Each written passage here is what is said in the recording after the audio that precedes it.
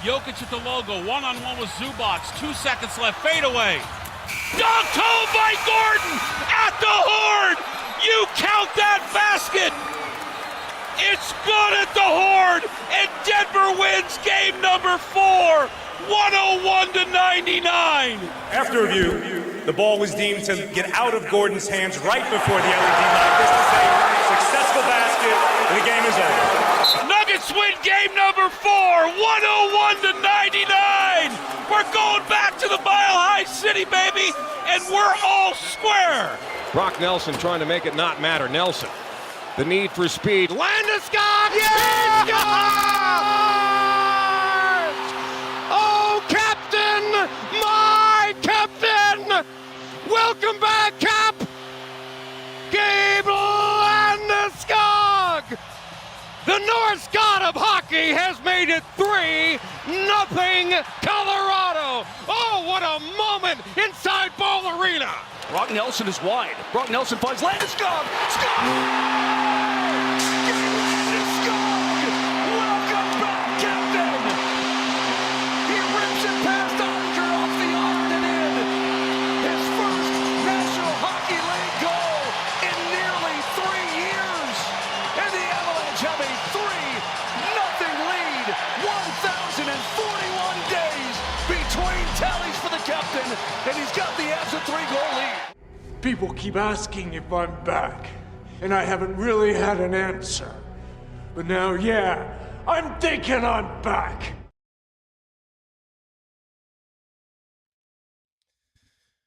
Don't even know where to start this morning. Like, this is one of those days I was about to come on here and, like, have a straw pull out of the gate of, like, what do you guys want to hear first? But who cares? We'll get to all of it. Because unbelievable weekend, unbelievably happy weekend, which has been a nice little change from the last few days we've been on there. We've been saying we just need a win. Well, you got a couple, and you got them in epic fashion. Now, the way that the Nuggets game ended wasn't all sunshine and rainbows. It was really fun at the end.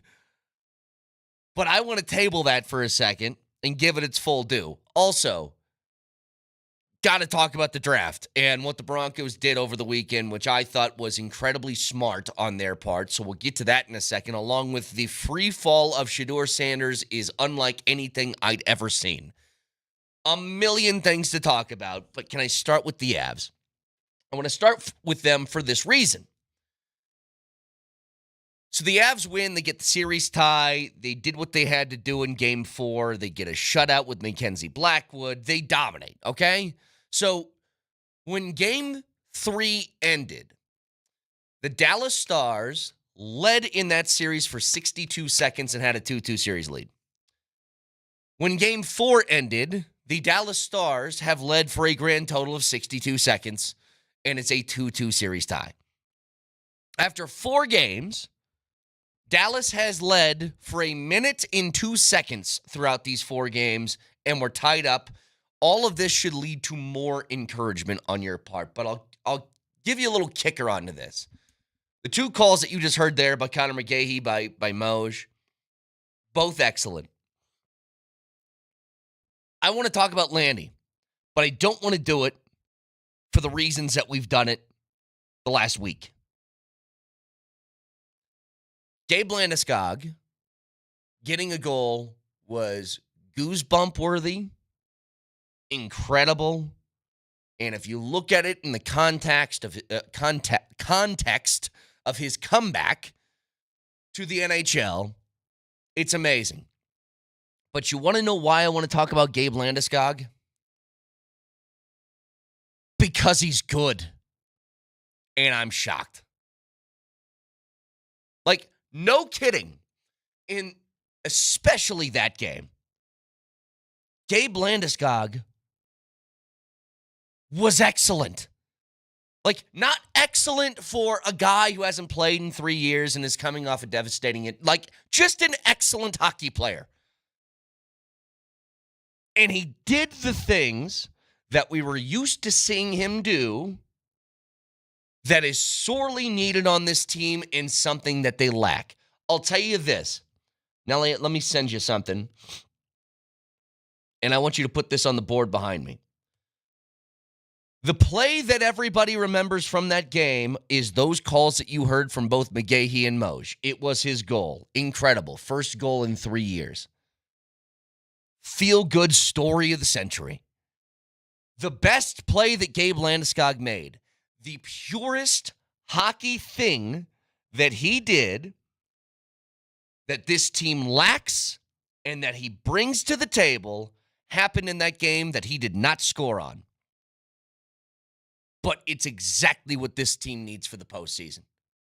Exactly.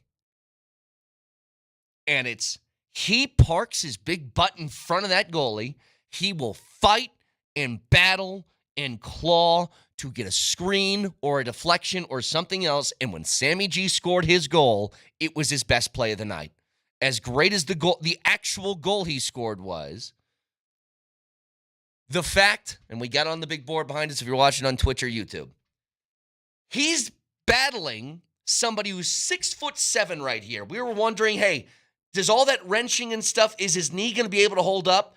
The reason that's a goal is because Gabe Landeskog is working his ass off with a guy bigger than him directly in front of Ottinger getting a screen. I don't know how many guys on the team can do that right now, but he's certainly one of them, and it's something that you missed. Like, I just want this play on a loop behind me all day, because I'll tell you this much. That play right there is totally emblematic of what he brings to the table and what this team has been missing. And if he can do that, that's the question we had, right? Is the knee going to hold up when big dudes are trying to, like, grind on him and really put pressure on that knee? Is it going to be able to hold? Look at this play and tell me it won't. Again, for those listening, it's the play in which Sammy G scores, but he is absolutely grinding in front of that net with Bischel, who, let me get his total numbers here, who is 6'7", 231 pounds. And Nelly, he did that for 30 seconds before that goal was scored. Battled right in the lap of Ottinger against a guy that big. And look at the way that he is pushing down on the shoulder, really creating all the pressure to his knees. That's why this isn't, to me, I think Landeskog is the story of the Avs game, but it's not because of the comeback. I think that's a footnote.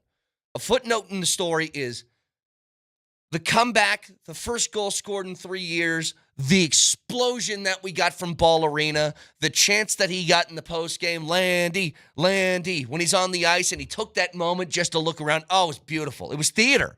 And by the way, but this, sorry, Nelly, just one last thing. This is the bigger deal, that he's capable of doing this stuff, because you know what this does? This isn't about a story. That helps you win cups. That play right there helps you win a cup. Well, I'm glad you brought that play up specifically, because I was watching this game at a bar downtown with some friends, and one of them knows absolutely nothing about sports whatsoever. And so when this play happened, my other friend and I looked at it and we were like, "Oh, look at Landy parking that big Swedish butt right in front of the net." Yeah. And my other friend was going, "What are you guys doing? What are you talking about?" I'm like, "Look, he's putting his butt in a dude's face, and the Avs just scored. That's hockey, baby." And God, it's just so natural. It's just so natural for him watching this. If I just showed this video to someone and said, "Hey, this guy didn't play hockey for 3 years and he got a new frickin' knee," would you think that's the guy who had completely new cartilage it's from a unreal, dead guy right? put inside him? By the way, point of correction, I said Ottinger, I meant DeSmith. They did the old switcheroo late in that game. So it was Casey DeSmith that was in net for the Stars. It doesn't matter. That kind of play wins you Stanley Cups. And I don't know how many people on this roster were capable of doing that. So I loved it. I mean, absolutely loved it. Landeskog post-game on his goal. He was flying up the neutral zone, and I was just trying to find a soft spot, middle of the ice, and he made a great play to me, and I think that was my first shot on net in the last 2 games. So figured I'd shoot it, and got some good wood on it, and pretty amazing feeling. I think I blacked out for a few seconds and was just looking around for my teammates, but pretty amazing feeling, and just the genuine excitement from my teammates means a lot. And obviously the building was rocking again tonight, and felt good. I'm going to say this again. And you know what, textures, help me out here. Absolutely blown away at how good he looks. You know, we've part of the conversation has been, hey, it's always started with, is he coming back? But there was a question B, which is, even if he does, what does it look like? Did anybody expect it to look like that in game 2? To look like that. And that's why, again, I don't want to make this about the comeback today. I want to make it about, you just added a hell of a freaking hockey player in the middle of the postseason. Bednar on Landeskog after the game. I was just proud of him again. I mean, I'm proud of him regardless of if he scores or not, just because I know what he's gone through and I know how difficult that was. So, but I mean, I think that just takes it to another level. Like you know that he wants to come back, he wants to contribute the way he did in the past, and he's off to a great start. It's obviously a huge goal when you're in a playoff game, and yes, it was great to see. I'm shocked. Texture says, bleeping blown away. No kidding. It's insane. Like, to have not that energy that was in that building too. And look, I'm focused on Landeskog just because I think the fact that you added a hockey player that looks like he's of that caliber right now is crazy. Everybody played well. I mean, that's a game you had to have. You feel like, especially with them down a couple of guys, you cannot drop that and go down 3-1 and lose 2 games at home. You can't. And everybody collectively on that team was like, enough. Enough. 4-0. Mackenzie Blackwood with his first career playoff shutout. You played great defense. And Blackwood bailed you out early with a couple of saves. But go out and make some plays. And they did. What were we asking for? Hey, second line, let's step that up a little bit. Well, Landeskog will help that. There you go. Brock Nelson with his best game in the postseason. He had a couple assists. I mean, it's exactly what you wanted to see. Texture. I'm sorry, Brett, did I or did I not tell you he would be an X Factor? You're bleeping welcome. You know what? You get this one. I just thought you win, I lose. I thought there was no shot that Landeskog would look the way that he looks right now. I thought he'd be one of those guys that if he gave you, a point to every 3 or 4 games, then you're like, cool, take that. But when I'm wrong, I'm wrong. And I had no idea he could be that good. This quick. I mean, I heard McKinnon after the game. He said something along the lines of that Landeskog told him, I don't think there's a big difference between being off a month or 3 years. I was like, what? What do you mean? Let me go back to 32-year-old Brett as opposed to 35-year-old Brett. I can tell you a lot of differences. And I do think it's a big difference. Anyway, hell of a game for the Avs. We got to get to the Nuggets. Got to get to the draft. Got to get to what the Broncos done. Got to get to a whole bunch of things. But, Nelly, do me a favor, because I have not heard this yet. A texter said it's amazing. Can you try and find the Clippers play-by-play call of the tip-in dunk by Gordon? Because I heard it will make you smile as a Nuggets fan. So we can all listen to that together when we come back, along with what's the real takeaway out of the game? Unreal finish that wasn't needed because you had a 20-point lead. So what do we do with that? Get to it next.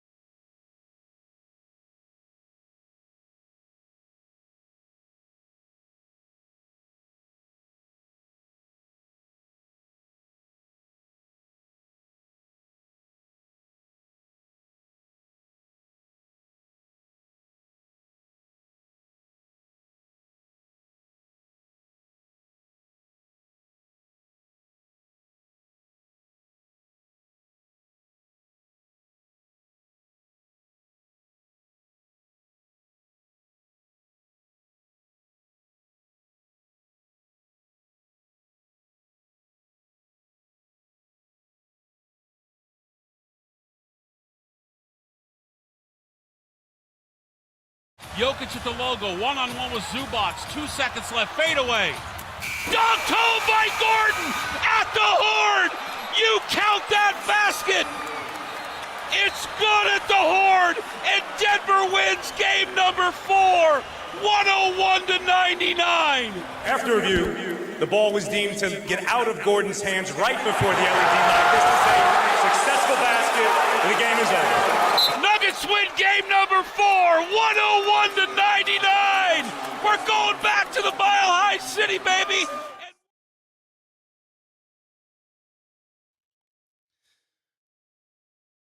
Did anybody have the reaction I had? End of the game. Gordon, tip dunk. And I didn't celebrate because I didn't think he got it? Did anybody do that where you're just like, hey, oh, I don't think it's in? Because I think Jokic had that. If you watch Jokic's reaction, he barely even moves. I think that he thought they were going to OT. And that's what I thought. It was so close. And thank God they called it good on the floor. Because if they didn't, I don't think that's moving.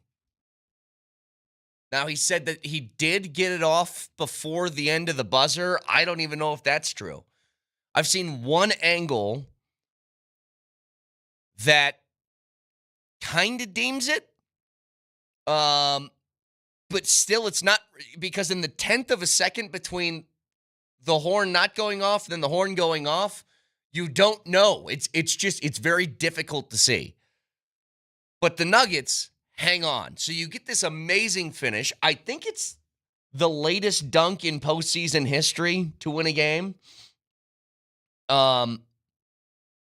It's another game that got a little scuffle got into it. James Harden, Aaron Gordon, Christian Brown, all kind of in the middle of that. So you like to see a little bit of fight. The starters were taxed like crazy. Every single one of them played 43 minutes. Not having Russell Westbrook come off the bench as just somebody that you can quasi-trust as a veteran to go in and play is, it's just the reality of what they're dealing with right now. So there's a couple things I loved from the game and a couple of things that I hated. And let's get the hated ones out of the way. You're dominating, man. You're up 20. This game's over. I think the Clippers are this close to just calling off the dogs and putting the bench guys in, and then they chip away. Next thing you know, you're fighting for your life at the end of the game. And it just gave you every single vibe that you got, because you had the Clippers at 65 points entering the fourth quarter. 65. But I think you guys know what I'm going to say. Felt a lot like Minnesota last year, didn't it? 20-point lead, second half, and then the air's being let out of the balloon. They come all the way back. You need a miracle to make something happen. I was almost more angry at the end of the game than happy about the cool finish because of that. And I'll tell you what happened. They were trying to play keep away instead of just continue to do what they've done. And I can't stand this. It's like, it's the old prevent defense in football. How about you just play straight up defense because it's been working all game? What about that? And the Nuggets, their offense was cross half court, dribble until there's 5 seconds left, and then try and throw up a wild shot. Wasn't going to work. And I'll tell you what's especially crazy is you felt that game getting tighter and tighter and tighter. There were multiple possessions. I think it was 3 out of 4 at one point when the game was within 10. Jokic didn't touch the basketball. You're struggling to score, and the only guy that can make something happen isn't touching it. It's Jamal's dribbling until there's 5 seconds left, and then he tries to make a hero shot, or he tries to throw a wild pass when the double team comes his way, and he throws it away. There is absolutely zero excuse for games starting to slip away from you where you don't get Jokic the ball every single time. Because even when Jokic is pressured, he'll do something good with it. Texas says, I thought Adam was bad on Saturday. He wasn't for 3 quarters. But once you saw them doing that type of offense, you got to get, like, immediately, hey, run the play. What are we doing? Again, you entered the fourth quarter 85-65. What you were doing, like, finally, offensively, you were rolling for the first time all postseason. And then you decide just to stop? So didn't like that. But I'll tell you what I loved. Obviously, Jokers, 36, 21, and 8. 2 steals, a block, only 2 turnovers. He was remarkable. And it always needs to be acknowledged because we always seem to breeze over the amazing Nikola Jokic games. But I'll tell you what, back up against the wall, Nikola Jokic is going to give you one of those. It might not always be enough based on what the other guys around him are doing or not doing, but he is going to give you, hey, we need a win, here you go. Take home court back, bring it back to Ball Arena for Game 5. Got yourselves a shot now. But I'll tell you, I think the story of the game, I thought Michael Porter Jr. was remarkable. I thought his ability he said he's playing 20 to 30% right now. Why? Because he has to. He can't lift his left arm above his shoulder. You can see it. It's always at like a 90-degree angle. And Michael Porter Jr. going 4 of 7 from 3. You know, the rebounds are down for him because, again, he can't reach right now. But for him to go out and shoot like that, feeling the type of pain that he's feeling, he said this is a 4 to 5 week injury he's dealing with, and he played 2 nights later, and then in this game. Say what you want about Porter, and I know I agree with a whole bunch of criticisms that people levy against that guy. Not a good defender, way too inconsistent, all of it. But you got to give the man credit when credit's due. Because to go out and play a game like that under the circumstances that he's going up against, that's just grit.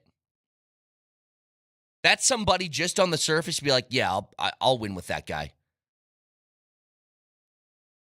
Now, his play, inconsistency, at times makes it tough. I fully acknowledge it. But I don't know how many guys could go out and do what Porter's doing. To his credit, the biggest criticism that Porter had for years when he entered the league was what? That he wasn't going to be able to stay healthy. Right? Well, now, as far as toughness goes, he's like second on the team behind Joker. That guy plays through anything.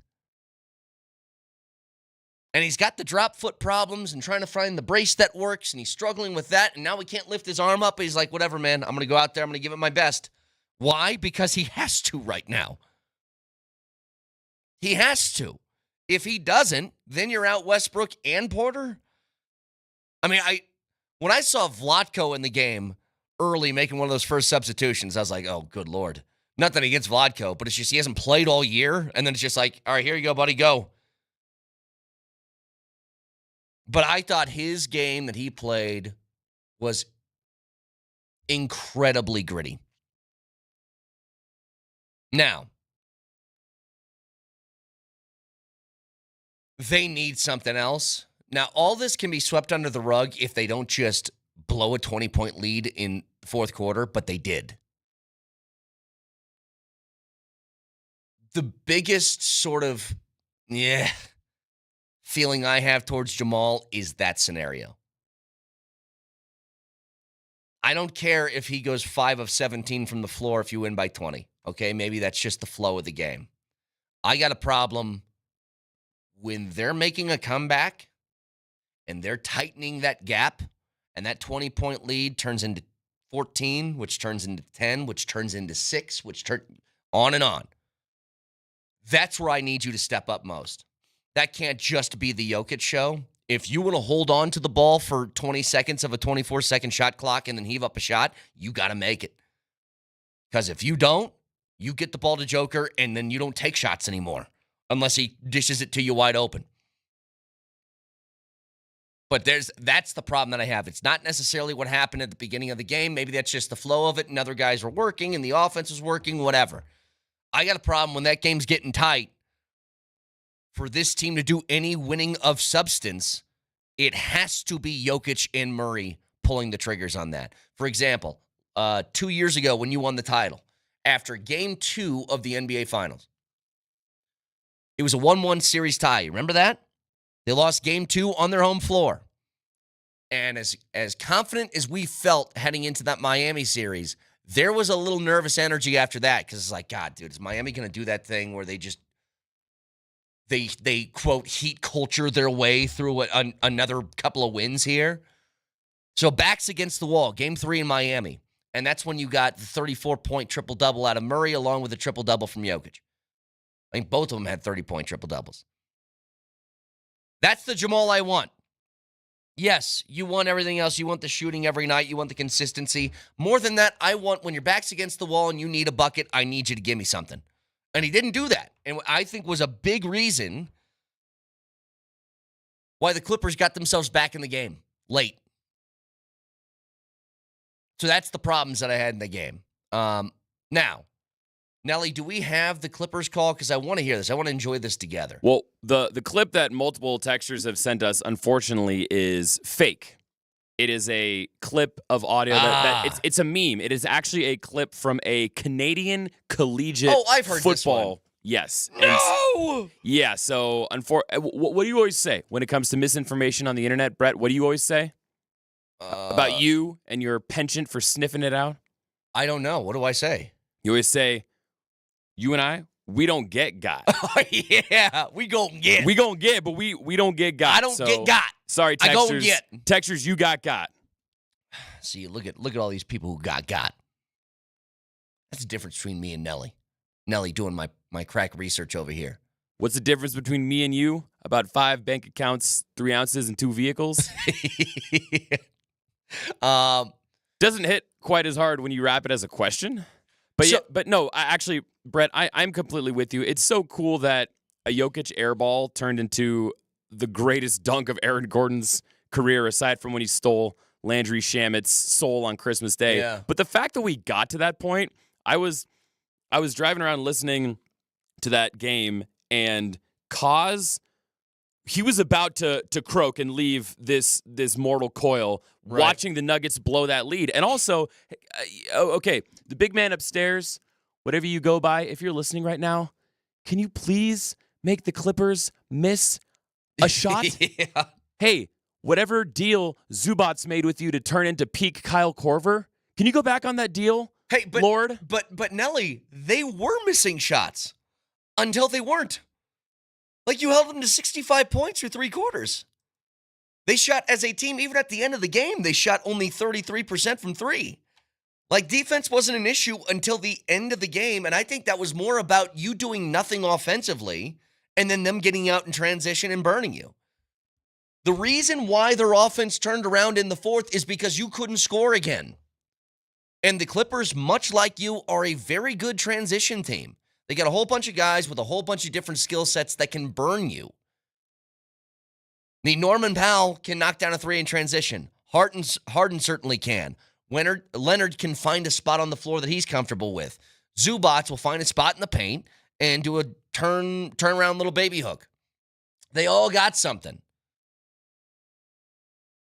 But when you just when you go from like 4th gear down to idle offensively, and you're just sputtering around on offense, waiting for the clocks to hit zeros, this is what happens. And I'm like, it's kind of in the middle of a cool ending. It's a super discouraging feeling to have that you just didn't keep your foot on the gas and put the team away. Like, we've said this forever. This team is uncomfortable when things are going well. And they're super comfortable when their backs are against the wall. Now, I will say this, though. I'm not giving Jokic any credit on the last second thing that happened with Aaron Gordon. It was unintentional. He got lucky. But that's kind of my point. Nelly, when Jokic touches the ball, just good stuff happens. Even by accident, it happens. All the time. So don't go multiple possessions when you're losing your lead without him touching the basketball. He's the. You ever play Mario Kart? There's those little booster things where you go really fast. Like, that's Jokic. It's just, if you get him the basketball, things just go faster and go well for you. And yet in the fourth quarter, whenever the Nuggets tried to hit the boost, they ran into a banana peel and their cart skittered off the track. Yeah, they were. I'm going to go deep cut on you. The Nuggets were on Rainbow Road that fourth quarter, okay? It's very, very difficult. You're riding a fine line, whether falling off the map or staying on and staying true. Anyway. That's absolutely true. And I know that a win is a win is a win, and it's good that we can sit here and nitpick after a win instead of the series essentially being over. It's just the fact that they had such a significant lead, and yet we look at the box score. Aaron Gordon, 43 minutes. Michael Porter Jr., 42 minutes. Nikola Jokic, 43 minutes. Jamal Murray, 42 minutes. Christian Brown, 43 minutes. If you'd held on to that lead, maybe you could have given those guys a couple minutes of rest. It's ridiculous that they had to go that many minutes in a game where you were up by that much. Yeah. Thank goodness they got 2 full days off before they get back to action tomorrow, because especially for all these dinged up players on this roster, they're going to need every second of that rest. All right, so again, Game 5, Avs and Stars tonight in Dallas. It's at 7:30. Can hear it right here, Altitude Sports Radio 92.5. Get to that in a little bit. I got to discuss the draft. I got to talk about what the Broncos did. I got to talk about Shedeur. Shedeur is, I think, one of the craziest draft day stories or draft weekend stories I've ever seen. Like, Nelly, when we were sitting here talking about, the Giants traded back into the first round and they took Jackson Dart, you're like, wow, I can't believe that. And then it pushed the limits of what you say, I can't believe. Tyler Show, and then Dylan Gabriel being taken in the third round, and he's still on the board. It's insane. So we get to the Broncos picks along with that next.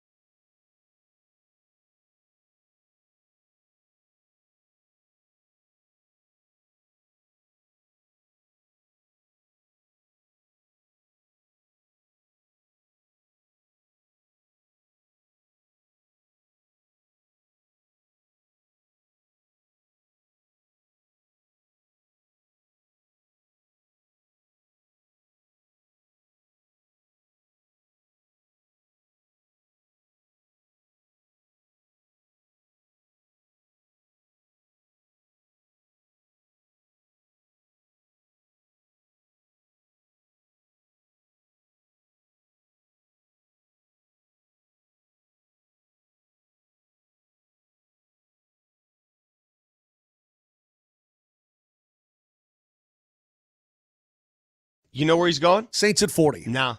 He's going to the Raiders at 37. He might. You think so? Mark it down. Hell, might. record this. Nelly, write it down. You can write this down. Hell, record this. Record it. Make it available in stereo. The Las Vegas Raiders with pick number 37 today. They're taking Shedeur Sanders. They're going to have Shedeur Sanders and Ashton Genty on that team. That didn't happen. Waited a long time for Shedeur Sanders to be selected. So I want to get to that in a second because I want to focus on the Broncos first. So we talked a lot about their first-round pick.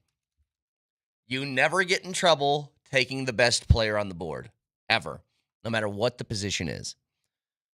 And that's what they did with Jahdae Barron. So that's one. But we talked about that on Friday. We entered Friday morning talking about rounds 2 and 3, saying they will absolutely 1,000,000% get a running back today. And that's exactly what happened as they took R.J. Harvey, the running back out of UCF. And because this happens a lot, because we look at mocks, because we do our own, because all of these different things happen, when they don't take the guy we thought they were going to take, like when you don't end up with a Hampton or a Travion Henderson or a Quinshon Judkins or all these names that we've tossed out over and over again, I think the reaction is typically like confusion and maybe like, oh, that's stupid then. I'm telling you right now, go look at some of what R.J. Harvey does, because it's a little bit of everything. And one thing that is incredibly important is catching the ball out of the backfield, which he does. But there's a bigger sort of message in all of this. From 2023 to 2024, the leaders and what the Broncos have lacked, by the way, especially in the running game, not so much the pass game, but in the running game, explosiveness, a guy that makes you nervous. So over the last 2 years, Ashton Genty, or maybe it's just this past year. No, it's 2 years. Ashton Genty has 55 runs of 15 yards or more. That's why he was taken 6th overall. R.J. Harvey has 58. 3 more than Ashton Genty, led all of college football in that number. I want a home run hitter. I want somebody that can break a couple ankles and take it 80 yards to the house. I want that threat to be there. He provides it. He is one of the more, I think, underrated guys in the draft just because you look at the nature of the place that he played, and UCF wasn't all that great, but look at straight production. There is nothing to be argued with R.J. Harvey and what he put up at UCF. Like, I'm pumped about the prospect of what he could be in the backfield. He's not huge, 5'9", 208 pounds, but he plays bigger than that. And there's something I want you to keep in mind. I've said all along that you trust the organization, or at least I do. I trust the organization to make these picks because this organization has earned the trust. Certainly George Payton. When he evaluates a player, I trust his evaluation of that guy.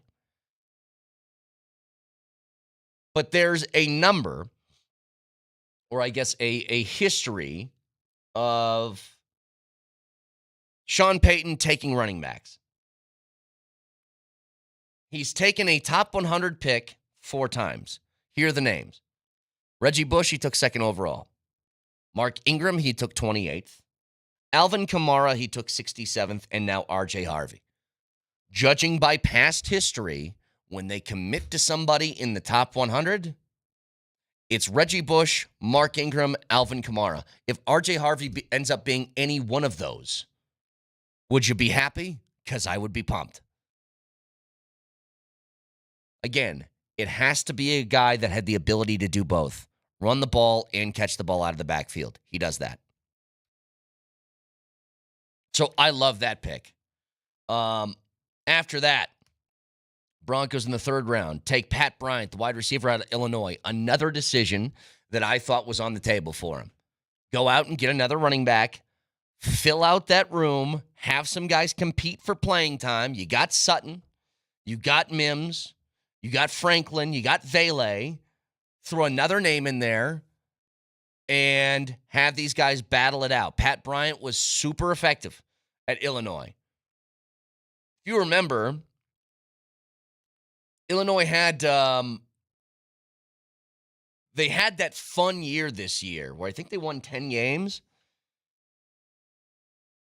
But he was a guy that put up numbers. He's the kind of build that Sean Payton likes, 6'3", runs a little bit, but he's another one of these guys like wide catch radius, good hands, can make that all happen. He had 4 games of over 100 yards last year, finished the year with 10 touchdowns.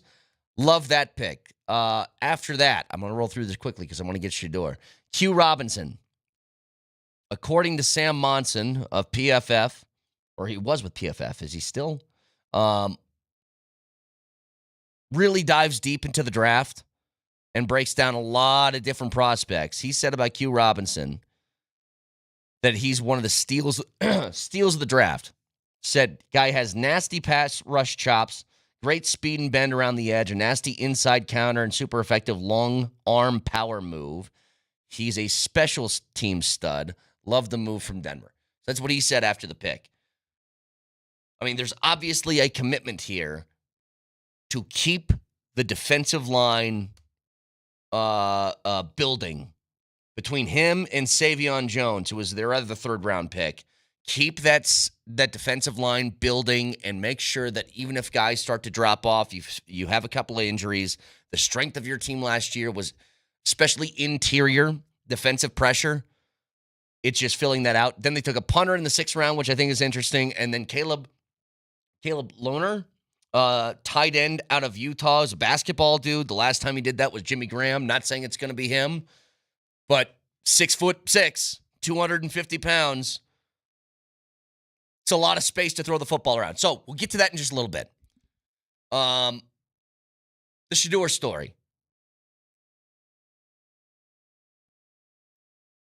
I just can't think of anything that I've been close to as shocked as that stuff in the draft. Not just that he fell to the 5th round, but he goes to the Browns, who already drafted Dylan Gabriel in the 3rd. And now the Browns quarterback room is Watson, Flacco, Gabriel, Shedeur, and I'm missing somebody else. Somebody else who has a name is in that room. I don't know what they're doing, but one thing's clear. The idea that Shedeur was being blackballed by the league or something like that is insane. Insane. They draft people who are awful human beings because they think they can win with that guy. They will excuse things that awful human beings do if they can play football. He is not being blackballed. There is something that all 32 teams, 4 different times, thought was going to be a problem in which they couldn't pick him, at least not early. Kenny Pickett's the other guy there. Thank you, Texters. I am shocked at the fall. I think this could help Shedeur a little bit. If there is something that teams did not like that obviously had to do with the personality, then maybe this can humble you into a different sort of mindset. I don't know. But he's going to have a chip on his shoulder now. And I thought that Shedeur would be a good pro. I think this should make him even better. To be challenged in this kind of way. But each time that a team potentially taking a quarterback passed on him, each time you saw somebody else go off the board before him was crazy. Like Texture says, this league for sure colluded against Shedeur. For what reason? You need to explain that one to me. What, did they hate Dion? You think the NFL hates Dion? They love Dion.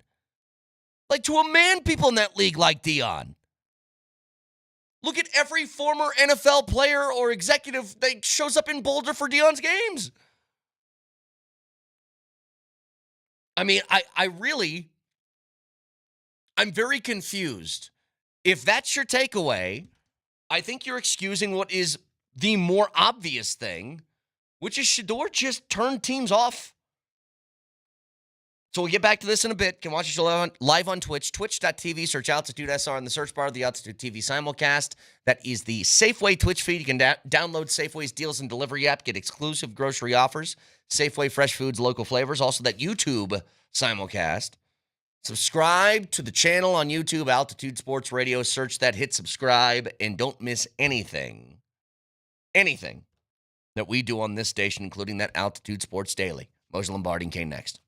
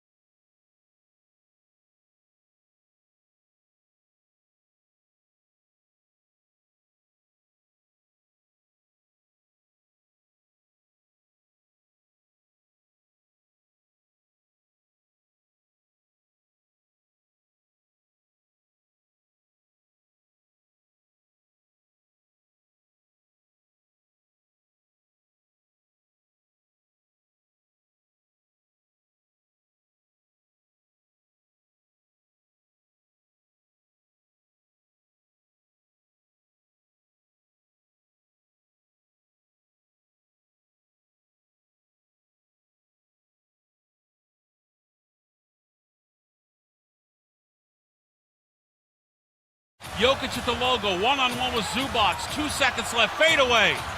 Dunked home by Gordon at the horn! You count that basket! It's good at the horn, and Denver wins game number 4, 101-99. After review, the ball was deemed to get out of Gordon's hands right before the LED light. This is a successful basket, and the game is over. Nuggets win game number 4, 101-99. We're going back to the Mile High City, baby, and we're all square. Brock Nelson trying to make it not matter. Nelson, the need for speed. Landeskog! Yeah! Oh, Captain! My Captain! Welcome back, Cap! Gabe Landeskog! The North God of hockey has made it 3-0 Colorado. Oh, what a moment inside Ball Arena. Brock Nelson is wide. Brock Nelson finds Landeskog. Skog! Landeskog! Welcome back, Captain! He rips it past Andre off the iron and in. His first National Hockey League goal in nearly 3 years. And the Avalanche have a 3-0 lead. 1,041 days between tallies for the captain, and he's got the Avs a 3-goal lead. People keep asking if I'm back, and I haven't really had an answer. But now, yeah, I'm thinking I'm back. This is as excited as I've been in a long time to do a radio show because there's about 15 different things that we need to talk about this morning. You think we got some materials? Turn his mic up, Nelly. What are we doing over here with Vic? You think we got some materials? I think we got some materials. Moj is in Dallas, but here's the thing. Between the Avs 4-0 win that gets the series tied up again, between the ending of that Nuggets game, which if you're like me, you were more mad than happy at the end, but an unreal finish, the Broncos full draft class, and then the Shedeur slide. So there's a lot to get to, but I want to start with the Avs, and I want to start with Landeskog, but can I do it in a different way? And can I tell you, I've got some great intel Yes. on Shadur and the Broncos. I got some good stuff from good sources coming up later. So we'll get to that in a bit. I want to start with the Avs and Landeskog specifically. And Moshe, here's what I want to do. I don't want to talk about Landeskog in the context of his comeback to the league because I think it's really cool, right? He gets his first goal in 3 years, and it's like this amazing story. Everybody's happy. Ball Arena is buzzing. I want to talk about Gabe Landeskog as being an incredibly good hockey player that can help you win a cup. I'm shocked at how good this guy looks, and I want to start here, Moj. Nelly, put that video up behind me. I want to play this on a loop all day. The best play that Landeskog made, the thing that I was happiest about, was not his goal. It's this. It's him on Sammy G's goal, Vic, battling for 30 seconds with Bischel, who's 6'7", 231 pounds, creating a screen and chaos in front of DeSmith. That's the stuff that Landeskog, like, is he capable of being himself? Well, Moj, if he can take that guy doing that to him for 30 seconds and that knee held up, then he's Landy. You know what I mean? Back. Yeah, for sure. First of all, you sound like you're in a trash can. Second of all, I told you guys, he sounds like he's in a, like Oscar the Grouch's trash can. It sounds like echoey on your mic. I don't know why that is. That's on your end, sucker. I've been on for an hour. I haven't heard any of that. He sounds fine to me. You fix your stuff. All right, sucker. I told you guys all along the way, it's a matter of steps, right? It's this and that, and it's, okay, you can skate and you can look good, but what did I always say, Brett? I always said, look, you got to go in front of the net against the defenseman that's going to wrench on you and hurt you and bang on you. And, Vic, you got to go in the corner, and you got to be able to handle that guy just sticking it to you like this and sticking it to you. And look at that. Well, that's a perfect example. Yeah. Listen, if you come away from that and your knee is good, I think it's safe to say that whoever these doctors are, they ought to be given like a Nobel Prize because this is pretty damn incredible. And then, of course, he's working back all the entire time. He's doing all the rehab. He's got to strengthen every damn muscle again.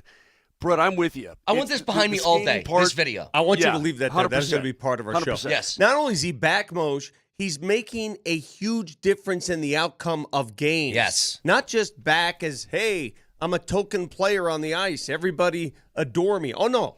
He's making a difference in this series, one of which I did not expect this early.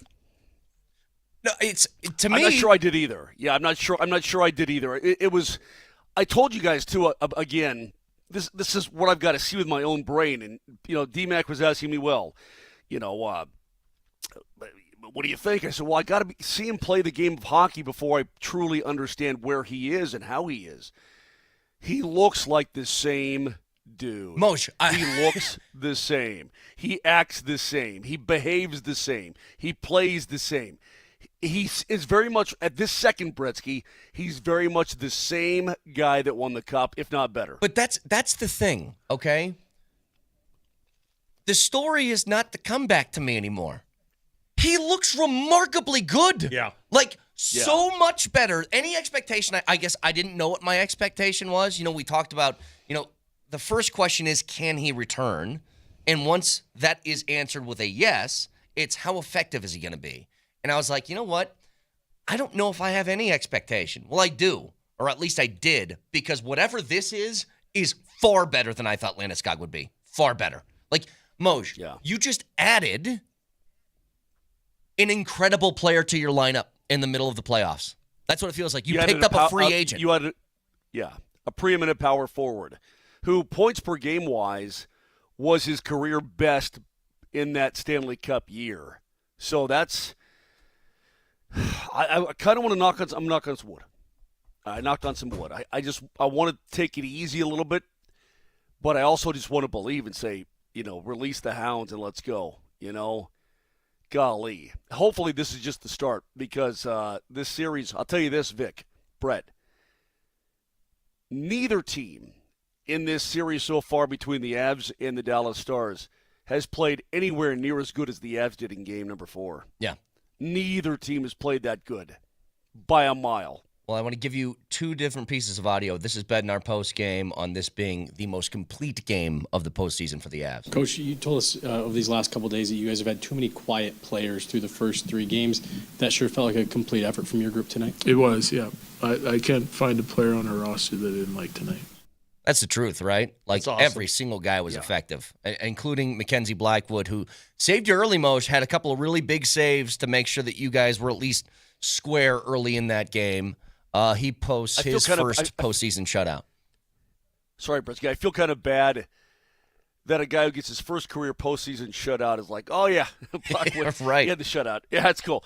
Anyway, look at all this other stuff, right? He played really skates well. off the ice, and it's Landy. But it was worth it. I mean, that moment was so cool in the postgame between him and Rachel Toss, as they both kind of just pause and do a 360 spin. Just hearing the crowd like that was so neat. And Dallas knew cool. Dallas knew it was over. They pulled the goalie. They know. They knew at that point there is nothing we can do to overcome this momentum. They basically white flagged it after the second period, didn't they? Yeah, they did, Vic. Peter DeBoer's like, I'm going to save my goalie for Game 5. Get him out of there. By the way, Ottinger, I thought was spectacular. Mm-hmm. He's been good every game. I mean, he's down 3-0, right? He's down 3-0. He gets pulled after 2 periods. It could have been 8-9-0, as far as I'm concerned. I mean, the Avs had so many, in that second period before Landeskog scored, and even after, they had so many grade A scoring chances that Cale Makar dancing in between the circles, right at the hashes, he doesn't miss. Ottinger just does one of these kind of deals, and I'm like, you got to be kidding me, this guy. I mean, every other goalie in the league is going to get burned by that, and he makes the save. I mean, he was really good, yet that's how good the Avs were. That's how good they were. Landeskog post-game on the goal. Yeah, Nelly was flying up the neutral zone, and I was just trying to find a soft spot, middle of the ice, and he made a great play to me, and I think that was my first shot on net in the last 2 games, so figured I'd shoot it, and got some good wood on it, and pretty amazing feeling. I think I blacked out for a few seconds and was just looking around for my teammates, but yeah, pretty amazing feeling, and just the genuine excitement from my teammates means a lot. And obviously the building was rocking again tonight. And, felt good. Hey, the goal is one thing, fellas. I mean, everybody wants to score. But the play that's playing behind you right now, Brett, that to me is more impressive than anything. Yeah, that's his best play of the night. The goal is great. Everybody wants to score. But that play is just work. There's only a couple people on the team that can do this behind me, Moj, which is just take abuse in front of a goalie and just provide chaos. Poor Lecky does it, and he's not that big of a guy, but he'll do it. Right. Val will do it. You see 13 coming into the screen right there, Nichushkin coming in. He'll do it. He can do it. Would you be Not a lot of guys can. Would you be willing to get dirty in front of the crease? I'll do it for my boys, yeah. Okay. I do it for my boys. Like, who among us on this show is willing to sacrifice and get dirty in the crease? I ain't doing it. Dude, Well, you're going to hang by the blue I line. always, You're waiting by the blue line, yeah. Yeah, give me the puck and let me fire away, but I ain't doing that. I'm crap. 6'3". I think I have to do it. I think I'm the only one who can. You guys know me, and you know I love getting dirty in the crease for a long time. You know that. All right? And so this shouldn't even be a question. I love getting dirty down there. I would just love to poke the bear a little bit. Okay, that's not that. Criminy. Can I say one other thing before we get to the Nuggets, which was spectacular? Brock Nelson's play. Listen to my voice. It's playoff hockey, baby. Brock Nelson. Go back and watch Nelson on that play. Watch him get the puck deep in his own zone and watch him slither up the boards through 3 Dallas Stars before dishing off. Yeah. Dude, that was a really good play. Really good play by Nelson. He gets it. He comes. He's doing these little dipsy doos, but he's flowing. Now, so if you could bring that up, watch the laminar flow of Brock Nelson up the boards. Flow. Look at you. Watch him. Watch this up the boards. I'm trying to tell you. So Nelly, if you can find that one, and it's beautiful. This and isn't a eyes highlight are show. on him I because like this highlight. Just leave that one up there. Hey Moj, I gotta ask you: was it louder the night Landy returned and was announced? I was there for Game 3, or was it louder when he scored in Game 4? It was louder when he scored. Okay, Vic, I couldn't. First of all, I couldn't barely hear Riker and Johnny Lyles at all. I'm at full volume. I could not hear the announcement of Reed Saunders inside the bowl. I couldn't hear it. It was just like freight train in your ear holes. It was unbelievable. The crowd, God, they must have just been sitting on pins and needles waiting to explode. It was such a cool moment. Can we not so ignore the fact that the party got started by a ridiculous play by, again, Logan O'Connor, who, when it seems, all right, just kill this power play, get out of here, please, just survive. Not only did they survive, they took full momentum with just – the dude is nails. Again, you look up the definition of a playoff riser in any sport. That is Logan O'Connor. That's why he's been my boy Brett, for who's your about boy? 5 years. What a weekend, boys. My boy. LOC's mine. Who's your boy? LOC. He's your boy.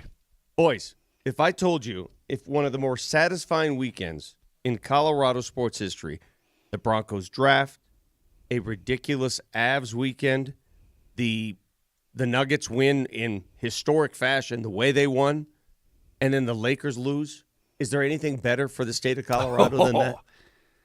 Is there anything better? No, but the excuse making coming out of L.A., my God. What else do you want? So we'll get to the Nuggets next. Obviously going to break down the draft a little bit later. Vic's got some insight with some good sources about the Broncos draft class, along with Shedur's slide, which, for my money, guys, I think the most bizarre draft thing I've ever seen was I agree. Waiting until the third day, 5th round, multiple guys picked in front of him, just remarkable. So we get to all that in just a bit. Stick around.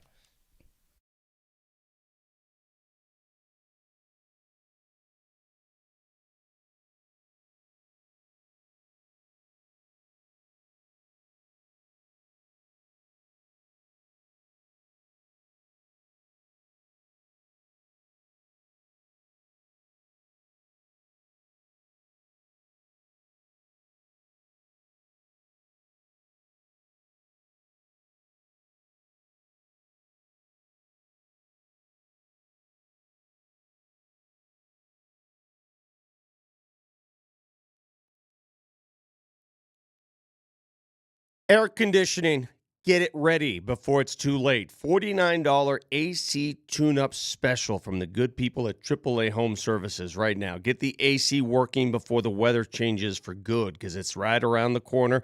AC is the most important part of your daily life. If you don't like to sweat, nobody likes that. AAA service plumbing, heating, and electric. Anything goes wrong in the house, they can fix it, especially the AC and the policy they got going right now.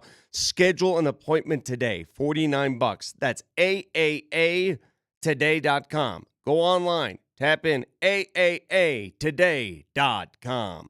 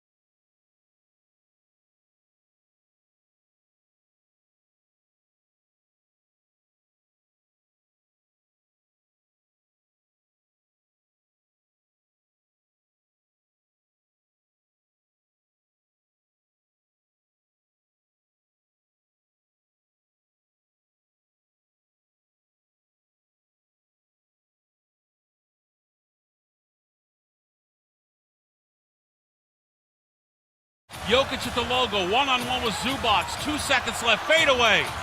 Dunked home by Gordon at the horn! You count that basket!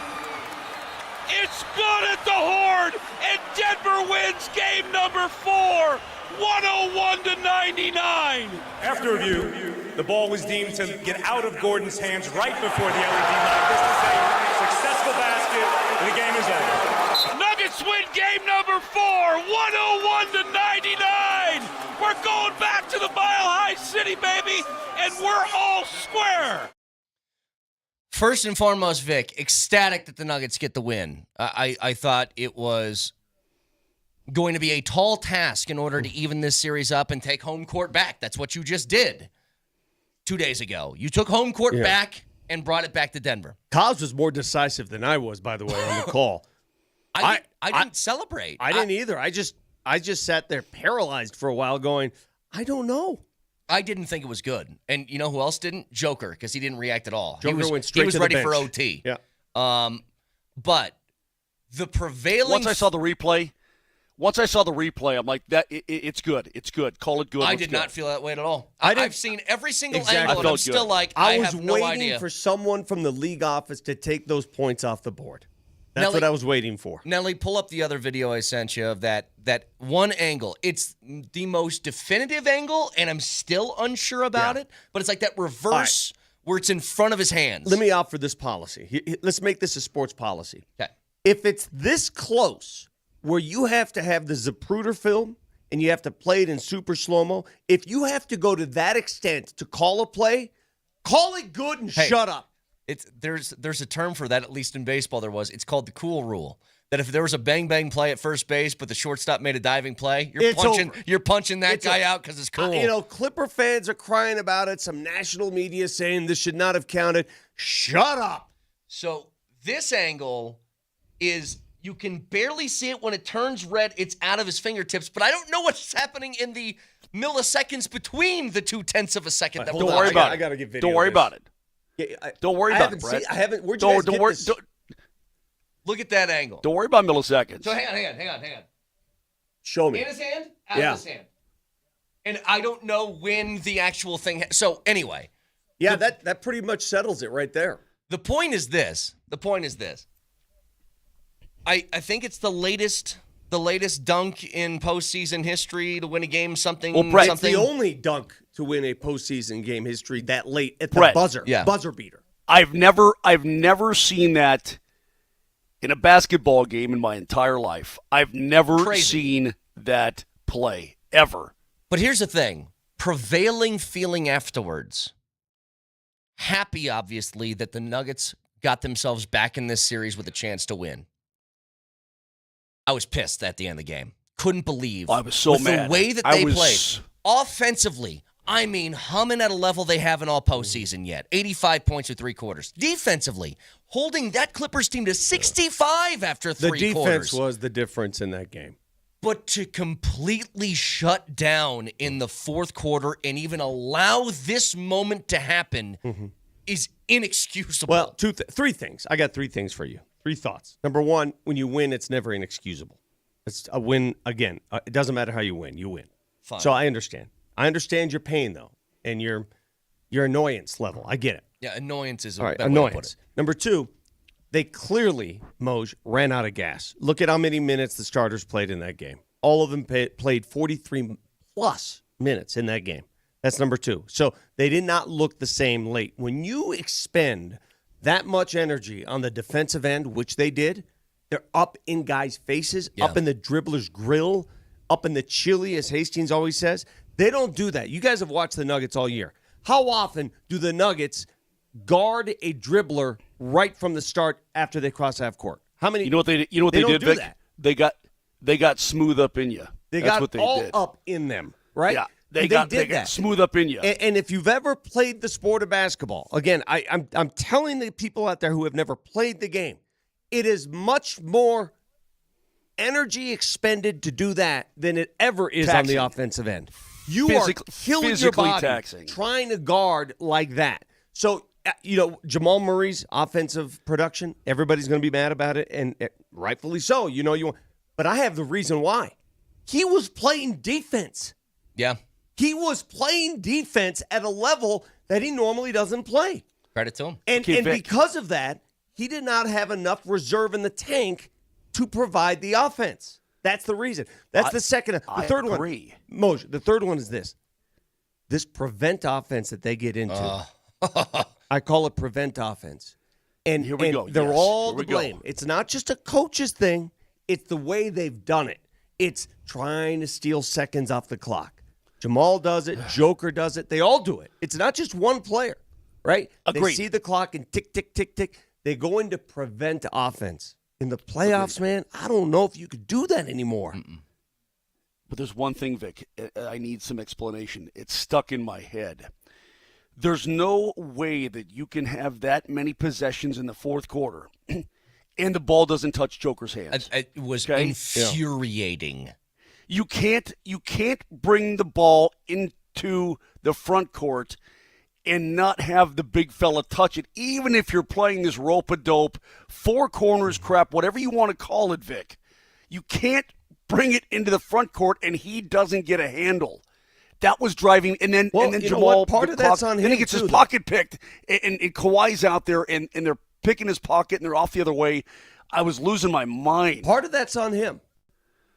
And I understand everybody's frustrated by that, but they have to initiate their offense sooner and quit playing these lollygag games trying to take seconds off the clock because the other team is just waiting to pounce. They're waiting to pounce. Now, again, they were too late getting into their offense. Too late. Moj, I'm telling you right now, if you've ever played basketball, listen to me on this one. You just go crazy on defense, right? You're tired. When do you rest? When do you rest on the your offensive body? side? On the offensive side. Mm-hmm. You just all right, let's go. All right. Can you rest for 10 seconds and not 20 seconds of the shot clock? I'm telling you, they were dead. They were gassed. Yeah. They were using those precious seconds to just Moj, Kane, listeners, Earth, listen to me. Has it ever been more abundantly clear how little help they have off the bench? Oh. Well, don't even try, really. I mean, that's the other thing. I mean, you're right. They have no help, but they also are like, I'm not even going to risk it, right? Well, when I early in that game, Vic saw, wait, Vlatko? He hasn't played all year. He's in the game? I was just like, all right. But can I ask you a question? I know it was 2 minutes. It's not a big deal. But why would Vlatko get 2 and not like Zeke? You're trying stuff. You're trying to find. Listen, you don't have Russell Westbrook. And by the way, I've got a Russell Westbrook stat that's going to blow your mind here. I'm going to save it. Mm-hmm. You don't have the main offensive production off your bench. Basically, the only offensive production. Now what? You're just trying to find. Dude, you got to rest these guys a little bit. You got to give them something. Well, here's Adam in postgame on that fourth quarter slide. I agree with that. I thought we lost our aggressiveness offensively, and I also thought, sometimes when you see whatever the defense is, whether it's, a zone, it's a matchup zone, it's a box and one, whatever it is, sometimes you just got to run your stuff and let it come to you. And I thought we were staring at it, trying to figure it out. And I think, that's something we can work on and talk about. We haven't had issues with zones throughout the season. So it's nice to be able to look back in it after a win, and improve on it. But yeah, I agree with that. Our aggressiveness. And I thought defensively, look, I ran the guys. And I knew, keeping the 4 or the 5 starters to start the fourth, I was taking a chance. And Jamal was the only guy not out there. So we'll learn from that too. Look back at the rotation, who we're comfortable with to start that quarter, to give us those first 3 minutes. So maybe there's more than one fresh body coming in, to win a game like that. Hey, it is a 3-game tournament now. 2 of those games are in your yard, your place, your arena. If your expectations are, wow, let's see if the Nuggets can just blow them away one game, win by double digits. Let me tell you something. That ain't going to happen. Yeah. These games are going to come down to the last drop. If the Nuggets get out of this series with 2 of these games at home, they're going to do it much like you just witnessed. It's going to be close. Well, there's 2 huge positives that I have out of that game because we discussed the negatives. I mean, you guys were feeling the same thing I was. It felt a lot like Minnesota last year, that fourth quarter, right? Yeah. It felt a lot like that. And if Gordon doesn't get the putback dunk, I don't think they're winning OT. So, guys, they gave up the lead. Not only did the lead shrink, they gave it up. They were down by 1 in the final minute. Right. But the 2 massive positives that I have is whenever the Nuggets find their backs against the wall, Joker comes out with one of these, doesn't he? where it's 36, 21, and 8. Whenever they need something, there is one guarantee. Joker is going to throw an absolute haymaker at you. His master class in the third quarter was just out of this world. He scored 16 points in the third quarter, had 8 rebounds in the third quarter. As a team, the Clippers had 17 points.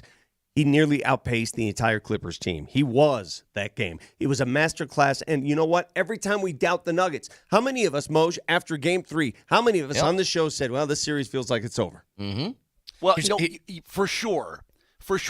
But I will say the lack of bench, it just right now it doesn't feel like.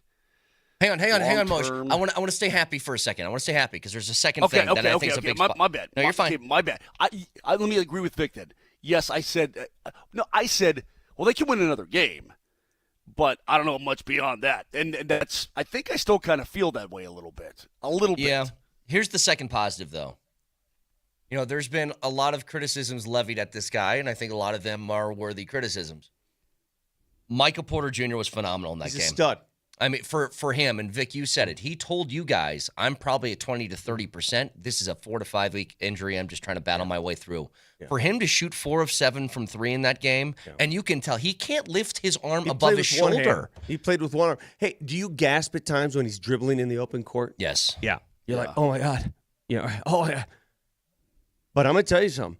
There aren't many players who are going to give it up like that and play in a game of that magnitude and play at half. I mean, he was half himself. Literally half. I want to give him full credit for one thing.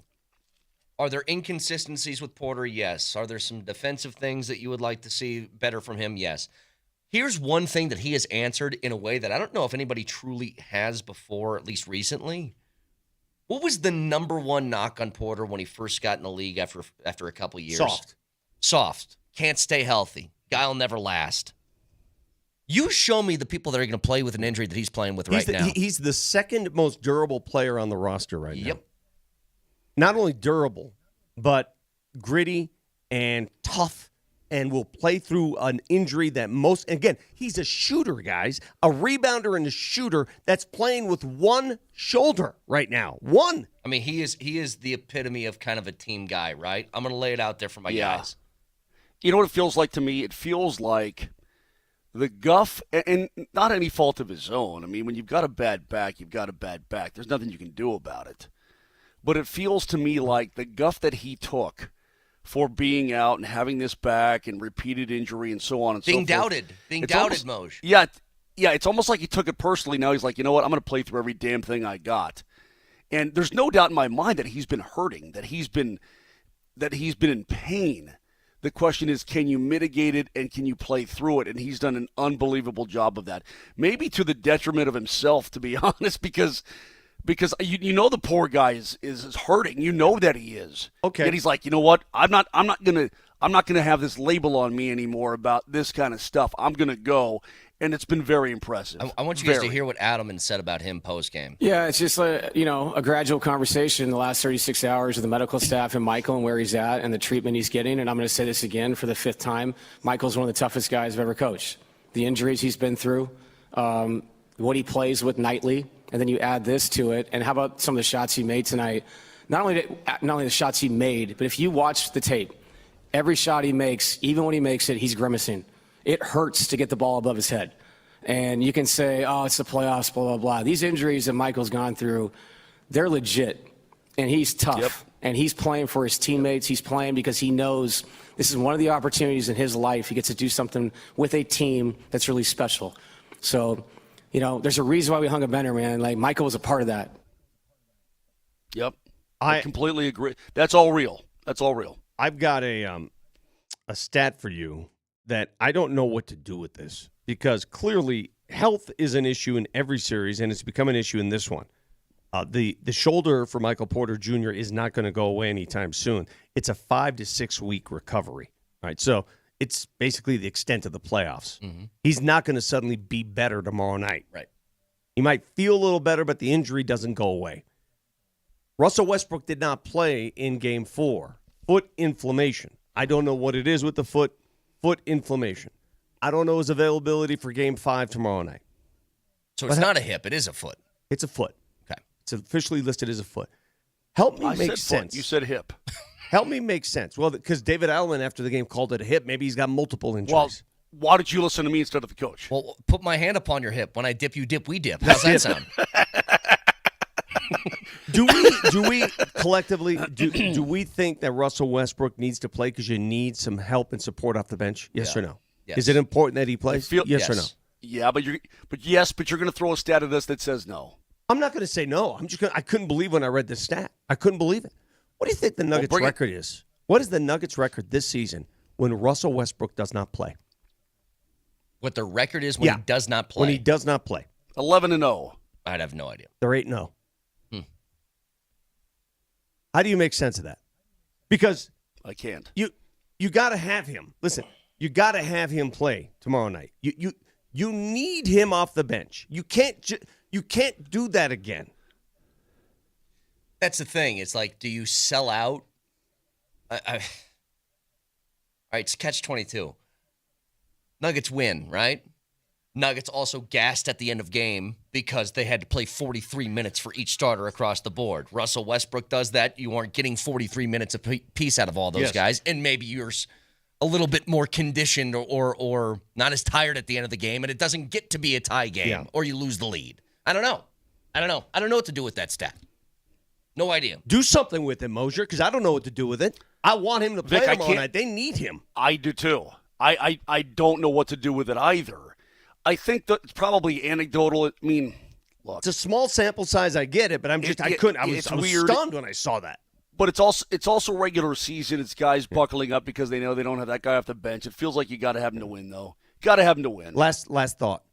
Isn't playoff basketball so much more entertaining than regular season? Way when you're watching the regular season, there are so many games where I'm like, what is this? What is this? What is this pickup game we're watching? What is this crap? And then in the playoffs, every inch of that court has to be earned, and I love it.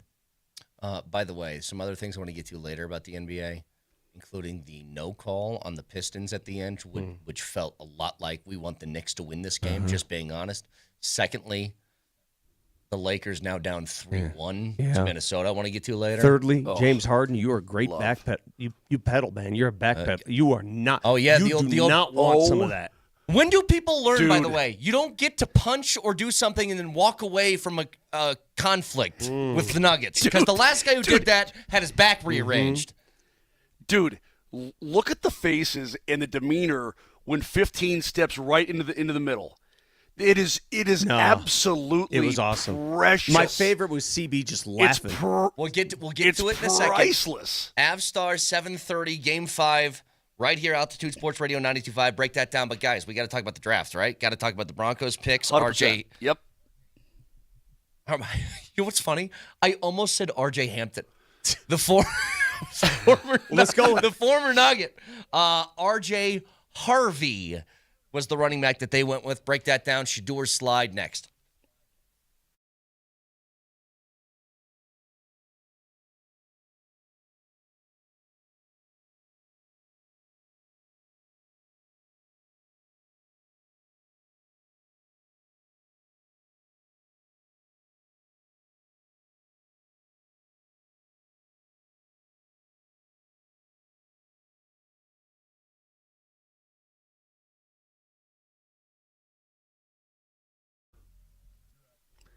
Spring is here. Maybe that old jalopy got you through the wintertime. You're like, you know what? The snow and whatnot took a toll on my ride.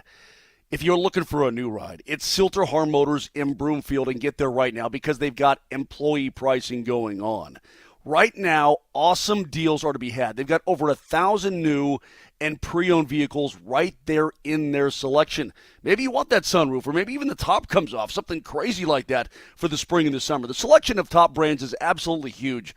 The value right now is absolutely unsurpassed. So you can shop online at sthmotors.com. That's sthmotors.com. Then get to Silter Har Motors, Highway 36 and Wadsworth in Broomfield. Greg Larson and his staff are the best. They're going to take care of you. They're going to hook you up because it's Silter Har. Everything you want out of a dealership.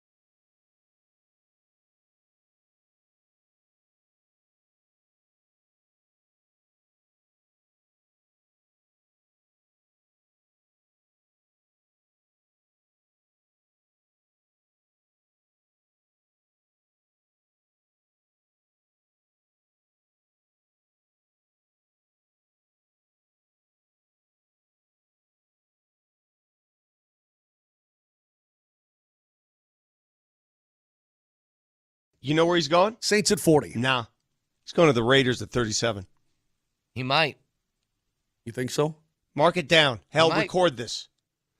Nelly, write it down. You can write this down. Hell, record this. Record it. Make it available in stereo. The Las Vegas Raiders with pick number 37 today. They're taking Shedeur Sanders. They're going to have Shedeur Sanders and Ashton Genty on that team. That audio was doctored clearly. To be fair, Vic. What I did say was watch out at 144 when Cleveland moves back up into the draft. The 5th round. Saturday is what you meant. Yeah. Here's the deal. Nailed it. There's a lot that I want to talk about with Shedeur that I think it's hard for me to. It's hard to unpack all this, Brett. It's hard to unpack all of this. We should push this a little bit farther because there's, Vic, you have like actual information of what happened with Shedeur that I want to get to in a bit. Impeccable intel on why he dropped. Let's start with the Broncos, though. And we all knew, I mean, we talked about this Friday. Johnny Barron was a first-round draft pick. You're like, you know what? You took the best football player that was on the board. You never go wrong doing that. And we all kind of said, hey, I threw out a guarantee. I was like, I guarantee you they will take a running back today, meaning Friday. And they did. So in the second round, they took R.J. Harvey. And here's what's funny. A lot of people some people don't like the pick, and I think this comes down to, I read mock drafts, and I did my own mock drafts, and I never had R.J. Harvey on here. It was always Quinshon Judkins, or it was Travion Henderson, or Amarian Hampton, or somebody else. R.J. Harvey was incredibly productive at UCF. He averaged almost 7 yards per carry last year. And here's something else. The one thing that I wanted out of a running back that the Broncos would take in this draft, I want explosiveness. I want somebody that's able to give me a 60-yard run to the house. Yeah. I want somebody who's capable of that. Over the last 2 seasons in college football, there's a number of 15-plus yard runs. The leader in that, you would think, is a guy by the name of Ashton Genty, because he's had quite a few. He had 55 over the last 2 years. R.J. Harvey had 58. It's the leader in explosive runs in college football over the last 2 seasons is R.J. Harvey. I did not know much about R.J. Harvey. I watched him against CU, obviously, and they got rolled. Upon doing some research and talking to some people about R.J. Harvey, the reason they like him is because they could play him on a 3-down situation. That's the other thing. He can block. They see him as a Darren Sproles type. I get it, but he's thick with 2 C's. Well, probably more like Kamara. He's thick with 2 C's. Nelly, pull up the picture because he's 5'9", 200 pounds. And that doesn't sound big. 205. He's really put together, dude. He's stocky. He's thick. Will he win the battle against a linebacker blitzing every compact. time? No, he won't, but he'll do it enough. You provide an to stay impediment. on the field. You just stay in front.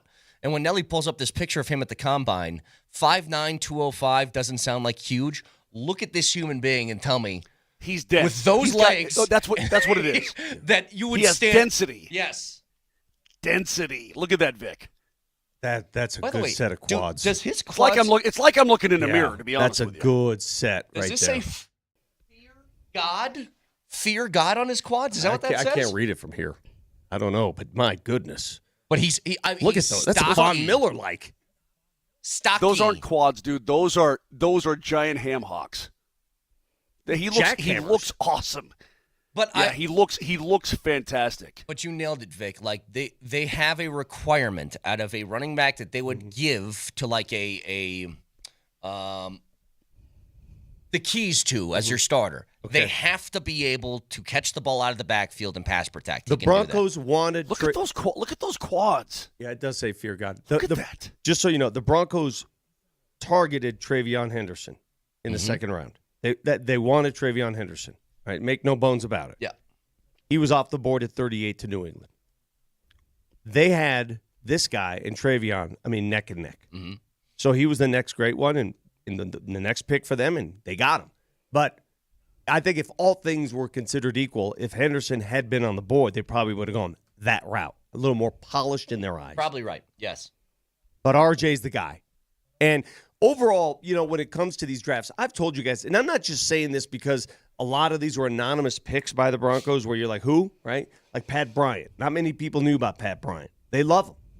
They love Pat Bryant. Feels like another sort of Valet type of guy, yeah, right? They see some things in him.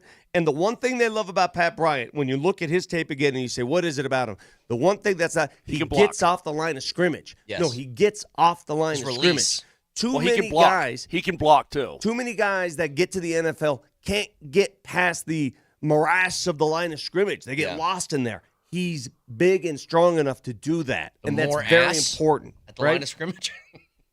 Is that the proper pronunciation of the word? Oh, I don't know. I'm trusting you on that one. I'm just saying there's a lot of ass on the line of scrimmage. Tell him what the morass of the line of scrimmage means. Please tell him. Yeah, that. it's a big, ugly mess that he can vault through. He gets through it. Listen, he's a good blocker. He runs good routes, and he's sure-handed.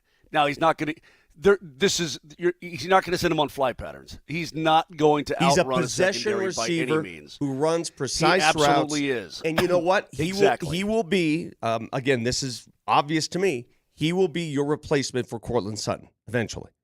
That's him. It feels like, yes. That's who he will be. By the way, Cortland Sutton will be our guest tonight, or tomorrow night, I should say, at Ball Arena when the Nuggets play. Nice. He'll be our post-game guest. Oh, sweet. So instead of guys like you, we've actually got Cortland Sutton on the former show. Hooper. Yeah. Cortland Sutton. Cortland Sutton was at Game 3 for the Avs, too. Was he? Hanging out, great. Watching some hockey, yeah. Goes to a lot of games. Their next two picks, by the way, are pretty classic, the law firm of Peyton picks, which is, what was our strength last year? It was D-line. Yeah. Let's just add to that. They get Savion Jones, the D-end out of LSU, and then Hugh Robinson, the edge rusher out of Bama. I see 3 starters off the bat on the Broncos draft board. Shedeur Barron is going to start. He'll either be a slot or outside. He will start, okay? And they love his durability and versatility, both of those. R.J. Harvey is going to start. Yes. Okay, unless something goes wrong. He's going to be a starter. And by start, you just mean he's going to handle the bulk of the load. Doesn't mean he gets the first snap of the year. No, he's going to be. He's going to play a key role in the offense. After that, I don't know about Pat Bryant. I don't know if he's going to develop quickly enough for that. There's a third starter in their draft class, and the third starter was picked in the 6th round, and that's their punter. Yeah. The punter, who's originally from Australia and played at Florida, Jeremy, is it Crawshaw? Yeah, the rugby dude. Yeah. He is going to be your starter. Good day, mate. Just one thing quickly. Good day, mate.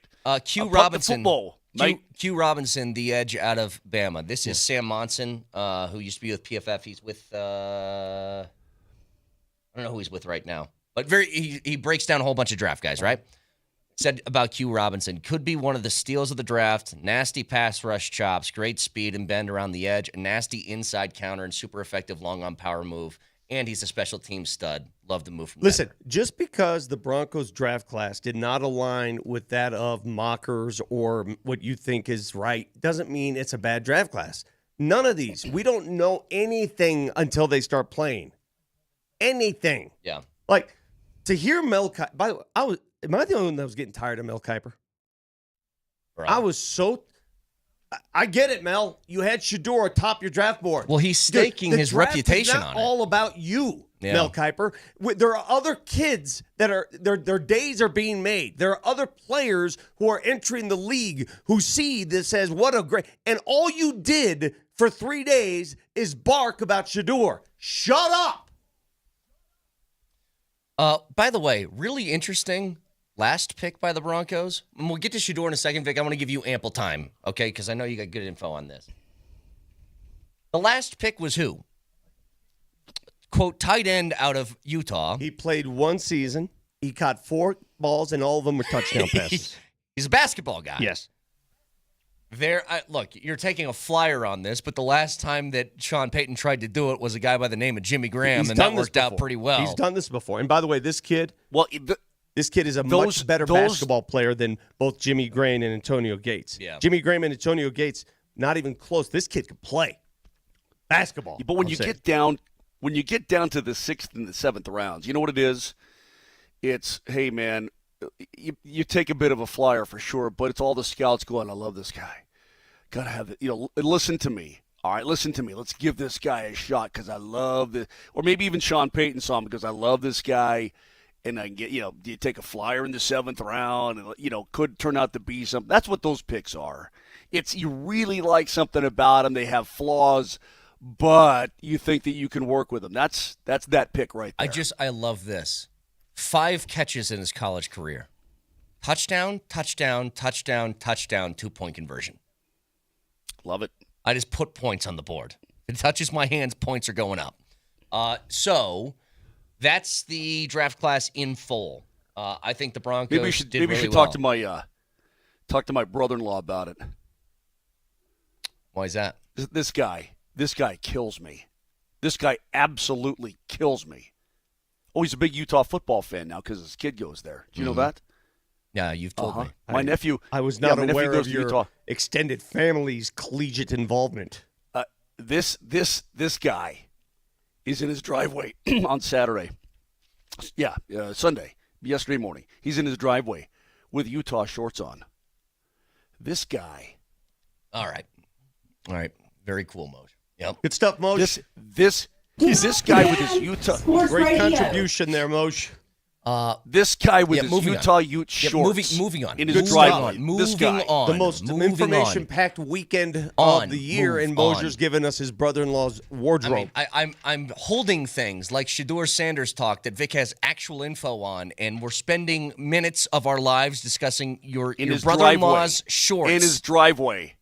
Unbelievable. Right. Back to loser situation. What was an amazing Saturday with the Avs and Nuggets both winning. Get back to it in a second. Stick around.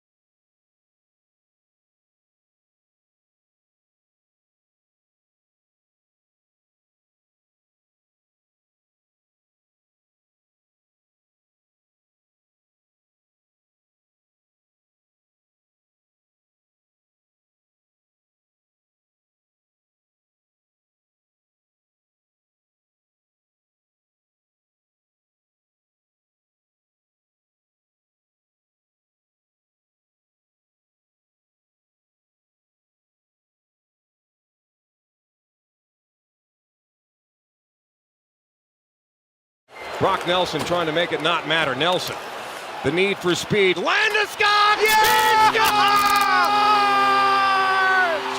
Oh, Captain! My Captain! Welcome back, Cap! Gabe Landeskog! The North God of hockey has made it 3-0 Colorado. Oh, what a moment inside Ball Arena. Brock Nelson is wide. Brock Nelson finds Landeskog. Score! Landeskog! Welcome back, Captain! He rips it past Oettinger off the arm and in.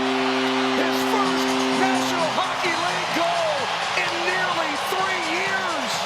And the Avalanche have a 3-0 lead. 1,041 days between tallies for the captain, and he's got the Avs a 3-goal lead. People keep asking if I'm back, and I haven't really had an answer. But now, yeah, I'm thinking I'm back. Moj, could barely hear you on the call. That's how loud it got in there. Now, I'm going to toss this over to Vic in a little bit to talk about Shedeur, but I want to bring this back to something regarding Landeskog. Here's the story of Game 4, and I'll tell you why. It's not because of the comeback. It's not solely about the story of his return to the NHL.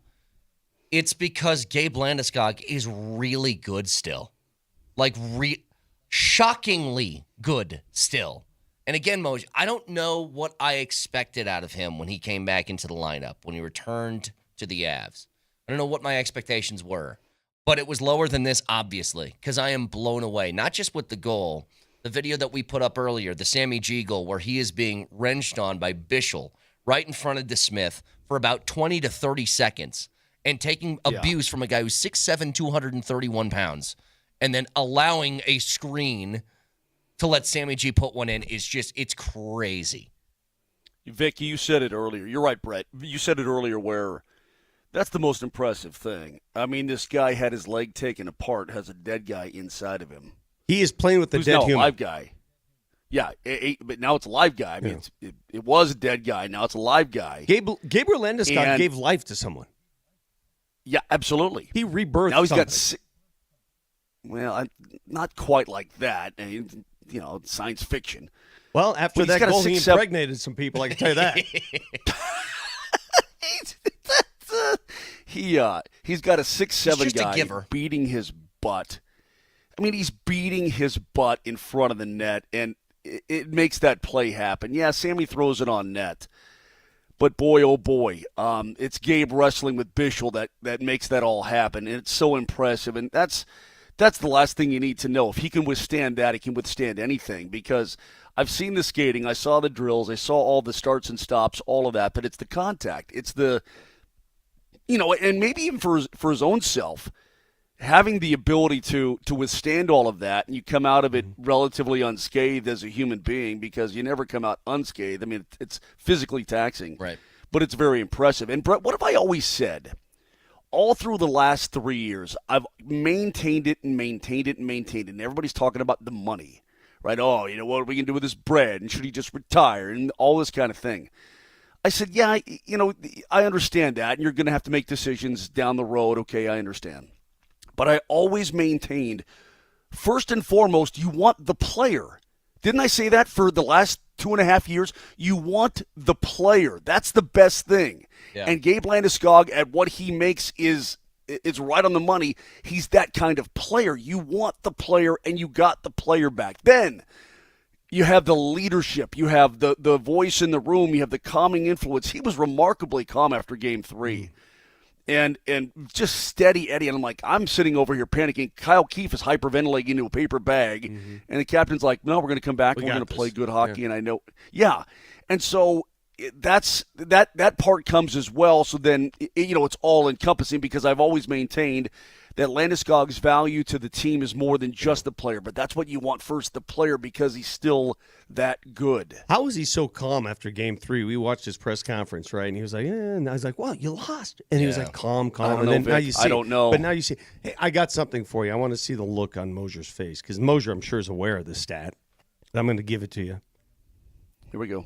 Gabriel Landeskog has 4 points in 2 games.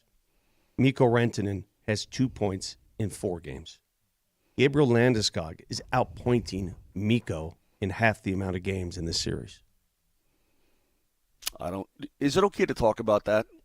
Well, I just said it. Because I'm afraid that guy can go off at any moment. And I don't you don't want to be guilty of jinxing, right? I don't want to stimulate his situation. I can say this. Boy, some people are really upset about all of that, what you just brought up, and I'll leave it at that. Some people are really wondering if they didn't screw up, but we'll see. That is if you had told me at the beginning of this series that, oh man, Gabe's only going to play in 2 games and he's going to outpoint Mikko in 4, I'd say, no, come on. Yeah. You drunk? What, are you drunk here? We got some drunkenness going? What, you Billy Bob? Baby Billy. Baby Billy. You've been watching, by the way? Hey, Moj. I'm not asking for all that much here. What was that? I just want an 8-ball and $2 million. $2 million. Baby Billy, Mama Bonkers. Are you Baby Billy? I'm not asking for the world. I'm just asking for an 8-ball and $2 million. I'm going to tell you right now. Baby Billy is the greatest character in all of television. I don't make $1 off anything I sell after I pay my scientists. And why do you do it, Baby Billy? Because I'm selfless. That's why. I'm playing the role of teenagers. It's teenagers. Have you seen Jesus the commercial for the Goggins goggles on your noggin? Have you seen that? Hang on. This guy's. That's actually, you know what? I think that was Mikko during negotiations with the Avs. Come on now. I'm not asking for the world here. I just want an 8-ball and $2 million. All right. I mean, it's just. So the anyway, Avs, so yeah, we ahead. got a game tonight. Yeah, listen, I don't know what's going to happen. Oh, you got a game, do you? But you've evened up the series, and again, neither team has played nearly as well as the Avs did in Game 4. Okay, through the first 3 games of the series. Now you found a blueprint, and did you see the lack of horsing around with the puck, Vic? There was a lack of horsing around. No, an intentionality. They went to work. There's intention. Yeah. Yes, they were deliberate, intentional, and that puck went deep. And not only did you retrieve pucks, but when you kept your legs going, Brett, did you see how the defensive zone for Dallas opened up? Your offensive zone opened up, and guys were finding themselves with grade A's. I mean, that wasn't by coincidence. That was all by design and planned and work. So everybody was pulling on the rope. Let's pause this for a second. And, Vic, I want to give you some time to talk about Shedeur over the weekend because I'll tell you the two most shocking picks. I thought it was the most dramatic NFL draft for what was happening in I don't know how many years. And without that story, let's be honest, more than that. Without the Shedeur story, that would have been a pretty boring draft. Yeah. But when the Saints took Tyler Shuck, when they took him 40 overall, you're like, oh boy. And then the Browns taking Gabriel in the third round. How about that Browns quarterback room right now? You got Dylan Gabriel, who's meh. You got Flacco, who's a grandfather. You got Deshaun Watson, who's not playing. Yeah. You've got Pickett Hands. Pickett Hands is in that room. Gabriel and Shedeur. I have never seen a more diverse quarterback room in my life. You talk to people who are very much aware of what was happening. So tell us what they told you. I'm going to tell you what I know NFL circles. And this is not just one person telling me. This is 2 or 3 people telling me in the NFL, close to this situation, who are decision makers, who have an interest in this. Shadur Sanders, why do you think he fell? What is the popular notion? Oh, well, he's too big for his britches. Oh, he's always flashing that cash in his watch. Has nothing to do with that. It seems to be 2 things, Vic. He's either a horrible interviewer who's too arrogant, or the entire league colluded against him. That's what I heard. Has nothing. I had to write this stuff down because I didn't want to forget it. So let me get to it. All right. The 2 reasons why Shadur Sanders fell in the draft. Number 1 reason, according to NFL, this is the entire league, he takes too many sacks. And all we heard when he was at CU, why did he take sacks? He has horrible offensive linemen, right? Oh, it's off. Right. It's not the way NFL scouts see it. The way we watch a game and the way they watch a game are 2 entirely different viewing points. Yeah. They see a quarterback taking sacks. We see a bad offensive line. Takes too many sacks, doesn't process quick enough, thereby more sacks, and that's the number one reason he fell. Sacks. Yeah. Quarterback stat, viewed by many. Sacks. The number 2 reason he fell. Sean Payton said that about Russell Wilson, remember? Yes. The number 2 reason he fell, and this is a little more layered, and this is going to cause some controversy, but let me explain myself the way it was explained to me. The NFL saw through the staging that was given to Shedeur Sanders by his dad. He staged his numbers. He gave him ample receiver. Well, I'm going to give it to you right now. How many receivers went to the NFL out of this CU draft class? 3 were drafted. 1 was a free agent. He had 4 receivers that he worked with, stud receivers. The way they ran the offense, who did it revolve around? Who did it revolve around? Oh, Shadur. They threw the ball all the time. Yep. They believe they threw the ball when they're up 20 with a minute left in the game. They believe the offense. It's hard to walk away and say, well, we don't know what we're seeing here because it was staged to make him look good, according to the people I spoke to. Yeah. And they didn't trust it. It was staged. It was propped. You don't know what to do with these numbers because are they real or are they just the product of daddy ball? So it's like in a roundabout way, not for the daddy ball stuff, but like remember Timmy Chang had like that season in Hawaii where he threw for 1 billion yards, or like Kellen Moore did at Boise State. They're like, well, how? It's a lot of numbers, but how does it translate? Exactly. Yeah. Lastly, okay, so then I ask, so why would Cleveland pass on him, take another rookie, and then go get him in the 5th round? Why? Very simple. You take him in the 5th round because the guaranteed money is way less than it would be in the first 3 rounds. Yeah. Right. And if it doesn't work out, you can cut bait. Easy to cut. What if he really is that good? Listen, and everything I just said, I hope he proves people wrong, especially after that BS that he had to face with the. I hope he goes. I hope he goes there and kicks I really butt. do. I think, in fact, I think he's the best player in their quarterback room right now. I do. I think he's better than Pickett Hands. I think he's better than Dylan Gabriel. Yeah. I think he's better than Joe Flacco. Maybe not as seasoned, obviously. Deshaun Watson's not going to play. He's hurt. The point is, those are the reasons Shedeur Sanders fell. Those are the reasons. Is there another thing to it, though? Because even with everything you're saying being true, Dylan Gabriel is not better than Shedeur. No.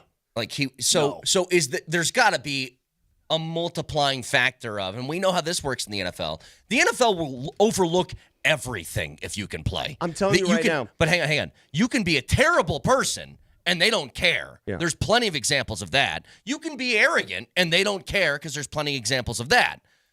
But when you get to the marginal range that they view you in, along with some other stuff, then it starts to get a little wonky, right? So could the interview stuff that we heard in the pre-draft process have factored in along with the other things? Again, topic number 1 was the sacks. He takes too many sacks. So if you take that and say he's not as NFL ready as people think he is, all right, will he be a bona fide backup? To be a backup in this league, you have to be selfless.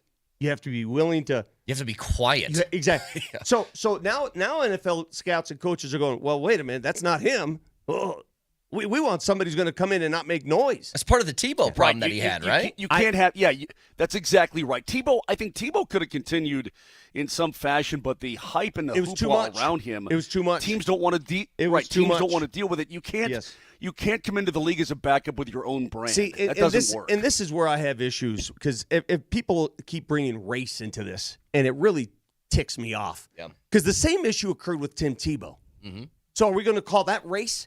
Tim Tebow brought a party with him. He brought a different attraction. Yeah. And he had his people that wanted to see him thrive. We were all into Tebow mania. But the league saw right through it. Yeah. I'm going to give John Elway all the credit in the world. He saw right through it and made the necessary change. And Tebow couldn't really throw the ball either. Exactly. That's another exactly. Yeah. But he was also. You won. The point is. I got you. That's the point I'm trying to make. I think at the end of the day, I think Shedeur's dad did him a disservice the way he coached him in college. I think so too. We'll jump back to this in a bit. Yes. When Tebow threw the touchdown pass to DT, it was like, yay. Oh, for Elway, yeah. He knew. We all knew. We'll get back to this in a bit. Do want to jump back to the Nuggets as well. We'll get keys to the game with the Avs here soon. Stick around.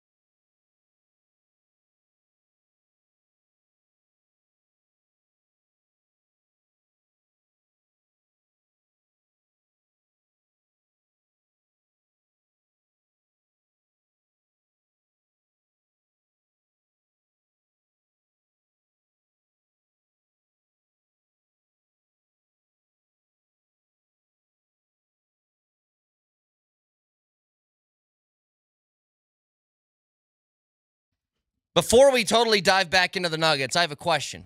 This is a great one, too. Listen closely, Moj. Listeners, listen closely to this question. If you're driving around, write it down. What was your moment of the weekend? Was it the Landy goal? What's the craziest thing you saw? The most memorable thing you saw? Was it the tip dunk? Was it the Shedeur slide? Was it what was it? There's a million things. Wow, that's hard. That's really hard. It might be the Rockies.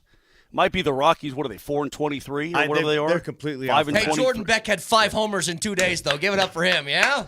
I have in front of me. Oh, okay. I have the craziest thing that I saw all weekend. It wasn't the buzzer-beating dunk, which was amazing.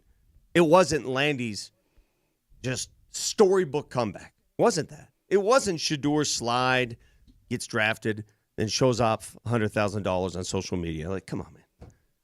It wasn't that. Do you know the craziest thing that I saw all weekend? Please tell me you saw this. Did you see the interview with Bill Belichick and his girl on CBS Sunday morning? What's going on?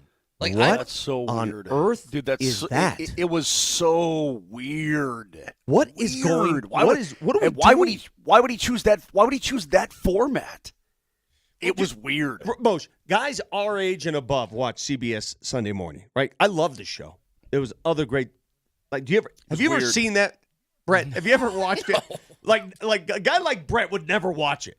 Moshe, I watch it every weekend because it is great stuff. Yeah. When's the last time you watched Meet the Press? Yeah. I Not a fan. love CBS Sunday morning. The storytelling on that show is amazing. This story. Well, Charles Osgood was the best back in the day. He was the man. But this story, the private life of Bill Belichick and his 20-something girlfriend, is beyond. I'm sitting there going, what is this? Okay, you know when this is just from the little bit of that I saw. You know when like celebrities have, what are they called, Moj, when they feel like they can't take care of themselves, they need to have a live-in? No. No, it's called something like that. A wife? Conservatorship, yeah. Conservatorship. A conservator. It feels like she is his conservator. Moj, she's on the practice field during weird. UNC practices. And when he was asked the question, incredibly weird. Very basic question that every human being who's in a relationship is asked at some point. How'd you guys meet? How'd you meet? Just a very simple, you know what? I met my wife actually at a party. That's where I met her. How about you? Oh, I met her at the grocery store. I met her at a book club. They asked that question to Belichick. She, from off-screen, yells, "We're not talking about that." Like, sternly. That is weird, man. Weird. That is not the Super Bowl championship coach that I remember. How did you guys meet? This is Not talking about this. No? No. It's a topic neither one of them is comfortable commenting on. Was it like the whole thing? Was it a just Diddy bizarre. party? Like, where did you guys meet? No, forget that. I felt very uncomfortable watching. I didn't watch the show. I saw the clips online. I felt very uncomfortable watching the clips and watching the way it was presented. Hey, forget her response, her just lurking in the background, stopping the interviews, trying to basically stage everything. Him wearing that tattered sweatshirt like they always wear. That, Bill. That look is for 14-year-olds. $8 billion. Yeah, you're not a teenager. Okay, calm down. That doesn't over, pal. My question is, why are we doing this interview? I don't know. What's there's no point. Why is CBS Sunday Morning that values itself on journalism and this? What are we doing with this interview? I was going to say, Vic, don't you trust their journalistic integrity? That's a TMZ skit. Anyway, yes, it was weird. The moment of the weekend, by the way, for me was Landy. You can take your Belichick if you want to. Landeskog and him scoring was it.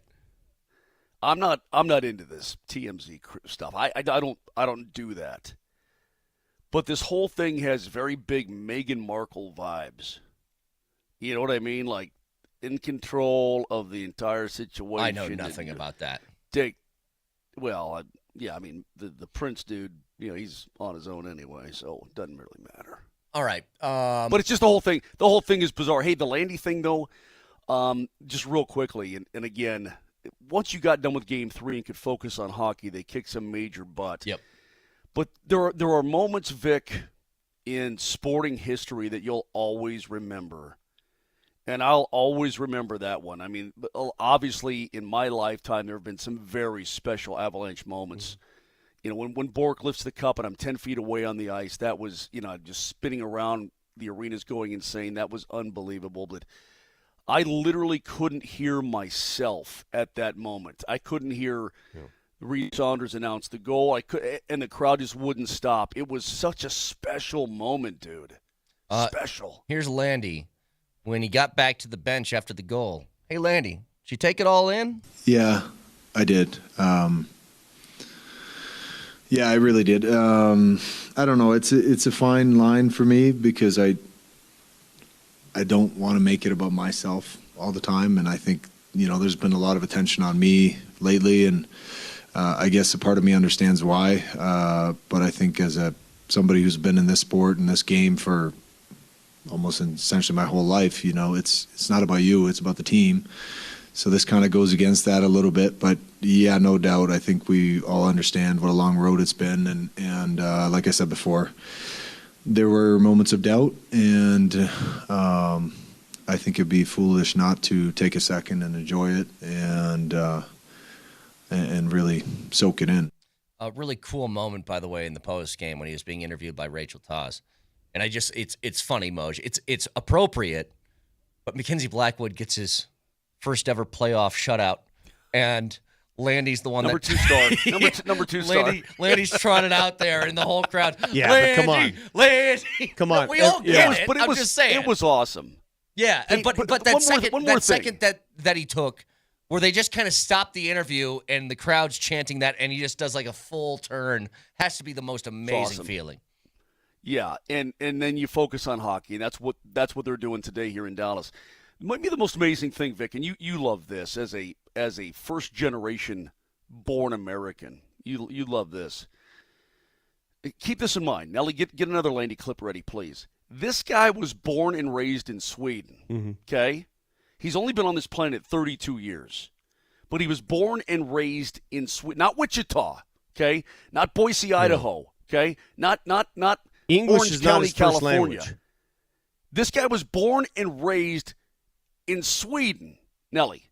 Yeah, Nelly was flying up the neutral zone, and I was just trying to find a soft spot, middle of the ice, and he made a great play to me, and I think that was my first shot on net in the last 2 games. So Stop.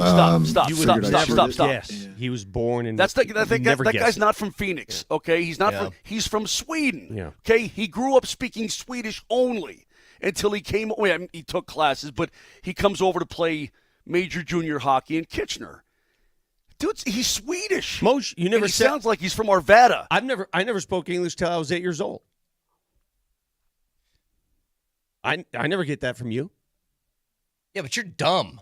I didn't speak a lick of it until Sister Rita. Hey, Sister Settle Rita. down just a little bit. Can I say one other thing? Sister Rita meter maid? One other thing. I'm going to keep trotting this stat out there. We're now done with 4 games of this series between the Stars and the Avs. And the Dallas Stars have led for 62 seconds in 4 games. 4. And the series is tied 2-2. Do you know what's crazy? Pretend you're the Dallas Stars, and you're tied 2-2. And the 2 wins you have came by the hair of your chinny chin chin. So close. What have the Nuggets done? What have the Nuggets done? The exact same thing. Same thing, yeah. The exact same thing. They were up 20. They led by a lot last night. But the 2 wins, it's just like it's the total reverse. Yeah. You know, that's what's funny. Both of these series are 2-2. One team is going on the road now for Game 5. The other is coming home. Who do you feel better about? You know what I mean? It's funny you say that. I feel good. I feel good about the Avs. I mean, it's just crazy. But if the Nuggets close the game out, if they just take it to a point where Ty Lue says, you know what, backups, get in there, close out the game, and they win by 20 at the end of the game, do you feel different or do you feel the same? I feel different. But here's the beauty of the Nuggets, and I try to explain this to myself before I do to others. Every time you seem to give up on the Nuggets, they smack you in the face. Yep. You don't like to get hit in the face, do you? I don't Not He doesn't generally. like people touching Every his face. time. I mean, Every time we collectively, and I'm pointing at myself, every time we think it's over, they say, hey, loser. Here we are. They do it all the time. One guy in particular does. And it's a beautiful thing to prove doubters wrong. I love it. It's why we watch sports. But here we are, tied 2-2. Somebody asked me, what do you think about the Nuggets? I still don't feel good. yeah. Hey, if you're Well, hang on, Moj. yeah. You had to play your starters 43 minutes apiece to get that win. 43 apiece. Well, what'd you want them to do? Well, here's what's funny. It's so funny you said that because, Adelman's got to rest his guys. For who? Oh, I'm not. That's. Hang on. That's not a criticism. It's something you have to do, is all I'm saying. You know what else happened yesterday? A similar story. Actually worse than what the Nuggets did. The Los Angeles Lakers played an entire second half without a single sub. Same 5 guys who started the second half did not miss a second until the game ended last night. And let me give LeBron James credit here. The oldest player on the court was the most conditioned. He was making defensive plays late in that game, that swat he had. Not a single point on DiVincenzo, but he was making plays. Yeah. He didn't fall all over himself. He was making plays. He wasn't Austin Reeves missing every wide open 3 given to him. This is crazy. LeBron, this is his stat line, Moj. He played 46 minutes. He was 5 of 9 from the floor. Only 9 shots. 15 of 18 from the line. 12 boards, 8 assists, 3 steals, 3 blocks. Luka went AWOL in the fourth quarter. Yeah. AWOL. Especially defensively. Poor Lakers. They're down 3-1. And they're down 3-1? And they wanted. I told you. It was down 3-1. Hey, guys, listen. I told you. They're down 3-1 after acquiring Luka, in which everybody, including myself, thought, well, they're probably going to compete for a title. And they might lose in 5 to Minnesota when they had home court heading into that game or heading into that series. Goodness gracious. And schematically, before the series, you asked, who do you want to win? Who do you want to win, Vic? And I said, I laughed at you. I scoffed at you.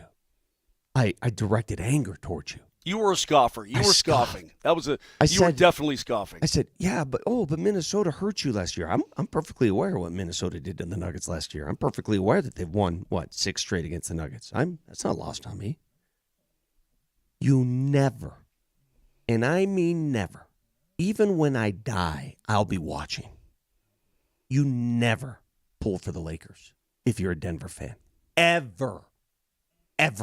So, ever. Listen to me. When I'm dead, I'll be watching. It's also You just sounded like Dan Devine and Rudy.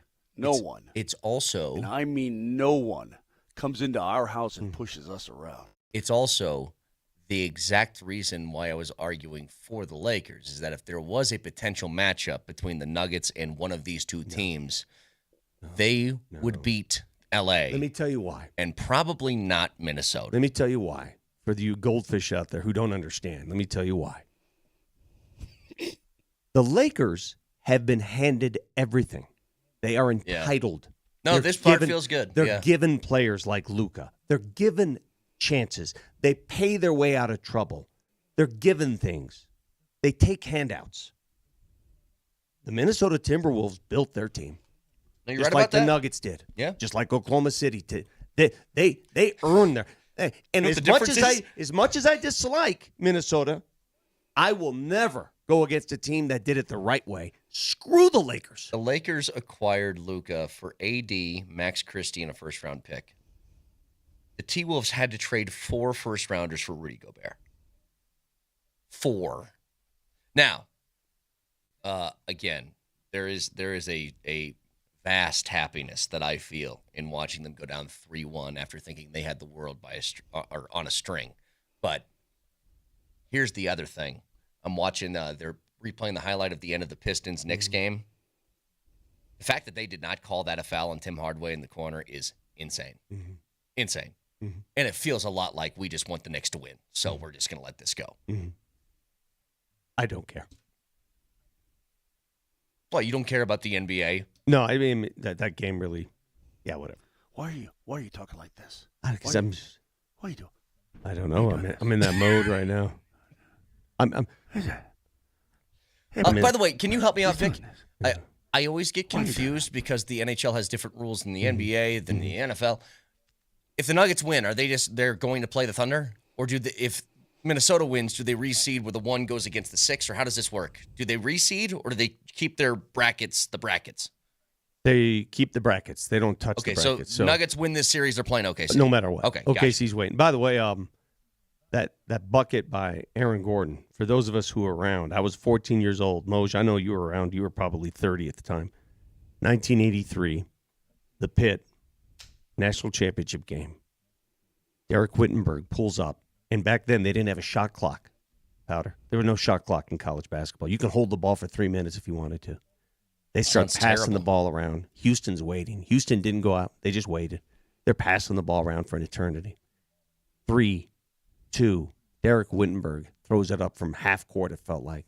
Lorenzo Charles takes the short shot and puts it in the rim, and they win the national title. It was the same damn play. Same thing. No instant replay. There's no red light. You couldn't tell any of that. But it ended the same way. It was unreal. Well, with that, got some audio from Joker post-game about the finish to that. But moreover, the series is tied at 2. Do you feel differently than you did after Game 3? Get to it next.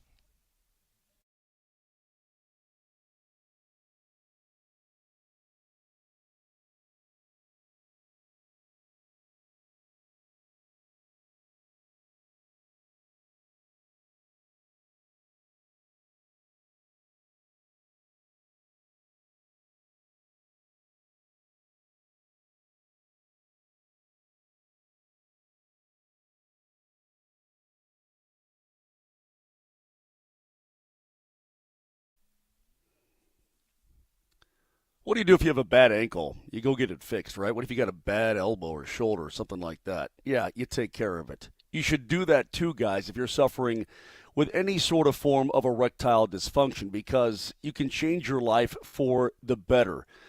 Just get done with the frustration and the embarrassment that ED can cause and get to Rocky Mountain Men's Clinic, because their treatments work when the pills or the herbals fail. They've got success rates well over 90%, and they've served the Front Range here in Colorado for nearly a decade. Tens of thousands of men have been successfully treated, and it could be you if you're dealing with any kind of ED. Schedule a consult today. The visit's only $99, includes the consult with a Colorado licensed medical provider, a T and a PSA test, and if medically advised, you get a test dose right there in the office. Now, if that doesn't work, your appointment is absolutely free. But it's going to work, and you're going to be better. You're going to have better intimacy, everything. Don't let those devastating effects ruin your relationship. Call today, 720-440-7900. They've got 5 locations in Colorado, from Fort Collins down to Colorado Springs. Again, 720-440-7900, or go to RockyMountainMen'sClinic.com.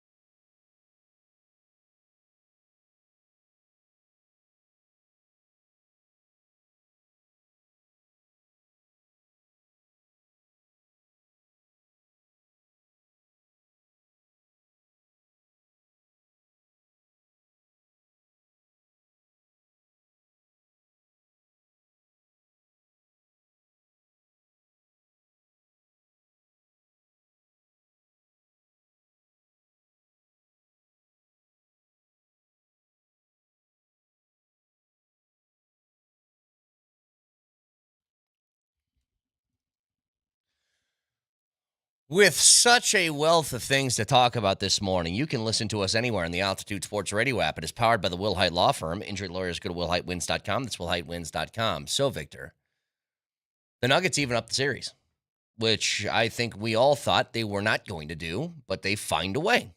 3 games set, 2 of them at home. And if I told you after 4 games, the series would be tied at 2, and the Nuggets are keeping home court, I think we all would have taken that. It's a weird path to get there, but we're here. Yep. So with that, how much differently do you feel now as opposed to after game 3? No idea. Is it kind of the same right now? No clue. Okay.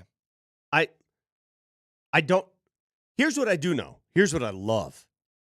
I know now that the Nuggets can play in-your-face defense. Yeah. I saw it. These eyes, these old, crusty eyes, these old, wrinkled eyes saw something on Saturday that I had not seen all year. I saw 3 quarters of, let's go. I saw 3 quarters of, I'm going to get up in your pants. Good luck in around me. The job that Christian Brown did on James Harden, by the way. Yeah.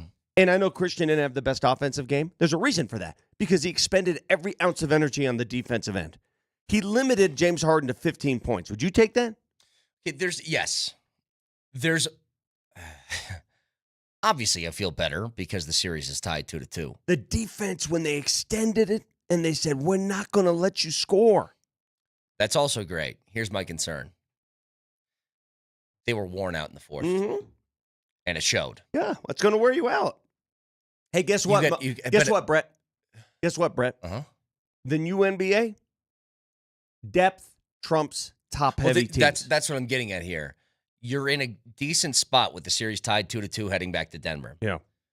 But if it's going to take 43 to 44 minutes from every single one of your starting 5 to pull this thing out, maybe you're able to escape the first round, but it's not sustainable. You know what I mean? Like the Clippers at least, like they had Bogdanovich play 19 minutes. They had Batum 19 minutes. Derek Jones had 15. Even Simmons threw in 7. They have more depth. They have a bigger bench. Now, it's funny because bench play usually shines when you're at home. Like their bench played much better in L.A. They did. Nuggets bench plays much better here in Denver. Those role players in the spotlight, they come and go, and I expect that to change again when it comes to Denver tomorrow night. Yeah. We'll see if Russell Westbrook plays because, let's be honest, he is the Nuggets bench. Yep. He is the Nuggets bench. It's a one-man bench. It's him with a little bit of P-Watt, and that's kind of it. But at the end of it, Moj, I'll repeat the question here. How much differently do you feel? Maybe none. After Game 3 as opposed to after Game 4 with the series now tied 2-2. I feel just a little bit better. And how could you not, right? I mean, they had a 20-point lead. Actually, I think it was 22 at one point.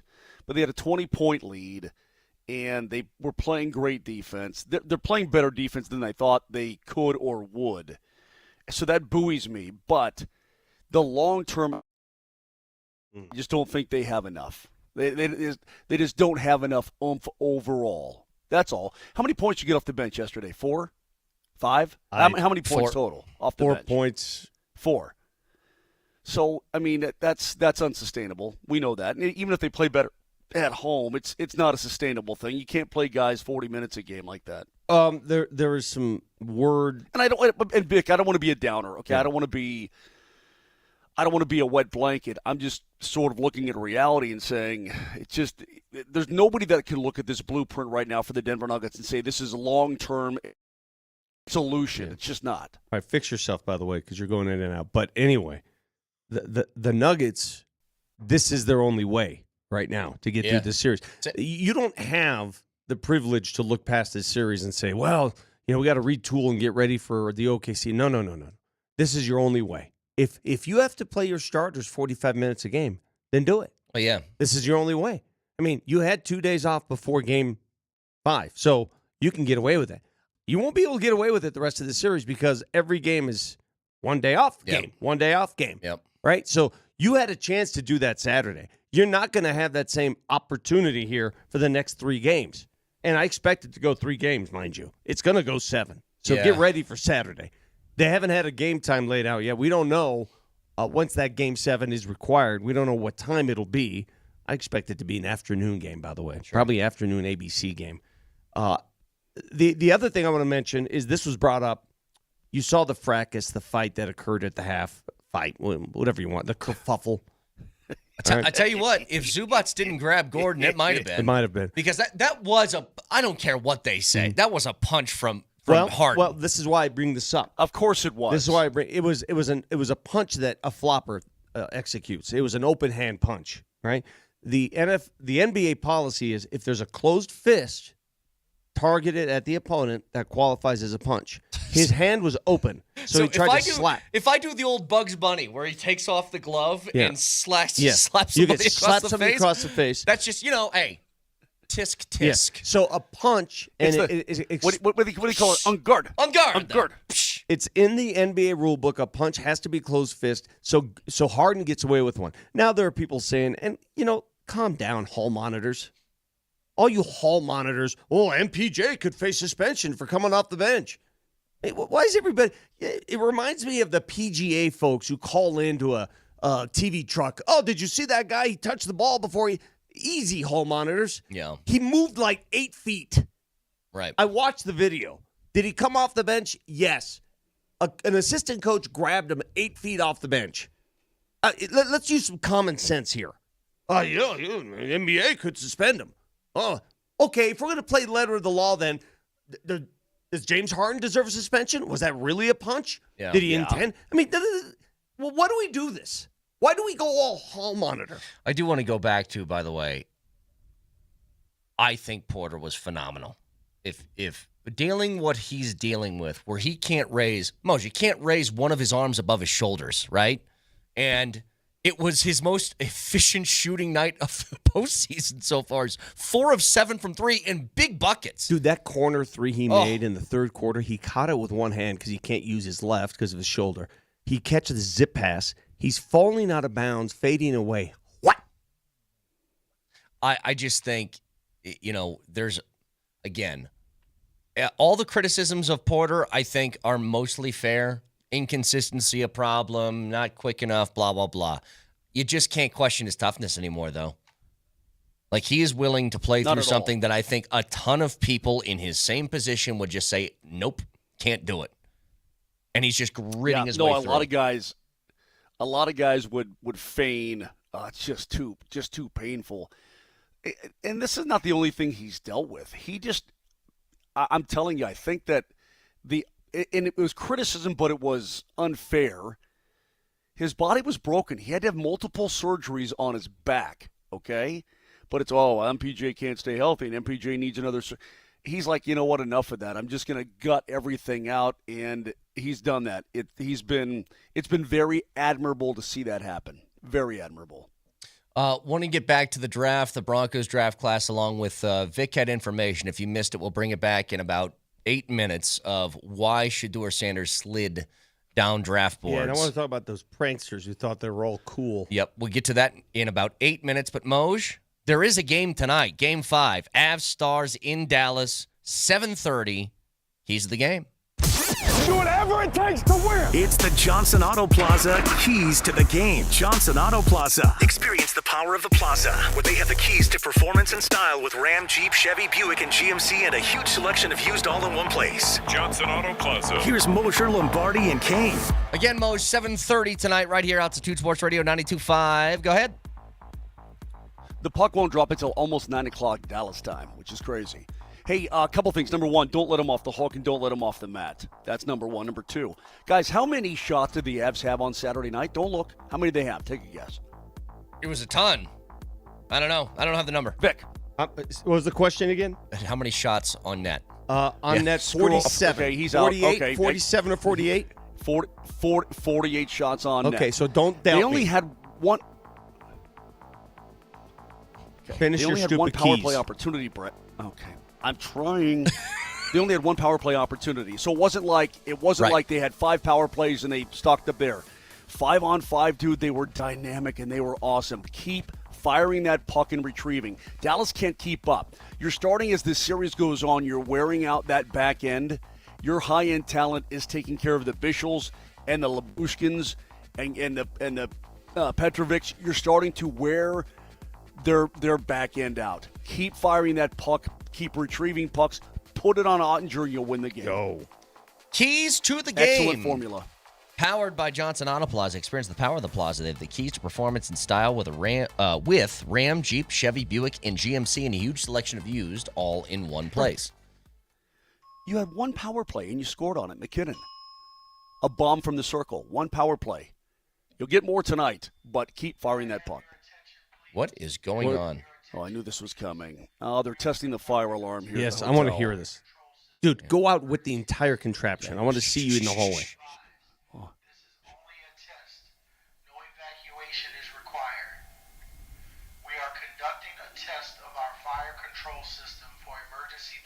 You are how many times have you had fire tests go off when you're in a hotel this year? Oh, okay. It's been a ton. Yeah, where's our boy Efren, by the way? Yeah, he's in L.A. I knew this was coming. But I got a text yesterday saying we're going to have a fire test. It's supposed to be at 9:30. A little late. What? Yeah, But a little late. Why is it always when there's a Navs or Nuggets game that they have the fire tests? I don't know, dude. Wink, wink. I have no idea. Again, when we come back, if you guys missed it earlier, Vic has very, very accurate information from people who know the exact reason why Shadur Sanders, who was projected to go as high as third, dropped all the way to the 5th round. We'll get to that and the Broncos draft class next.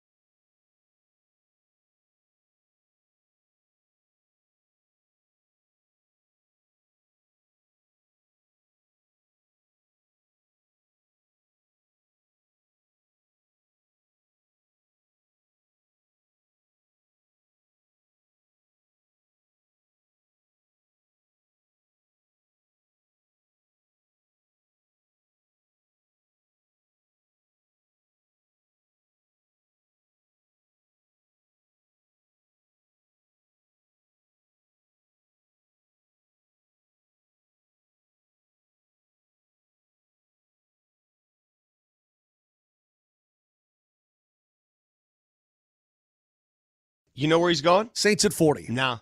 He's going to the Raiders at 37. He might. You think so? Mark it down. Hell, might. record this. Nelly, write it down. You can write this down. Hell, record this. Record it. Make it available in stereo. The Las Vegas Raiders with pick number 37 today. They're taking Shedeur Sanders. They're going to have Shedeur Sanders and Ashton Genty on that team.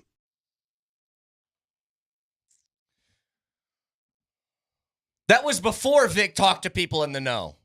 And then I talked. And then you talked to people in the know, and then you got actual information. Just quickly, before you share this again, Vic, can I ask one basic question about a team that's not the Broncos, but what are the Steelers doing? Do they know they're getting Rodgers? Is that why the first quarterback they took was Will Howard in the sixth round? Yeah. They have to have a plan. 100%. You got to like the fourth, fifth round. I'm like, how are the Steelers not taking Shadur? Yeah. Like taking a flyer. But you have some info, Vic, so go ahead. Well, the info's pretty basic on why Shadur dropped, and this is based on information I got from several people around the league. Number one, the sacks he took. They were very, very alarmed by the amount of sacks. And I know what you're going to say when I say that. Well, he played behind a bad offensive line. Well, the NFL doesn't always view it that way. The NFL sees sacks as a quarterback stat and get the ball out of your hands. Get the ball out of your hands, figure it out. That's how they see it. And they break down every play, and they look at every sack, and they look at every case, and they evaluate quarterbacks on their processing. So the sacks did not help him. He took too many sacks. So from a play standpoint, that's why he dropped. Then there's the other stuff, and this is labeled the other stuff. They're not sure what they're getting because they're not sure what they were given by his play at CU. Sure. Was that a staged? Was it propped up by his dad coaching him, trying to make his numbers look better? So what the allegation is, they built an offense to make him look good. Prop his draft status. That is what they also think. had to build an offense. They also had to build an offense to show off his talents to win. I mean, he and Travis were the best players on that side of the football. So clearly, I mean, that I understand the nepotism angle and make him look good. They also needed to do it to try to win some damn football games, period. I wonder, though, how much not throwing at the combine and all that sort of thing, not showing those skills on a wider basis hurt him in that regard, where teams would go, okay, we know what we've seen on film, but this is what this guy can do in this environment. I know he had his private workouts and whatnot, and some went good, I guess, and the interviews didn't, or whatever the rumors are. Guy can play the game of football, and I'm just shocked that it took that long. People don't understand what I'm trying to say here. Oh God, Mo, shut your Again? thing. Shut it off. Shut him off. Yeah, just cut it off, Nelly, until he's done. What I'm trying to say is every quarterback wants to succeed and put up big numbers.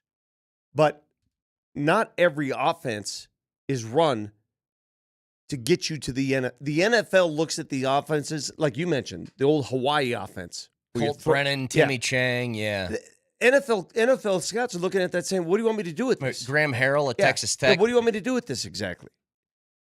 Yeah. They're confused by it. They don't know what to do. Run the ball once in a while. Well, that's the thing. And here's what's tough, man. We said it all year, but it's like they didn't. If you thought the Broncos didn't run the football, go watch the CU offense again. They never even tried. Remember, they had Dylan Edwards in that backfield 2 years ago, and they didn't run the football. I don't know. It's just weird. And the fact that they had 4 guys that went to the NFL that played receiver. Mm-hmm. Where did they put their best players? At wideout. Yeah. Skill. It's whatever would make Shadur look, well, I don't even want to say make him look good, because maybe that's the offense they had to run. I don't know. But it's my confusion has to match what the evaluators thought. The league has spoken. That's what they saw. The league said, we don't know what this is. We don't know if he's really this good or if he just was made to look good in this offense. And they also saw a ton of sacks. And that's why he dropped to the 5th round. The end. But he's going to be given an opportunity to play his way into a starting role, okay? I know that quarterback room in Cleveland it's a weird and room. I hope he starts. It's a I think really he will weird start. Room. I think he's the best quarterback in that room right now. I think he probably is as well. I would have taken a chance on him, man. If I was a team that needed a quarterback, I would have taken a chance. All right, Moj. I think the guy's a player. I've seen him, obviously, every college game at CU. Yeah. And also in person. I would have taken him. That's Moj, me. We've all been kids before, right? We were in college. We were all kids. We're fun. We like to have fun. Kids. No, have I'm fun. Benjamin Button, bro. I'm Benjamin Button. I'm going backwards. All right. Well, you're shrinking, so maybe. Do you like to pull off? Do you like to pull off pranks, dude? Sometimes. Do you want to get double barrels? Yeah, go ahead. I know. No, I was never a prank guy, Vic. Not really. You know, I pranked a Blockbuster. You've seen me pull off pranks, the whole snake thing on the golf course. You know, pranks are fun, right? They're fun. They're fun. What we witnessed over the weekend, and we just went through the whole Shedeur thing. My whole policy is, when it comes to pranks, you want to have fun. You really want to kick a guy when he's down, though. You want to humble a guy who's obviously being humbled on national television. And by the way, I don't know how humbled he was, because after the fact, he's trotting around a box of $100,000 cash. Whatever. To each his own. That's what you want to do. Fine. But I thought that gesture, that stunt pulled off by the Ole Miss frat guys, how stupid do you have to be to pull off that prank? Put yourself on social media pulling it off and jeopardizing your father's job in the process. The kid's dad is the defensive coordinator, correct? DC, yeah. In Falcons. Atlanta? Right. So your dad's job, reputation, and credibility are on the line, and you put yourself on camera?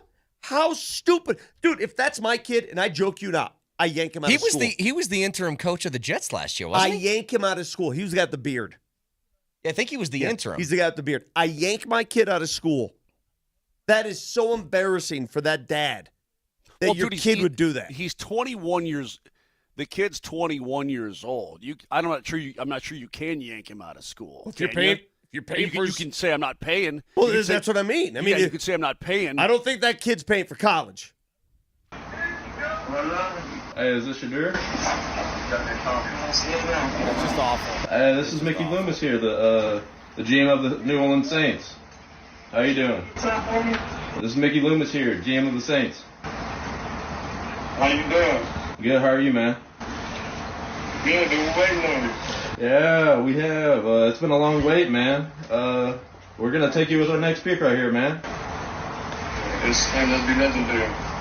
Hey, but you're going to have to wait a little bit longer, man. Sorry about that.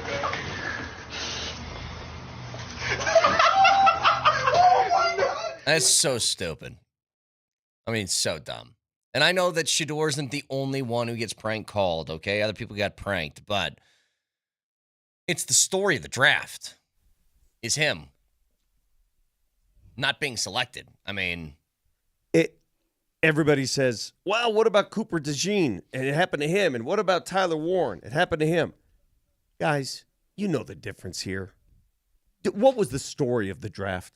What was the number one narrative of this draft? And a lot of people were clowning on him already. Keep going on, yeah, on and on. It was the spotlight of this. This was the story, and to do that, and to become part of his story, that's just again kicking a guy when he's down. It's just not cool. By the way, it's Kuiper, crap. Kuiper, calm the hell down. Good Lord. Yeah, it looked like he was about to cry. Kuiper went off the other deep end. Dude, Reese Davis had to say, all right, Mel. All right, Mel, we got it. You're upset because your number one quarterback on the board didn't go till the 5th round. And, you know, that's why Kuiper's upset. Kuiper's not upset because Shadeur's getting passed over. Kuiper's upset because it makes him look bad. Because Kuiper looks bad. Right. That's why. Well, he's basically staked his reputation. This is the best player in the draft, and he drops to the 5th round. So, whatever. I want to get to the Broncos here. The big move that they made after day one of getting Jahdae Barron was getting R.J. Harvey, the running back out of UCF. And, Vic, I know that they probably had their sights set on Travion Henderson. He went early in the 2nd round, wasn't available to him. Okay. Here's the deal with R.J. Harvey, and I want people to keep this in mind. They had no real threat out of the backfield last year. Javonte Williams, Jaleel McLaughlin, Audric Estime, Tyler Bidet, whoever. They were not feared players in the Broncos' backfield.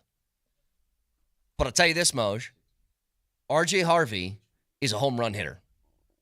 Over the last 2 years, nobody, including Ashton Genty, no one had more 15-plus yard runs than R.J. Harvey did. And he has the ability to catch the ball out of the backfield. So his numbers, by the way, if you guys were wondering last year, 1,577 yards on 6.8 yards per carry in 22 touchdowns. Catching the ball, 20 catches for 267, 3 touchdowns out of the backfield on that one as well. He is not a huge running back. He's 5'9", 205, but we put the picture of him at the combine on there. He is stout. It looks like a stud. Yeah. He's got. I'm curious to see how they deploy him, Vic. Again, he doesn't seem like a between the tackles kind of guy, but I guess I could be wrong about that. But he, as you said, Brett, he is a threat. Every carry, he's a threat to go the distance. Well, he's a home run hitting running back who can take it to the house. Yeah, absolutely. And so we'll see how he's deployed by the Broncos in an NFL offense. You know, who's going to be between the tackles guy, who's the tough yards guy, who's the home run hitter guy. This guy is your guy. And if you can use him in the passing game as well, even better. I mean, I'm very excited to see. And you don't use a pick on a back right there, and it's a deep running back class, but if you don't think he can be a guy stepping in right away and making an impact. I think Sean Payton's told you who he compares him to Darren Sproles. He's bigger than Darren Sproles. Right. He's bigger, but He's that's bigger his than comp. Sproles. Yeah. Sproles was a smaller guy. So if you're wondering how they're going to use him, that's exactly. Now, is he going to be an every down back? They want him to be, but there'll be instances where he'll be overwhelmed by linebackers like most backs are. He's going to have to take them on, and they're confident that he can take on a blitzing linebacker and block good enough in third down situations. Otherwise, they wouldn't have drafted him. I could tell you that the Broncos wanted Travion Henderson, and it was either Harvey or Henderson. Henderson goes 38, so they went to Harvey, and that's how it went down. They think this kid can be a difference maker. I'm looking at the Broncos draft, and I see 3 starters in their 7 picks. I see 3 starters off the bat. Jahdae Barron's going to start somewhere. I think he's going to be a slot or outside. R.J. Harvey, and again, when I say starter, you're going to play a lot, okay? That's what it means. And then their punter, who they drafted in the 6th round. You don't draft a punter without having plans to start him. You don't do that. So there's your new punter. How often are punters drafted? I don't know. Seriously, how often are they drafted? Yeah, not a lot. Every team's got one, and sometimes they go through more than one during the course of a season, but those guys are rarely drafted. Can I say one Just bring in a bunch of legs and you find which one can kick best. Can I say one thing, by the way, about the Sproles comp? Darren Sproles was 5'6", but he's another guy that even though he was short, he was stout, and I'll give you an example. So he missed his 2nd year in the league. He broke his ankle. If you guys remember, he got blown up on a punt return. So he was waiting for the catch, and he just gets obliterated. His ankle snaps. So he missed 1 season, 2nd year in the league. After that, he played 11 years, in which, listen to this, Moj, 11 years, Darren Sproles, 5'6". He missed 8 total games in 11 years. That's pretty insane. For a guy his size that you're worried about him getting hurt. Yeah, but he was dense for the 5'6" that was there. Dense and compressed into just a ball of man, right? You take all this sinew and all these fibers, and you just condense it down into a dude. You know what? I'm looking forward to this, man. I'm really looking forward to it. Now, again, overall, Vic, I don't know how you view these draft grades and value draft and all that kind of thing. The Broncos didn't, in terms of draft value. Okay, if the guy can play, the guy can play. In terms of draft, quote, value, they didn't come out like they had in previous years, but I think I'm with you. I think they got 3 guys who are going to play a lot right away. I don't care what mock drafters draft Knicks. Frankly, I don't care what grade you give teams' drafts. It means nothing to me. Absolutely nothing. Because what happens is we go and we watch these things, and we're like, all right, I've never heard of this guy, but I guess I got to trust him. These mock drafters, if a team goes against their plan, guess what happens? They don't like the plan. So they're going to give it a bad grade. Hang on. I'll give you, when we come back, a perfect example. There's a GM in the NFL on a radio show this morning recapping the draft where he shreds the hosts for questioning their draft. And we'll get to that in a couple of minutes when I talk about – I'm telling you, Moser, it's amazing. Hey, Mel Kiper, who spent 3 days from the top of his lungs yelling about one player. Mm-hmm. Guess what grade he gave the Cleveland Browns draft? A+, of course he did. Am I right? Is it an A+? A+. Of course. A+ for the Cleveland Browns draft, who drafted 2 rookie quarterbacks. Of course he did. Yeah. What, Vic, you get the number 1 player in the draft in the 5th round. That's a pretty good pick. Whatever. So we'll get you that audio in a second. I want to get back to the Avs. And Game 5 tonight, a chance to take a commanding lead. Get to it next.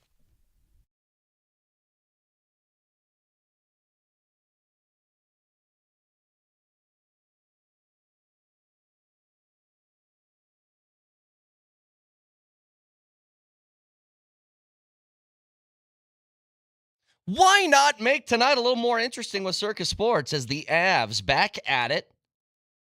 Game 5, 7:30 puck drop. They are minus 136 on the money line. Favorites to win Game 5, as they are favorites for the series price right now, minus 174. You can find that, all of the live odds, all of the game props. Download the Circus Sports app right now and get involved with not just the NHL and NBA postseasons, the MLB regular season. They have everything you desire. Download the app right now or go to circusports.com. And always remember, any gambling problem, call or text 1-800-GAMBLER.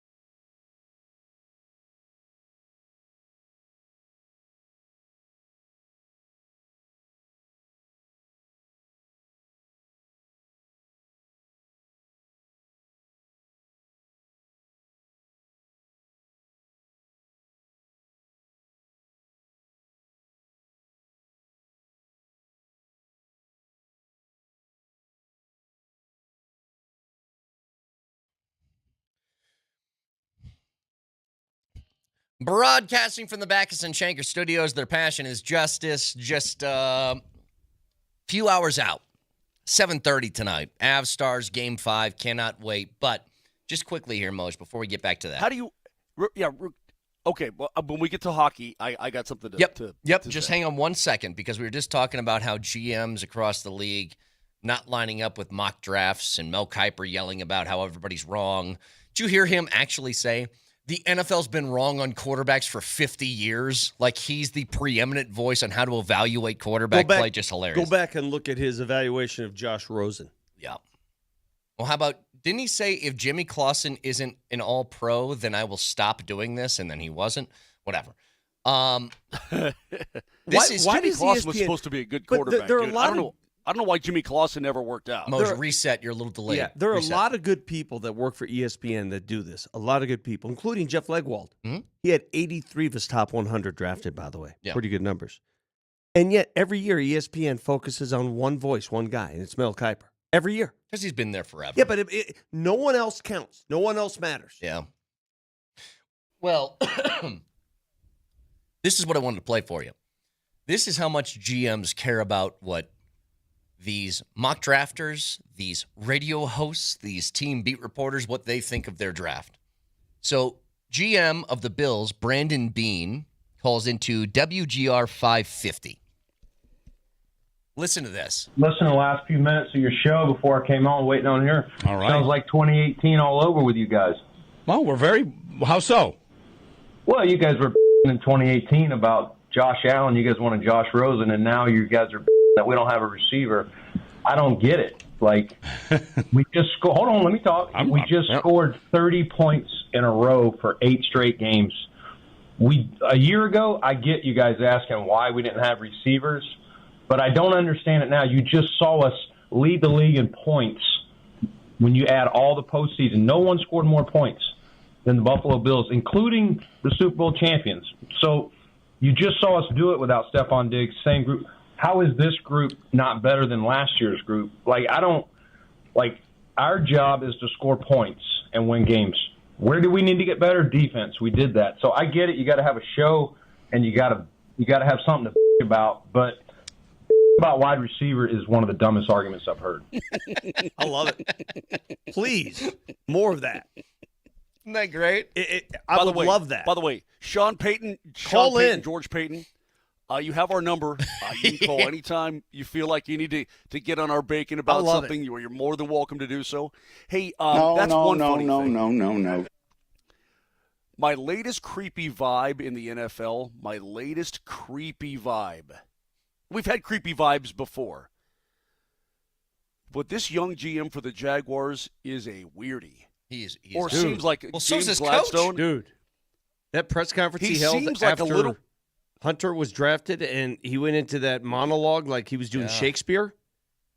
Dude, he seems like a little weirdy. Now, he may be some brilliant son of a gun that I can't even – I mean, he's, way ahead of me. Very well could be, okay? But he feels like he came from the analytics side, and he's got that – he's got the eyeballs. It's the eyeballs that kind of go like this. And Romeo and Juliet, he's got this kind of thing. First of all, he looks 12. There's no way that's he's got this mouth like this. Way. He's got a mouth like this. He first, hang on. Look at my mouth. How old is he? He looks 12, number one. 34. Number two. 34. Yeah, that press conference. And good for him. He got the best player in the draft for my money, Travis Hunter. Good for him. But absolutely. He starts for a minute and a half going off on this, I think you said it right, Vic, like Shakespearean sort of soliloquy about life quest. Yes. About life.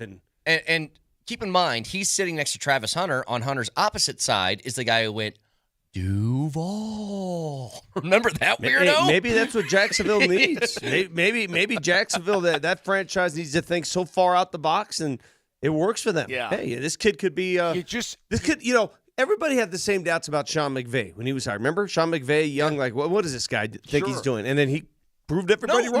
Maybe he's great. This kid can do but it. He didn't seem like a weirdie. Hang on. He was young, but he didn't seem like a weirdie. Didn't say he was bad at his job. I think they made a great move by getting Travis Hunter. He is weird. That's it. He's just a weird guy. And I hate to say that about, people that I don't know. I'm sure people think that I'm weird. They don't know me. And maybe if they do know me, they think I'm weird. Oh, you're certainly But this weird. guy gives off that weird vibe. I mean, Really he just what comes does. to Anyway, mind for that's me, all I got right? to say. Thinking about the sport of football and really the power of the game itself, right? Its capacity to ignite belief, right? Belief in ourselves, belief in others, right? Belief in achieving what many may deem impossible. Travis Hunter, he embodies belief, right? He's a rare person, he's a rare player, but he's also a reminder that the boundaries of the game of football were built to be challenged. Okay, all right. And so the decision to select I'm not doing him it. Yeah, here's the thing. was He actually a Not doing it. 1,000% wrote that down and practiced that into the mirror about 15 times before he got to that setting. I'm the GM of the Jaguars. I sit at the podium. I do this. See this guy right here? This guy's an absolute stud. Total freak of football nature. Best player in the draft. We got him. He's going to kick ass. Next question. Yeah. That's it. I mean, that's all you need. Not this. I like the boundaries of football stretch us in our human existence.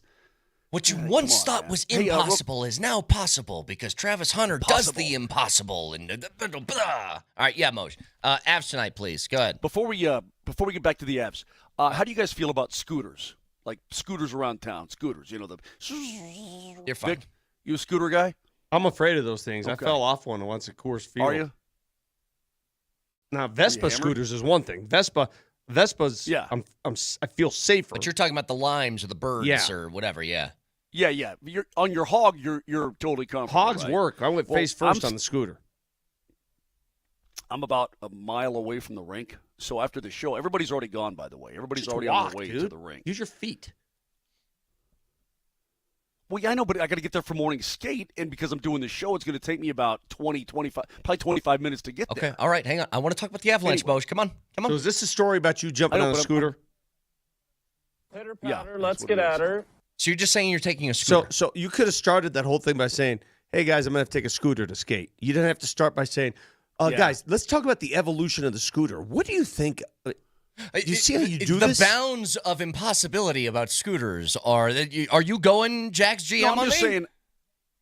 I'm just saying that I'm going to take a scooter. You just criticized the Jags GM for saying a whole bunch of You words. are the Jags GM. You're a weirdo. Not having word economy about talking about Travis Hunter, and then you had no word economy talking about a scooter.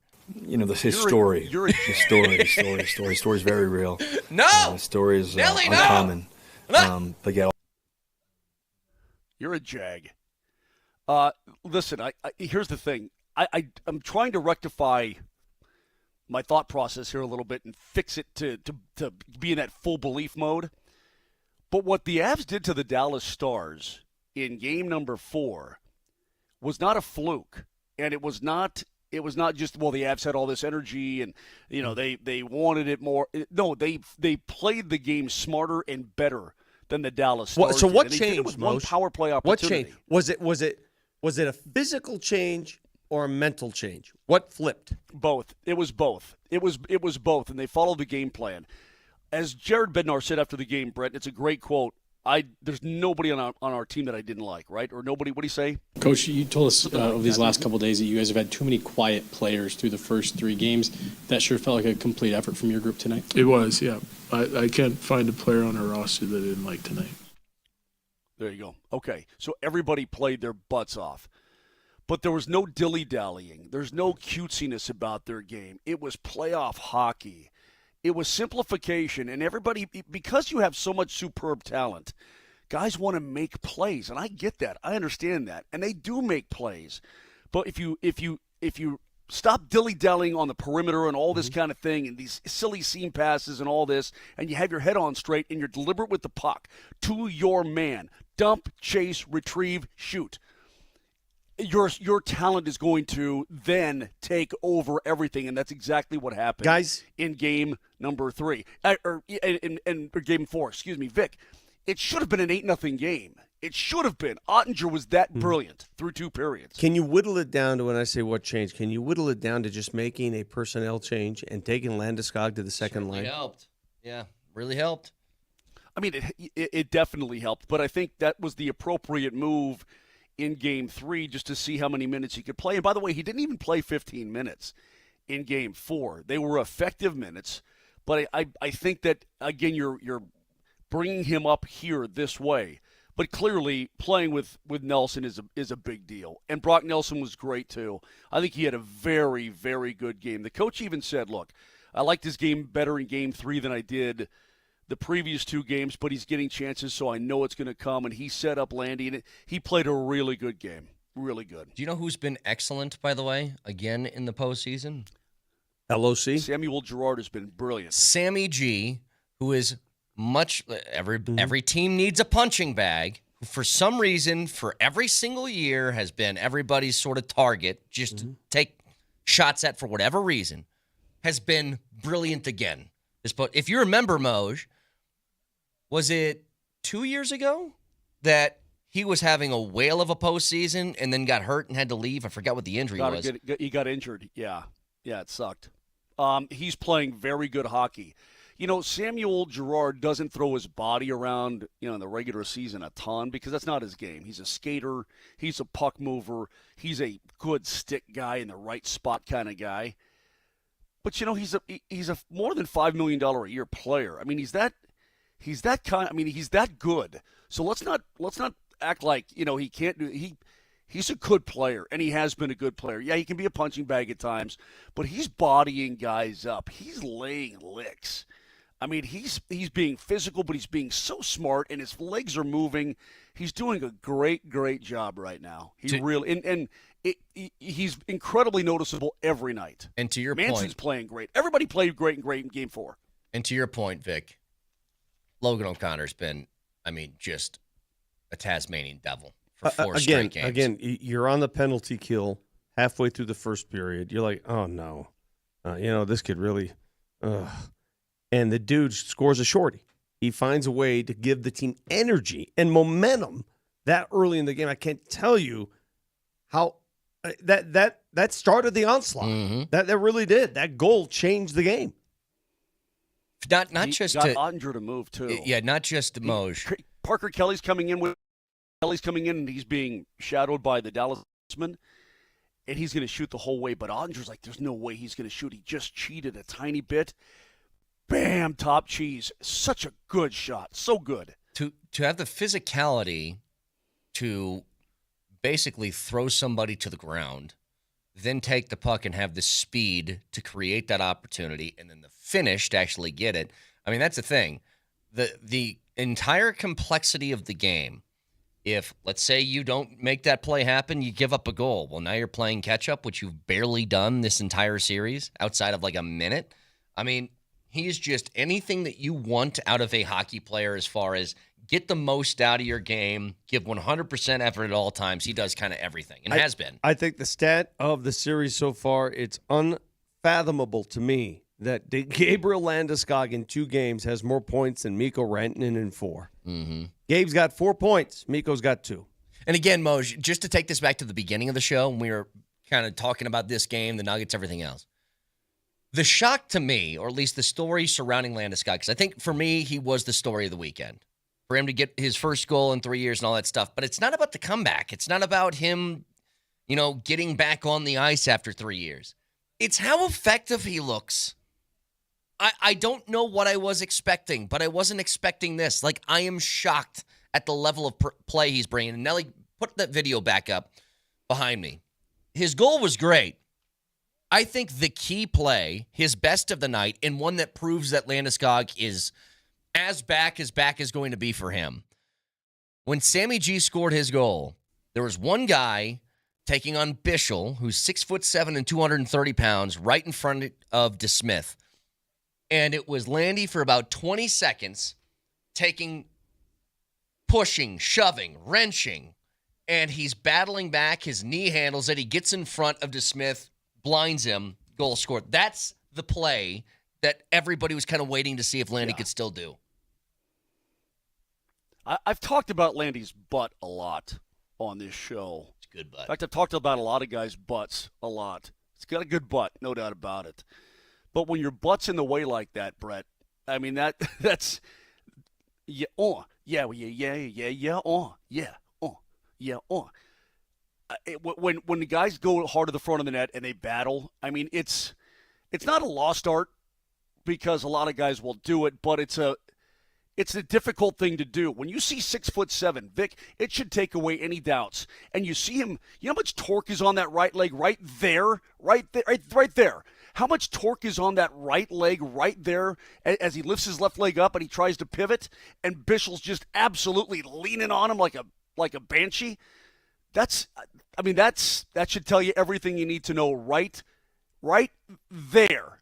Right there. Incredible. Yep. I mean, it's just the strength is unbelievable. He should be in great shape in terms of strength. Guy's been in the gym for 3 years. Yeah. And I bring all the milkshakes to the yard. Hey, I hate to dart in a different direction here, but I got to get this. Take a look at my Twitter account. Look at my last tweet I sent. And I want you to look at this play. Oh, no. I want you to look at this play. And when I see stuff like this, you know, NBA playoffs, NHL playoffs, every play, every moment is so important to the outcome of a game. I want. All right, so these games come down to the last drop. I mean, anything can happen. They're so important. They're so vital. Here's a play in the second half of the Lakers T-Wolves game in which Anthony Edwards gets the inbound pass, takes 3 steps, travels, then takes 3 steps on a Euro, travels. He traveled twice in one play, scored a bucket. Oh, my God. And are you watching it? He took a double Euro. Yeah. How? 1, 2, 3. And why? Yeah, 4. Yeah. Where are we in the NBA where this is not only allowed, but a guy can travel twice in one instance and not one of them get caught? That's crazy. In a playoff game. You're seeing this like I'm seeing it, right? I need your reaction. He just ran from the three-point line to the bucket. And I need your reaction. I got to have your reaction. He literally just ran from the three-point line to the bucket. He caught the ball at the top of the key near the three-point line. That's hysterical. Took 3 steps. Laterally. Took one dribble, and then took like almost 5 steps. Yeah. That's crazy. Again, 7:30 tonight right here, Altitude Sports Radio 92.5, Avs and Stars. Back after this.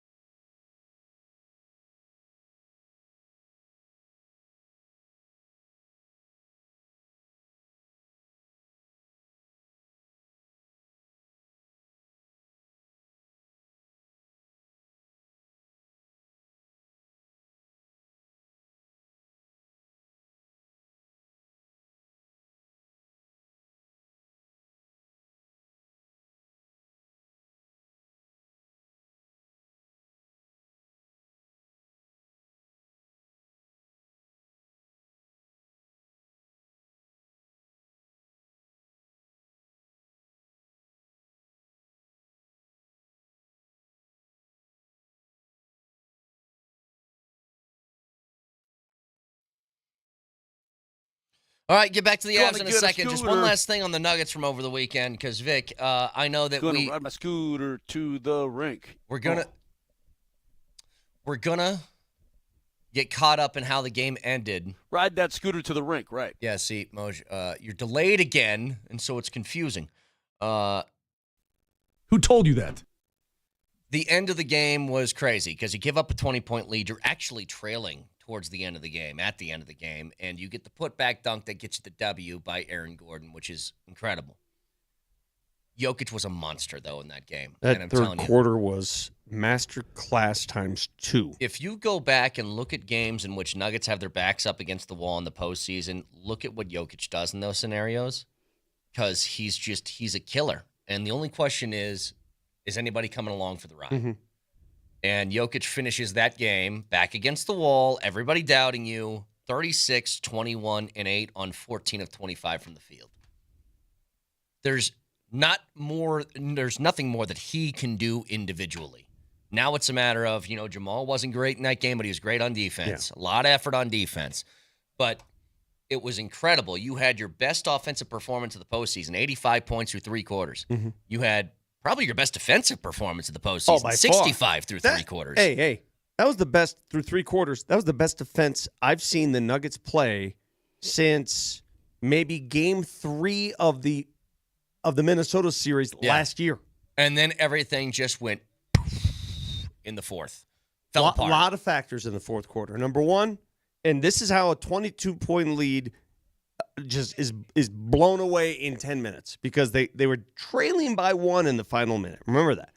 They lose a 22-point fourth quarter advantage. No lead is safe. Yep. Here's why. Number one, they were obviously gassed because they played defense. And that's where you gas yourself, by playing defense. They played their starters the entire second half, basically. Yeah. I mean, they were gassed. Number two, they went into prevent offense. They took too long to initiate the offense. That was the most frustrating They were thing. almost too laid back. You saw the lead go, okay, it's 18. Ooh, now it's 16. Ooh, now it's 13. And it's what happened. Every time they pulled away, every single time the Clippers scored, the Nuggets would take forever to initiate the offense. Dribble, dribble, dribble.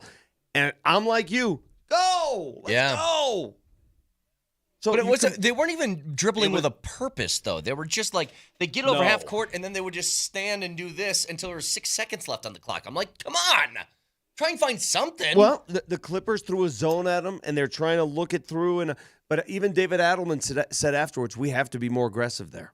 They have to be more aggressive. Just continue playing your offense. No lead is safe, man. Not in this playoff. You would think, if I told you, 22-point lead in the fourth quarter, you should be in the clear. Yeah. I was incredibly frustrated. And it wasn't just that they got into their offense late, and they did. It was the big fella wasn't touching it, and then you're getting stripped, and then it's an easy layup, and then before you know it, the lead is down to 8, then it's down to 6, and then it's down to 3, and oh my god, when Bogdo watching it slip through your fingers though, Vic, was painful. Moser, It was. Bogdo, when he stole the ball, basically ripped it from Joker and got that putback. Yeah. I was like, okay. Bogdan, Big Don, Bagdon. Because I think we can all agree, if the Nuggets lose that game in that fashion, there's no coming back, right? No. In the series. This series, there's no coming back, as a team. Well, I mean, that would change the blueprint for sure. But they found a way, and give them full credit for finding a way. At the end of the day, you come home, and now you have home court again. 2 of 3 are on your home court. I don't know if that matters that much. And that's not disrespectful toward the home fans or our home court in Denver, but I'm not sure the home court really matters as much as people think. You still got to put the product on the court. Oh, sure. Kawhi's best game of this series was at Ball Arena. Yep. Hell, James Harden's best game of this series is at Ball Arena. The Avs' best game of the series was at Ball Arena. So, why am I nervous about tonight? I'm feeling a little. Because it's a 2-2 series. Yeah, what I don't want to do is get into an elimination situation. I just don't want to feel that way. You don't like that, huh? I hate feeling that way on elimination day. And today's not that day. But if you don't win tonight, then Thursday will be. And I don't know. I'm getting worked up. Got to get on my scooter and ride. Sorry, I squirrel moment. Look at Quinn Ewer's room that he was in when the draft was going on. It's just dead carcasses everywhere. Just a whole bunch of antlers of different sort of animals. I mean, that was crazy. I know he's a Texas guy. Well, he and his family, I'm sure, are the big fans of the taxidermy. Yeah, every animal on the planet is on his wall. Yeah. But getting back to the Avs. Put it this way. Anything that can be killed in Texas has been killed and stuffed and put on his wall. Exactly. How about that? So with the Avs tonight, here's the amazing thing here, Motion. By the way, I saw this earlier. They gave a list, I'll pull this back up, of the Vezina finalists. And in there is Hellebuck, Vasilevsky, and Darcy Kemper. One of the finalists here. Kemp's got a nod. Yeah, he's not going to win. I mean, Hellebuck's going to win, but Kemper. And by the way, if Mackenzie Blackwood was an Av all season long, perhaps he'd be in there too. Just where I was going. It's the level of play brought by Mackenzie Blackwood in this postseason has, I don't care like how high your expectations could have been, he's exceeded them. Like he's been that good. And it just so happens that on the night of postseason career shutout number 1, Landeskog decides to be, a superhero. You bring up a great point because that was an unknown, largely an unknown. How would these two goalies who have no playoff experience, how would they react? And you cannot ask for a better reaction. He's risen to the moment. You can't ask for one. So that has gone below the radar because of the Landeskog story. Yeah. But Blackwood, man, he's been remarkable. He's been a baller. And he's been able.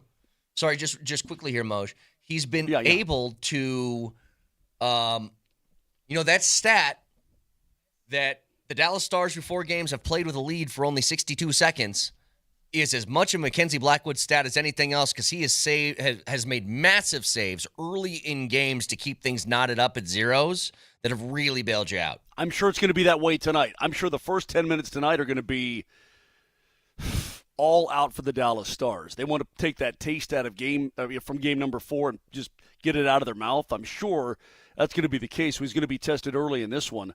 We'll see. We'll see. I'm not thinking negatively. I think if the Avs play the way they did in game 4, there's really nothing the Stars can do about it. It wasn't an aberration. It wasn't like Dallas let down, or the Avs just took it to them, and they didn't have an answer for it. That's maybe the best thing I can say about that game. The Stars did not have an answer, couldn't answer. Yeah. In a big way, Mackenzie Blackwood has been one of your top X amount performers. I mean, you go through the list, but the nice thing, and I think, Vic, you mentioned this earlier, and I think it's totally true. You talk about adjustments and things that need to change. And, after game 3, I think the answer was, what do you got to see from your second line? And Bednar said more. That was either game 2 or game 3. Mm-hmm. They go out there and they decide, you know what? Let's move Landeskog up to that second line and see how that sort of translates. And it translated to Brock Nelson's best postseason performance yet. A couple of assists. It looked like they were just way more dangerous, way more noticeable as a whole, that group. I'm assuming that will stay the same because if it's not broke, don't fix it. Yeah. Yeah. Also, Scott Wedgwood made a pretty good save the other night. Sit on the bench there. Puck comes flying into the corner. Yeah. Drop it. Love the wedge. Yeah, that didn't happen to him. Although, if any goalie that would have happened to, it's got to be the guy with no teeth in front, which is actually Blackwood, right? Well, but you saw Nedeljkovic. Remember earlier this season in Pittsburgh? The Avs are playing the Penguins, and he's the backup goalie, and he takes someone right in the face. Yep. Remember that? Yeah. And he had to leave? Oh, my God. It's dangerous on the bench, man. Dangerous. So, last words from you, Moj. How is the room right now? Is there nervous energy? Are they – you described the airplane rides. How does it feel in that room? It feels like a good, confident group, Vic. It feels like Like they know. think they found Okay. something big in Game 4. right. Yeah, that's what it feels good. like. Again, the Dallas Stars are very good. They're going to have something to say about it. But right now, I think there's a lot of goodness going on. Last thing, if Dallas comes out today and goes, guess what, Haskinen's back in the lineup, how much does that change things? I don't think he can play. But first of all, he hasn't taken any contact yet. Second of all, if he went right now, he would not be 100%. If he goes in this series, he's not going to be 100% by any means. I guarantee you. Okay. So I mean, he doesn't look the part yet whatsoever of an effective player. You can always get in touch with us on the show. I mean, but if they get desperate, would they throw him in? Maybe. You can always get in touch with us on the Shop Mazda text line. One price, one person, 1 hour. Keep this in mind, everybody. Tomorrow is going to be another Playoff Ticket Tuesday. The chance for you to win a pair of tickets to the Nuggets and Clippers Game 5 tomorrow. So stay tuned. Listen for those keywords on the 20s all day tomorrow. And perhaps you can end up like, I forget the name of the texter from earlier in the show, but said they won the tickets to Game 4. Greatest experience at Ball Arena of their life, being able to see Landeskog's goal in person, 4-0 win, all that good stuff. So hopefully we can make somebody else that happy tomorrow. So listen every hour on the 20s for those keywords. Fact checker, please, Nelly. Nelly monitors the mistakes in today's Fact Checker. Today's Fact Checker. Presented by Rock Plumbing, Heating, and Air Conditioning. Your local home comfort specialists. RockHeating.com. Rock, bringing comfort home and simplifying your life. Vic hit us with a good SAT vocab word earlier. He dropped a little morass, which is not what Gabe Landeskog used on Sammy G's goal in front of the net.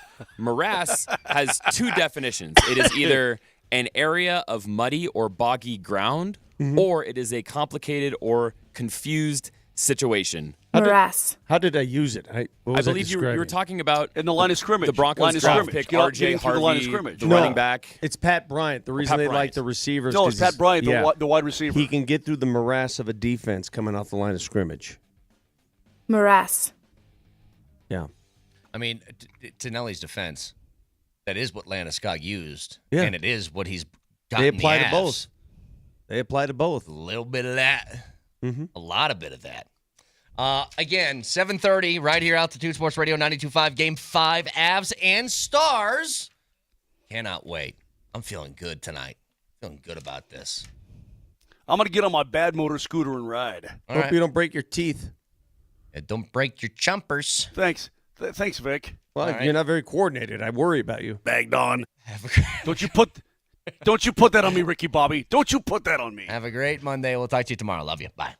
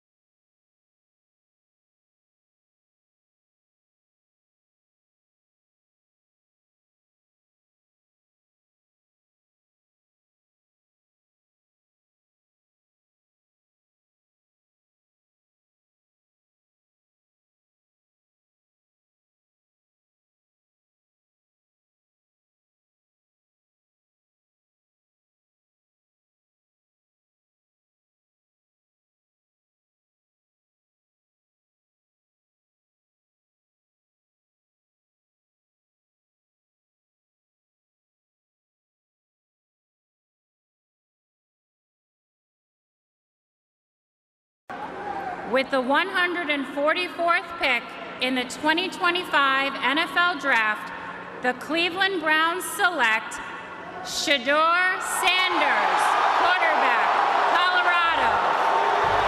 Throws it in over to Jokic, hands it, fake the handoff over to Murray. Jokic at the logo, one-on-one with Zubac, 2 seconds left, fade away. Dunked home by Gordon at the horn! You count that basket! It's good at the horn, and Denver wins game number 4, 101-99. Brock Nelson trying to make it not matter. Nelson, the need for speed. Landeskog! Yes! Oh, Captain! My Captain! Welcome back, Cap! Gabe Landeskog! The Norse god of hockey has made it 3-0 Colorado. Oh, what a moment inside Ball Arena. What a weekend. The NFL draft is in the books. The Nuggets get the latest buzzer beater in NBA playoffs history, a tip slam with 1/10 of a second remaining from Aaron Gordon.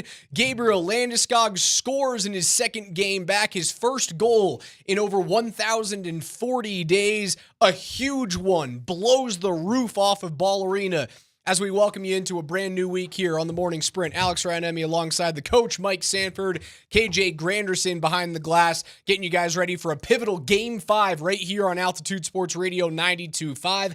Avs and Stars, 7 p.m. pregame show, 7:52-ish puck drop is going to be my guess for Connor McGahee down there in the Lone Star State. You can watch that game live with us at Stoney's on Lincoln in Denver. I'm giving away a signed Cale Makar stick, live broadcast with Berto, myself, Mark Springer. But Coach, with all of the things to talk to and talk about today, the Broncos draft, what do you give it? It's a mixed bag. Shedeur Sanders falls from what could have been the third pick down into, no, not the second, not the third, but the 5th round? And then a crazy tip slam to tie the series at 2 for Aaron Gordon and the Denver Nuggets. We start at home with Gabe Landeskog and the goal heard round the world. I've never been a part of something like that.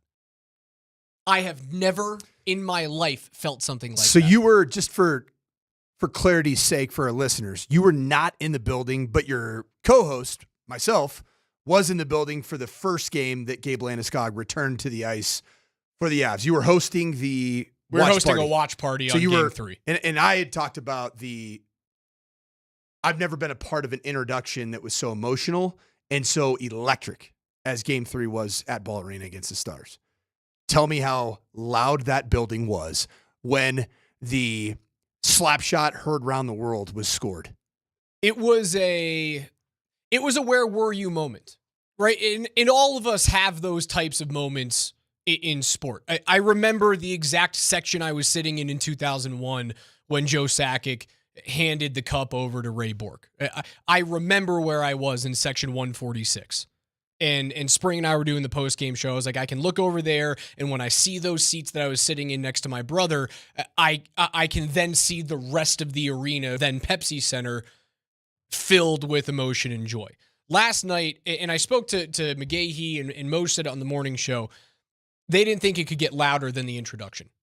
It was louder, and significantly so, when Landeskog scored. You could not hear Reed Saunders, who's the fill-in PA announcer when Alan Roach is not available, and Roach hasn't been available because he was in Green Bay doing the draft for the NFL. I saw Alan Roach's tweet almost apologizing, and I know Reed Someone Saunders get him has a got PJ. this. Yeah. Someone get him a private jet. I think the Cronkies You have can an come back and entire forth. arsenal, pun intended, of PJs. Raj, They real said quick. it was way louder. I cried. Okay, I was going to ask you that. Hand to God, I cried. Because the shots and imagery of both on the ice, on the bench, and most importantly up in the crowd, it seemed like you had to just grab the nearest human being to you and just start trading saliva with him. Yeah, people were chugging beers. There was a couple moment. that was tongue deep in each other's throats. There's a lot of I think we're going to probably have a bit of a flu epidemic here as a result of Game 4. No, you know what there's going to be? There's going to be a ton of babies born on January 25th of 2026. What are the names going to be? Landy? Gabriella? Yeah, like Gabriella. Very nice. Very nice. Gabby. Just Gabe. Could. You could go the Brett Kane route and just go baby Jamal Cale. Yep, can go that route. And it could be an AG, kind of an AG Gabe. Ariana? Yep. Ariana Grande for Aaron Gordon. Yeah, I'm Gabe. right there, baby. So, Raj, you described this moment on your X account in real time. And I need you to break it down for me. What everything means in the world of Alex Ryanemi and his hockey brain. All caps. Landy, clap bomb, top titty, get out of town. Hashtag go Avs go. Oh, yeah. I don't know if we're allowed to say that on the radio. You can say it on X. Which one? Clap bomb? The middle word. Is that because it's a LBI? No, clap bomb. You can a Landy clap bomb is it's a slap shot. I thought a clap bomb was something that you get when you go to school at Arizona State and you make some bad decisions after 2 a.m. A clap bomb is a slap shot. A slapper, a clapper. So clap bomb, slapper. Top yitty. Yep. Top shelf is part of just what we'll say because there's the shelf. That's another term. No commas. No. There's no time in that situation. There is no time for punctuation. In no world am I sitting there trying to figure out where I need to put a semicolon when Gabe Landeskog scored his first goal in 1,042 days. You're lucky I got a tweet out. That tweet right there deserved hundreds of thousands of retweets. More. It deserved. It really did. I think there was almost too much pandemonium in that moment. So it got lost in the wash. Can I tell you my story? You may. I was doing a quick. I was watching every bit of the game as at home. I was doing a quick little, during, I think it was a timeout, a TV timeout. I was doing some quick little, take out the trash type of a chore. And all of a sudden, with that new Apple Score app, I have, of course, I get a notification on my Apple Watch this was to make it 2-0. 3-0. 3-0, that's right. It now became 3-0, and I see Gabe Landeskog score. And the problem with this Apple Score app, it almost happens. It updates things before it even happened in the arena.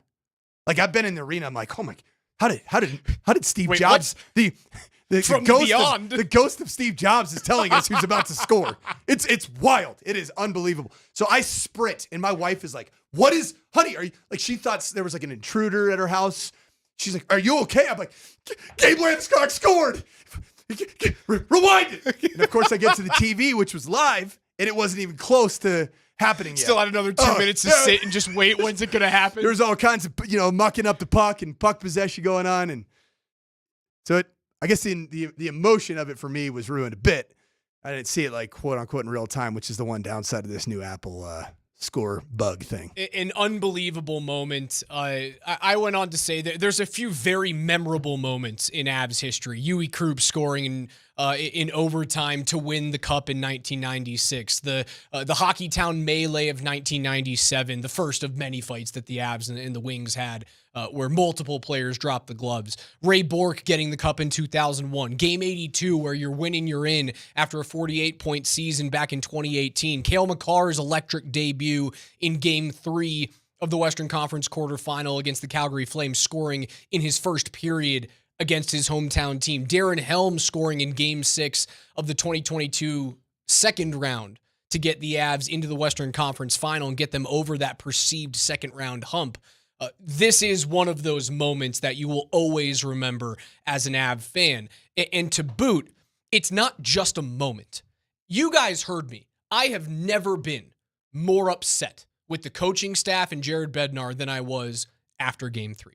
Never. Not in I've done the post-game show for now 7 seasons. I've never been that upset. I've been upset with players in the past. You guys heard me go on a rant with Ryan Graves when he shot 2 pucks into shin pads against the Vegas Golden Knights at home in the 2021 second round.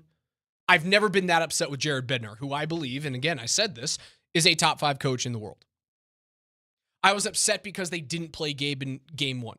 I was upset because they did not play Gabe in game 2. I was upset because they did not move Gabriel Landeskog into the top 6 or onto the top power play unit in game 3, despite going 0 of 6 and seeing that players were drastically underperforming. If I'm going to get that upset, if they make the requisite changes in the lineup in game 4 and they win, it deserves my praise. I don't know how valuable my praise is. It's not valuable at all. Means something to me, Raj. And you know what it means to me? Is that we've talked a lot on this program about the Raj curse by predicting an outcome, a favorable outcome for a Denver-based team, sports team. We've learned, and our listeners know this, Raj, you're not allowed to do that anymore. You know what you can do, though? You can absolutely obliterate a head coach for adjustments that have to be made. And you know what's going to happen? They're going to make the changes. Get made. It was made. It was a masterclass. You saw Pete DeBoer have his team ready to play a must-win hockey game in game 2. Felt like your season was on the line in game 2. It felt that way in game 4 for the Avs down 2-1. And they made the changes. Not only did they make the change on power play, they make the change in the top 6. They get Landeskog up there to change the identity. That line of Nelson, Nichushkin, Landeskog. So much ass, baby. So much ass. The Avalanche at 5-on-5 in games 3 and in game 4. When Landeskog is on the ice at 5-on-5. 21-3 in shots. Wow. Expected goals, 1.5 to 0.1. Actual goals scored, 2-0.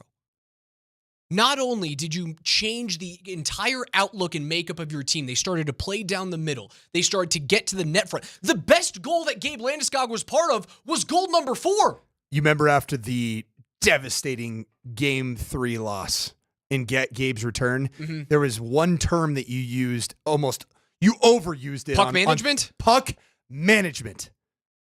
And how good was the puck management? All they did was manage pucks the whole night. It was amazing. And you know what it looked like? It looked like the design and intent of this hockey club. Yes. And how they need to play, how they're going to play. You know what? You want to know what Saturday night was? It was Avs hockey. It was Avalanche hockey. It's exactly what it was. They refound their identity on Saturday night. And I hope that they keep that going into this evening because that's an impossible hockey team to play against. You look at the shots, 48 shots on goal.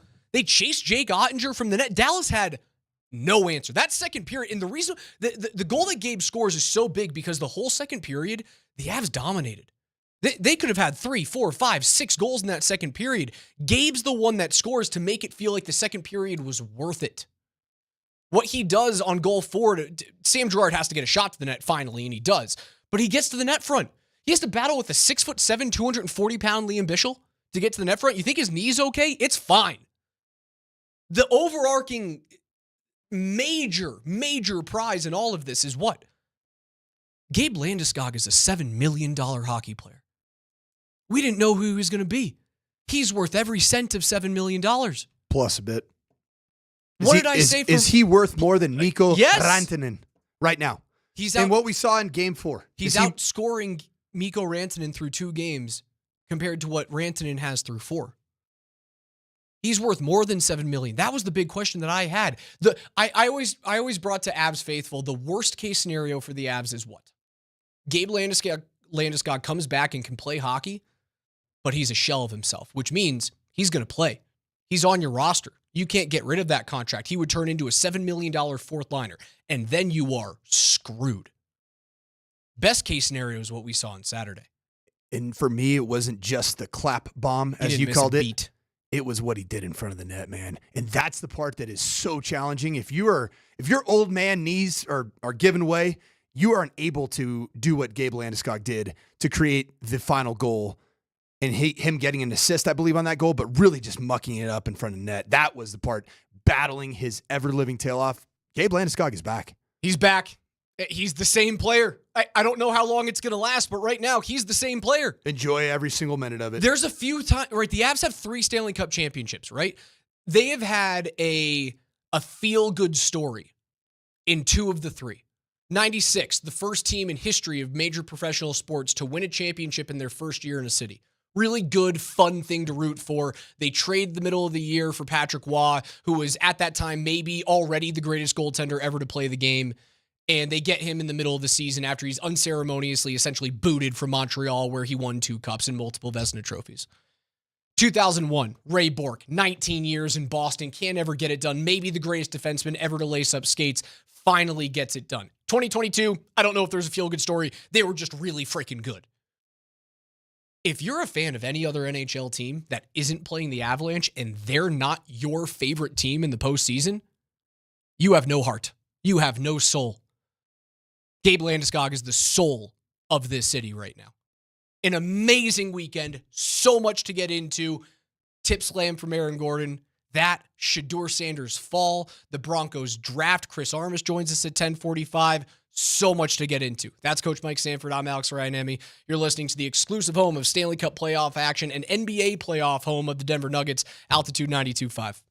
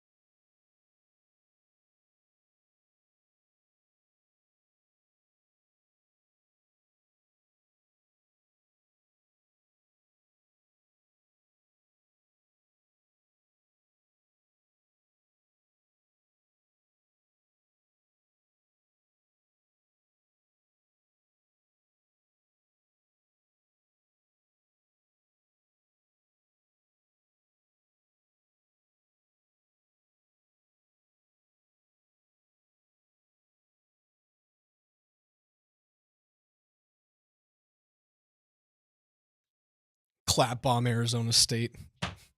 Unbelievable. It's one of the funniest things you've ever said. That's why you tune in, man. You just never know what's going to come out of some of these mouths here on the station on Altitude Sports Radio 92.5, the sports leader. From a clap bomb to a tip slam, the latest buzzer-beating dunk in NBA playoff history. Aaron Gordon off of a broken play, and I'll get to the broken play because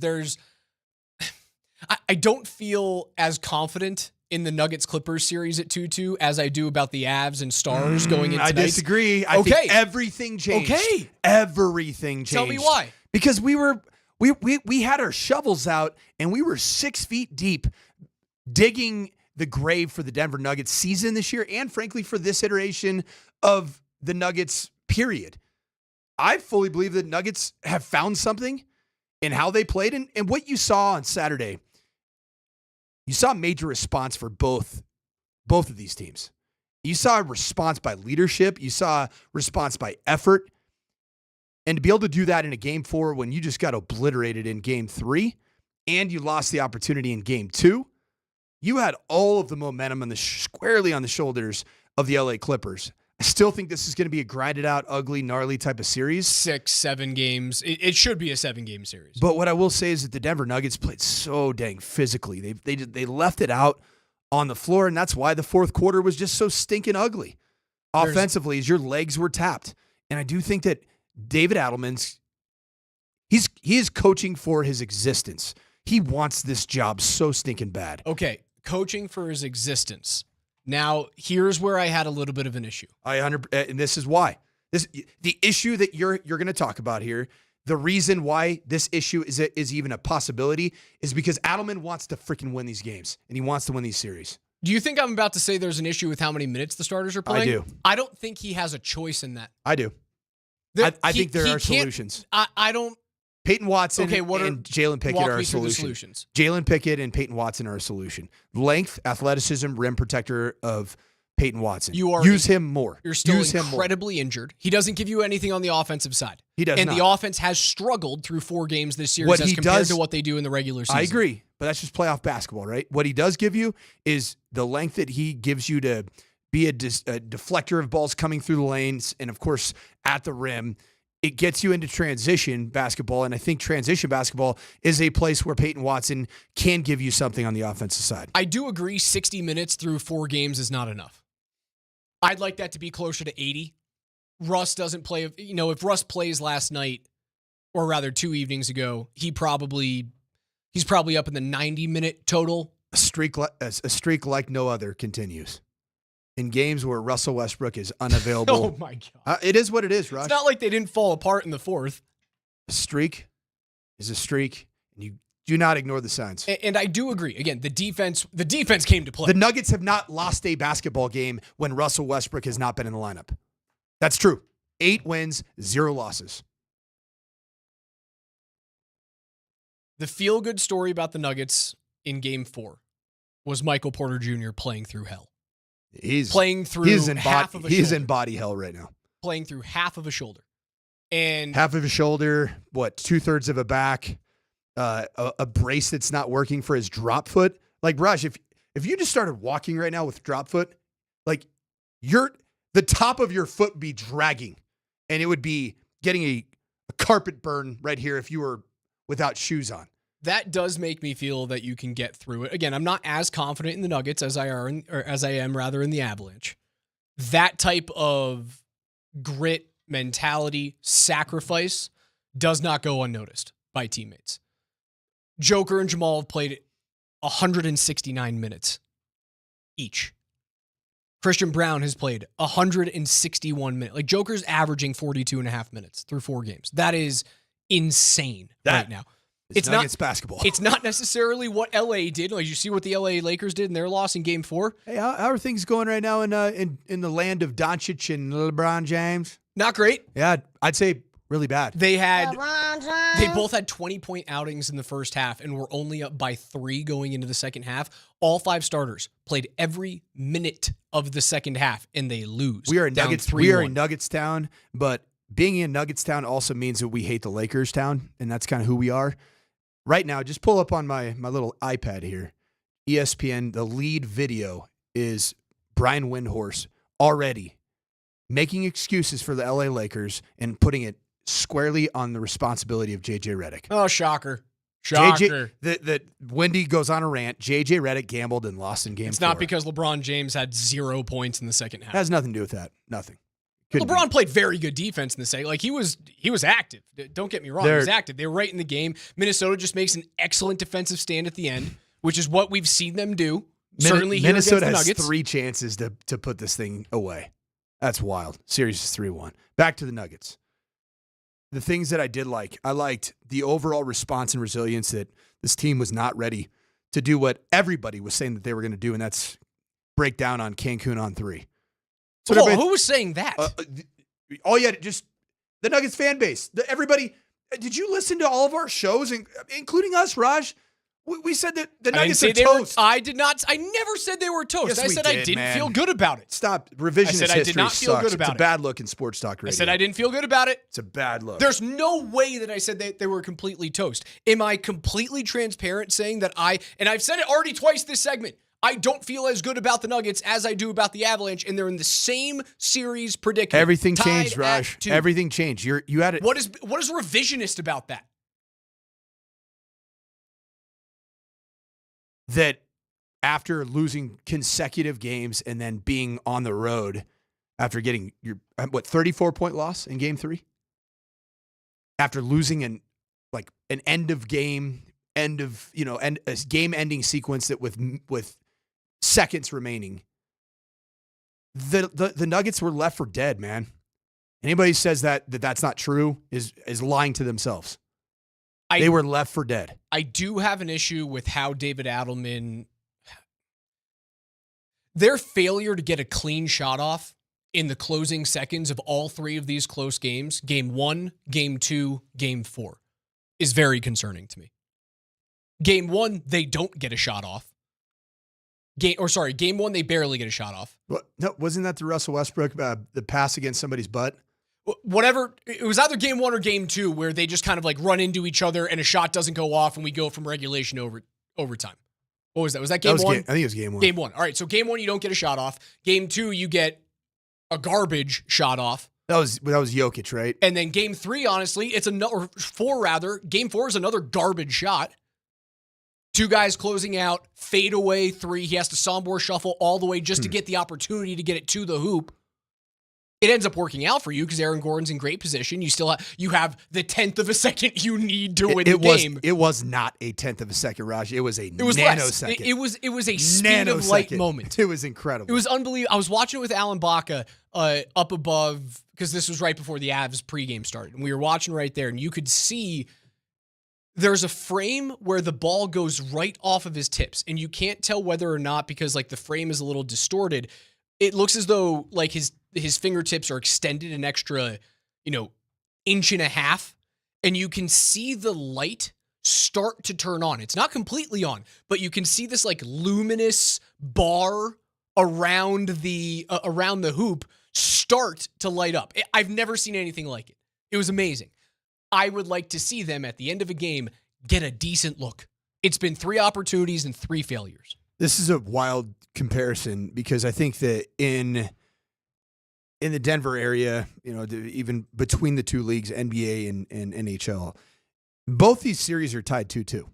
We're talking about the Avs and the Stars, and you had an unbelievable performance, dominant performance, to get to that spot where you're up 2-2. And then the Nuggets and the Clippers are at 2-2. You would think that the Avs have re-established home ice advantage when indeed you have not. You haven't. You've lost it. You do not have home ice advantage. Right. You lost that when you lost game 3 in Gabe Landeskog's triumphant return with crazy roster and line decisions. It's a good point. Nuggets on the other side. The Nuggets went out and got freaking home court advantage. And you mean to tell me that the smiles on the faces of Aaron Gordon, Jamal Murray, heck, even Nikola Jokic, he was a little bit tongue-in-cheek about he admitted it was a shot, not an alley-oop attempt. They come back to Ball Arena tomorrow night. This is a completely different Nuggets team than I think even started this series against the Clippers because you found a freaking way and you reestablished home court advantage. Man, I feel good about where the Nuggets are at because that was a Herculean effort. You got it done.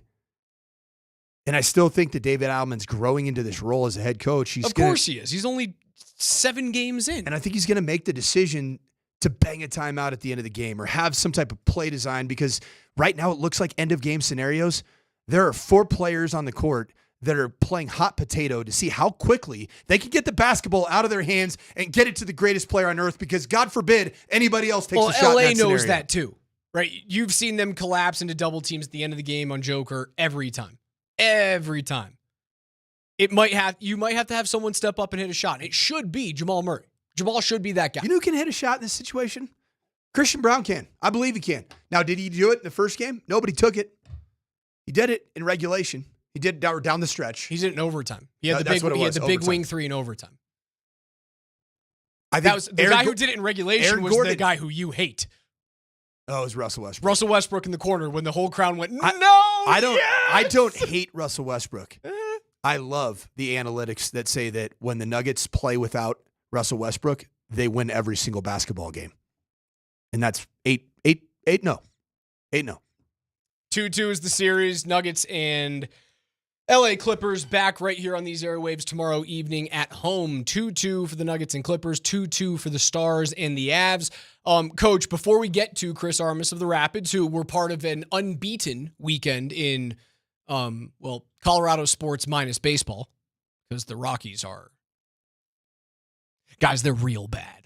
It's as bad as it gets. It is as bad as it gets. They're twice as bad as the White Sox right now. The White Sox are atrocious. Is it bad that all I do now with the Rockies is I look forward to opening up my calculator app and pounding 24 divided by 162 and then times. So right now my favorite thing going on here is 24 wins, 138 losses. That's what your Colorado Rockies are on pace for. Is that bad? It's not great, Bob. You might not ever win a series. I think they'll go. There's a good chance they might go the whole year without winning a series in the division. You know the division is so good. You want to know something wild, Raj? Something that I didn't predict whatsoever. You want to know who are the 2 best records right now in Major League Baseball? Your New York Mets and my San Francisco Giants. All right. I'll take that. That's a big W right there. I'm happy with a good team of mine to root for. In this area of Denver, the fact that the Rockies are so bad makes me feel better that I have a team that I'm actually allowed to root for outside of these parts.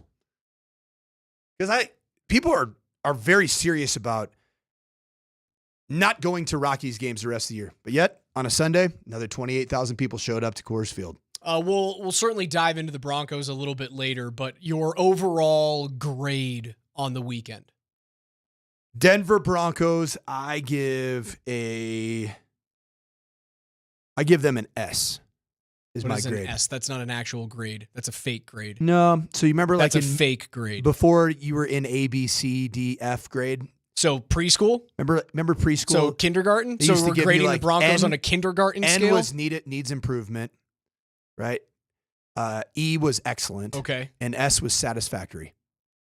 Why did we use the word satisfactory for kindergarten? Just give me as this. if a 6-year-old, I don't know how old you are. My S knows what that word My is. S for this Denver Broncos grade is it's twofold. Satisfactory, and then most importantly, smarter than you. That's what I think the Denver Broncos did this weekend. We'll get into that in a little bit, but on the other side, Rapids head coach Chris Armas.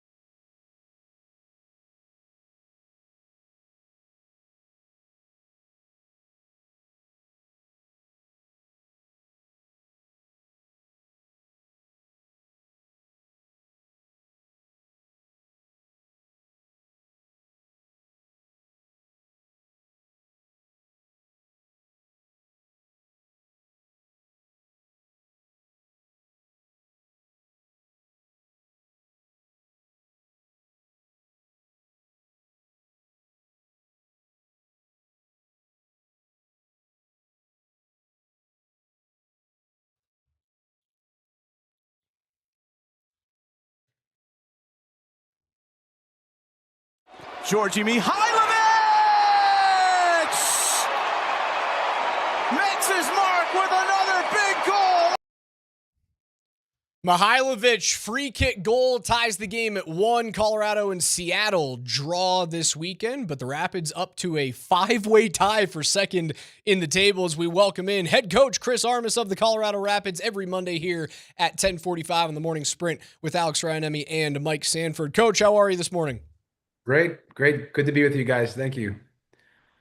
That Georgie goal, it never gets old seeing someone go underneath a wall. Does it ever scare you as a coach? Like, the worst thing that you could do is like a yard outside of the penalty box, you throw something on the ground, it just hits someone's shin, and a grade A scoring chance goes by the wayside. If someone goes low, do you cringe a little bit, or do you just trust the guy? Yeah, no, we like to take that risk and we trust our shooter. That if he thinks, based on even the scouting report that we've done with our set piece coach, Chris Sharp, that from that range that wall might jump, that's the first part, then it's worth taking the risk. Imagine how hard it is from close range to get up and over the wall. So technically, that's just not easy. So with that just becomes now such an ability to, now you have to, sometimes if you try to shoot a ball low, the ball is up in the air a little bit or it bounces. He slides it perfectly on the ground, gets the right timing, and puts it directly in the corner. Not even like in the corner-ish. It's a curler that ends up almost being side netting. Amazing technical moment for Georgie. So speaking of that technical ability, and just bring me through like the mindset of a striker there going into a set piece. If you're going, all right, the scouting report says I can go low here. Is there an ability to change that like mid run up? If you see something where it looks as though they're standing their ground, do players change that mid run up, or is it I've made the decision, I'm committing to it?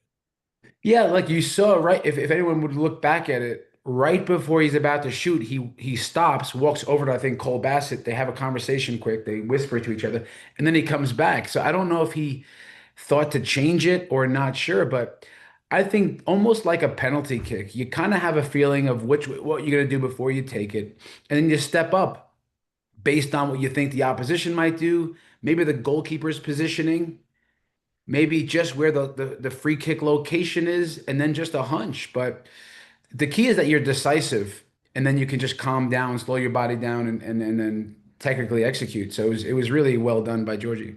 Coach, getting the 1 point at home does get you in that third place spot, tied with a couple other teams in the Western Conference, which has been very, very close across the board. It's everybody's hovering between, seems like 18 and 12 points. How disappointed are you in the officiating decision to disallow Rafa Navajo's goal? Yeah, listen, I'm really disappointed. But I make sure my team knows after, guys. Yeah, listen, we thought it should have counted, but let's be honest. Let's not. I'll talk to the media about that. But you guys, let's just say, hey, we had a strong performance to ourselves here. That we can the margins. Maybe 10% better, lots of other little things maybe could sway the victory. However, I mean, come on, guys. Like, imagine we're at home, 17,000 people, building is full. We're pushing the game, pushing the tempo. We are the aggressors. We are the protagonists, and we're pushing 10 shots to 1 in the second half against one of the best teams in MLS. And to score a great goal like that, and there wasn't a foul on the play. There wasn't. So, that's gut-wrenching for our guys. We work every day hard as hell to push for these moments, and for our fans to not let that count, I think. And it's only because the referee blew the whistle. Like, for me, this is the mistake on the referee's part. Nowadays in soccer, there's VAR. That does the job. You don't have to blow the whistle. This is not 1995 when Chris Armas started professional soccer. This is 2025. You got to you let that play, and then you can blow the whistle, and then VAR does its job. We've tried to remove the referees, and it actually helps them to not be part of these huge decisions that change games. a little sour from a couple of plays back in the 90s that you wish would have had gone your way, Coach. I love that. Also, 1995 soccer, when everybody wore triple extra large jerseys, kits, and shorts. They were past your knees. It's not 5 pounds. Those jerseys were 5 pounds, 10 pounds each. It's not like you guys let that get into your heads, though. I mean, you still had an extra 90 seconds of game time left and had a grade A scoring opportunity on the next ball into the box. You had a corner that it didn't go your way, but it seemed as though there was a quick whistle afterward. There was some frustration from the team. I can't remember who punted the ball after the game, but is that something that you welcome into the room in situations like that?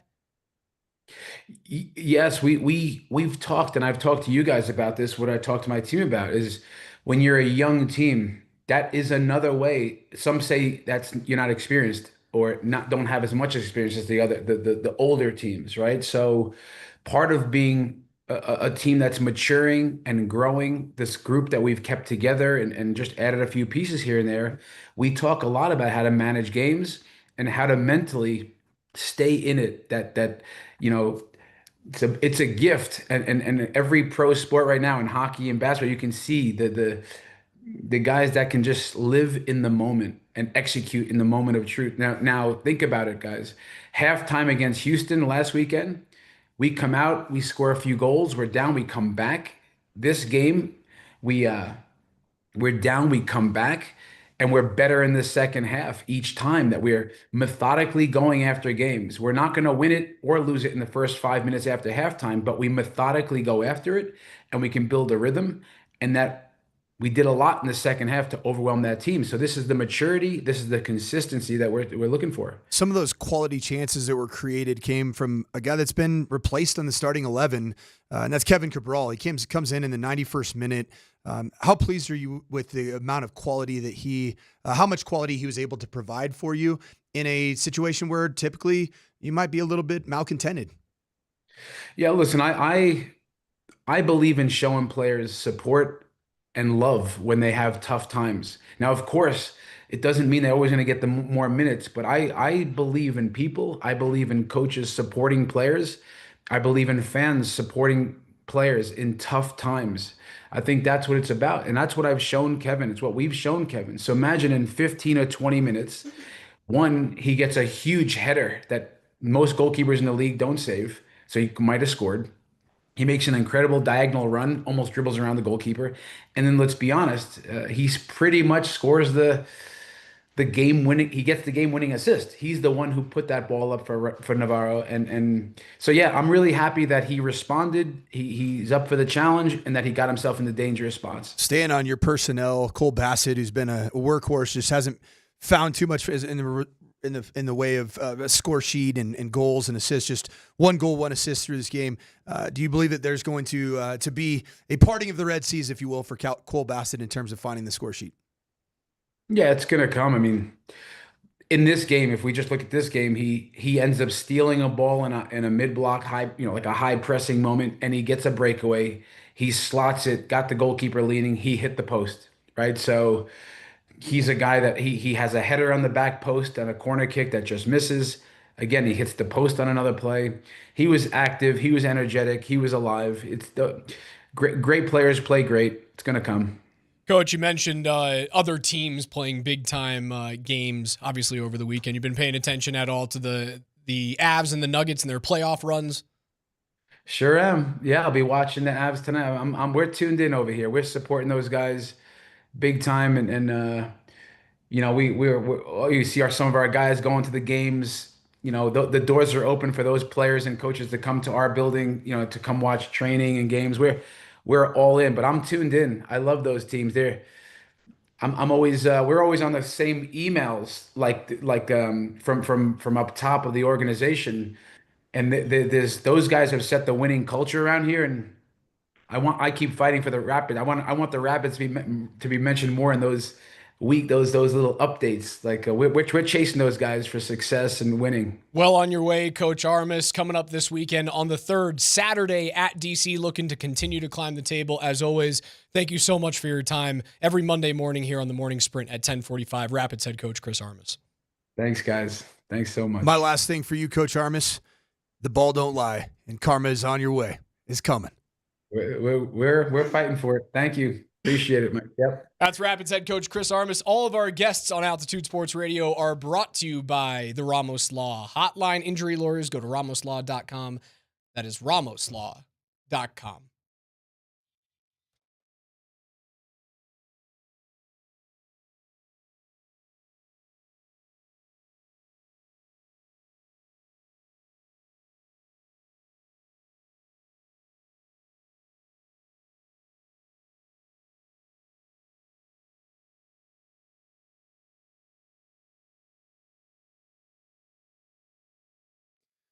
Hey, Colorado, spring is in the air, and the snow, it's going to keep on falling. Actually, it's falling in these next couple days. 15 more inches of snow is coming up to the Loveland ski area. So if you thought the season was over and you were enjoying the spring temps down here in the Denver metro, well, I got news for you. There's still the fluffy white stuff is falling up at Loveland ski area. So you can get your 2025-26 pass at the lowest possible price and use it to ski the remainder of this season. And that actually includes the next 14 days because May 11th will be the final day that you can go up and ski at Loveland Ski Area. And with 15 inches of fresh snow, I'd want to get up there. So visit skiloveland.com to get your 2025 and 26 pass today.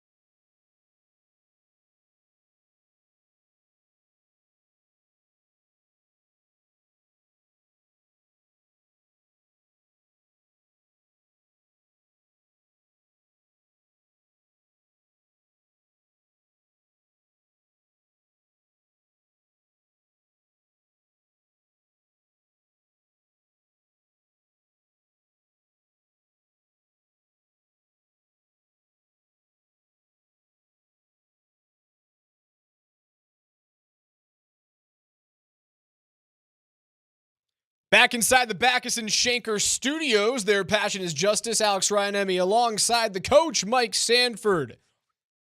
Avs big-time win, tie up the series 2-2. The Nuggets do the same with a last millisecond tip slam from Aaron Gordon. Special thanks to Chris Armas of the Rapids for joining us last segment, as he always does at 10:45 on Mondays. But we also had the conclusion, the entirety of the NFL draft, and Coach Sanford, you gave the Broncos a satisfactory or a smarter than you grade. Smartest guy in the room draft. That's what the 2025 Denver Broncos draft was all about. You know what? None of you, just like a year ago, none of you had our pick where we should have taken him. The value wasn't there, right? RJ Harvey, that guy's not a second round draft back. Oh, I'm going to show you that he is the next, not Alvin Kamara, he is the next Darren Sproles. But oh, by the way, guess what? Smartest guy in the room is going to tell you too. He's a high school quarterback that was recruited and offered a scholarship. So that sounds at a 5'8"? 5'8" and some change. There's a reason why you switched positions. He did switch positions, but he had a standing offer from the University of Virginia Cavaliers to play quarterback. The Who's. So might we see? And I got a little football program. I got a little bit of an insider tip. You know, people were saying, is this Alvin Kamara 2.0 for Sean Payton? Nope. He sees it. It's Darren Sproles. And also, is it Darren Sproles with a little Taysom Hill twist to it? A guy that might be able to throw the football a couple times a game, maybe even throw the football in a red zone situation with a toss pass. It's a little mini joker. He's a small little lad. He's just a 5'8" little guy. I mean, he is not a little guy. He is a shorter guy. And to be fully fair on that, because everybody's huge. He's Ashton Genty's measurables a couple pounds lighter.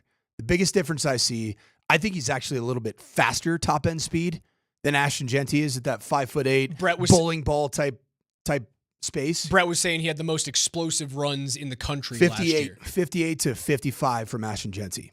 So I agree with that. The one downside that I don't see, and this is arguably something that you would see from a quarterback that became a running back, for a guy that is 5'8", 2 drafted in the second round, I would like to see more broken tackles on tape. Like, he is a guy that hits a crease, but I would like to see a guy that can, like, this is a perfect clip right here of RJ Harvey.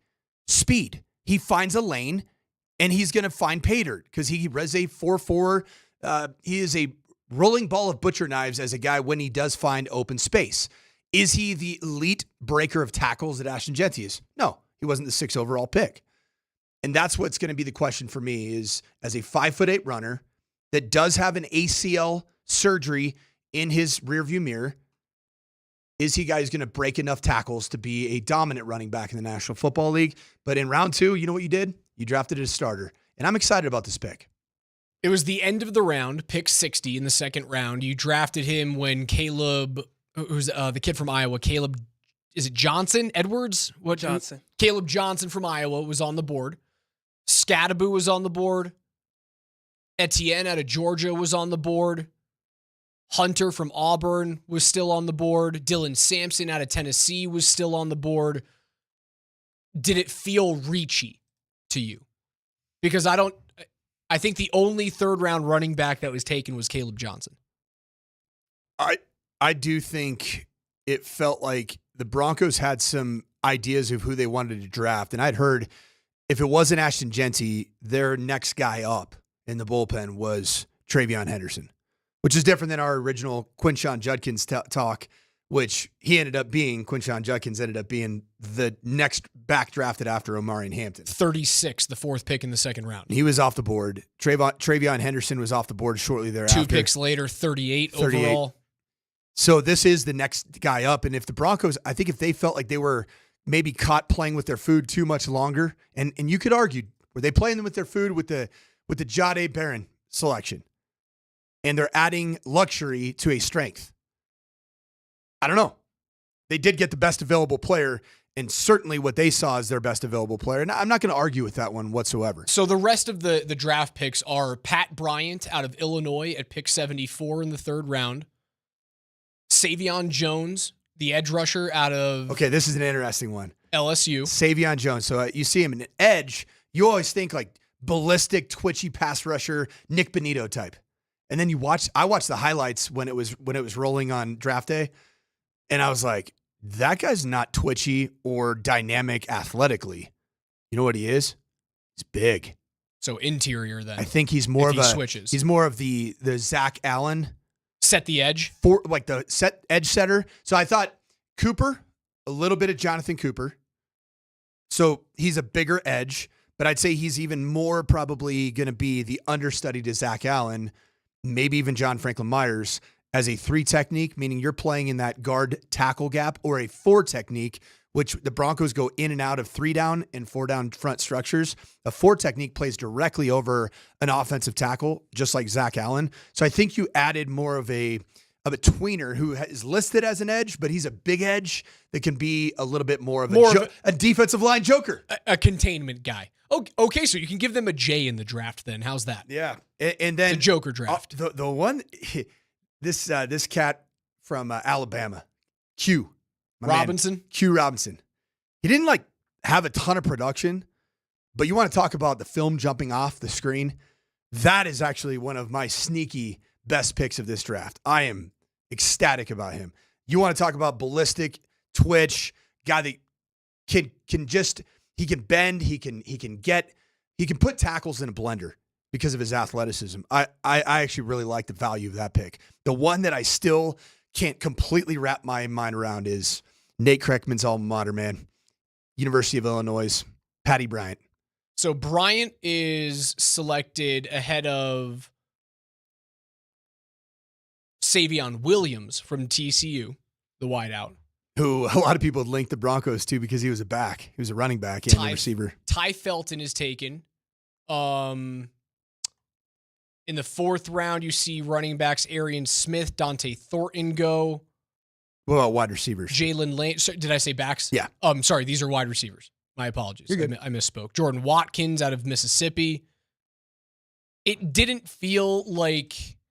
It felt like most of the impact wide receivers have been off the board by the time that Bryant came along. You know what Pat Bryant picked after I slept on it? You know what it sounded? It just completely made sense to me.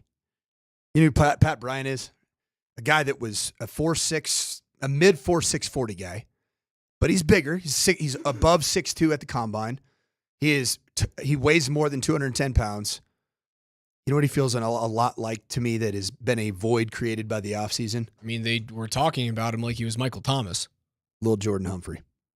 I think he's a little Jordan Humphrey. Why? Because what does everybody tell you? He does all the jobs that nobody else wants to do. He is a great perimeter blocker. He is going to be for Sean Payton what little Jordan Humphrey was, and that's that big receiver that plays at on 3rd down, plays right outside of the offensive tackle and chips a pass rusher and then gets to the flat. And I don't think that Sean Payton believes that Devon Vele is stout enough for that role, but that's a huge part of cheating pass protection on 3rd down is get a wide receiver in there, have a little nudge presence on a defensive end, and then you can get out to the flat.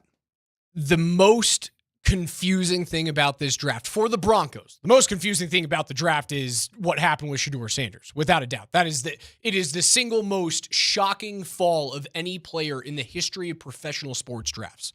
Is what we saw out of Shadur. Not going on day 1, not going on day 2, and having to wait until round 5 to get selected by a team that had already picked a quarterback in the draft. A quarterback that's as tall as you too, Raj. He's a little guy. He's just a wee guy. The Broncos wait until pick 241 to get a tight end. And granted, I like the diamond in the rough pick here. 5 receptions in his season last year. He did not play college football until 2024. You know what this sounds like? 4 touchdowns. Antonio Gates. And a 2-point reception. This is the Antonio Gates / Jimmy Graham take, right? Because it's a guy that has been a power forward in basketball. I was upset when Terrence Ferguson was available in the 2nd, and you probably could have traded up to go get him. It always makes me a little bit wary when the LA Rams move up to go get somebody, and I go, maybe want to get players that they typically draft. I don't love the fact that Ferguson goes, I love it for him. Yeah, it was awesome. Friend of the program. I mean, that's awesome for him. It was really cool. Like sitting there, I texted the group chat. I was like, Can you believe that we had a hometown product on our show that gets drafted, a mere 2 days later in the second round, 14th top pick. half of the second round? Awesome. Fannin goes with the third pick in the third round. Gunnar Helm is available until the 18th pick of the fourth round.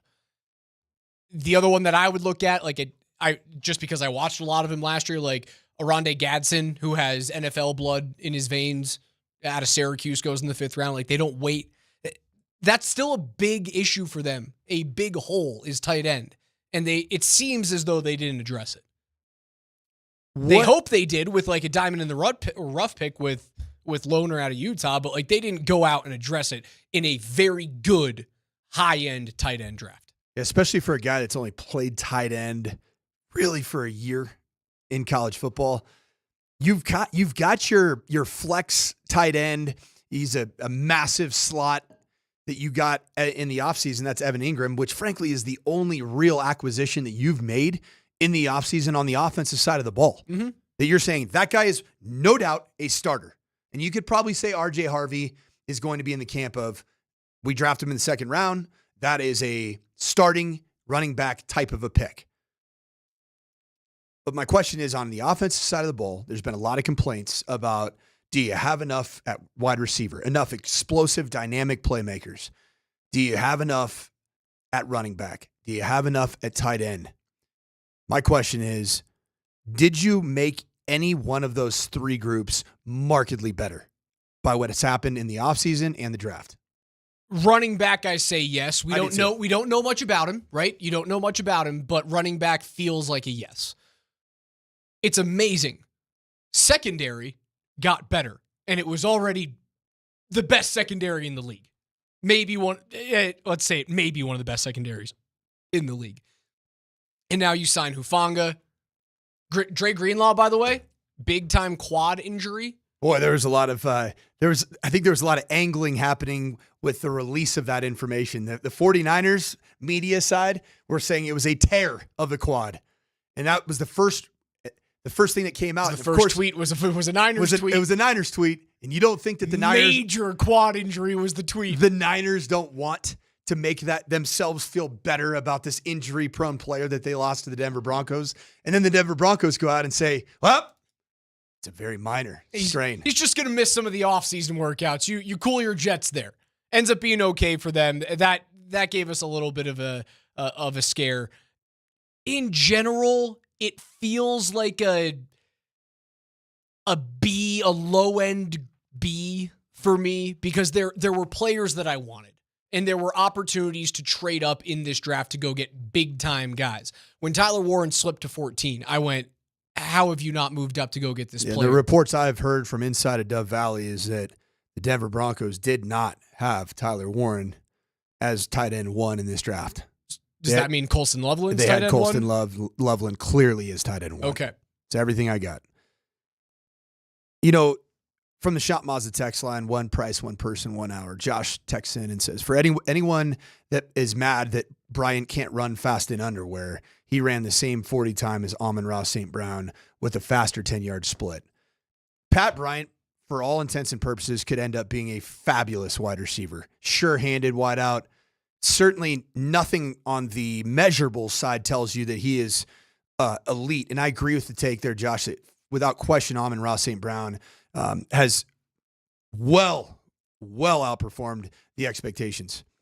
I would ask you, when you watch his highlights, is there anything that just screams difference maker? Pat Bryant.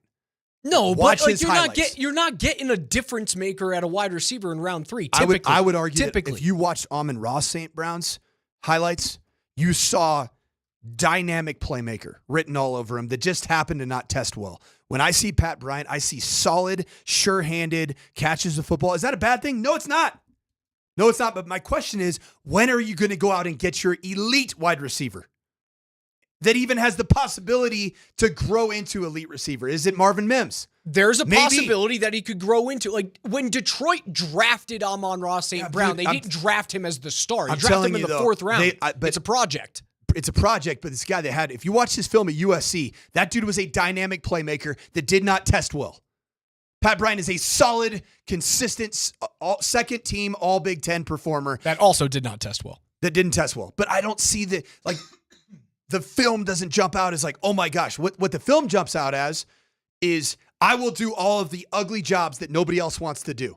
I'm going to be an elite perimeter blocker. I do have the ability to set down in zones and be able to, catch those intermediate throws that Bo Nix. He does not give you anything in a contested catch space down the field that would make me that excited. Whereas Amon-Ra St. Brown, elite contested catch playmaker. I think that you drafted somewhat similar to the guys that you had in the camp last year of Tim Patrick, Devon Vele, and the third one being Courtland Sutton, where they're bigger body types that can settle in zones. It's good. Does it tell you more about your quarterback? Yeah. I mean, what does it tell you, though? What does it tell you? That he's top 5 quarterback, he's going to raise all boats? Or he's not a home run hitter? I mean, he threw the ball.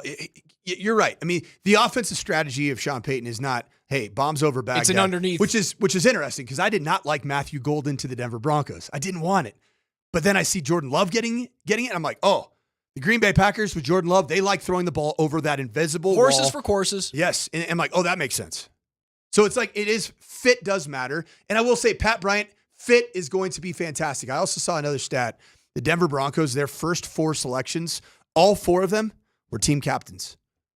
They're good leaders. They're high character guys, and that's what Sean Payton wanted to continue to add. And it's worked out. Continuing to change the culture. We'll get into the rest of the NFL draft and what the hell happened with Shedeur Sanders. That's next.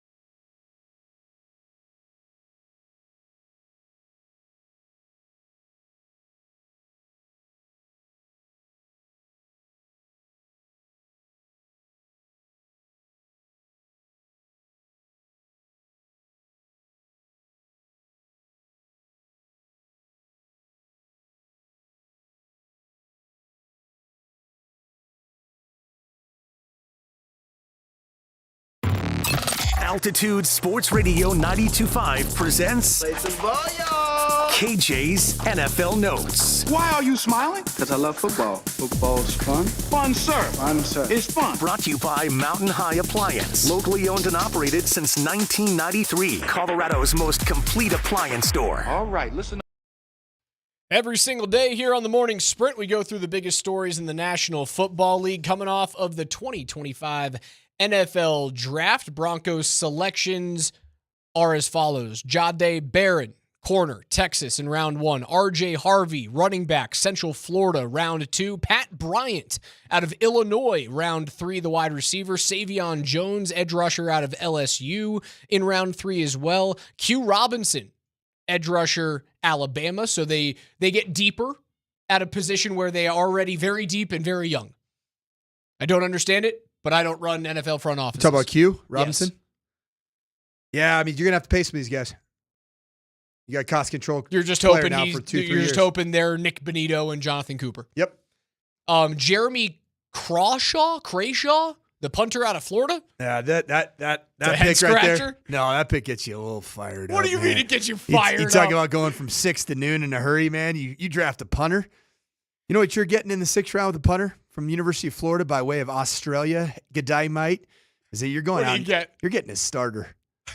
You got a starter on this football team I late. love how sunny and bushy-tailed you are. Second You to make last me round so of the happy. draft, and you got yourself a big-time mustache-laden starter. Let's get it. And then Caleb Lohner, 5 receptions last year as a tight end High out production. of Utah, 4 touchdowns and a 2-point conversion. Love it. KJ, what's first?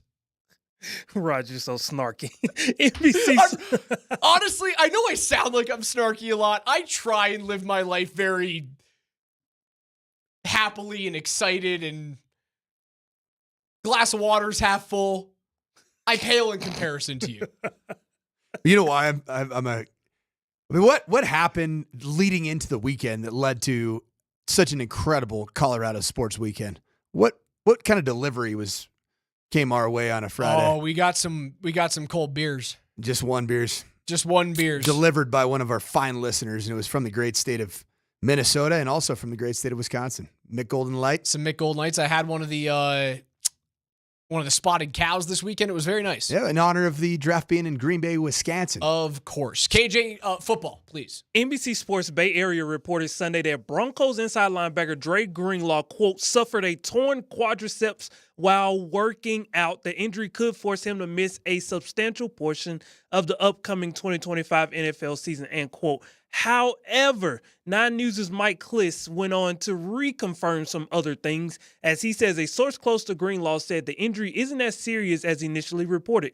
Greenlaw did suffer a strained quad, but not a tear, and no surgery will be required. Greenlaw will likely miss the rest of the Broncos' offseason program, but he will need rehab, not surgery, to repair his injury. He should return in time for the start of training camp. Most significantly, the Broncos were aware of Greenlaw's quad setback entering the draft this past weekend. Do you guys think it will be a mistake with the Broncos not drafting a linebacker? Could it come back to hurt them? It certainly can. And you had the opportunity late in the first round to draft who the Eagles ended up going out and getting. That's Alabama's Jihad Campbell. That would have been a tremendous piece to add to the puzzle, because I don't think you have great inside linebacker depth on this football team. Alex Singleton, who we all love. Tackling machine, coming off an injury. Dre Greenlaw. These types of things happen when you're coming off significant injuries. And Dre Greenlaw wasn't able to stay healthy for the 49ers at the tail end of last season. Came back miraculously from the Achilles tear that he sustained in this Super Bowl the year before, and then was not able to stay on the field and was shelved again. So the recent history of Dre Greenlaw, it gives you enough pause to think he's going to be dealing with things as he comes back to full health, just like we've seen with Jamal Murray and even obviously with Aaron Gordon. So I find it to be a little bit concerning. Now, anybody who saw the Instagram post from Dre Greenlaw, he posted a video which many are going to fall for the mistake of thinking that that's Dre Greenlaw that's outrunning a horse. That is not Dre Greenlaw, because he put torn quad with laughing cat emojis. I'm aight at Broncos. That's a video content creator named Ashton Hall, not Dre Greenlaw. So anybody who thinks that is Dre Greenlaw showing off that he's full speed, that is not the case. I have some concern about his injury, and I have some concern about the linebacker depth right now. It all matters what you think of Justin Strnad, Drew Sanders. Drew Sanders is a big piece of the puzzle. Bailey Lavelle. Yeah.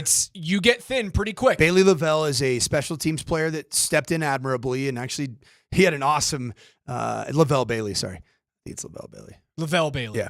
He's a double first name guy. He is the type of player to me that he's most likely a special teamer. Drew Sanders is that the Broncos told you with their draft that they really like Drew Sanders, and he showed up in the Bills game. And he had a big play. He had a sack in that game. And then Alex Singleton, you got to feel pretty good about where he's at in terms of his rehab. The other one, you said Justin Strnad. Remember when he played a ton of minutes?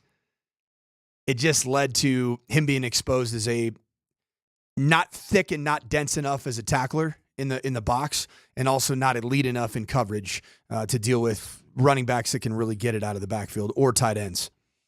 So I think that one of the things that I think the Broncos are going to do in this Jahdae Barron draft pick is telling you they're going to play with very uncharacteristic pieces on the field. I wouldn't surprise me one bit to see Riley Moss, Pat Surtain II, the two starting safeties, and Jaquan McMillan with Jahdae Barron on the field in more of a dime type of package. KJ, keep it going. The band sounds pretty good. I'm not dancing. Well, Raj already laid out earlier who all the Broncos drafted, but one guy that we can take a look here and spotlight is second-round pick R.J. Harvey, running back out of Central Florida, because Sean Payton appears to be pretty high on him. And here's Sean Payton on the moment he knew he wanted to draft R.J. Harvey. He was, in the early part of this process, man, everyone had seen the skill set of Genty, and he's a fabulous player. And then you're, all right, if that's unrealistic, which obviously where he was selected, everyone knew we were hoping to get it back. Man, where are we falling in love with somebody? And you really try to just go through each one with an open mind. And I can remember the afternoon. I can't remember what afternoon, but I can remember the 2 hours on this player. And then it was like, all right, be quiet. Why am I laughing right now? Smartest guy in the room? No, because I love sped up audio of Sean Payton. Because if you had let that go in real time, that would have been a 52-second clip, and we would lose easily. Every one of our listeners. It was great. So good. Yeah, Ashton Genty and R.J. Harvey are actually pretty comparable type of players. Ashton Genty, just way more evidence of being able to run through a loaded box, and R.J. Harvey shows more top-end speed type looks on the field. I like the pick. I like the pick. The only downside that I'll say is at the running back position, I get scared about ACL injuries. It's bottom line. I am more scared about ACL injuries at the running back position than I am at the quarterback position, because I looked straight past it when I was glazing Michael Penix Jr. a year ago. But you're a violent cutter. You're a guy that is oftentimes looking to get away from the pile, and that's what I've seen with R.J. Harvey. He likes to run to green grass. That's a good thing. Isn't he many years removed from that ACL surgery? Like 4 years? 2021. And in those next seasons, he came back. He played 13 games in 2022. He had an 800-yard year, 5 touchdowns when he was back and fully healthy in his 2023 season at UCF. 1,400 yards on the ground, 16 touchdowns. Final season at UCF, 1,500 yards, nearly 1,600 with 22 scores. Does that worry He's gotten better. Does that worry you at all, though, with regards to the tread? Because he was UCF's offense. And Gus Malzahn, he didn't actually get fired from UCF, but it just didn't go well. UCF was not a good football team this year, as we saw with the CU Buffs. And I'll say this, man, the one tape that I think everybody here in Colorado knows that they watched was the live game at UCF against the CU Buffs. And what did the defensive coordinator for CU do? He loaded the box, and he put a lot of humanity at the box. That's why you were able to get R.J. Harvey wide open on the wheel route. But 77 yards, when you are the entire offense for UCF, it led to an ugly day. And that's the one downside that I see to R.J. Harvey. Dirty boxes. Can he function? I know it's going to get you. Can he function like an Ashton Genty in a dirty box? KJ, what's next? The band sounds pretty good. I'm not dancing. He couldn't help himself. Shedeur Sanders was drafted 144th overall in the 5th round to the Cleveland Browns. He is now the quote-unquote biggest slide in the common draft era for a projected first-round pick. Why is this important, guys? Todd McShay lays out the conversation that came out of his meeting with the New York Giants. Nothing breaking, but I'm starting. I read a couple people are like, Shadur is in play at number 3. Shedur's not in play at 3. Shedur's not in play with the New York Giants, as far as I'm told. Shedeur didn't have a great interview with Brian Daboll in a private visit. An install package came in. The preparation wasn't there for it. Got called out on it. Didn't like that. Brian didn't appreciate him not liking it. It is the most shocking draft weekend scenario that I've ever seen. A guy going from a projected top 3, top 5, first-round quarterback to out of the 1st and 2nd entirely, out of the 3rd, out of the 4th. When he didn't get drafted through the 4th round, I went, is he going to go undrafted and then sign with whatever team he loves the most? I thought that was a legit possibility. What is coming out is clear. The big part of the reason why he fell is that teams don't think he prepared as professionally as they thought he should have. I'm going to take it a step further from the information that I was able to gather from people in the NFL. It wasn't that he's a bad interview, because I kept hearing that on the X. It's like, man, he must be a really bad interview. It was the fact that he wanted to do it on his terms. All of these pre-draft combine interviews, private workouts, everything was on his terms. So, for example, we just heard Todd McShay talking about that. I heard it wasn't that he didn't prepare with the install that was sent to him. I heard it was that he told the Giants, that's stupid. I don't want to do that. Now, we also could gather, is that a team that he maybe didn't want to go to? Possibly. And that's something that I talked about all along. Didn't he wear Giants-colored cleats like 3 times last year? Without question, you could say that that's something that but as you get to know people, it changes things, right? As you get to know Brian Daboll, is that a fit? A guy that's a hard ass comes from the New England Patriots system. Probably not. I don't know that's a fit. Here's what I would say. The slide is very simple. Vic Lombardi talked about it this morning, and he got information as well.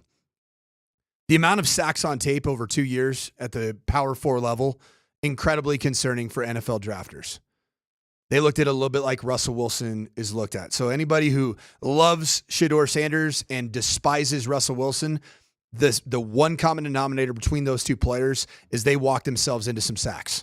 And I think in Shedeur Sanders' case, it has something to do with trying to hunt big plays, knowing that the team didn't have a run game, didn't commit to the run game, and also he's a high-volume thrower in games, so you got to go out and find your yards. So he was out going for him. What I don't think the NFL bought into was, their offensive line stinks, that's why. And I agree with that. That's not an excuse that any evaluator in football is going to say, well, the O-line stinks, therefore he can take all the sacks he wants, and we're okay with it. That was not the case whatsoever. The second one is, I believe if you, Raj, are going in for a job interview, if you're a listener right now and you have a job interview coming up, can you tell the people that are interviewing you how to interview me and what's acceptable? No. What happens if you do that, what happens? You don't get the job, Correct. Coach. You don't get the job. It's very different. And again, I am not the same person as Shedeur Sanders is. I'm different. And one of my first jobs that I ever interviewed for, it's funny.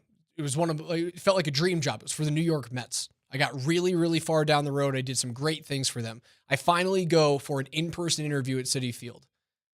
I didn't wear a tie that day. I wore a suit, but no tie. And the first part... How many buttons did you have down? I had one button undone. Should have gotten 2, man. You should have shown out that taco meat. I don't think I had the taco meat at like 22. I don't know, man. Based off the taco meat I saw at 28. Is that what you are, Raj?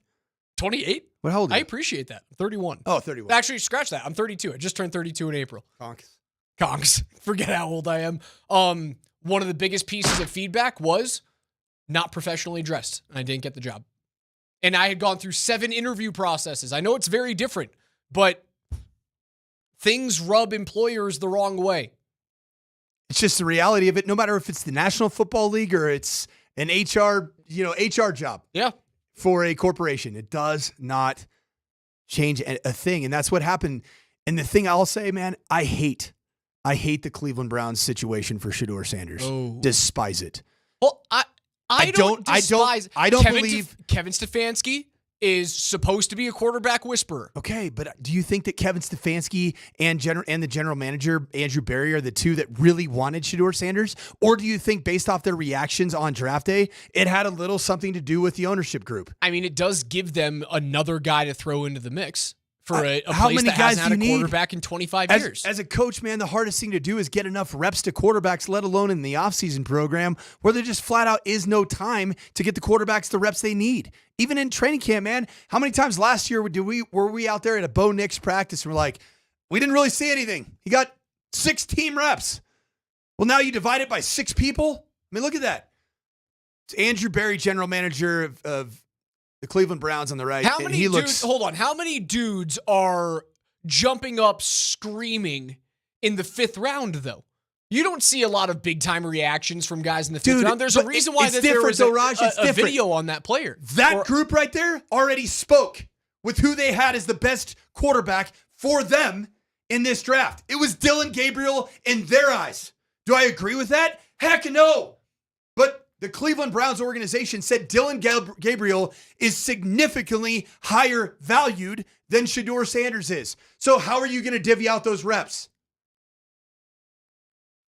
It's not a good situation for Shedeur, man, and I don't like it. I was hoping that he'd go to the Rams, the Raiders, and obviously it was a take I had. It fell flat on its face, but I wanted him to go to a place where he would have a better shot in a cleaner spot to be able to get to QB1 and compete for it. NFL Notes are brought to you by Colorado's most complete local appliance store, mountainhighappliance.com, with locations in Denver, Louisville, Littleton, Colorado Springs, and Glenwood Springs. They offer every major appliance line and brand. Again, find them at mountainhighappliance.com.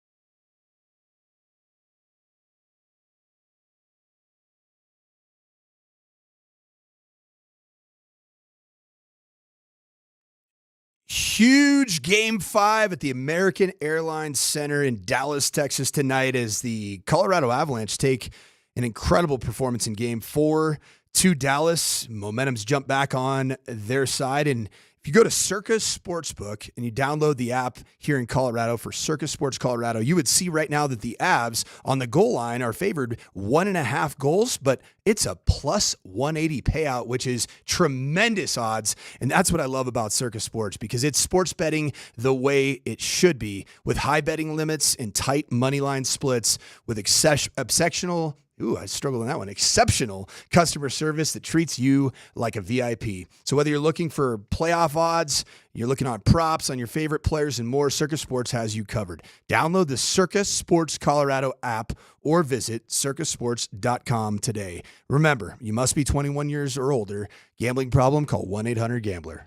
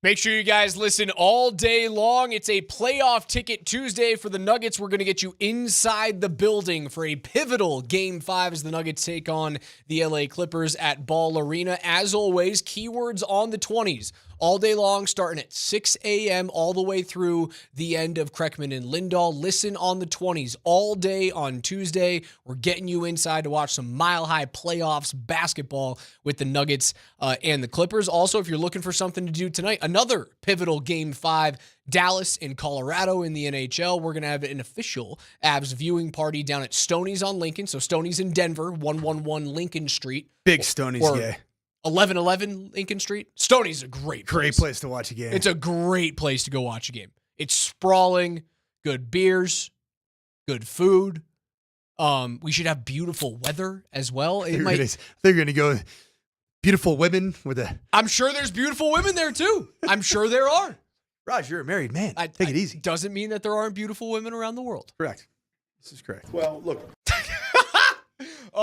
That starts at 7 p.m. I'll be down there. Mark Springer.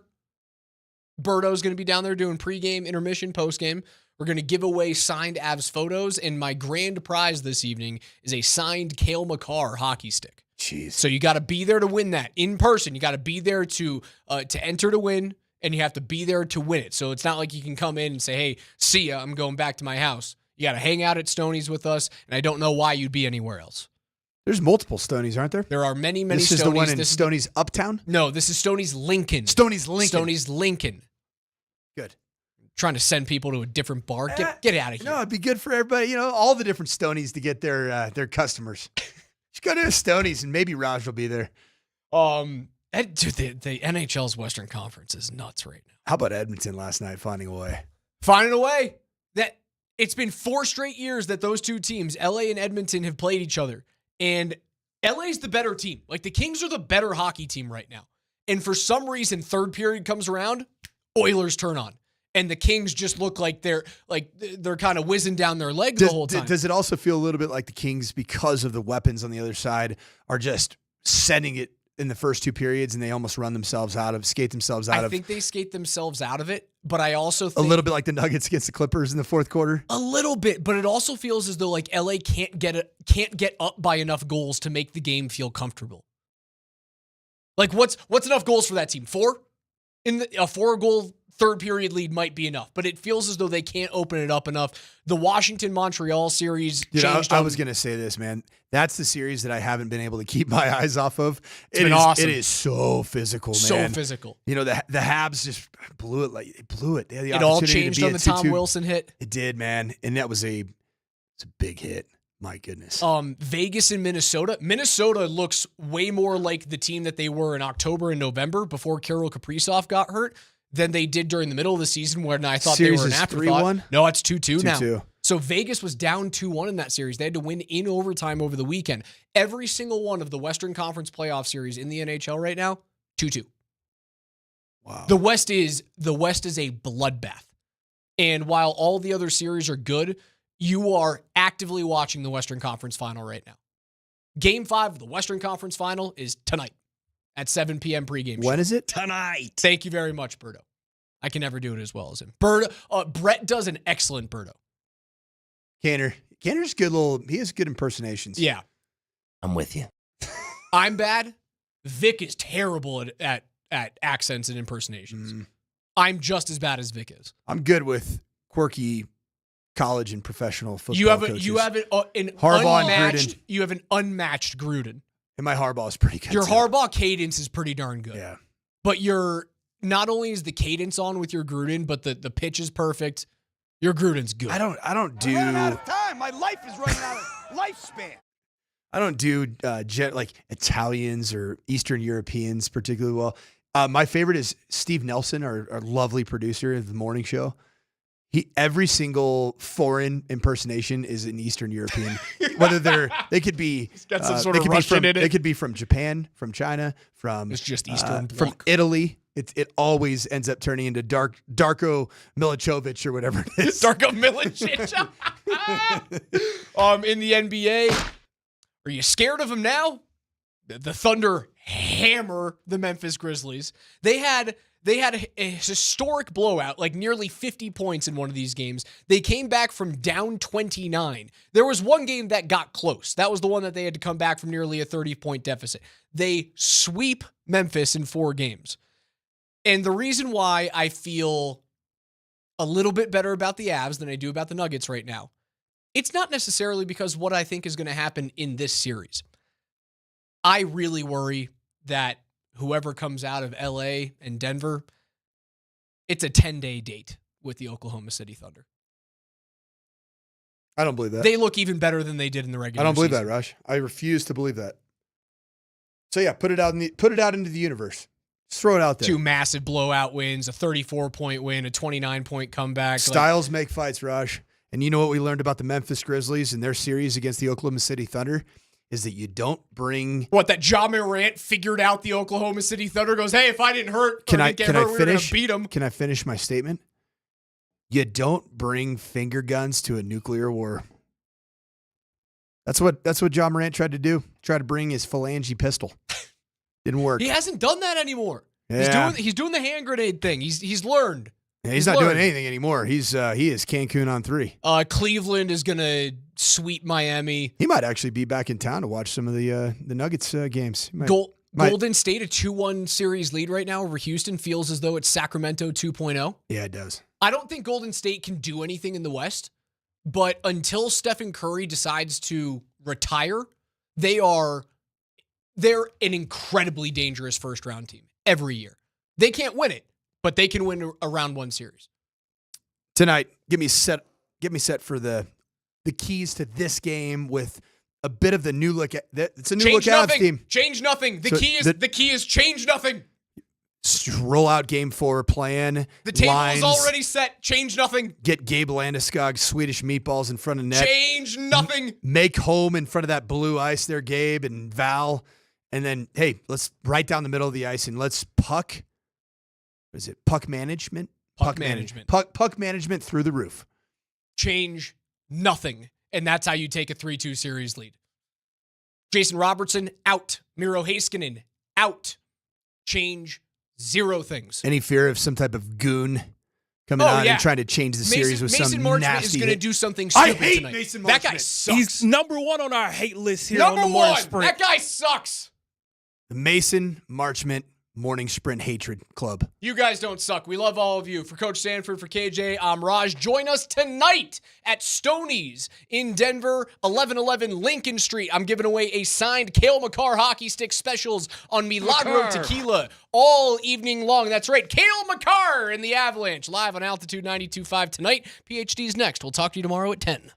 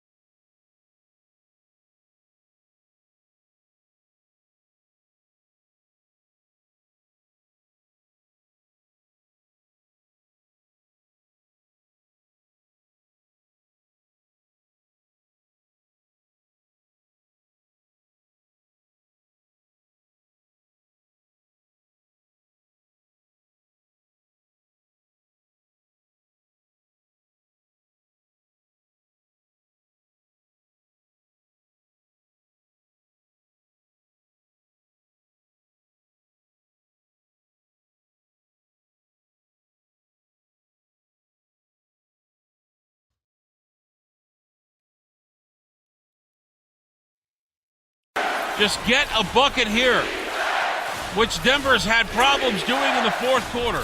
Bounce pass off over to Jokic. Looking to break the tie with 20 seconds to go. Jokic against Zubac. Dips his shoulder. Up, under, spin, fadeaway. Yes! 99-97 Denver timeout, Ty Lue. The Seattle Seahawks have traded the 144th pick to the Cleveland Browns. With the 144th pick in the 2025 NFL Draft, the Cleveland Browns select Shedeur Sanders, quarterback, Colorado. Brock Nelson trying to make it not matter. Nelson, the need for speed. Landeskog! Yeah!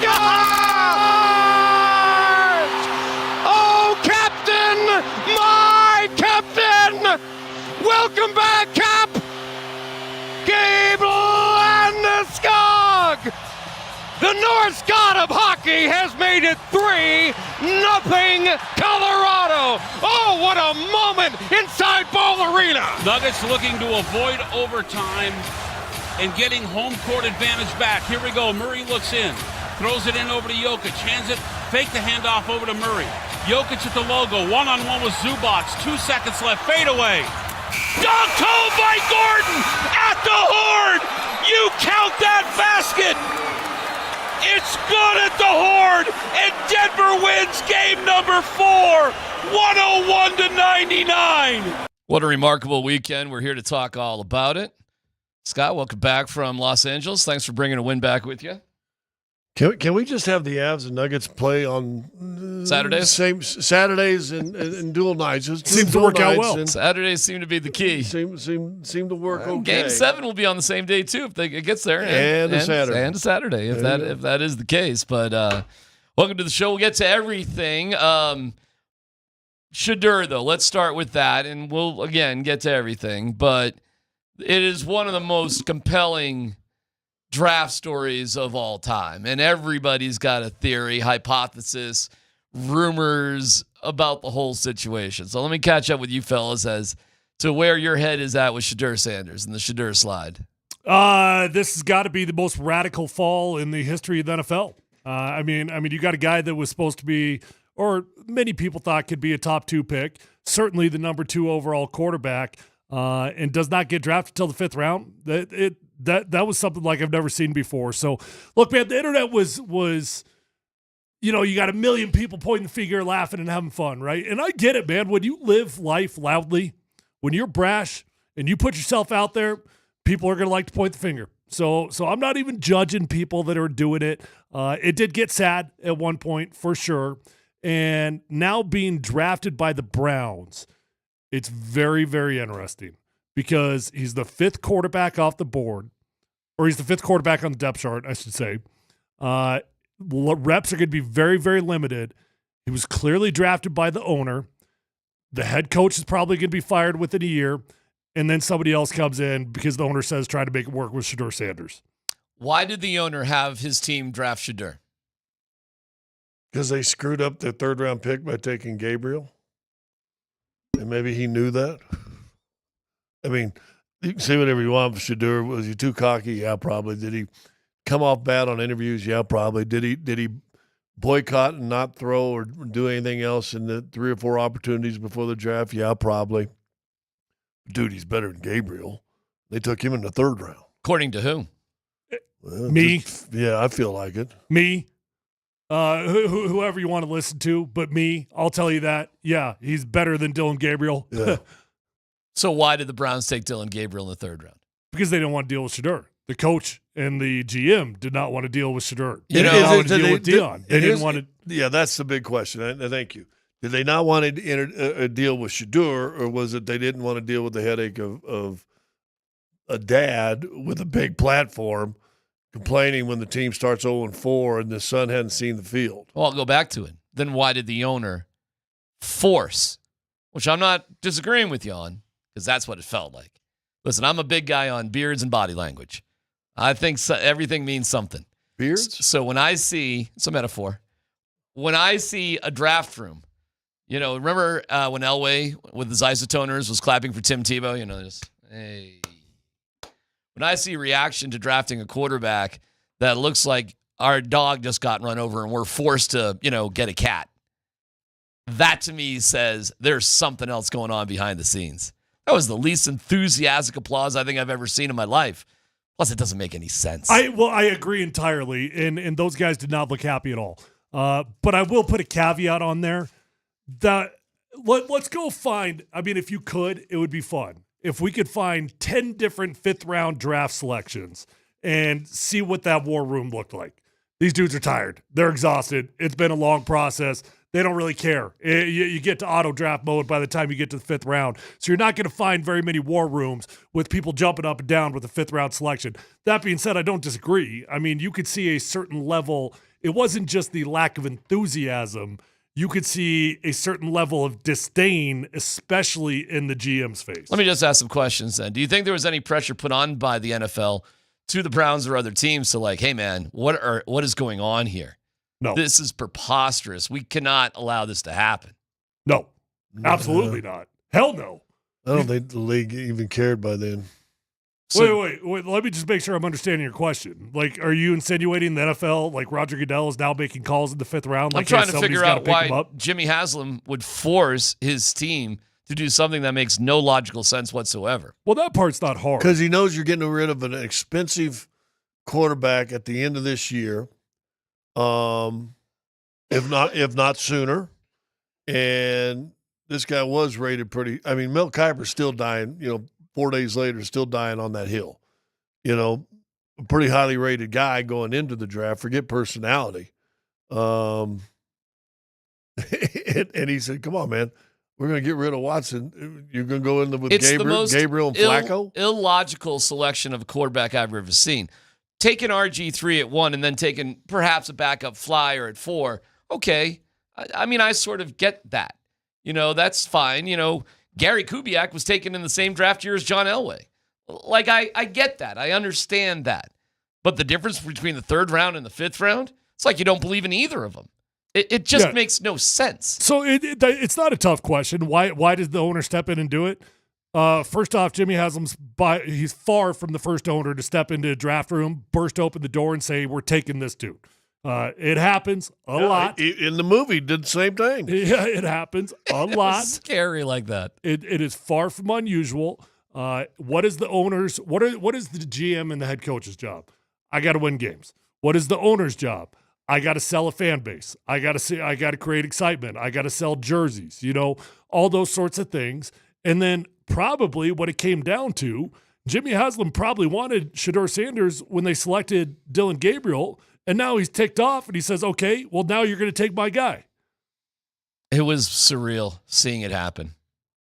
And we'll have Adam Schefter on at 1:40 to break it all down and get into it, and we'll have more details as it rolls. I got a great meme today real fast. Let me get the meme. The NFL draft takes way too long. If I wanted to see 32 picks in 3 hours, I'd just watch Dak Prescott. Ah, bing, bada boom. Bada bing, bada boom. So the situation in Cleveland's fascinating to me. On the surface, it's a disaster. Okay? On the surface, you got 5 quarterbacks, and anybody that's ever been to a training camp practice realizes how few reps there really are. Okay? So how are you going to divvy up those reps? Feels like a disaster. It is a disaster. The GM, the head coach probably are going to bury him as much as they possibly can. If you wanted to take the other view of it, let's say the NFL is the ultimate meritocracy, okay? You earn what you get. Well, what's Shadur really competing with? He's competing with Dylan Gabriel. He's competing with Kenny Pickett. He's competing with Joe Flacco, right? So if you want to take the meritocracy approach, which it's not going to be that simple because he's going to have far fewer reps, it really ain't that bad in terms of who you got to beat out. You drafted a guy that could be your starter by week 8, and you're going to pay him $600,000 a year, $500,000 a year. No team really has sunk their teeth into that strategery, but it looks like the Browns may be doing that. Listen, it's the best chance that he has to start day one. Based on how he definitely will not start day one. It's the best chance he has to start day one as he started falling. He goes to the Steelers, for example. No, that ain't happening. They're going to start Aaron Rodgers. Goes to the Saints. No, that ain't happening. I mean, they took some guy named Shuck. I mean, you got to be kidding me on that one. But okay, fine. That ain't happening. And who knows what's going on with Derek Carr one way or the other. No, this is it. If once he got past that first round, guys, if he wanted to be a starter on day one, or maybe even a starter period, this is as good of an opportunity as any. In real life, who was humbled more, Shadur or Dion? Yeah, that's a good question. Good question. Probably Dion. Probably. Because he's gotten a lot of blowback. Conspiracy by question. a lot of people. Do you think it'd have been easier for Dion and the family to have Shedeur not drafted at all and just claim they were out to get him? Like they've always been out to get him, and they'll just be an undrafted free agent and pick his own team, instead of just going late when you're just valued as not being very good. Well, I don't think there's any difference. I mean, what's the difference between going 5th round and undrafted? If you go in the 5th round, being as high rated as he is, the NFL is just saying you're not that good. Well, that is what they say. If you go undrafted, if you're the Sanders clam, you can, collusion, conspiracy. Oh no, they're done. They're done with that. That's all over now. They're going to go back in the bunker. It's going to get quiet, and you're not going to hear Dion doing any of that. He's not going to be complaining about conspiracies. He might do it in code, but he's certainly not going to do it loudly. They're going to go back in the bunker. You're not going to hear any of that. The revelations about the interviews, and he was given 10 plays by the Giants, and he didn't even care about them at all, and his lack of preparation and how they just misread the whole process is legendary. You want to talk about legendary. Where didn't they screw up in the offseason process? And to not be prepared for an interview with the Giants, you don't think the Giants tell other teams that? Yeah. This guy just got arrogant, and he was humble, no doubt about it. So now the anonymous front office or coach that had all the quotes out there that everybody kind of hammered this guy and put your name to it, do we feel there's probably some truth in that? Well, there's definitely truth in something happened. Yeah, something happened. And, let me be clear. This is all internet rumors, right? So believe what you want, don't believe what you want. But some of the rumors that were out there, you had the Giants gave him the plays. He didn't study it. Brian Dable lost his mind, and Shadur apparently didn't like that reaction.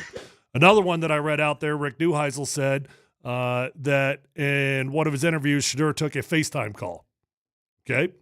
Another one that I heard kind of behind back channels. He had headphones on his neck, music playing in the middle of an interview, right? These are all things that are just being circulated, unverified, to be very, very clear, but things that there's probably something that was true in there somewhere that got passed down the road. Let's get to the Broncos. And by the way, I'm looking up on the TV, and as we're having this conversation, Mel Kiper's grade for the Browns, A+. They got some guys.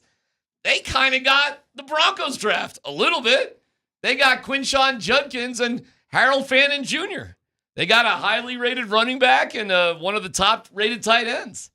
Congratulations, by the way, to both Gunnar Helm and to Terrence Ferguson. I don't know other Colorado kids, high school kids that may have got drafted. I'm aware of those too. So if there's others out there, happy to congratulate them as well, especially Ferguson. Where'd the CU receivers go? Jimmy Horn went to Carolina. LeJonte Wester went to Baltimore. Did I get those two mixed up? I might have got it mixed up, but it's Baltimore and Carolina. I got it right? Okay. And Horton got drafted from CSU. Gosh darn it. He got drafted as well. I'm forgetting who he got drafted by on the tip of my tongue. But it was a Broncos draft that was interesting to say the least. It was in my opinion, a trust. He went to the Seahawks. It was a trust the organization draft for the Broncos. And we can go through that. Plus Aaron Gordon. My goodness. Nuggets. You got to be kidding me. You got to be kidding me. And one of the most inspiring thing in Colorado sports happened at Ball Arena. Unbelievable. And it was awesome. So we're here to talk all about it. Don't forget Adam Schefter at 140. It's PhD on 92.5.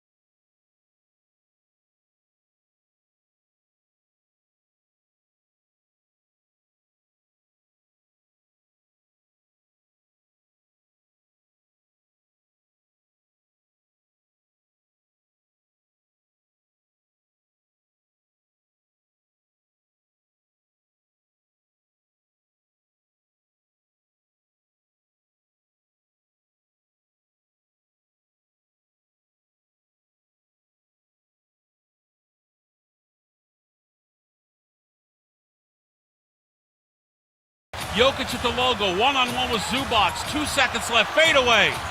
Dunked home by Gordon at the horn! You count that basket! It's good at the horn, and Denver wins game number 4, 101-99. So, Joker, was it a pass? No, it wasn't. Actually, guys, I don't know how you're familiar with European EuroLeague.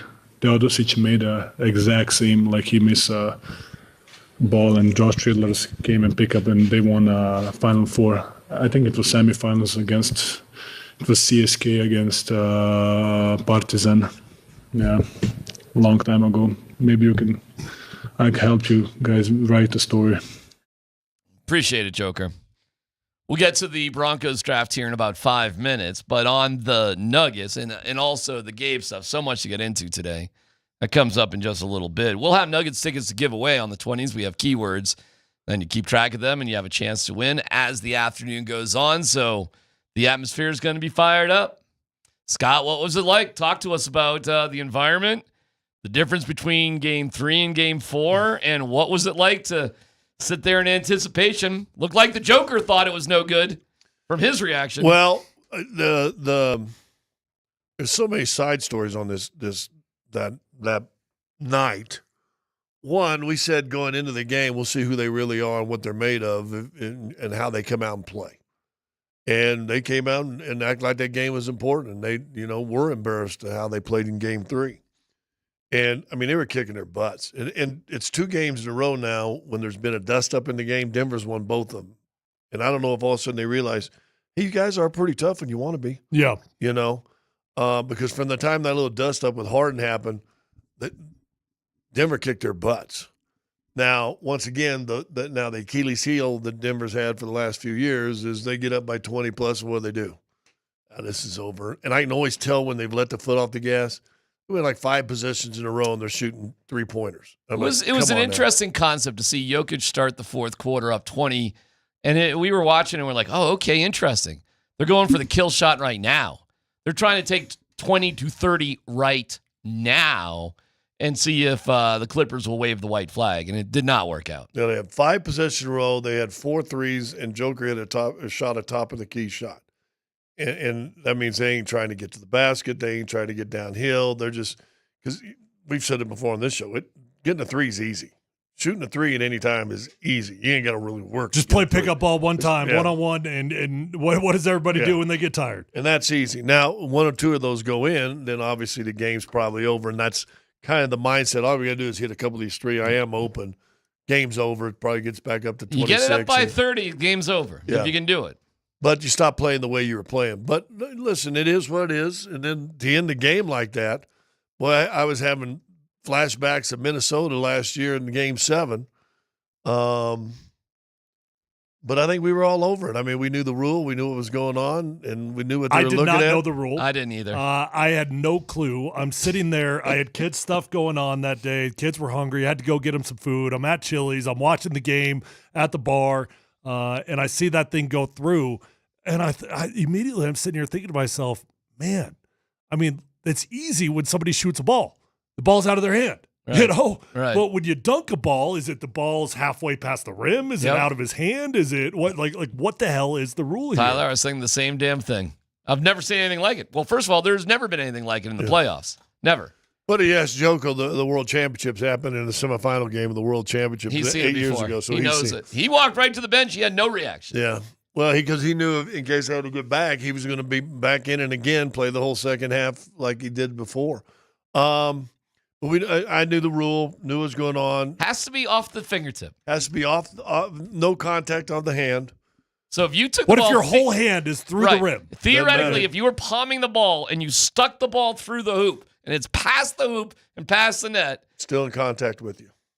Well, now we know. And I knew that because I had asked an official earlier this year. I said, it should seem like – he said, no, as long as there's contact, you can't. So I knew the rule. The thing that helped, although Katie Wingy on her X account, I think, had found a video that you can clearly see the ball's out of his hands literally in 1/10 of a second. Yes. Well, it's as if there's a breath between – .1 and 0. Right. And in that bizarre, just fractions of time, right. Because what it really looks like is the light goes on at the exact same time his finger comes off the ball. Well, so if they deemed it, then you got it by. I saw somebody measured it at .0001. I believe it. Yeah.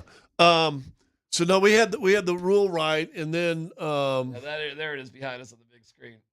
I mean, watch, like it's as if when his finger leaves the ball, he turns the light on. Yeah. It's like that's a switch. I mean, you couldn't have got any closer. No, impossible. Yeah, it's impossible to get any closer.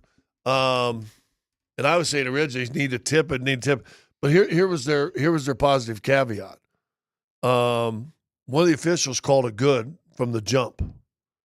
He called it good from the jump. So now, according to NFL replays and NBA replays, but we've seen this kind of go the other way, irrefutable evidence. So once you've called it good on the floor, was there irrefutable evidence that finger was still touching the ball? Right. And I think they kind of gave up that because I'm not sure I ever saw, because we get to see the monitors, what they're watching.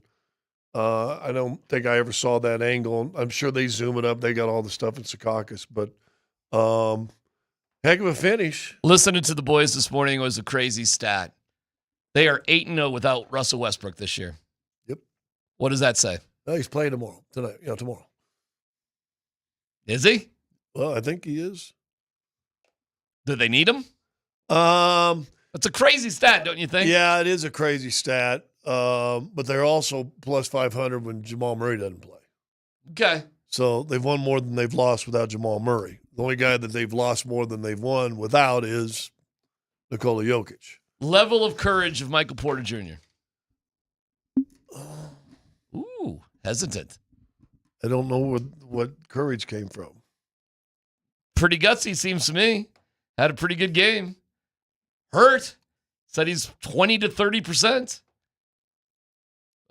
Am I wrong here? Well, should I not be impressed? I don't. Well, no, you can be whoever you want to be. Okay, well, I'm impressed.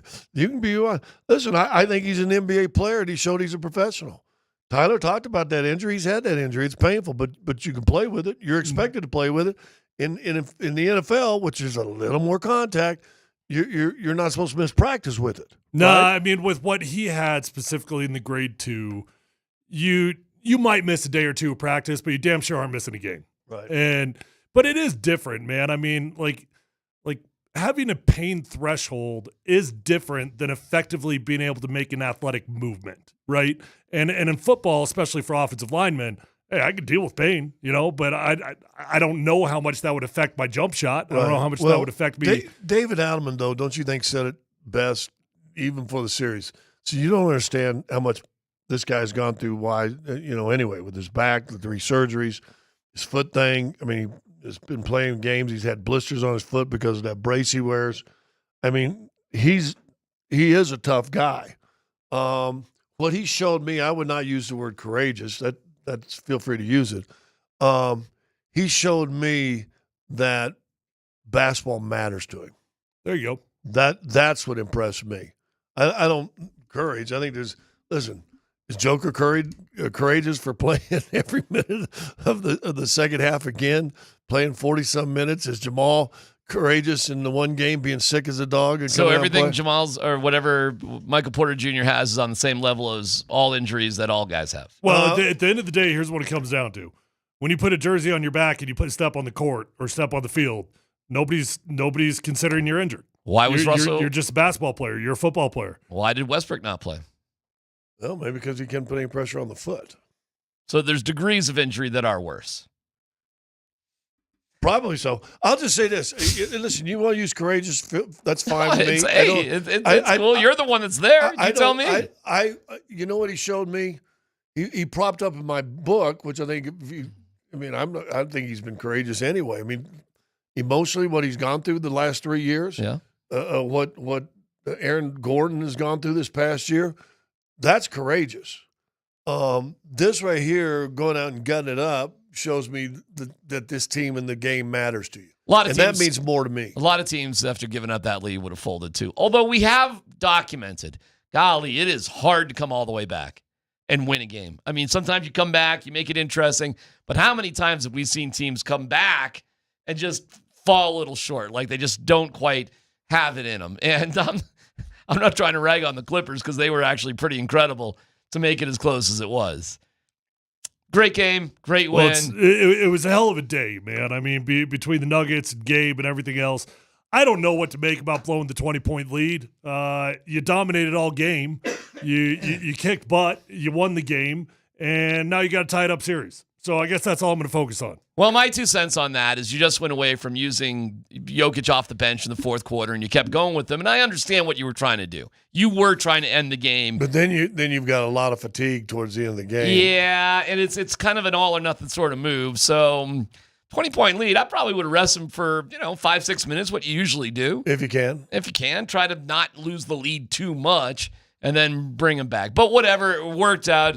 It was thrilling. It was exciting. It was awesome. More on that in just a little bit. And Nuggets tickets to give away tomorrow, so make sure you listen. We'll get to Gabe Landeskog. We'll hear from him and all that coming up at 12:45. I want to go through the Broncos draft, though, in terms of the whole thing. Because when I say it feels like you got to trust the organization draft, it'd have been relatively easy for the Broncos to simply take Henderson or take Judkins. Maybe you overvalue him a little bit, but you just sort of lock it in. And then you could sort of even move up if you needed to in the second round to take Arroyo or perhaps Fannin who win, or maybe even Terrence Ferguson. These are all second and third round tight ends. But they didn't do it. And they didn't take that dynamic tight end. And you've got, sort of different players. You went with best player available with Barron that we talked about. And then you did smarter than the average Bear picks with PJ Harvey, Pat Bryant, and so on and so forth. Never mind a punter and a basketball player as your last pick. Fellas, what do we think of the draft top to bottom? It's a tough one to really evaluate, man. First off, you got 7 picks. You spent 2 of them on non-football players. Okay, so for whatever that means. What does that mean? Well, you drafted a punter and a basketball player. Okay, and they're your last, and they're your last 2 picks. All right. So, not the end of the world here. I would say this: if I'm the punter from last year, I'm not feeling real good about myself. You're the punter from last year, Riley Dixon. He took a contract and left. Yeah, he got out of town. Yeah. Look, when you got to the second round, here was the main takeaway. Let's start with the first pick. Okay, Shedeur Barron is a hell of a football player. And I didn't like the selection because it didn't make sense. It didn't make sense because you already had one of the best secondaries in the NFL. You had other needs. And what that really did was it was going to pigeonhole you in the second round of what you had to do. I love Barron. Great football player. Not against him. Just didn't love the selection of the position in the first round. Now you get to the second round. What do we say going in the second round? Well, they have to select a running back. They have to. They have no choice now, whereas you did have a choice if you did something different in the first round. You had no choice, okay? Judkins goes off the board. Travion Henderson goes off the board, and the Broncos know that they have to select a running back. Again, I am not down on R.J. Harvey at all. I think R.J. Harvey looks like a fun football player, man. Mm-hmm. That dude is lightning fast. I think that in Sean Payton's mind, he's trying to recreate the Darren Sproles role that he had previously through R.J. Harvey. He's a 4.4 speed guy, but he feels to me like he would have been a hell of an addition to a backfield that probably already had a starter. So now my question is, well, who's the starting running back on this football team? I guess it's R.J. Harvey. I mean, he was drafted in the second round. I think that makes him the starting running back on this football team. They dropped back twice and got him at pick number 60. Twice they dropped back. They wanted him. Yeah. Oh, no. I would say they were okay with it. Exactly. Because they kept moving back. If they moved up, I would say they want him. You move back, you're not all that committed to him. Not really. You're committed now. You took him in the second round. You're committed. Not like you took him in the first round, and not like if he moved up in the second round. I think come on, we know you could get more picks and get more stuff and still get your guy. I agree with what you're saying in terms of you're okay with losing him, meaning when you move back, you don't do that because you got a guy in mind. But you draft a running back in the first 2 rounds. You're pot committed. That's your dude. How many touches does he get per game? How many does anybody? I don't know. Sean Payton's offense. Well, it's tricky. I don't think he's necessarily going to be a workhorse guy. I don't think so either. So I think he gets 5 to 8 carries, and he gets 5 to 6 better get more than that. pass attempts. I think he gets 8 to 10 He better carries. get more than 5 to 8. I How think many it's, did Darren Sproles get under him? I don't know. I mean, that'd be something to look into. listen, they did not draft. Hey, he's built a little better than you think, too. He might be he's short. got some quads. He's thick. This dude is thick now. It's fine. But he's not a first-round guy, which has got to be 20 to 24 carries a game. Well, your second and third picks, most people would say, according to most draft boards, and I don't really give a rat's you-know-what about most people's draft boards. What I care about is the Broncos draft board. But most people draft boards would say R.J. Harvey and Pat Bryant were selected about 2 rounds earlier than what most people thought they would go. Correct. You probably could have got Harvey in the 3rd, and you probably could have got Bryant in the 4th. You probably could have. And you did not get yourself a tight end. You got yourself a basketball player. Now, I'm not necessarily against that in the 7th round. Now, I remember the Chiefs had a big, tall guy. I forget what his name was, but I remember Chris Harris, bumping into the guy's belts. I mean, he was so tall, but he was limited. He was like a specialty player. You're going to use him in the red zone. You're going to use him on weird little possessions. And that's this Caleb Lohner guy who's got some monstrous dunks for the University of Utah, but he has 5 catches. Listen, it's the 7th round. I don't care. But that's hardly the tight end we've all been talking about. Now people say, hey, we got Evan Engram. What do we care? It's like, all right, fine. But I thought we were going to do something a little bit more dynamic for Bo Nix. I did too, but I'm not panicked about the tight end position. Evan Ingram's a hell of a football player. And I think you've got some other well-rounded football players that were already on this team. What if Evan Ingram's as dynamic as he once was, you're good. You're okay. I would have preferred that they drafted a tight end earlier, but tight end's not a make or break position in terms of drafting them and you've got a season or not. Okay, just to run it past you guys.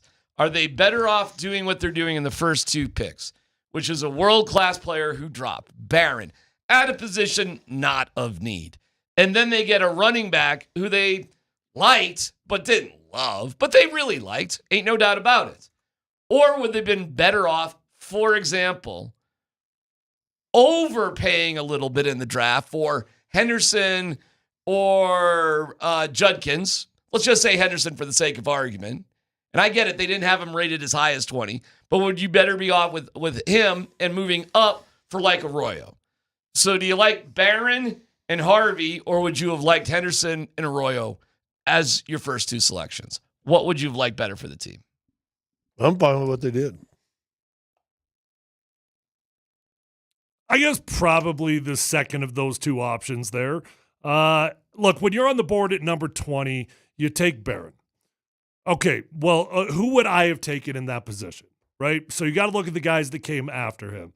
You gave specific names. I might choose different names, all right? Well, those are just the guys that went next. Those were the running backs that went next. I got you. So my board in the first round, the guys that I would have considered at number 20 for the Broncos, I would have considered Omarion Hampton. I would have considered Luther Burden. I would have considered Matthew Golden, the wide receiver out of Texas that went just 1 or 2 spots behind the Broncos. I would have preferred to take a wide receiver in that position. That's what I would have done. As I do think you could have still gotten a running back in the 2nd round, but you needed a playmaker. The one thing you don't have on offense right now, you don't have a playmaker. You don't have that dude. You don't have that yak guy. You don't have a difference guy.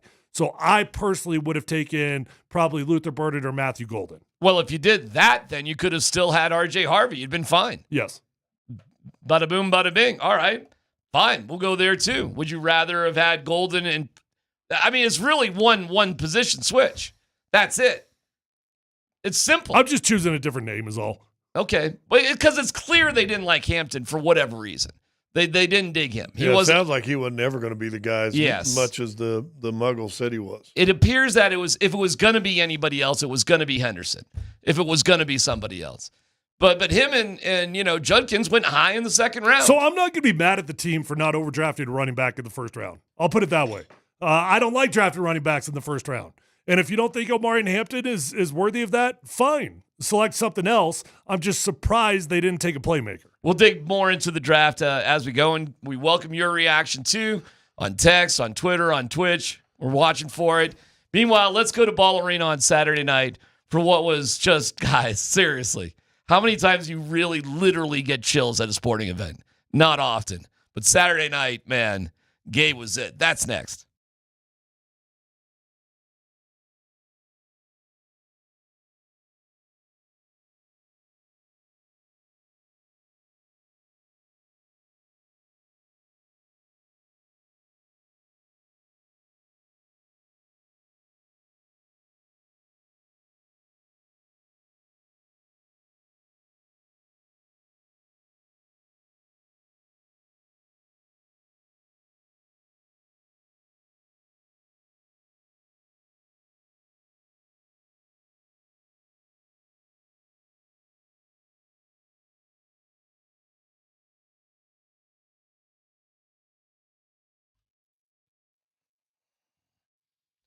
Yeah, we'll dig into Gabe here coming up in just a second. Hey, it's DMac for the Rocky Mountain Men's Clinic.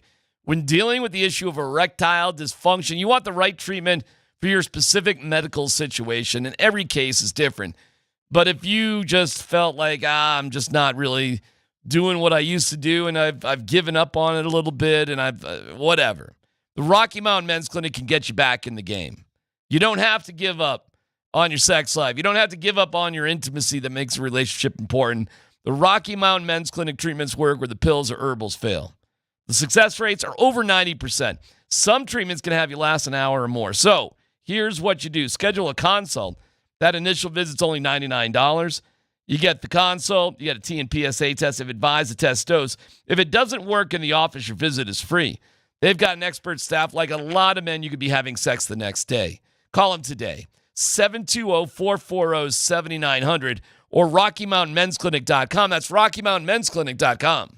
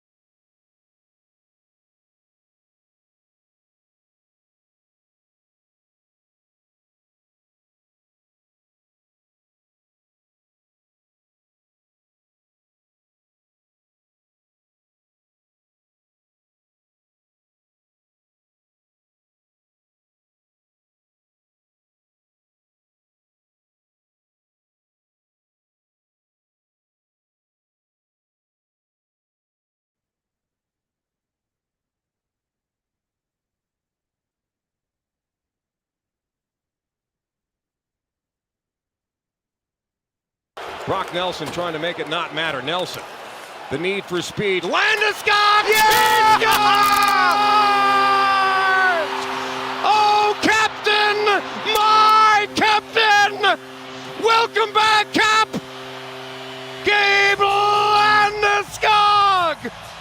The Norse god of hockey has made it 3-0 Colorado. Oh, what a moment inside Ball Arena. It means a lot. Obviously, I've envisioned scoring again for a long time. And then there were obviously days where I didn't know if I was ever going to get the score again. So obviously it feels good, and it's a tight playoff series, and in a big game here at home, get to do it in front of our fans obviously means a lot. So super exciting. Hopefully more to come. What a moment. Incredible. I really don't even know how else to describe it. And it's not sympathy at this point. It's nothing like that. In fact, now that you look at it, you're like, why the hell didn't he play in game 1?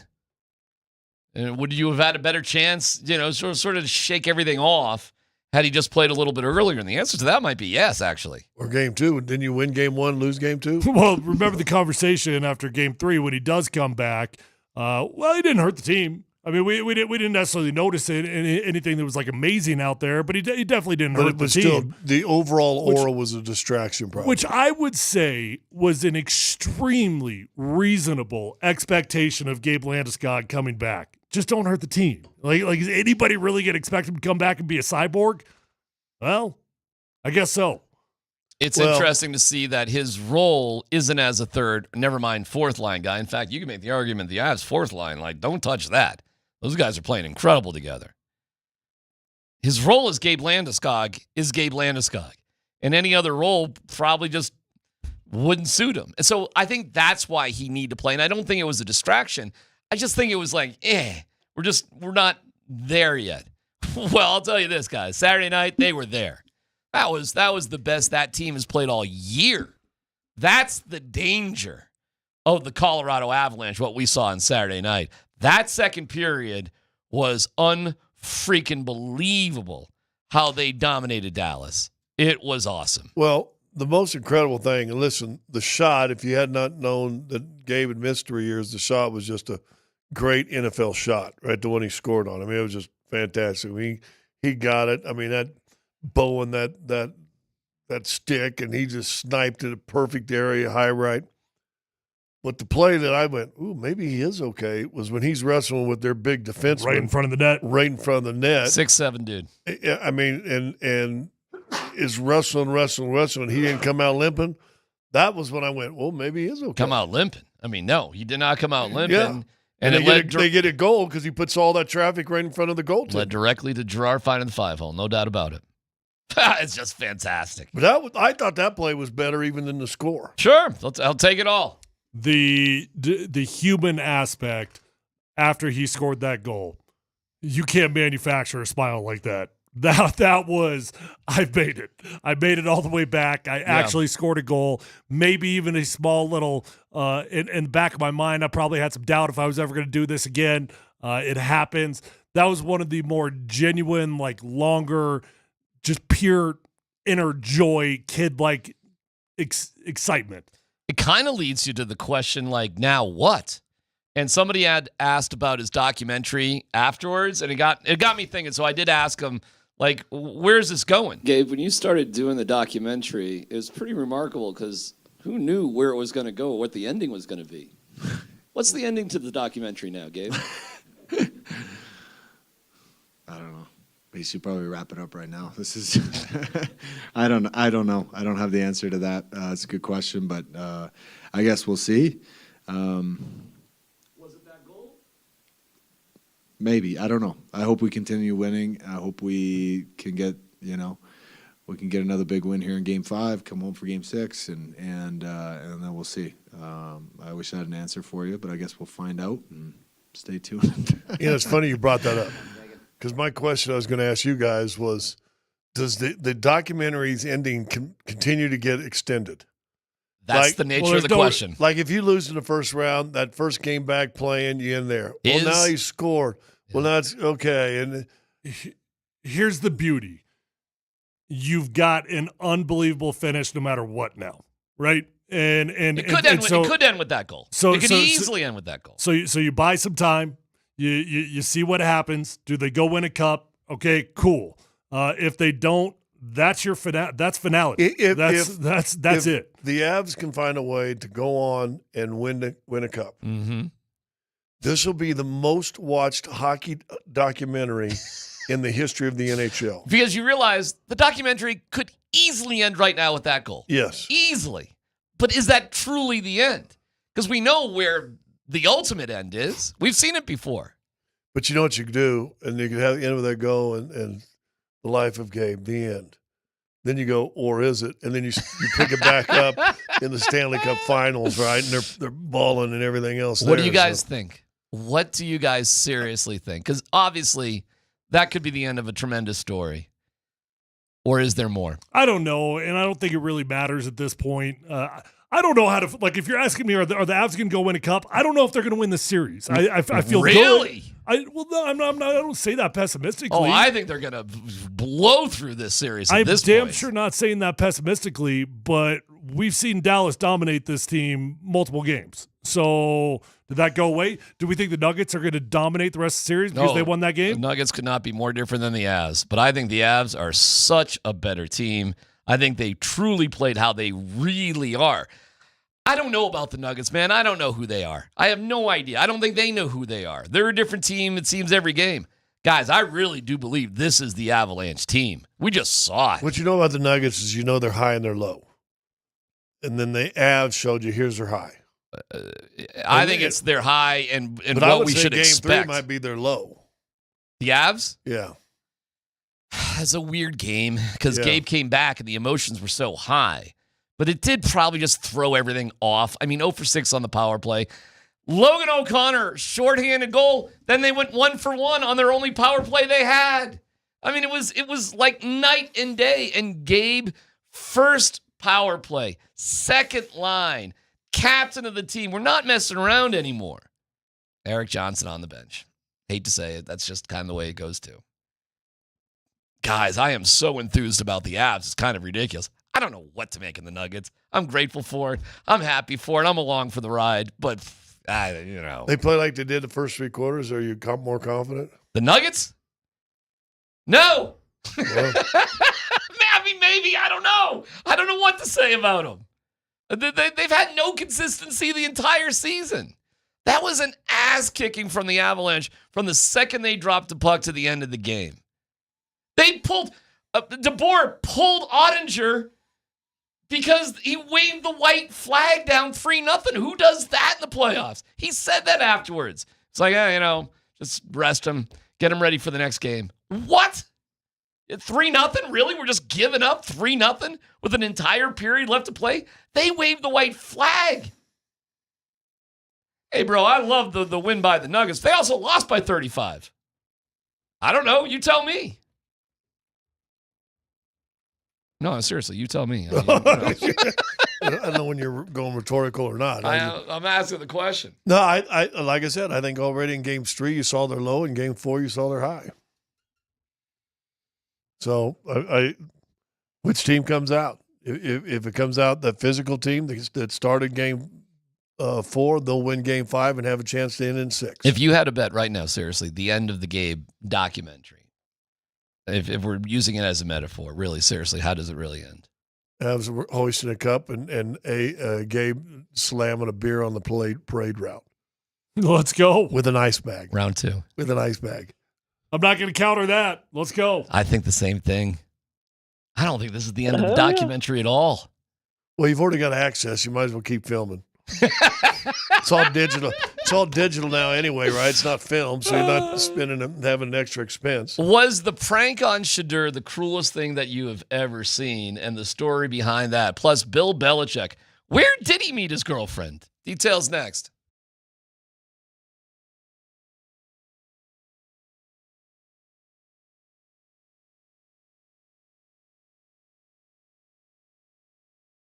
Hey guys, if you're in the market for a new vehicle, go to the best car dealership in Colorado. It's my friends over at Phil Long Ford. This is Tyler here, and relationships matter to me in life. That's why I continue to go back to Phil Long every single time since my rookie year in the NFL. I've built a long-term relationship. I know him, I love him, I trust him, and that's what's going to happen to you. Once you buy your new vehicle from Phil Long Ford, you'll be a customer for life. They locked in over 1,000 cars, trucks, vans, SUVs, electric vehicles, commercial fleet vehicles at an incredible price so that you, the customer, you get to save big time money in comparison to other car dealerships. And with over 1,000 vehicles on their lot, it doesn't matter if you're looking for new, whether you're looking for pre-owned, you're going to find the vehicle of your dreams over at Phil Long Ford. They've got an award-winning service department, so once you buy that new vehicle, keep it serviced over Phil Long, and you're going to love your ride for a very long time. Let them know Tyler sent you on over, and feel free to shop at phillongford.com.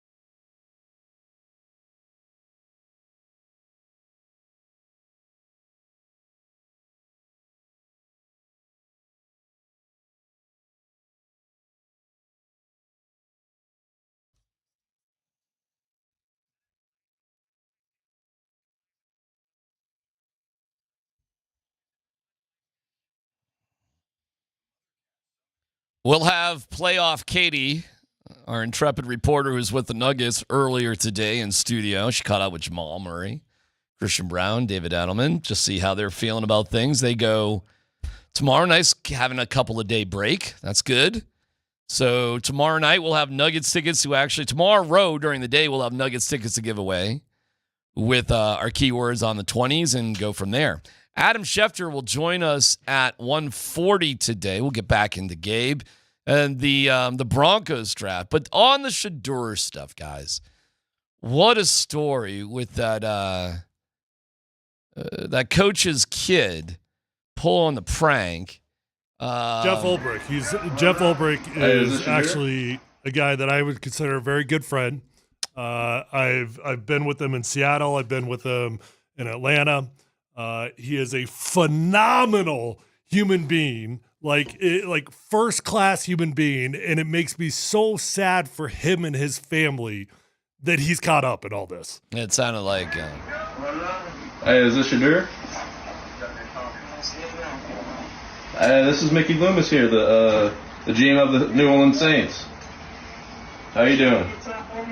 This is Mickey Loomis here, GM of the Saints. How you doing? Good. How are you, man? Good. Been waiting on you. Yeah, we have. It's been a long wait, man. We're gonna take you with our next pick right here, man. It's gonna be legendary. Hey, but you're gonna have to wait a little bit longer, man. Sorry about that.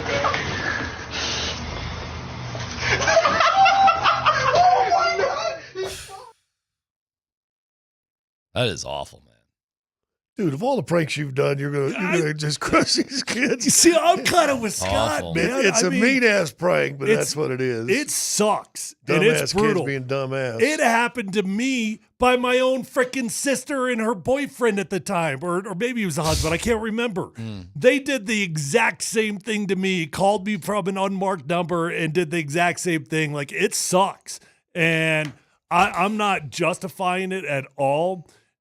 First off, there's some dumbasses, okay? Yeah. Because they put themselves out there on video. Like what kind of morons puts the video out of them doing Spoiled, it? brat, entitled. Especially if you know your dad is a jerk. coach and you got the number Now from you your got your dad. dad in trouble. Yeah, immature. I'm just a spoiled brat. A kid. I mean, I'm a jerk. I wish I could use stronger language here. I think it's terrible what happened. It sucks. And especially it sucks for Shadur because it was on live stream. It also happened to Tyler Warren. It also happened to two other kids. It happens every single year. It's an age-old prank that happens on the draft, but you just call from a number you don't recognize. Everybody thinks they're getting drafted. I also don't think, in comparison to the dumb things we've done when we were 20 years old, that's the end of the world. No, this kid's going to have a hard time. Well, maybe his dad can hire him.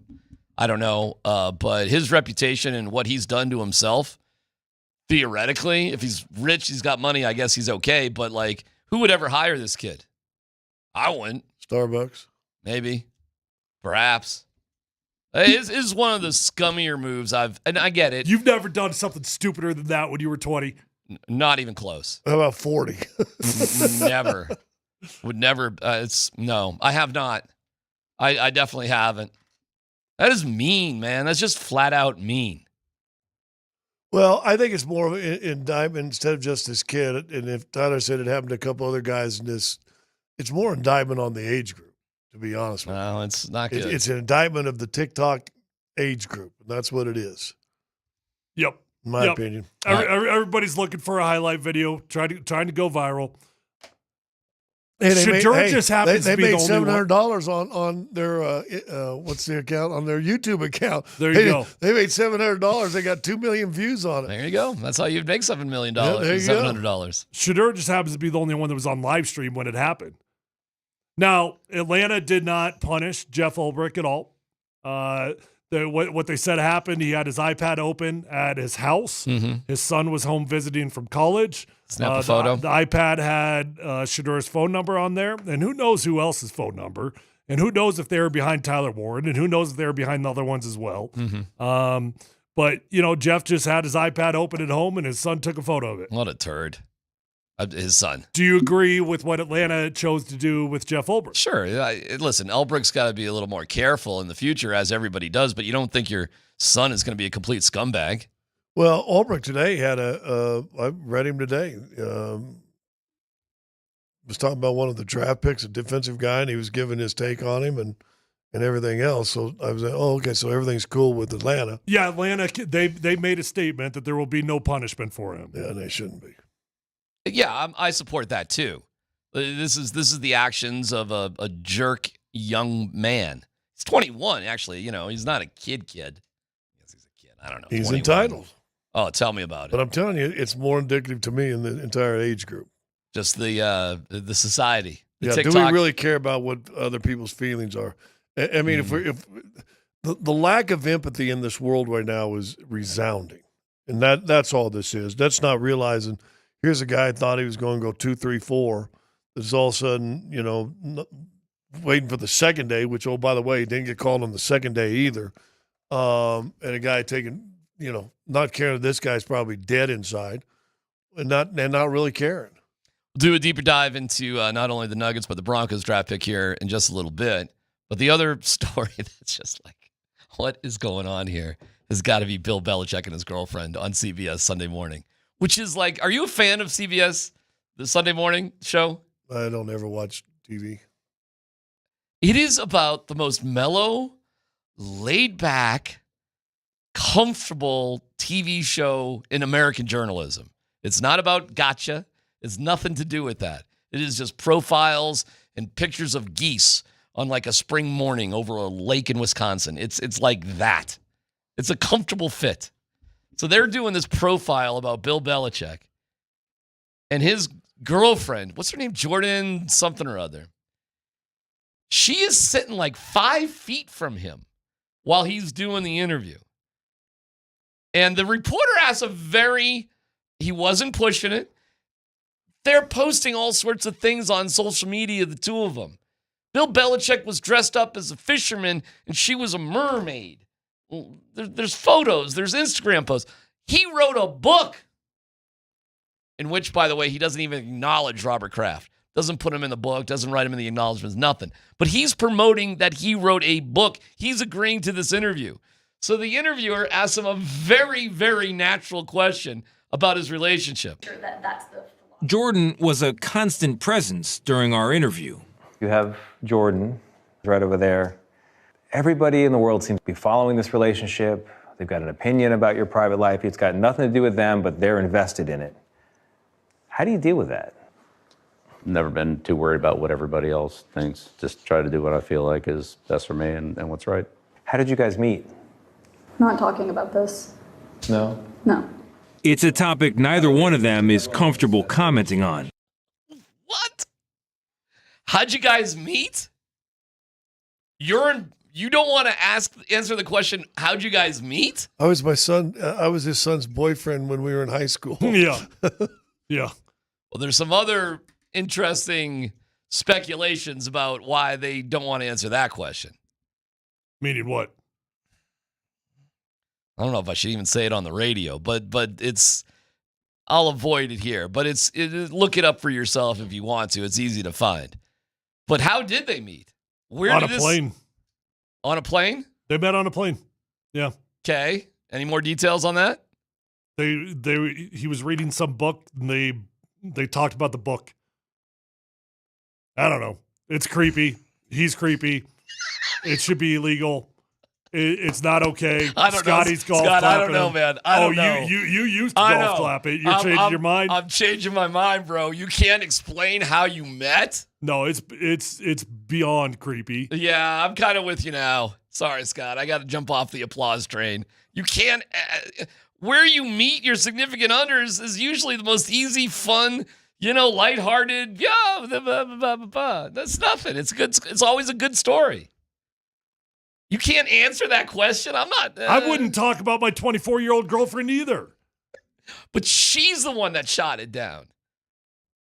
It's weird. She sounded much older. All right. To me, it's just it was one of the weirder stories of the entire weekend. I see. Why is he wearing a Navy shirt also? Like, you coach at UNC. With a hole I know in it. you love Navy. Exactly. That's his dad. I know, but like, don't you coach at UNC? He just worked out. That's his workout shirt. No, but his or mowed the yard. His Navy, his dad, the way that's I know the it's whole all thing. that thing. Yeah. How'd you meet? We're not going into that. What? We read a book. Okay. Let's get into the Nuggets. We'll hear from the Nuggets what they had to say today. 1:40, Adam Schefter joins us as PhD on 92.5.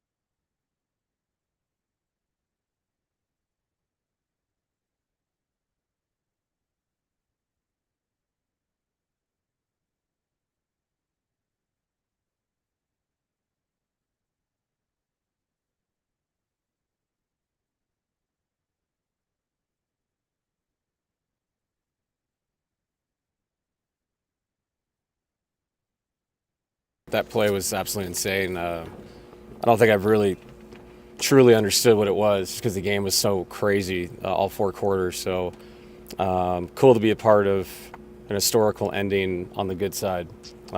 Seen it the other way a few times. So however you want to do it, man, you got to get 2-2. We did it, especially coming back off the blowout in Game 3. So super proud of the guys. Playoff Katie in studio with us. Katie, good to see you. No, there we go. Good to see you guys too. Okay, just back from the practice and everything. What's the report? What's Yeah. good with the Nuggets out there today? It was good. Everybody seemed like they were in a pretty good mood. I mean, obviously, you win a game like that. It was a nice, light feeling around there. It was a light practice. That's what Coach said, too, is they just did a very, small walkthrough. Didn't do much on the court or anything. But Jamal, it was interesting. He had said that, now that it's 2-2, there's both. There's like a series reset, but also you've got this, thing where it's you have the same series with these same guys, and it's the same thing working up to everything. Christian Brown, he was talking about that fight that was just so intense for everybody watching, right? Like, what's going to happen? What's going to happen? But both him and Coach mentioned it, and Coach was like, that was a weak fight. That was so weak. Like, they just pushed each other around. That was nothing. They were slapping, it wasn't even, he's like, compared to the stuff I saw back in the day, that stuff would traumatize you, So he was like, that was nothing. Christian Brown said that's a playoff series. That's the kind of energy you're going to get from different players. Like, you don't want everybody to be buddy-buddy going into a best-of-7 like that. So he's like, it's fun for them, that kind of stuff. It's fun, even though it's not intense like it was back in the day. But they had a lot of good stuff. He also talked about that final shot, and apparently they were all going to slam the boards like that. Like, even Christian Brown, like, he attempted to dunk it like, Aaron Gordon did, but he didn't jump as high. That was literal his words. He's like, I didn't jump as high as AG. But it was, they all seem like they know what is at stake here in Game 5. You don't fight that hard for a Game 4 win just to go into Game 5 all willy-nilly. But we have to remember, as exciting as that was, that big dunk by Aaron Gordon off a crappy shot by Nikola Jokic, they still blew a 22-point lead at one point, So there was that feeling as well. It was kind of a mix of emotions from all of them because they still had that. They still talked about that, but everybody is really excited going into Game 5, and I think that they know what's at stake, and that's they need to win it, All right, Scott, let's go through a bunch of that stuff. The fight. How was that fight? Fight? Yeah. Is that what we're calling it? No, it was like... That was Harden being a little dumb because they had a foul to give. You knew he was going to foul you, and then he was going to act like tough guy. Yeah. I loved what CB just laughed at him. Yeah, basically. Right? Yeah. Like, what are you doing? And then Gordon, Joker came in to spread it out, and then everybody started pushing, and then, Gordon got in to do it, and let's be honest, weak as it may have been, Harden throws a punch towards Gordon, and then Gordon went nuts. Yeah. That was a punch. That's That was a punch. As weak as, well, when you extend your arm out at a guy's chin, what is that? I don't know if that was a punch. I don't know. Well, according to the officials, said no punch with a closed hand was thrown. That is true. Well, 5 minutes later, AG and Harden are laughing together. Yeah. So yeah, they're showing it right now on TV. Well, they weren't laughing right there, that's for sure. AG was his ticked response. Yeah, his response was well warranted. Well, I think it and I fired like that Denver from up. him. Yeah, I do too. And that's kind of also what was said was that final quarter, as much as they won the game, they still got slapped around, and they remember that. And so they're going into it, feeling like Here that. is Jamal earlier today talking about the fourth quarter. I just thought we got conservative, and we just, kind of let the aggression just turn. They kind of turned it up, and we just kind of relaxed or tried to coast, to the rest of the game. And, in the games like this, you got to play aggressive all the way through, miss or make, and, that's really what the game's about. All right, Scott, is that what happened? They just got too comfortable, too conservative? Yeah, because they've had a history of that. You take your foot off the gas, and like I said, they had 5 possessions at one time. Now, if you make 2 of those shots, the game probably ends and you're done. But they took the 5 shots, 4 threes, and one of them was Joker at the top of the key at the shot clock. I always say this in the NFL, it's called the old prevent offense. They went into a prevent offense. Michael Porter Jr. did come off the bench during the skirmish. Not allowed to do that. Doesn't matter how far he goes. Well, I'll throw it out there. I think it's usually a fine. Not a suspension. No, it's usually like a fine. I thought I read something about 50,000. Maybe did that not come out? Oh, I don't know. Unless they've really, really upped it. I thought anybody who leaves the bench. Depends if you just walk. I've seen guys walk off the bench just a little bit. It's 500, 1,500.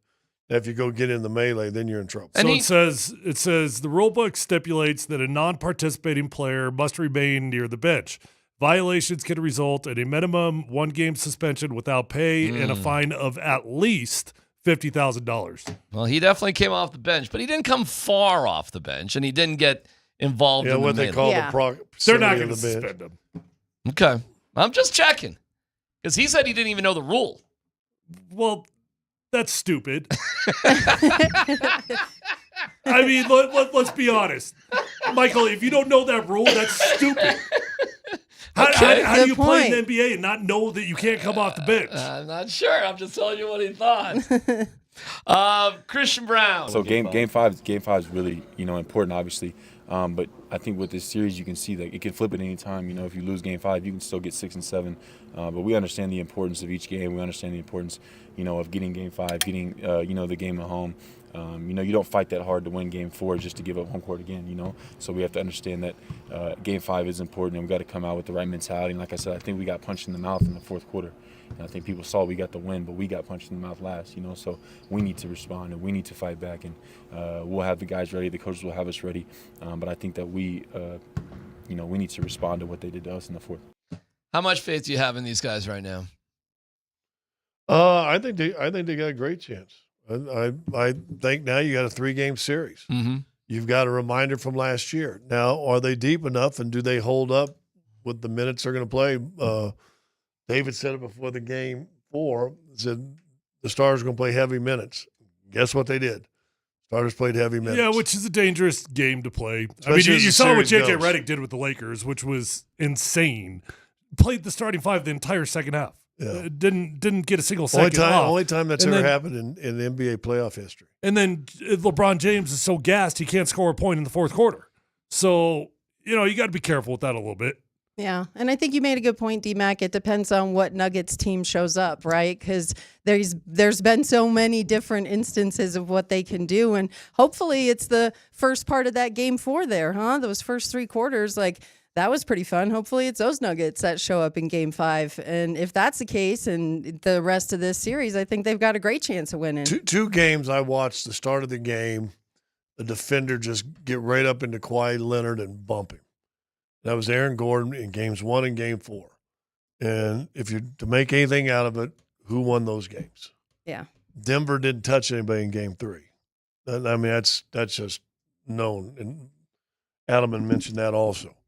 If you're afraid to touch anybody, you ain't gonna win the series. Did you, when you were there in LA after game 3, did you feel like could come back in game 4, or did you feel it was toast? I'll tell you, most people around here thought that was burnt toast. That's because everybody lives on the tidal wave. Okay. I thought there was more of this team than they showed. I didn't know why maybe they were just still beat up and tired and whatever. But I thought, to be honest with you, I thought that if they were the team I think they are, that they would come out and play like they did. Are they a better team than the Clippers? I think that's at this level, the majority of teams that are still really good, starting 5s are comparable. They're a very good starting 5, but Denver's a very good starting 5. And again, a key to this, Joker and Murray were Joker and Murray. Even though Jamal didn't shoot great, they still made big plays for you, and they were fine. But again, in games 1 and game 4, Christian Brown had 19 in games 1. I think he had 19 in this one right here. Gordon had 25 in game 1. I think he had 22 in this one right here. And Porter, now you throw in Porter on top of it, who had, 17 or 19 in game 4. When 2 of the 3, if not 3 of the 3 of those other guys are playing, then they can beat anybody.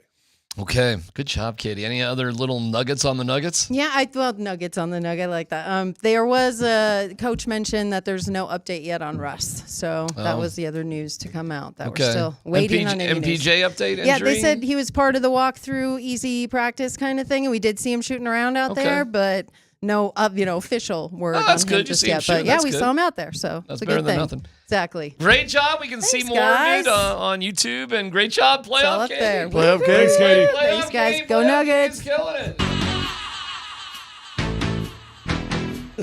Playoff Katie, playoff Katie, playoff Katie, playoff. It's PhD. We'll have Adam Schefter on the fall of Shadur Sanders and the Broncos draft coming up next.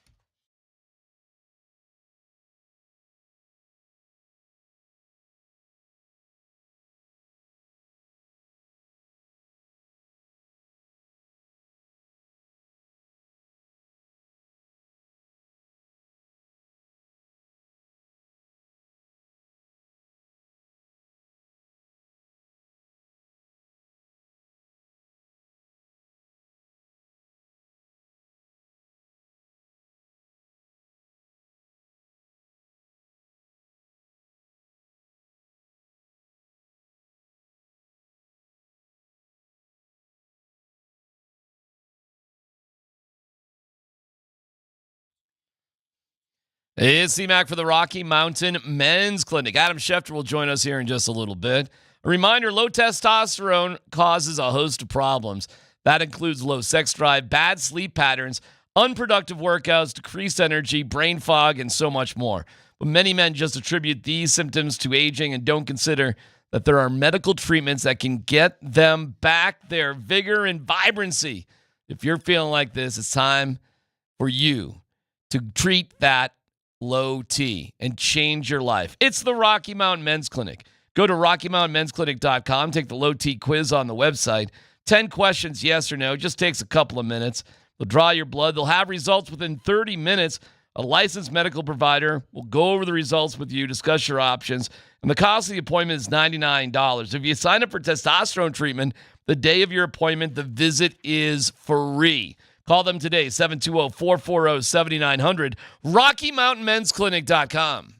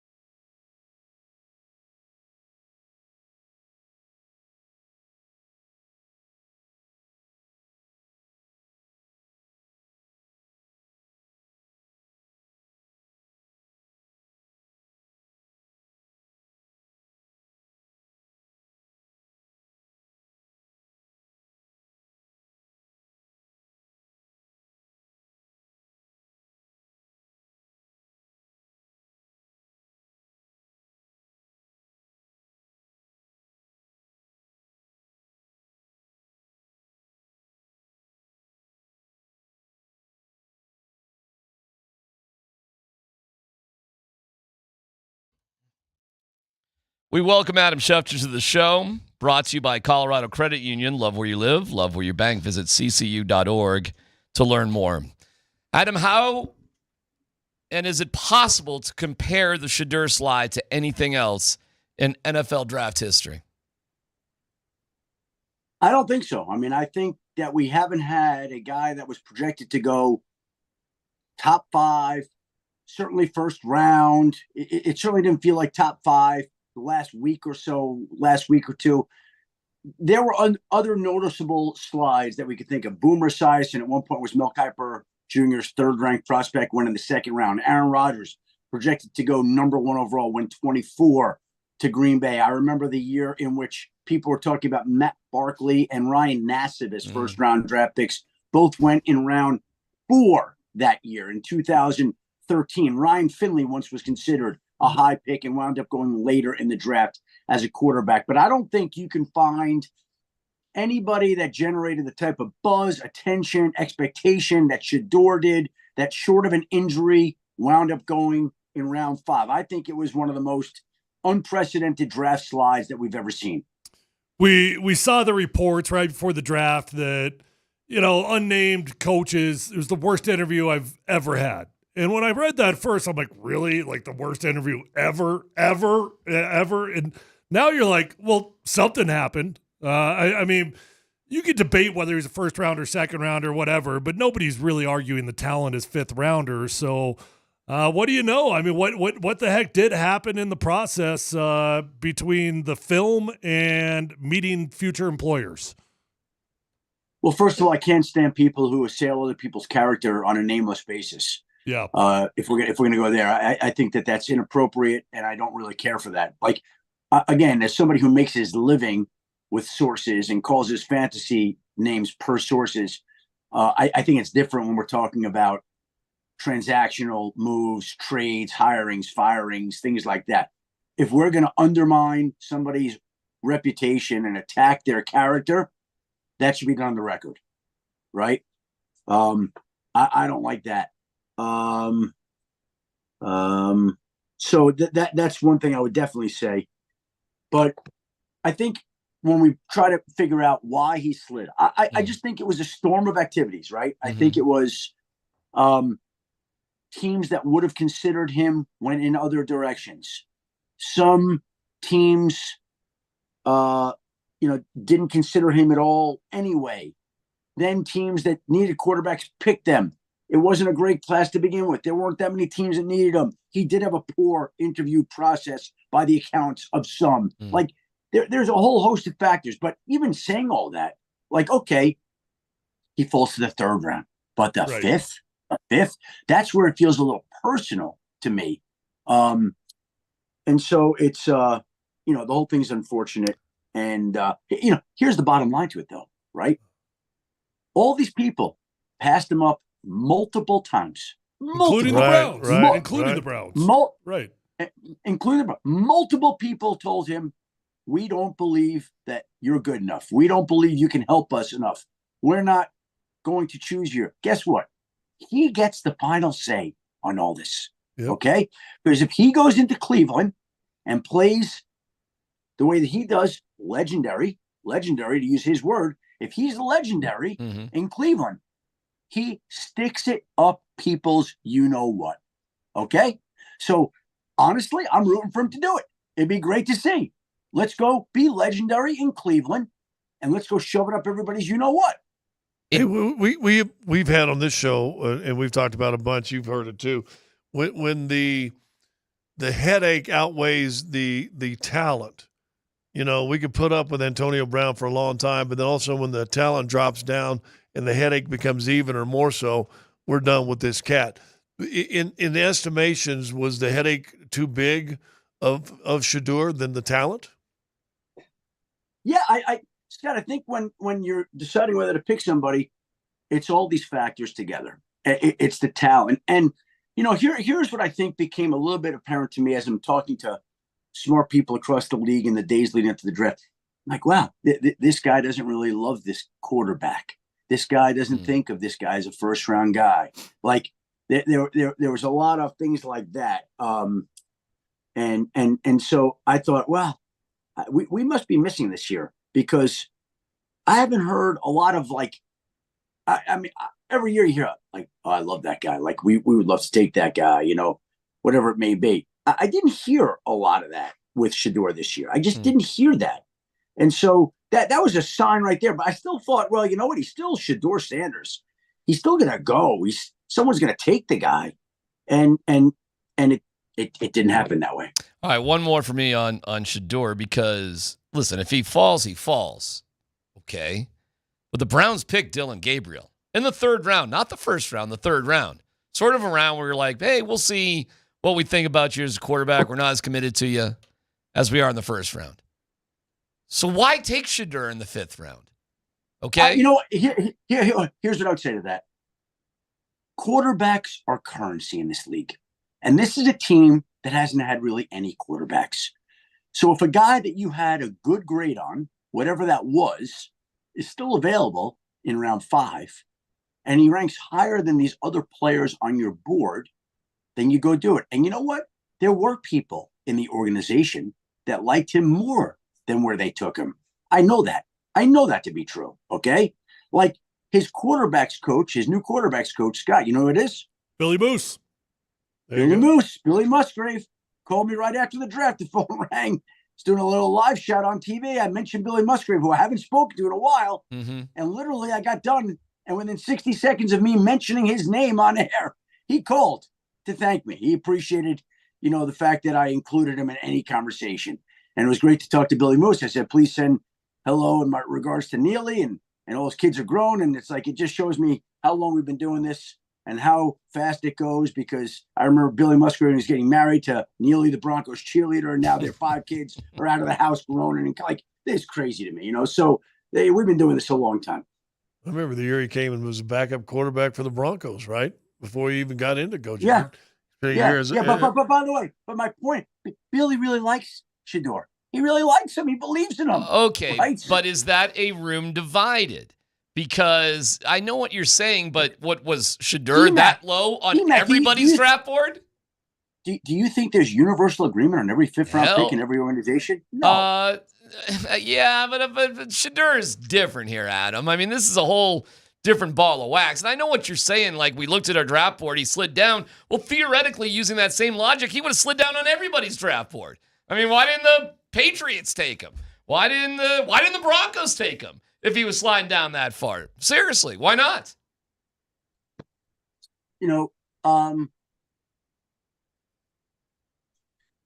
Again, I think you get to a certain point in the draft. If I'm a team and I don't even have a need, I take him. And I'd showcase him in the preseason, and I'd dial it up, and then I trade him. I draft him in the 5th, and I go trade him for a 3rd. Okay. Like, that's what I would do. All right. I'm curious your thoughts on how you see training camp and the offseason unfolding. Because I can't figure out if this is the best, the most ideal situation in the big picture for Shedeur.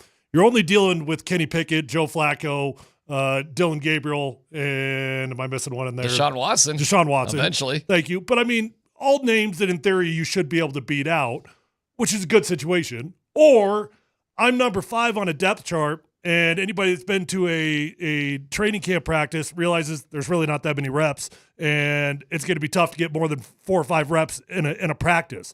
Which way do you see that unfolding? Because I can't figure out if it's a great situation or the world's worst situation.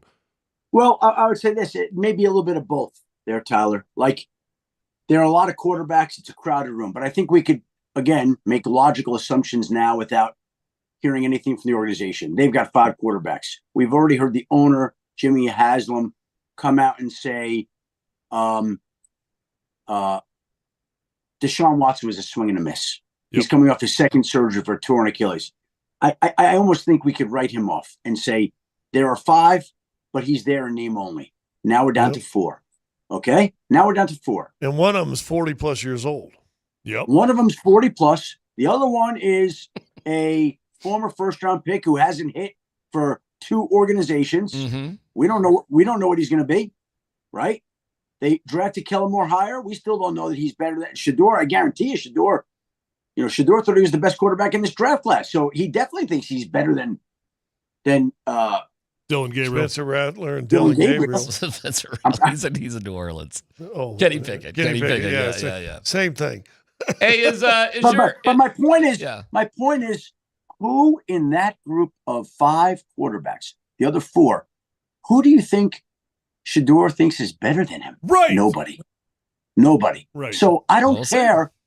He's going to get some reps. And again, I'll get back to my point.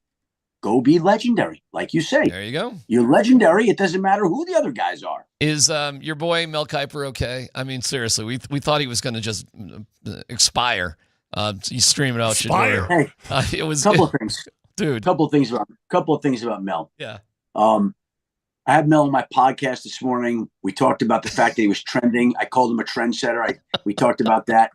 Mel's older. He's in his 42nd draft. Yeah. And Mel, looks like kind of like this mean kind of guy. And honestly, there may not be a nicer guy on the face of the earth than Mel Kiper.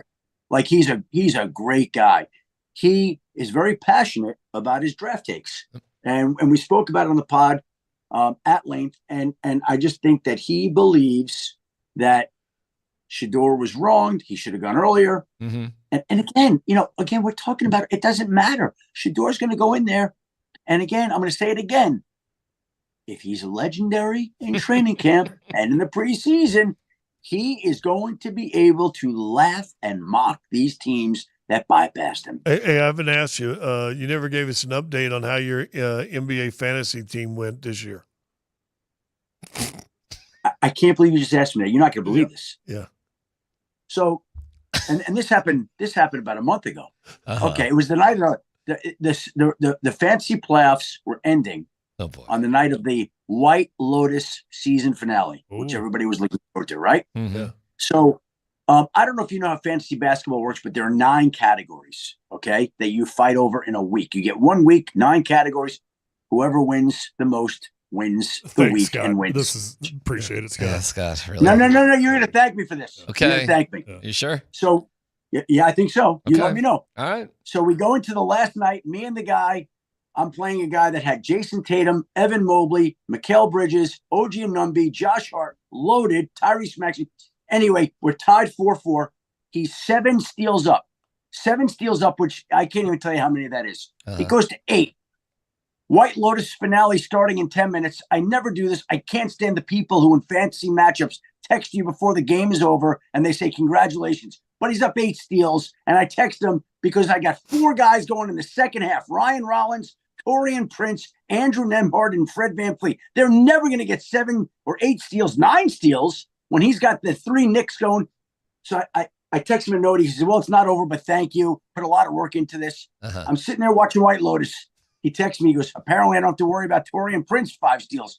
I guess Fred VanVleet had 2. Then Andrew Nembhard had 2 more. Then Ryan Rollins, who hadn't had a steal in like 4 games, got 4 steals. And all I could tell you was this was the equivalent of the Patriots being down 28-3 in the Super Bowl and coming from behind to win in the last minute. I won my 4th fantasy basketball championship in 8 years. Congratulations. Haven't won any football, but Ryan Rollins will forever be a hero to me. Torian Prince, Nembhard, VanVleet, like I love these guys, and totally shocked me. Was that worth it? Yeah, I guess worth it. Adam, real quick. I hate to go back to football here. The Broncos draft overall, your thoughts? Listen, I think they got guys they love. And I will say this. I've spoken to Sean a number of times leading up to the draft in many years prior. I can tell when he loves somebody. He loved Jahdae Barron, and he loved RJ. What is it? RJ Harvey and Pat Bryant. I've been screwing both of those up for 2 straight days. But yeah, that's yeah. I got to get a little bit more familiar. I'm just telling you that they loved it. They got the guys. They got the guys that they loved. Now we'll see how they fare, but they got a lot. Not all, but they got a lot of the guys that he loved Bo Nix last year. Yep. Oh, he loved Bo Nix. And as soon as I saw the Broncos wheeling and dealing in the 2nd and 3rd round, and I go, I know what he's doing. He's positioning himself for RJ Harvey. I knew that was 100% what that was about, because he was like a trendy pick that other teams were picking up on. And as Mm-hmm. soon as he went, I heard a couple of teams, of course, Sean got the guy that everybody really liked. Like that was part of the reason they didn't go running back in 1, because they wanted to get Harvey and he was going to be a 3, but they didn't want to wait. So they moved up to get him into 2. And I'm just telling you that that's somebody that they are very high on. Now, that means nothing. He's got to go be legendary himself. Right. But that's somebody that they believe Well, in. I said it's a trust the organization draft. Like, if you trust the organization, you'll be cool with it. Because it didn't go just by rote. You know, it was compelling like that. All right, before we let you go, any other little twists? Any other draft? It was great. Your fashion outfits, superb. The jacket with the hoodie, with the tie. I mean, whoever was dressing you, Adam, gets an A+. Well, I'm going to tell you something, DMac. I appreciate you bringing that up. I went into a men's shop in New York City about 2-3 weeks ago. I'm like, hey, I'm looking at my long-range forecast. It looks like 42 degrees in Green Bay. What do you got for me that's warm? They said, how about this jacket and hoodie? I said, fine. Like, gave it no thought whatsoever. So I put it on that night, and the next thing I know, my boss is texting me, you're trending. I'm like, what am I trending over? He goes, your fashion. And I'm getting texts from people. I hate what it looks terrible. And then I'm getting texts from other people. It looks great. I've never worn anything that generated that type of reaction. Like, some people hated it. Some people loved it. And I'm thinking, well, I guess this is what it's like to be, something of a fashion statement. It's what it's like to be legendary. Legendary. Yes. Hey, that's a look. The hoodie with the jacket and the tie, it's a look. No doubt about it. Hold on, Scott. Nothing that I've ever worn, my fashion sense, it will never be called legendary. Well, Ryan Rollins is legendary. Legendary. Okay?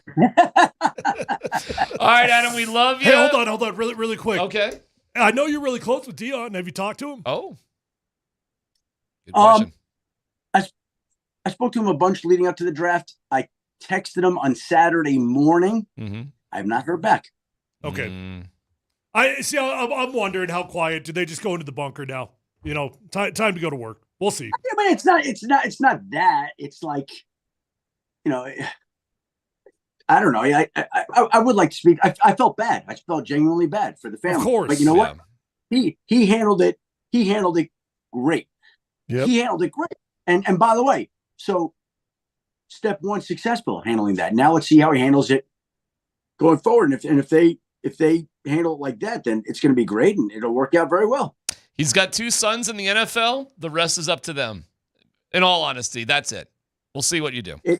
It's well, we'll see. We'll see. But I was very impressed with the way he handled it, and I'm rooting for Shadur to go be legendary in Cleveland. All right, Adam. Great job as always. What a weekend for you.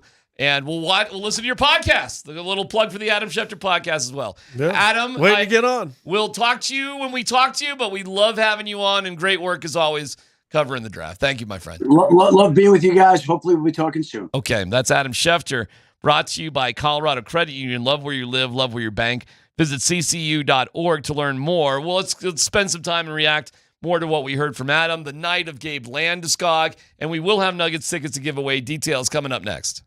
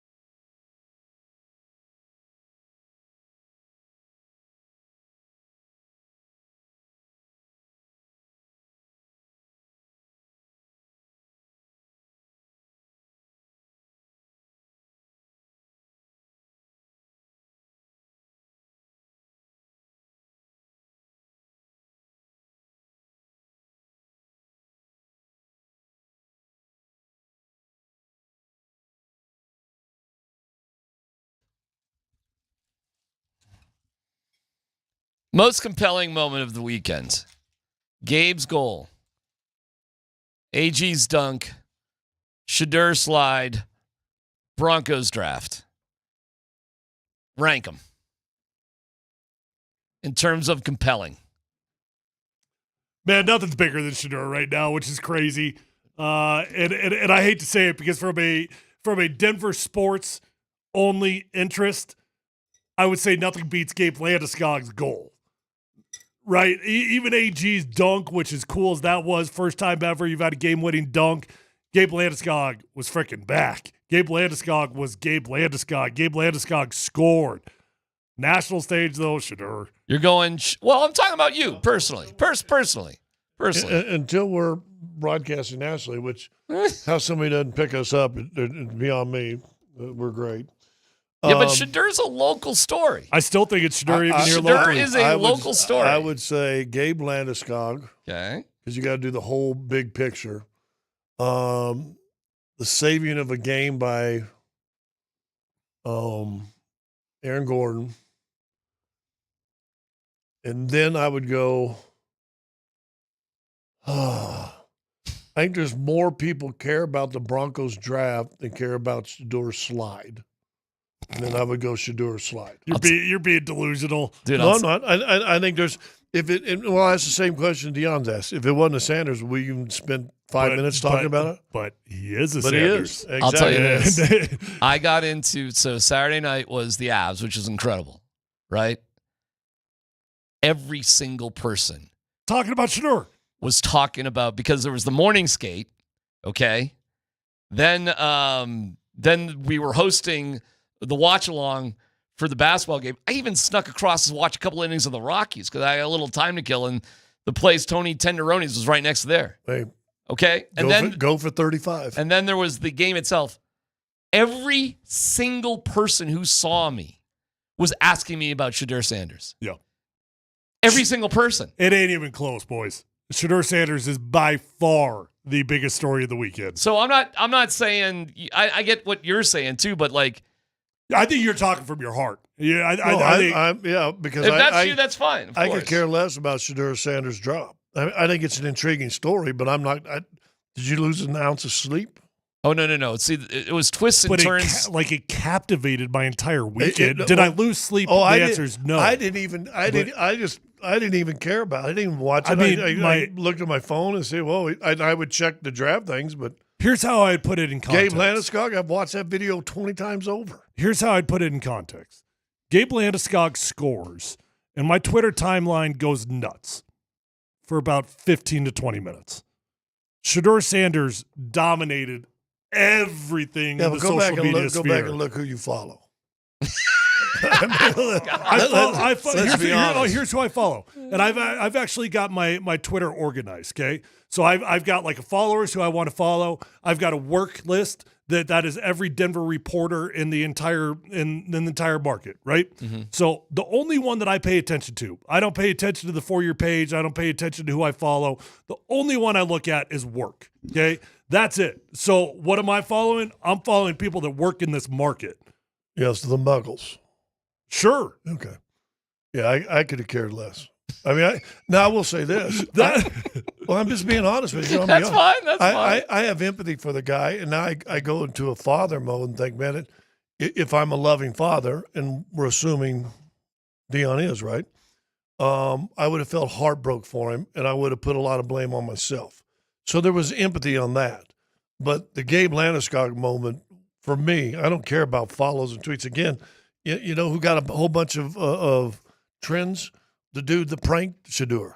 That guy got trends. So is he popular? I mean, he got a million plus. Hold on, he got a big million plus line. trends. It's a big story. It's a huge story. Yeah, but is that so that's good? I'm not saying you it's didn't ask or, good. I'm not saying it's good or bad. Well, that's what I'm saying. All right. I mean, that's a different question.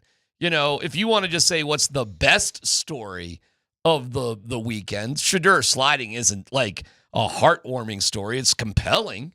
Gabe Landeskog in a landslide.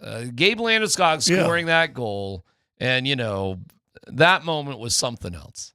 I mean, really, seriously, chills down your spine. Well, and I just thought of one that I've got even bigger than it's probably still going to go ahead of. They're still going to go behind Gabe, just because we know what he's been through for 3 years. But when I'm watching a pick six to win a game, that was a big story for me. That was big moment. Your daughter. Big moment. Yeah. Girls flag football. It was a great video, by the way, too. Did she go up and catch that 2 hands, though? Snagged that sucker. Snagged it 2 hands? I'm just wondering why she's wearing gloves. They told him to. They all wear gloves? Yeah, they all. Okay. I guess it helps stick to the flag better. I don't know. They're all Spider-Man gloves. She thought it was cool when she got to get gloves, though. Of course. But she's also a receiver. She plays receiver once in a while, too. It was a proud moment for mom and dad. It's good to have those as well. That might go behind or above Gabe? Aaron. Oh, above Aaron? Still Slightly gotta go- below Gabe? I still go with Gabe because we've been dying with Gabe for 3 years. I thought you were going to talk. We died with Shadur for 3 days. I thought you were about to bring up the Rockies breaking up a no-hitter in the 6th inning yesterday. Oh, there you go. A 3-hit, 8-1 lost, loss. right? Yeah. I got to tell you really, really, really quick, I swear to God. So I went to the morning skate, and I did have a little bit of time before, where was it, with Berto at Tony Tenderoni's. It's literally across the street from Coors Field. So I was like, all right, fine. Let's go watch this for a little bit. Guys, I walk in there. It's a beautiful day. There's 30,000 people in there. I mean, I'm just like, you got to be kidding me. I mean, it is packed. And they lost that game too. And then they lost on Sunday. They've lost 6 in a row. That's the worst team they've ever had. There's 30,000 people, whatever, at these games. Again, end of conversation. Don't mean to go too deep there. But it is remarkable what goes outdoors on. in Colorado is Dude, it's fabulous. something else. And Coors Field is held up through the years and is a great facility. I'll just leave that alone there. Okay.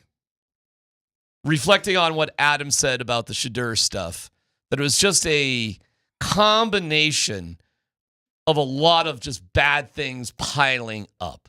Clearly, he had bad interviews. I think what's clear, too, is he had a terrible lead up to the draft process. Terrible. Bad advice left and right. Skipping this, skipping that, not doing so many things, wrong attitude. I got to believe it's got to be more than just tape on the field. But what was the game? It was at the East-West game that you guys used to always go to and say, that's the best game. You get to go down the field. No, the Senior Bowl. Senior Bowl. Senior Bowl is unbelievable. So he wasn't going to ever go to that. And then there was times for a while. Well, he could have and probably should have. Well, yeah. But he chose not to. But forget about hindsight. But then announced East-West, he was going to go and play in that. Yeah. For a moment, we talked about he was going to go there. Yeah, but and he didn't do anything down there. But then all of a sudden, he didn't even play or practice in any of that either. Correct. And then he didn't do anything during the combine. No, except have bad interviews. The pro day was fine, I guess. But even at the pro day was kind of, well, you were there. Weren't they doing some quirky stuff at the pro day? I don't know. Maybe NFL teams felt that way. Maybe they didn't feel like they had any influence over it. The pro day looked pretty standard to me. I mean, the pro day looked crisp and sharp. I walked away from it thinking he couldn't have done much better at the pro day. It's everything. But, for me, I have no doubt that something happened in the interviews. No doubt. I have no doubt that he came across in some way or form that every team in the NFL had a united front on this thing, okay? It's crazy. There was not a single team that disagreed with the overall assessment of everything. Here's what it came down to for Shadur Sanders. It's a lot. He's a lot. Deion's a lot. The Sanders name is a lot. The well-off media is a lot. It's a lot, right? And all of it came down to is a lot worth it. And you can factor in the interviews. You can factor in all that. But what the NFL said is you're too much.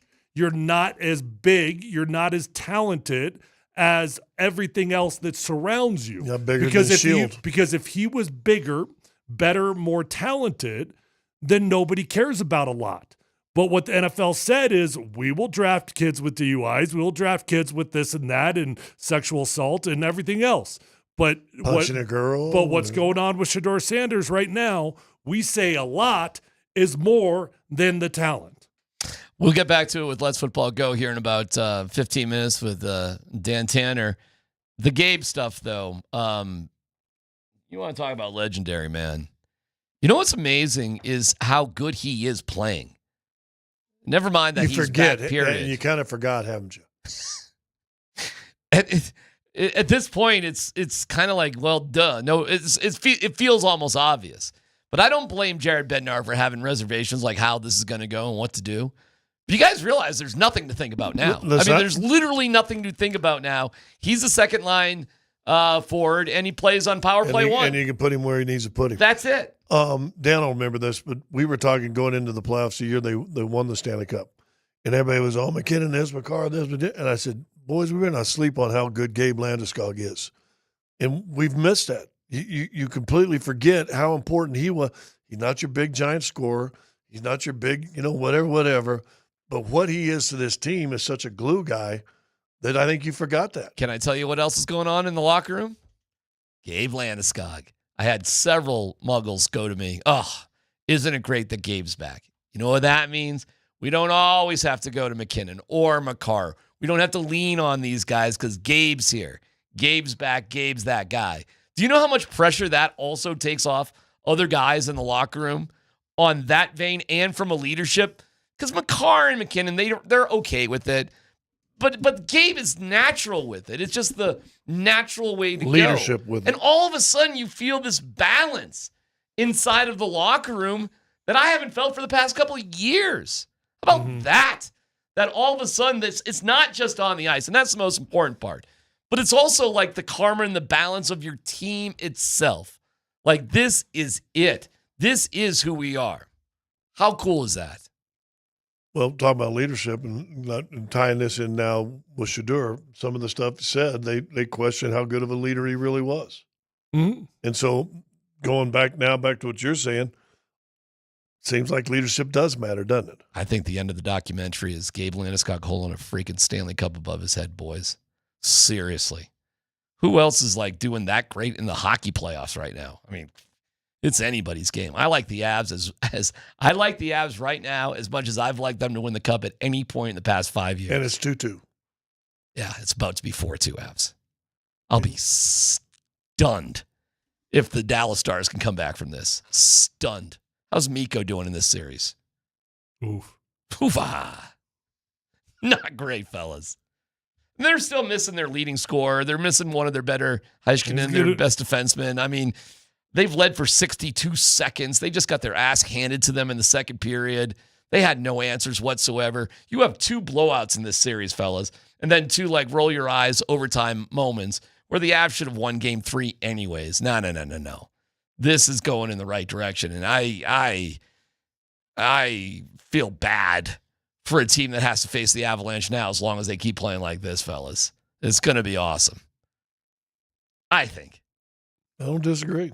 I don't disagree at all. They couldn't look much better than they did. Tell you what. Well, that's a great point. They had that power play to start that game 3. They should have won that game. Hell yeah. Well, you got a 4-minute double minor to last 30 seconds of regulation, 3.5 minutes in overtime. You don't score a goal with that lineup?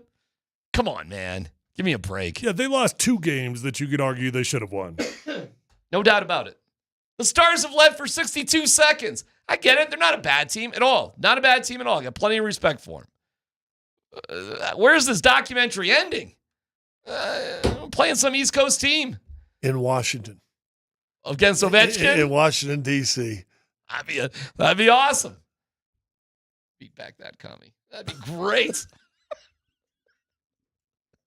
I don't have the love for Ovechkin like other people do. So, hey, fine by me. That'd be a great end to the story.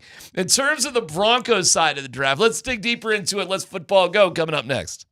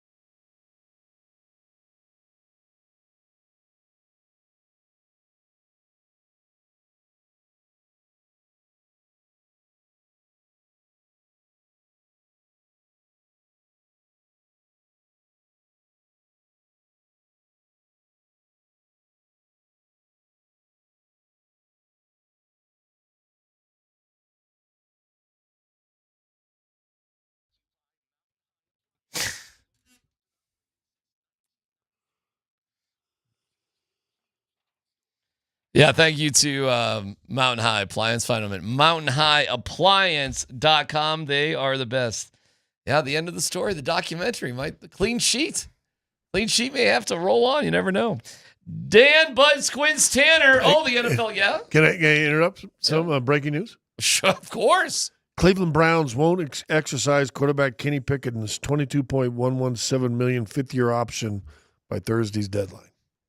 So he's playing just this year on a $2 million contract. They had to make that decision, so they have. Well, you got two guys in the draft, so why not? Yeah, I agree with you there. There's Scott Hastings with breaking football. You don't get to do that story, Dan. Dang it. That was my lead, Scott. I know. I bet it was. No, it wasn't. What do you got, Dan? All right, let's hear a couple of things here from Sean Payton. By the way, their press conference, Sean did most of the talking. George didn't talk a whole lot in their press conference, but let's hear why Sean Payton was so in love with R.J. Harvey. Okay. He was, in the early part of this process, man, everyone had seen the skill set of Genty, and he's a fabulous player. And then you're, all right, if that's unrealistic, which obviously where he was selected, everyone knew we were hoping to get it back. Man, where are we falling in love with somebody? And you really try to just go through each one with an open mind. And I can remember the afternoon. I can't remember what afternoon, but I can remember the 2 hours on this player. And then it was like, all right, be quiet. All right, guys, what do you think of the Broncos using their late second-round pick to draft running back R.J. Harvey? I like R.J. Harvey. He looks like a fun player, man. 4.4 speed. He's lightning fast. He's thick, too. He's not just one of those – he's not like Jaleel's fast, but he's skinny and just not as bruising as not R.J. going to break Harvey. a lot of tackles. Right. So I like the player. I don't really understand. I guess he's the starting running back because he was drafted in the second round. He is the starting running back. He was drafted in the second round. That is a high investment in a running back, but he doesn't feel like a workhorse running back. So one thing that's clear is the Broncos will continue running back by committee. How many offensive snaps in a game? Just play this game with me a little bit. 60? Sure. Okay. How many carries out of 60 plays does R.J. Harvey get? He should get 12 to 15. 12 to 15. How many passes get thrown his way? 4. Fair. If he's your Sean Payton's Alvin Kamara, well, then eventually he's going to be a 18 to 22 touch guy. Okay, because I'm just pointing out that's 30% of your offense right there. So is that 33? 30%. You know what I'm saying? Is he that guy? Is he worth the value of 30% of your offense? Low second, yeah. I'm asking. Well, the investment says that's what it should be. Right. That's the only way I know how to answer it. Do I think that Sean Payton will actually use him that much? My gut tells me it'll be more committee. I will say this. I think Sean Payton is, when he is invested in a guy, he's more apt to make sure that guy's successful than if he I would agree with that. is adopted. I agree. And there's no doubt they are highly invested. That's a really good point.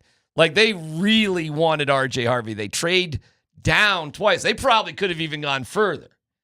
But it was definitely we're smarter than the average bear sort of draft for the Broncos. So I do think they did trade down, but then they still, according to most boards, drafted him higher than most people would have. Correct. But what was it, 60? Yes. They got Kamara at 67. They had to take a running back in the second round.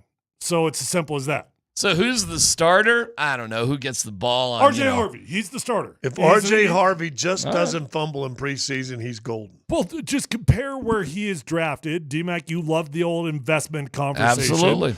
Compare the investment in R.J. Harvey to anybody else on this football team. You win the battle. No doubt about it.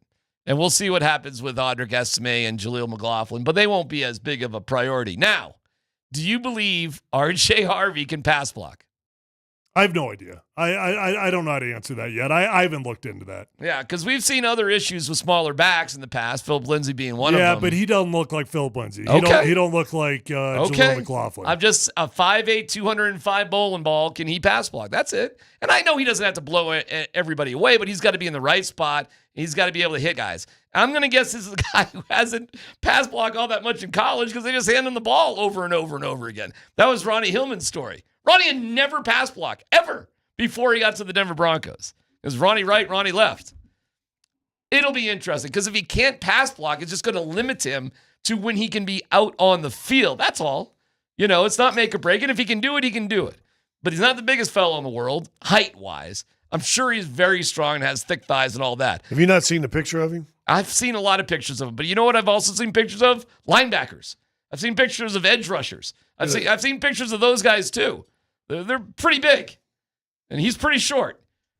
That's all I'm saying.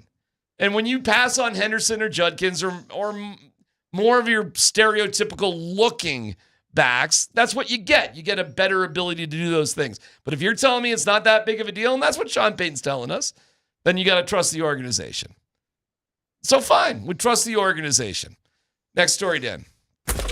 All right, do the Broncos have enough at the running back and the tight end position? Sean Payton was asked if he feels if they have enough at those two spots. Well, when you ask coaches that question, the answer is always we never have enough.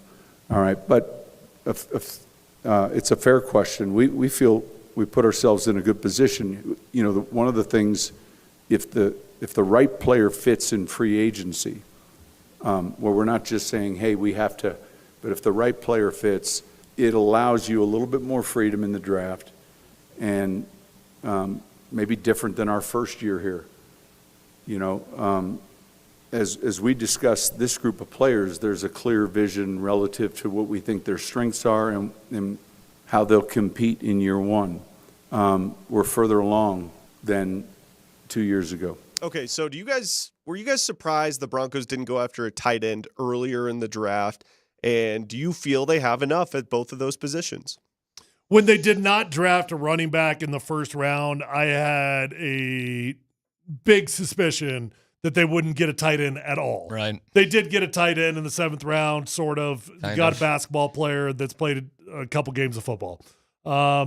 So that's what happened in the first round. You pulled a wild card. You went defense in the first round. You drafted luxury in the first round, which, it's fine. You got a great football player. But now you pigeonholed yourself to a degree that I thought it's going to be tough to get a tight end. Yeah, I totally agree with Tyler there. They're telling you they think they're really good, how they did this draft. They are telling you we think we're right there at some sort of championship level, and here we go. He's talking about Evan Engram right there, saying we got a guy in free agency. We don't have to extend ourselves there. Okay, cool. Great. I mean, you drafted a punter.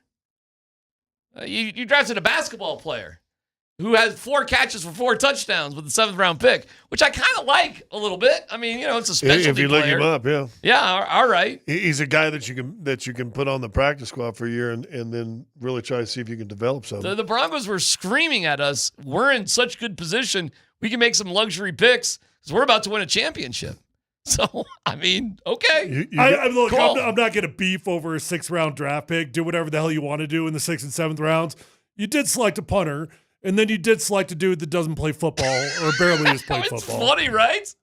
These are luxury picks. I mean, I guess we're all okay with special teams depth. I guess. By the way, heads up, everybody.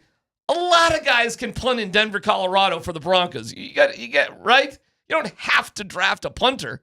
You can sign one in free agency that get the 3rd best punter out of college football. What's the difference? You're punting in Denver. But, okay, cool. I can't wait to talk to him because he's Australian and he sounds funny in a good way. By the way, I'll give you another guy, too, they got as an undrafted free agent. Clay Webb, center guard, who they're guaranteeing $225,000. Not a huge signing bonus, only $15K, but a guarantee of $225,000, which is a lot for guaranteed dough. If he does make the team, you got to make the team, of course. So that's an interesting one. Just keep your eyeballs on for somebody who sneakily may make the team. And how strong are we at center anyways, Tyler? Or how confident do you feel about that position? I don't have an issue. I said this many times. I could run it back with the exact group that we had last year at offensive line. And when I say that, I mean starters and backups. So we're okay. Okay. I've just learned over the years, just keep your eye on the money when it comes to the undrafted free agents. That's all. It's not a guarantee of anything, but it does tell you a little bit what they think. Well, who was it last year that got that big signing bonus? Frank Crum. Crum. You're right. And he made the team, and he's still on the team right now. And he is... I think he'll make the team again. I was going to call him the swing tackle, but I'm not quite sure about that because I don't know. You got Matt Pert in there also. Yeah, and Quinn Did we Bailey. bring Matt Pert back? I can't remember. Yeah, I don't know, but Quinn Bailey got injured last year, and I just don't know where he sits and everything too.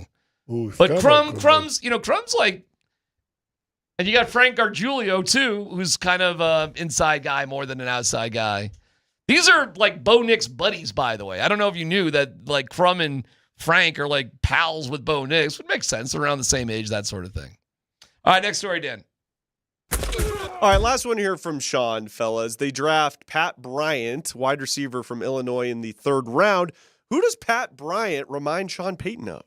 There were so many things about his game that reminded me of Mike Thomas. And with respect to Mike, who became, I mean, holy cow, you don't ever want to put pressure on a rookie like that. We're just talking about traits. But really explosive off the line of scrimmage, very competitive, very tough.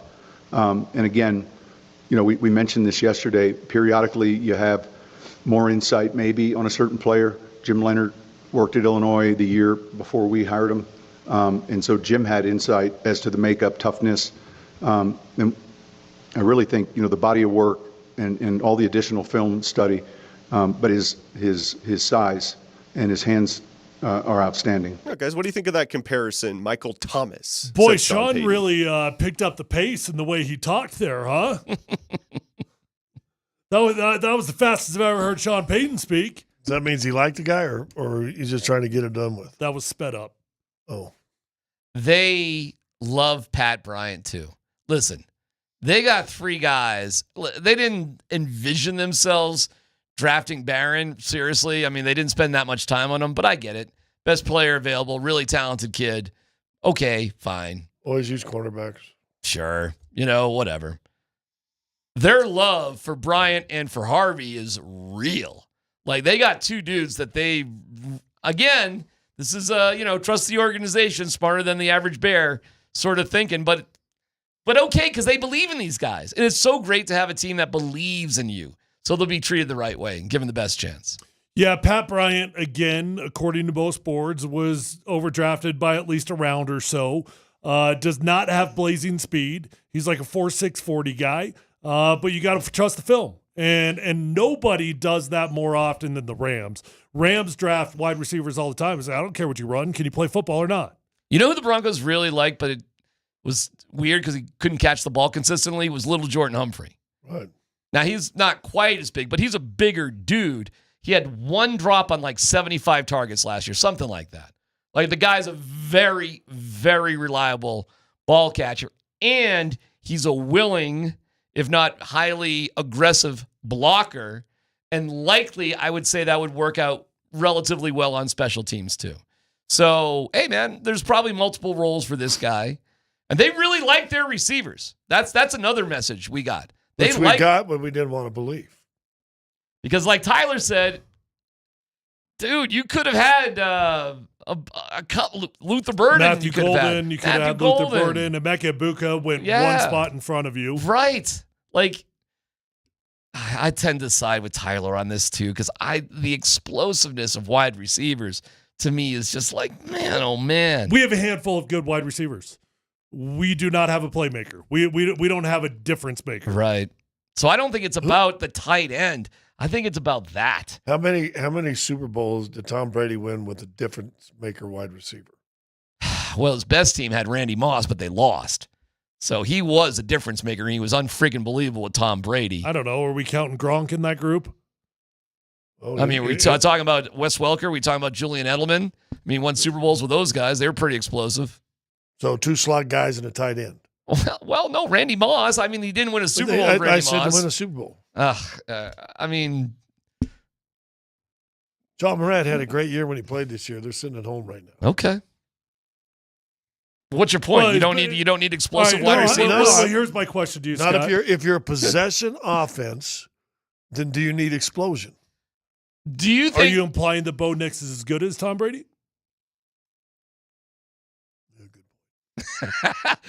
Do you think it's more likely in the NFL to throw a shorter pass that results in an explosive play or a run that goes for an explosive play?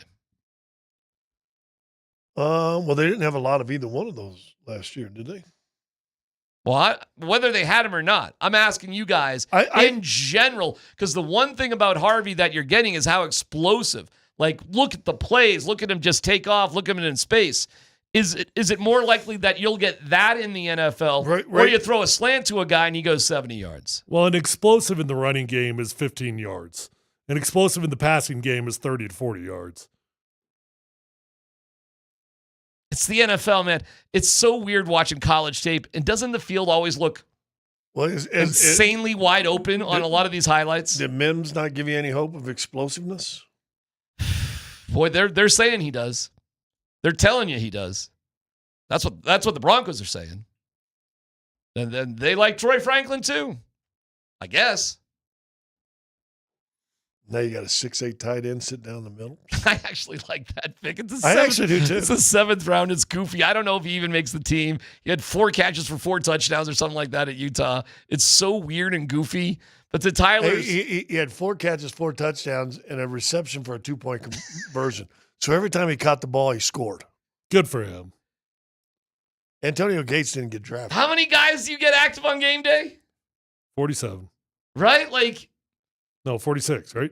I think 46 because you get that third quarterback. Yeah. I think he'll be. But my point is, that's one of your guys who's active on game day, huh? No, I think Lomer will be a practice squad guy.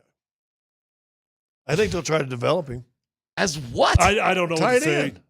You took a flyer. That's the definition of a flyer. Yeah, man, the guy's not going to catch passes over the middle. He's going to post up in the end zone. Again, you took a flyer on Antonio Gates, and what did he do for you in San Diego? All right. Okay. What about Loner's got like a 37.5 vertical. What's our one guy that was here and took all the money and ran to Jacksonville? That Peyton threw 5 touchdowns to. Julius Thomas? Julius Thomas, basketball Julius player. Thomas was like a real football player, though, who was. But a basketball player who played 1 year of football. Okay, man. But I mean, like. Played 1 year.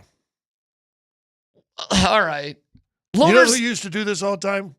Go outside of football to try to find athletes to make a team? Dallas Cowboys, back in their heyday. And Belichick and lacrosse players. It's a draft pick, though. I roll my eyes. It's a draft pick. Like, who cares? It's 7th round, 241. Okay. Listen, I'm not bothered by it. It's the land of who knows.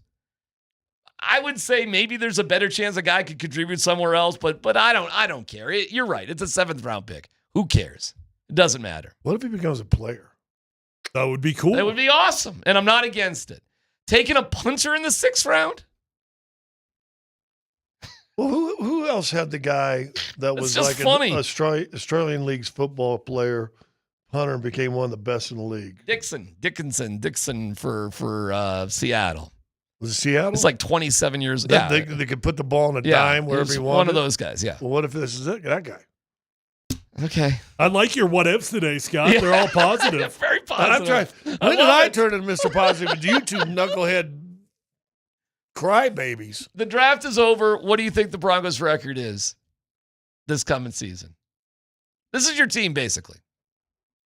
I don't think the draft has done anything to influence me one way or the other. How many wins? 11.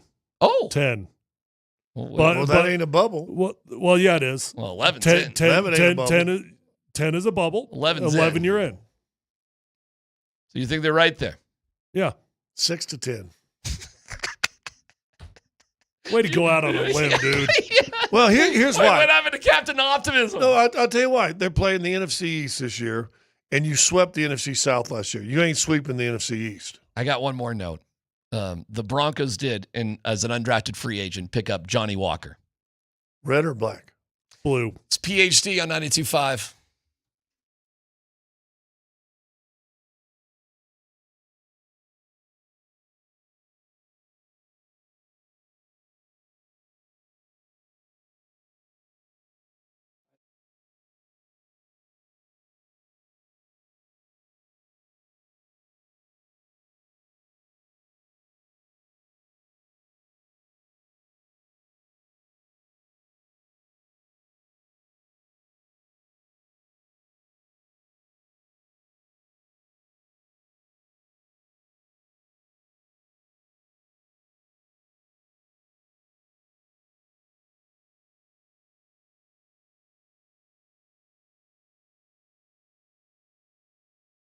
All right, guys and gals. Hey, I know the day that you realize that your hair's thinning out on you, maybe you flat out got a bald spot. It's a bad day, and you want to do something about it. How about this? Just commit to getting your hair back by committing to call my friends over at Advanced Hair Restoration. They've already changed tens of thousands of lives, and I want you to be the next one. So pick up the phone, call 720-459-HAIR. When you go to Advanced Hair Restoration, you're going to be in a calm, relaxed environment with the most experienced professionals. You're going to love Dr. Tanya Pauls. She's the best of the best. The entire staff at Advanced Hair Restoration is the best of the best. Guys, what I love about Advanced Hair, they're so confident in what they do. They're going to go ahead and guarantee your hair is going to grow for life. Lifetime guarantee. Your own natural hair. It's going to start to regrow the very next day. You got no time to waste. Pick up the phone. Call Advanced Hair Restoration at 720-459-HAIR. You're going to get 250 free hair grafts and $250 off. Or check out those before and after photos at advancedhair.com.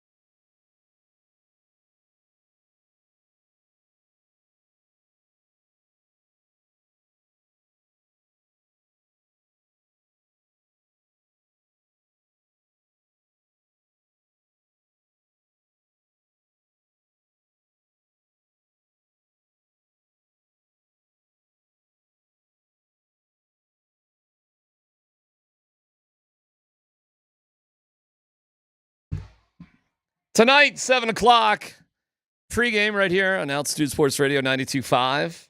Puck drop, well, it's one of them, they say it's at 7:30, but it's really 7:57. Yeah, exactly. Who knows? But tonight, yes, it'll be Game 5 with the Avs taking on the Stars, and things are feeling good and looking good, and we'll have the game for you. And now for a little bit, we get the Avs and Nuggets spread out, but only for a little bit. Yeah, today. Well, today and tomorrow. Yeah. But then Thursday, theoretically, both teams would be playing as they would be on Game 7 on Saturday. So you have an outside possibility of both of our teams playing Game 7 at the exact same time. Yeah. Outside Both teams are playing Game 6 at the same time. Probably not ideal, Well, but that basically. seems to be okay when they win. It's fine when they win. I mean, the playing at the same time thing kind of sucks. Not kind of sucks. It definitely sucks. Playing in the same day, like back-to-back as they did Saturday, was actually kind of fun. I thought. I don't know how you guys felt about it. Well, you were doing the game, obviously. But, like, were you able to go watch the Avs? Or were you guys on a plane and forget about on a it? plane. They just followed it on the script. Okay. All right. Anyways, that is tonight.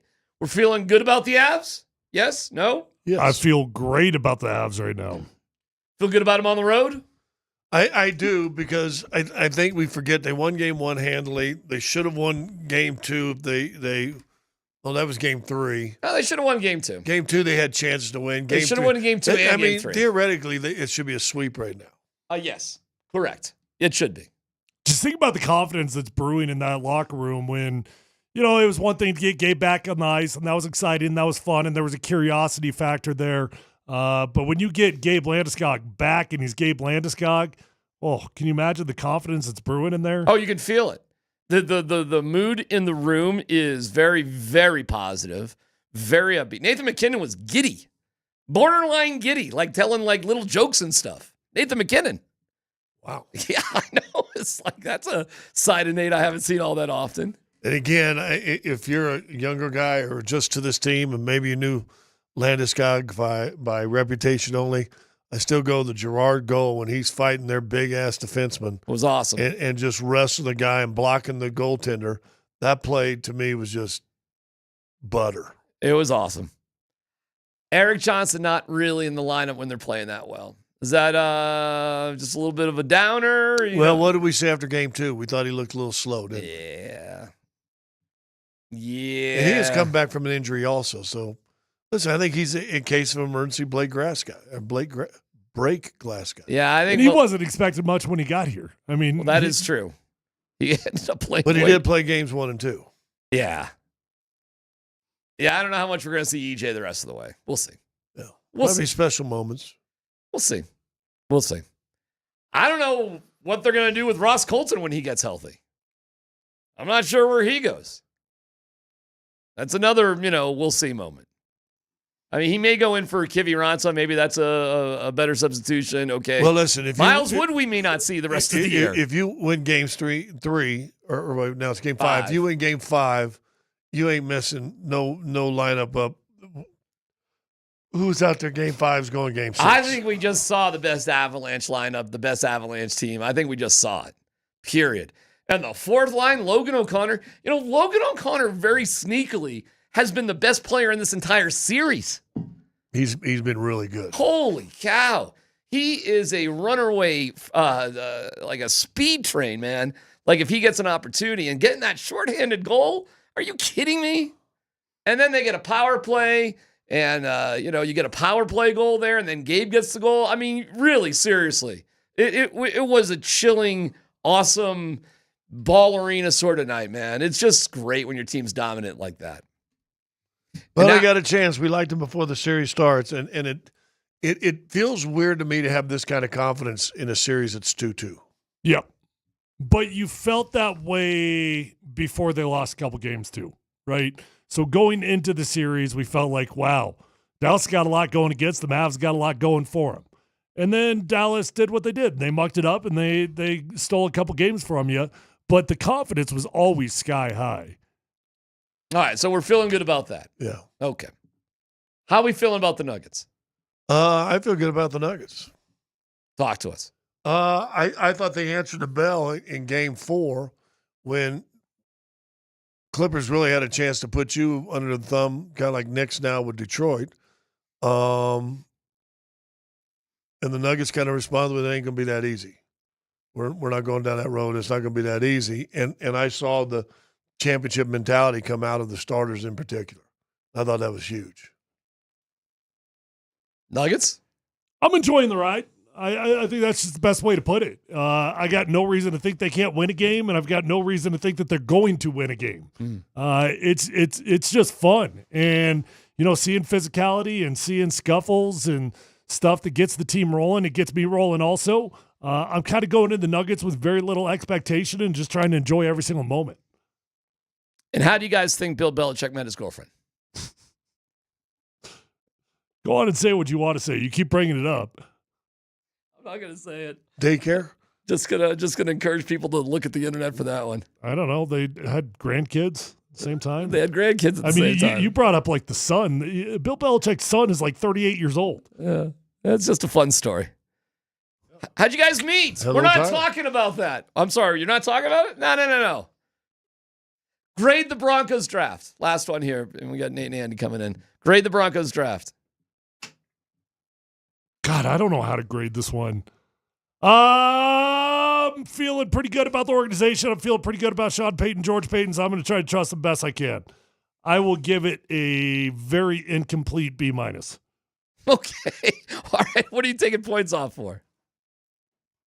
Well, there's a lot of unknowns. I mean, you reached on a couple guys. I got to see that you're right. Pat Bryant was drafted about a full round in front of where most people thought he would. R.J. Harvey was drafted about a full round in front of where most people thought he would. Mm-hmm. So there's a lot of wait and sees. Are you right or not? If Brian Harvey play a lot and or at times become a starter for this team, then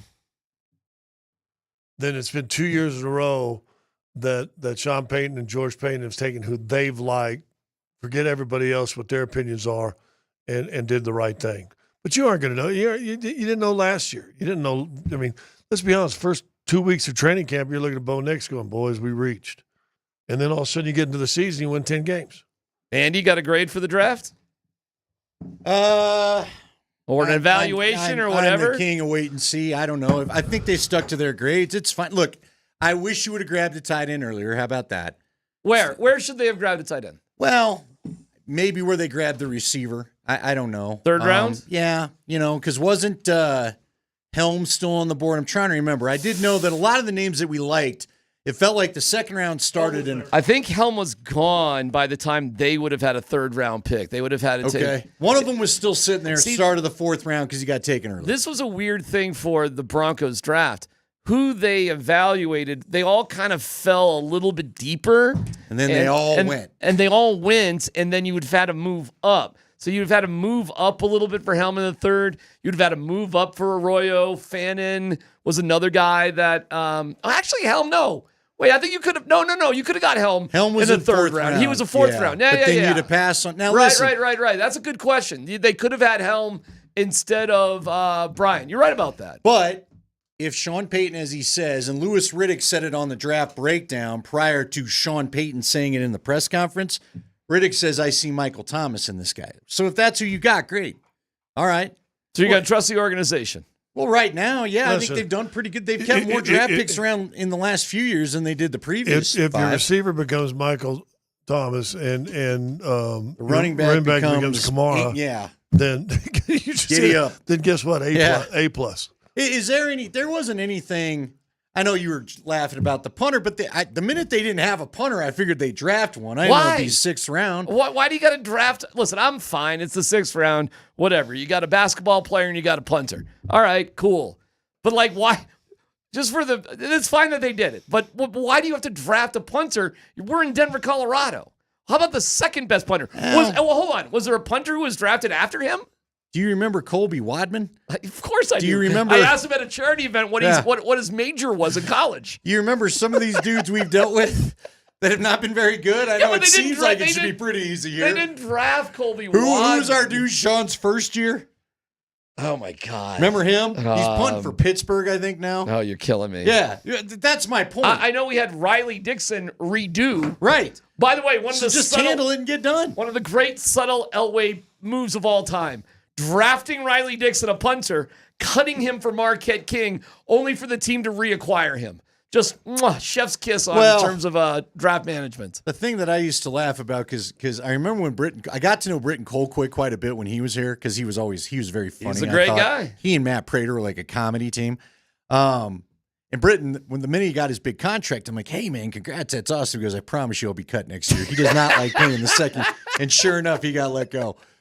It just was. I felt like Elway always paid a punter, then regretted it and found a rookie and got rid of him. Well, didn't they also draft late a guy named Jason Elam? They did. That's why I don't have a problem with kickers. Yeah. If this guy solves a problem, if any of these players solve a problem for 10 years, then what's there to be mad about?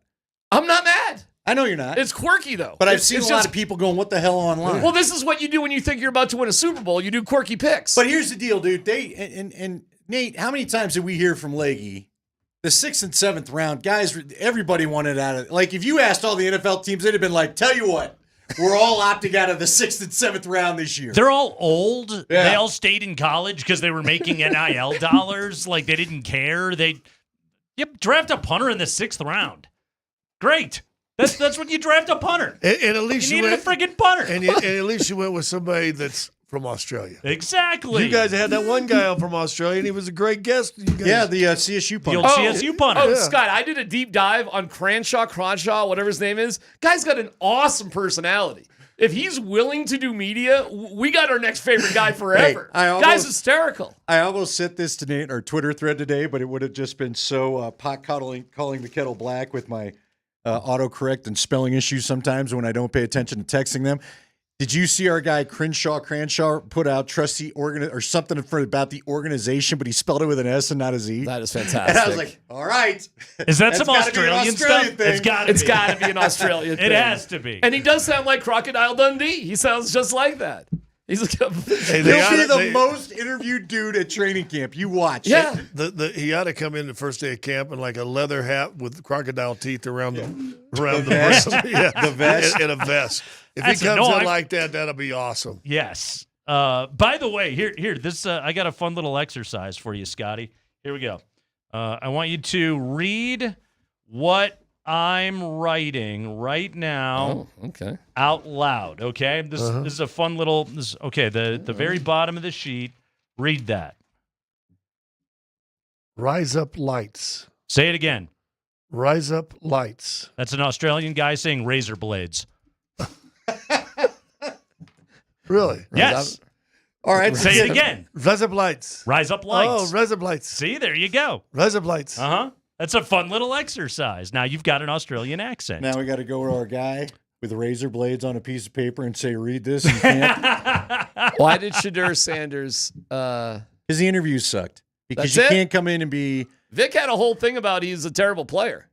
Well, people don't love the tape. The NFL didn't like him as a player quite as much as, like Dion and Joel did, but he shouldn't have been a fit. He fell to the 5th because the NFL was miffed because he didn't kiss the ring because he was arrogant in some interviews and they all talk. That's why he fell to the 5th, but they viewed him as a 2nd or 3rd round prospect. But the thing is like when you're a 2nd or 3rd round prospect and you're going to be battling for a roster spot or battling to be a backup quarterback, they're like, well, we don't need that guy to have a bad attitude. And so that's why he fell all the way to the 5th. You don't need the Tim Tebow circus where you're asked about, is he going to start every week? Well, what do you have in Cleveland now? You got it. That's why everybody said it. It felt like Jimmy Haslam called down to the draft room and said, you're taking him now. Why did Jimmy Haslam do that? We all because he's buddies with Dion.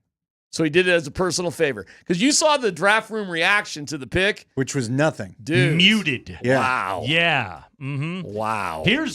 I want you guys to weigh in on this really quickly. Now, I didn't read as much into Stefanski as I did the GM. The GM looked really annoyed. He did. Yeah, he wanted Dylan Gabriel. That was why I used a 3rd round pick on him. I want to give you guys 2 quarterback rooms. You tell me which one is funnier, okay? I teased this one with Andy before, but I want you guys to weigh in on it, all right? QB room number 1.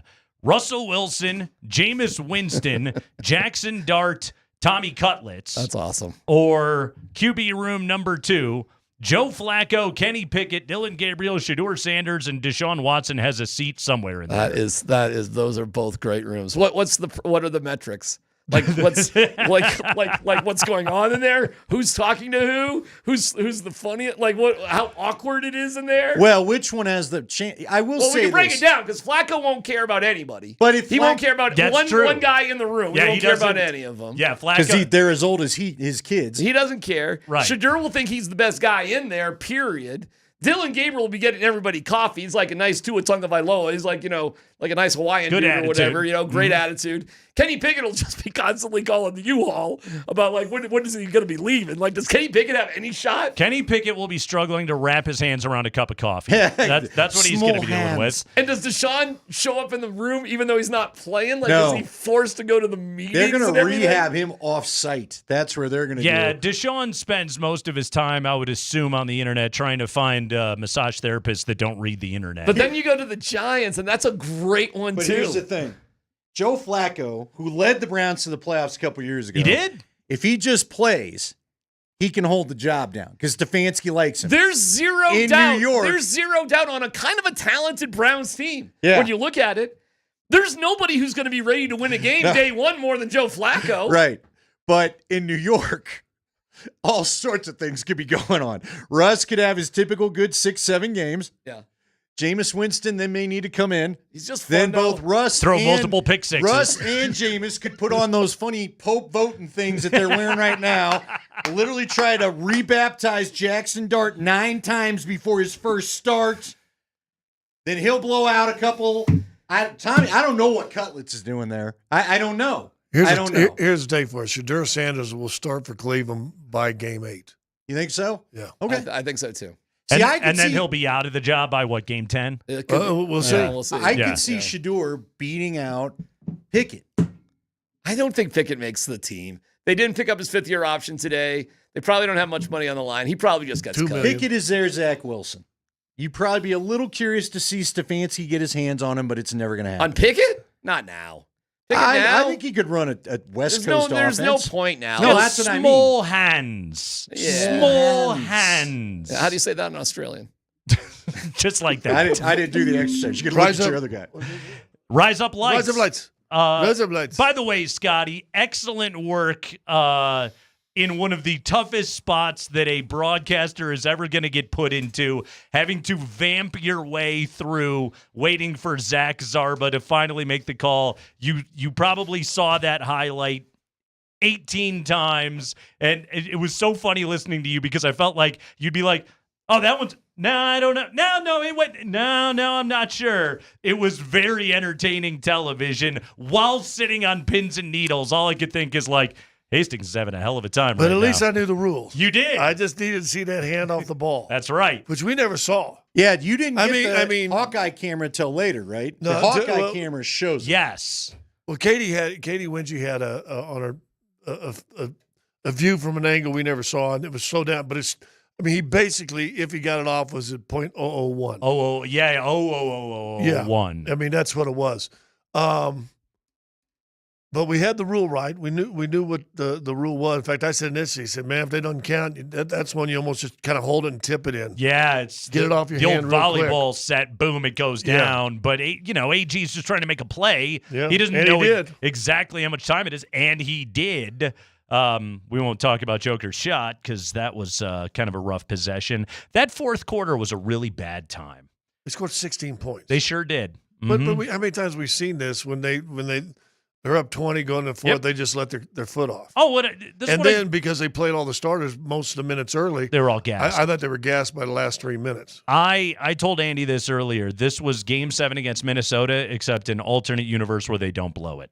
Yeah, that was the game that we just watched. I said that somewhere in the fourth. I said, boy, somewhere people in Minnesota said, hey, I remember this. Yeah. Oof. Yeah. You want to know what I did for you? A little marketing tool. I was at Chipotle with my son because the stress, I was like, all right, they're up 20. We need to eat. The Avs are coming up. Let's go. So we get there. We're eating dinner. Oh, you left. And I look at my phone just to be sure, and I see it's 94.90. I was like, you got to be kidding me. So he was. I popped on Altitude Plus on the old phone and shook. little restaurant get together as we all watched. And then, of course, I see that. My son's like, Dad, what's the rule? Does that count? I was like, I don't know. I've never seen that. I don't know. It's through the hoop.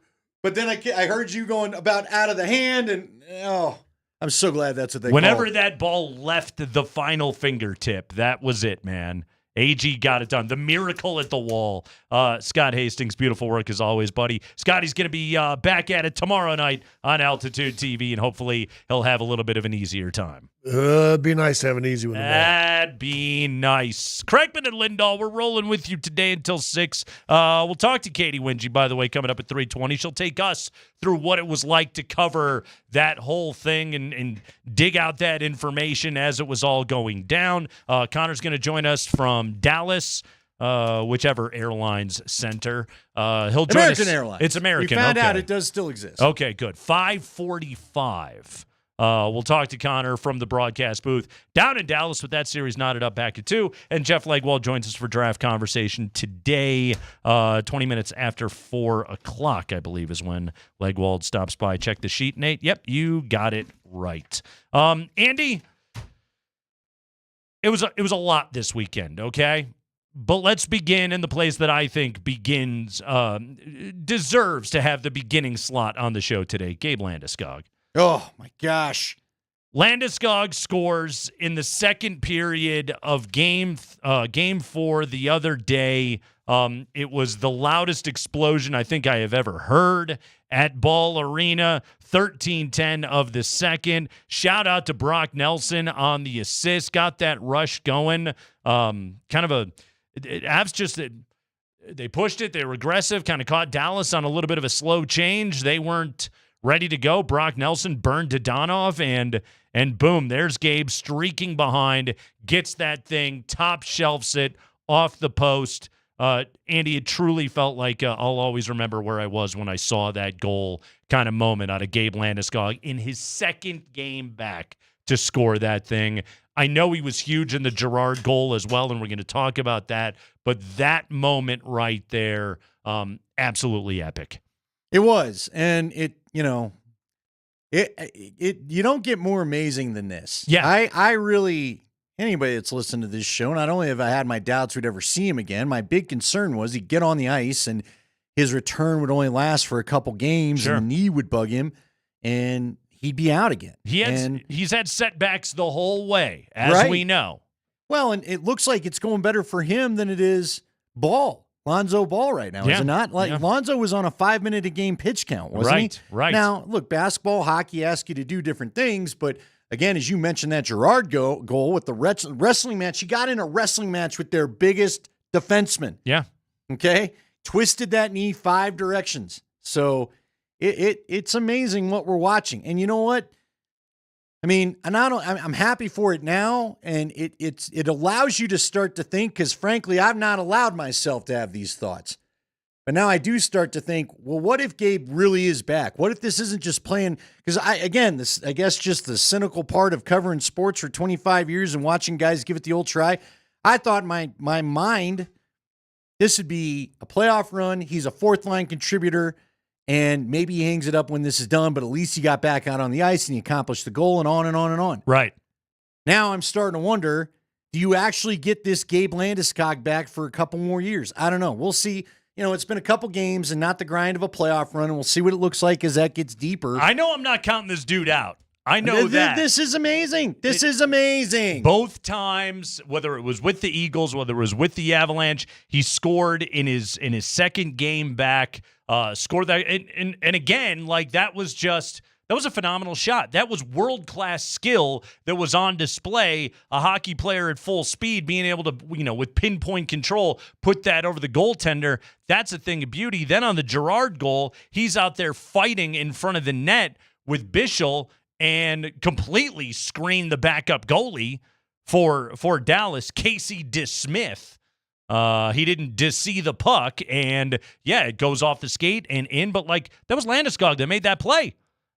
That's the difference right there. And that's the kind of thing where you think back on a couple of playoff runs in a row where the Avalanche just didn't have enough of that. They didn't have enough physicality in front of the net. And Gabe Landeskog is like, I know where my paycheck comes from as a hockey player. This is my job to go and muck it up, dirt it up, and boom, he does it.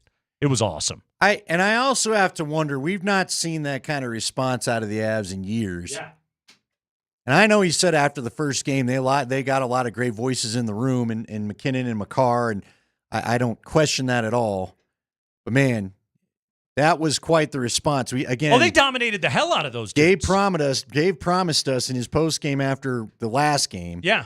Thursday night, that we're not going to put up with that. 93 shot attempts, 49 scoring chances for the Avalanche in Game 4, according to Natural Stat Trick. Denver Post had that note, making it the best offensive game that anybody has played in the playoffs. Oh, really? Ottinger was amazing in that game. He got no help from his dudes. Why did he get pulled? Because I think DeBoer admitted after he did kind of get pulled. Yeah, I don't know. Because I thought he played great. Yeah, it should have been 7-0 after that second. They should have had like a 5-goal second period. Oh, he had some crazy the glove save that he had on McCarr, phenomenal. Yeah, that dude is doing his part. His teammates didn't show up for that game, and also like the Avs just played fantastic, and Dallas didn't meet the moment. And it goes to show you when the Avalanche are at their very best, they're just a better, more complete hockey team than the Dallas Stars are, and they should be able to win this series. Now, they may not because hockey, but 3 games to go in this thing. In my opinion, I think we see who the better hockey team is out on the ice. I would agree. I fully agree with you, Nate. There's no way to argue that. They look like they could win the cup again. We haven't seen a hockey game like that since the 22 Cup run. Right. And it certainly didn't come against an opponent like the Stars. By the way, I caught a little out-of-town hockey last night, speaking of the 22 Cup run. Stayed up to watch the end of Kings-Oilers.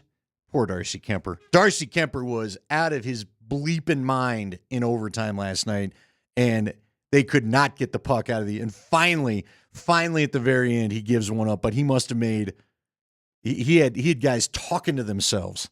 I'm glad you bring that up. Shout out Darcy Kemper. That's a cup-winning goalie right there. When your eye's not, poked with a blade. That helps. See things. You're a little bit better. We might helps. see him. Who knows? Katie Wingy, though, she is back from the wall. And we're going to talk to Katie coming back here on the other side about Denver, about the skirmish, the kerfuffle. We're going to talk about the end of that game. So much to dive into. The Nuggets getting set for Game 5 tomorrow night. Altitude Sports Radio 92.5.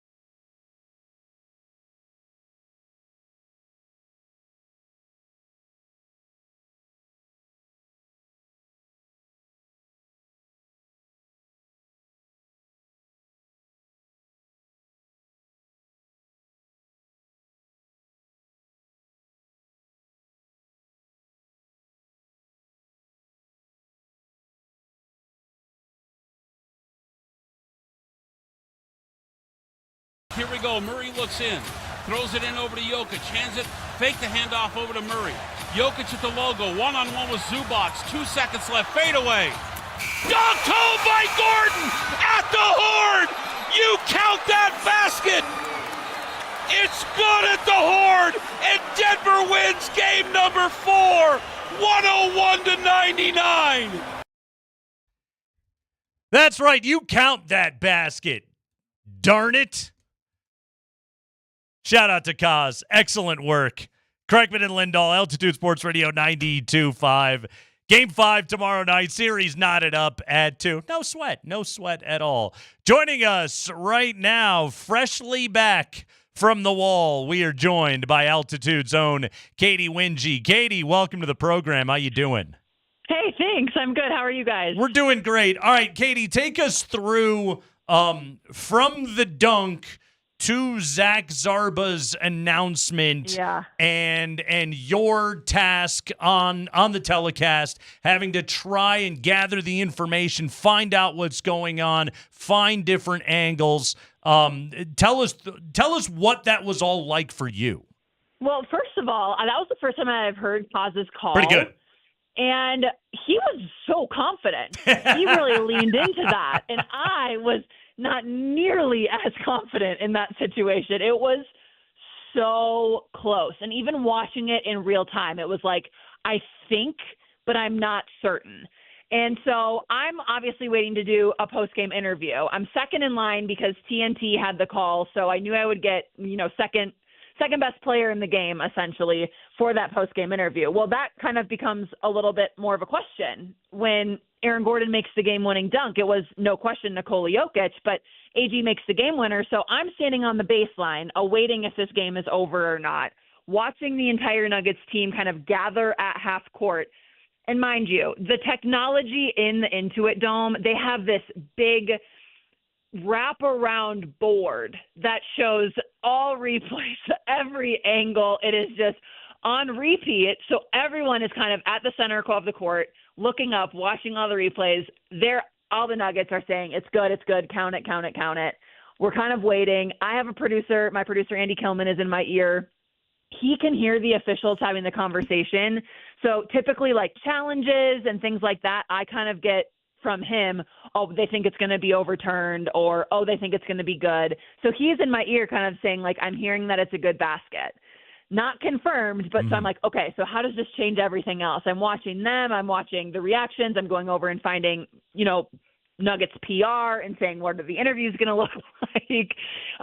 So then eventually when the announcement was made, you see I was right underneath the basket, and I saw the whole team kind of run towards the locker room, jumping up and down, just pure joy on the floor and celebration. Joy and or relief, so cool. Katie? Which one Joy, was more joy. of? You Honestly, think it was joy?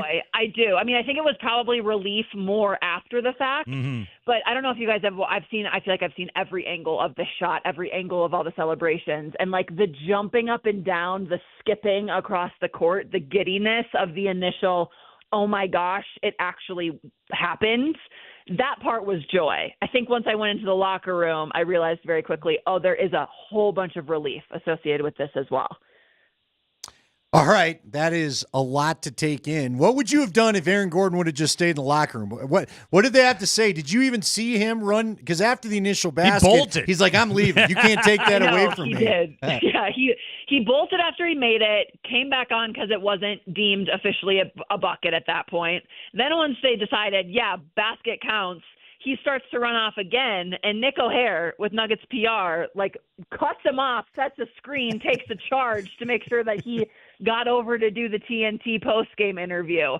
And then he headed back to the locker room after that. So it was just a whole lot of emotion, a whole lot of, wow, I can't believe that just happened, and let's get everybody's reaction to what just happened. All right, so I'm curious. I mean, again, it just feels like when Joker has to go the full distance, that sometimes is a little bit of a siren, because at least last month that doesn't always go well. Do you even think about what would have happened had they called it the other way? Do you think they had enough juice to push that across the finish line? I don't think about it. Because it didn't happen. Stay in your happy place, Katie. No, it doesn't matter. The reality is it doesn't matter. We can, hypothesize and say what if, what would have been, but the reality is the series is 2-2, and you've had 2 days off now to recuperate and get your bodies back to a better place. I wouldn't say 100% by any means, but back to a better place for Game 5. Yeah, coming up tomorrow night on Altitude, by the way. Katie will be there, Marlo, Scotty, the whole gang on Altitude Television. All right, Katie, so we had the game winner from AG.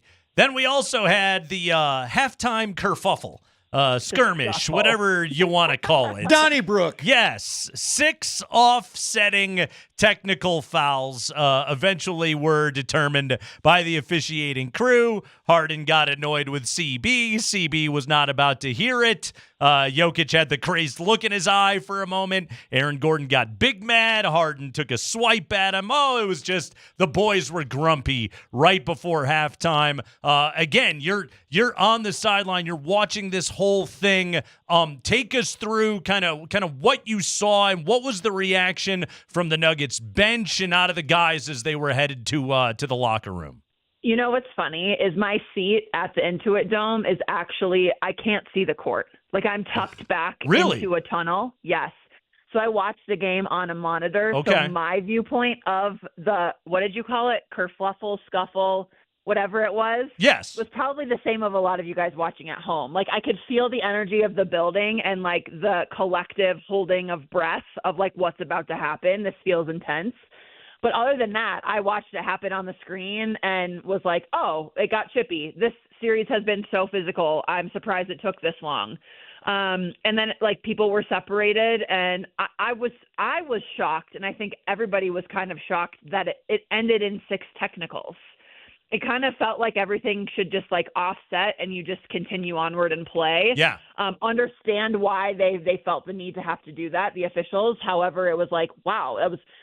I was jokingly, I tweeted out the Oprah gif of like, you get one and you get a technical and you get a technical and you get a technical, because that's like really what it felt like. But even coming back out from halftime, it didn't feel like there was any carryover from that. It was very much business as usual, very much we have a game to win. Our game plan has been executed pretty well so far. They wanted it to be a physical game. So did it really change momentum? Like, I don't think so. I'm, again, surprised that it took as long as it did for something like that to happen because of just how tough this matchup has been. What are you expecting from tomorrow night? I almost said tonight because I can't keep these days straight, but it's as tonight. What are you thinking tomorrow night? Do you think we see more physicality? What changed when the Nuggets gave up the 20-point lead? What changed for them to get that 20-point lead, Katie? Because we haven't seen that all series. Totally. What's interesting is Christian Braun was kind of asked about that today at practice, and he was asked about it in the frame of how do you guys use this momentum that you get from winning Game 4 and carry that over to Game 5? And he was essentially like, I don't think we had the momentum. Yeah. Like, I think that they had the momentum ending that game, and we just happened to like sneak one out because of the work that we had put in quarters 1 through 3. So the way that I've kind of digested all of this is Nuggets game plan execution in quarters 1 through 3, the defense, the toughness, the physicality, the execution, that was what they wanted, especially bouncing back from the terribleness that was Game 3, right? So being able to come out and set the tone in the way that they wanted to in quarters 1 through 3, really good. Quarter 4, the Clippers changed some things up. They played like this zone that kind of turned into man late in the possession, and the Nuggets basically were just like, okay, cool, you guys are going to change up your defense. We're just going to try and run the clock out, which is always a very risky approach. Everybody today, David Adelman, Christian Braun, Jamal Murray, everybody was like, we got stagnant. We just kind of stared at the defense. We didn't run our stuff. We didn't attack during that fourth quarter. So the good news is you have that chunk of Game 4 to really look at and analyze and say, okay, the Clippers threw this at us. They could potentially start the game like this. They could potentially show us this in the game later. Now we know how we want to counter that. So I think I'm feeling pretty optimistic about what the Nuggets have learned based on the first 4 games of this series. And it's just about if they can go out and do that. It's about if they can go out and match their physicality, exceed that physicality. Multiple guys have said, I don't think this series is going to come down to like schematics and X's and O's. Like, yes, you can make adjustments, but it's about like execution and being able to be the tougher team. And for the Nuggets, a lot of that is like making more shots if your name isn't Nikola Jokic or Jamal Murray. Yeah, well said right there. Katie Winge of Altitude. Katie, there's 3 games to go, and it's best of 3, and that's what I thought this series was going to be to begin with. I picked Denver in 7 when it all started, but I heard an interesting question that Matt Moore had posed, and I don't know if you view it this way, but I tend to agree with the way that he sort of broke this down, and it goes to what you think is going to happen in this series. But his question was, would you rather be the team with the best player in the series, or would you rather be the team with fewer weaknesses? And that, to me, that's the dichotomy that's going to decide who advances and moves on and plays OKC. Yeah, love Matt Moore. I'm a big fan of his work. And so, yes, I would completely agree with that. And it is quite like a Sophie's choice, right? It's very conflicting when you think about it. It's like, do you want the best player in the world, or, you know, do you want the depth that the Clippers have? Do you want the ability to have role players that have stepped up in a very big way the last couple games? And I do think the Nuggets are capable of that. I really do. The Clippers have said, like, our role players play better at home, and now you're looking at a 3-game series where the Nuggets do have home court advantage, so that works in your favor. But again, it's like listening to these guys talk about it. It's very, and I think they're taking on the personality of interim head coach David Adelman. Like, it's very black and white. It's like, we know what they're doing. We know they're going to double and triple team Jokic and Murray. We know they're going to want to get the ball out of their hands. Everybody else has got to be confident and ready to shoot and stepping in and knocking those down, because then what do? Like, there's nothing you can do at that point, because then you're going to say, okay, Zubats, go ahead and guard Nikola Jokic one-on-one, which he's done an okay job of, but it's still the best basketball player in the world that you're trying to stop one-on-one. Or the 2-man game that is so elite and has such great ways of executing and dissecting defenses. So, you know, I guess for me, when you have Nikola Jokic, it's always going to be the tip-top advantage because of the way that he sees the game and plays the game and can help his teammates find ways to be successful too. But we'll see. We'll see how kind of the others play out in this. Katie, last thing. What's Michael Porter going through in this series, and what percentage is he at besides 50% of his arms work? He's been so open about it, which I really appreciate, the transparency there. I was very surprised to hear about the brace that he wears on his foot. He's been wearing the same brace, he said, for 3 years. That brace broke. He's been trying to find a brace that provides some level of the same comfortability as the last one did and fits in his shoes the right way. Hasn't found it yet. So his ability to move freely, and just think about this. Like, if you're uncomfortable and you have something that's like poking you in a weird way on, like, while you're running up and down the floor, something along those, you're obviously going to be thinking about it. You're going to be changing the way that you're cutting, moving, coming off of screens, defending. Everything is going to be impacted by that. So that was before the shoulder even really happened. The shoulder happens, and now it's like he can't even lift his arm above his head.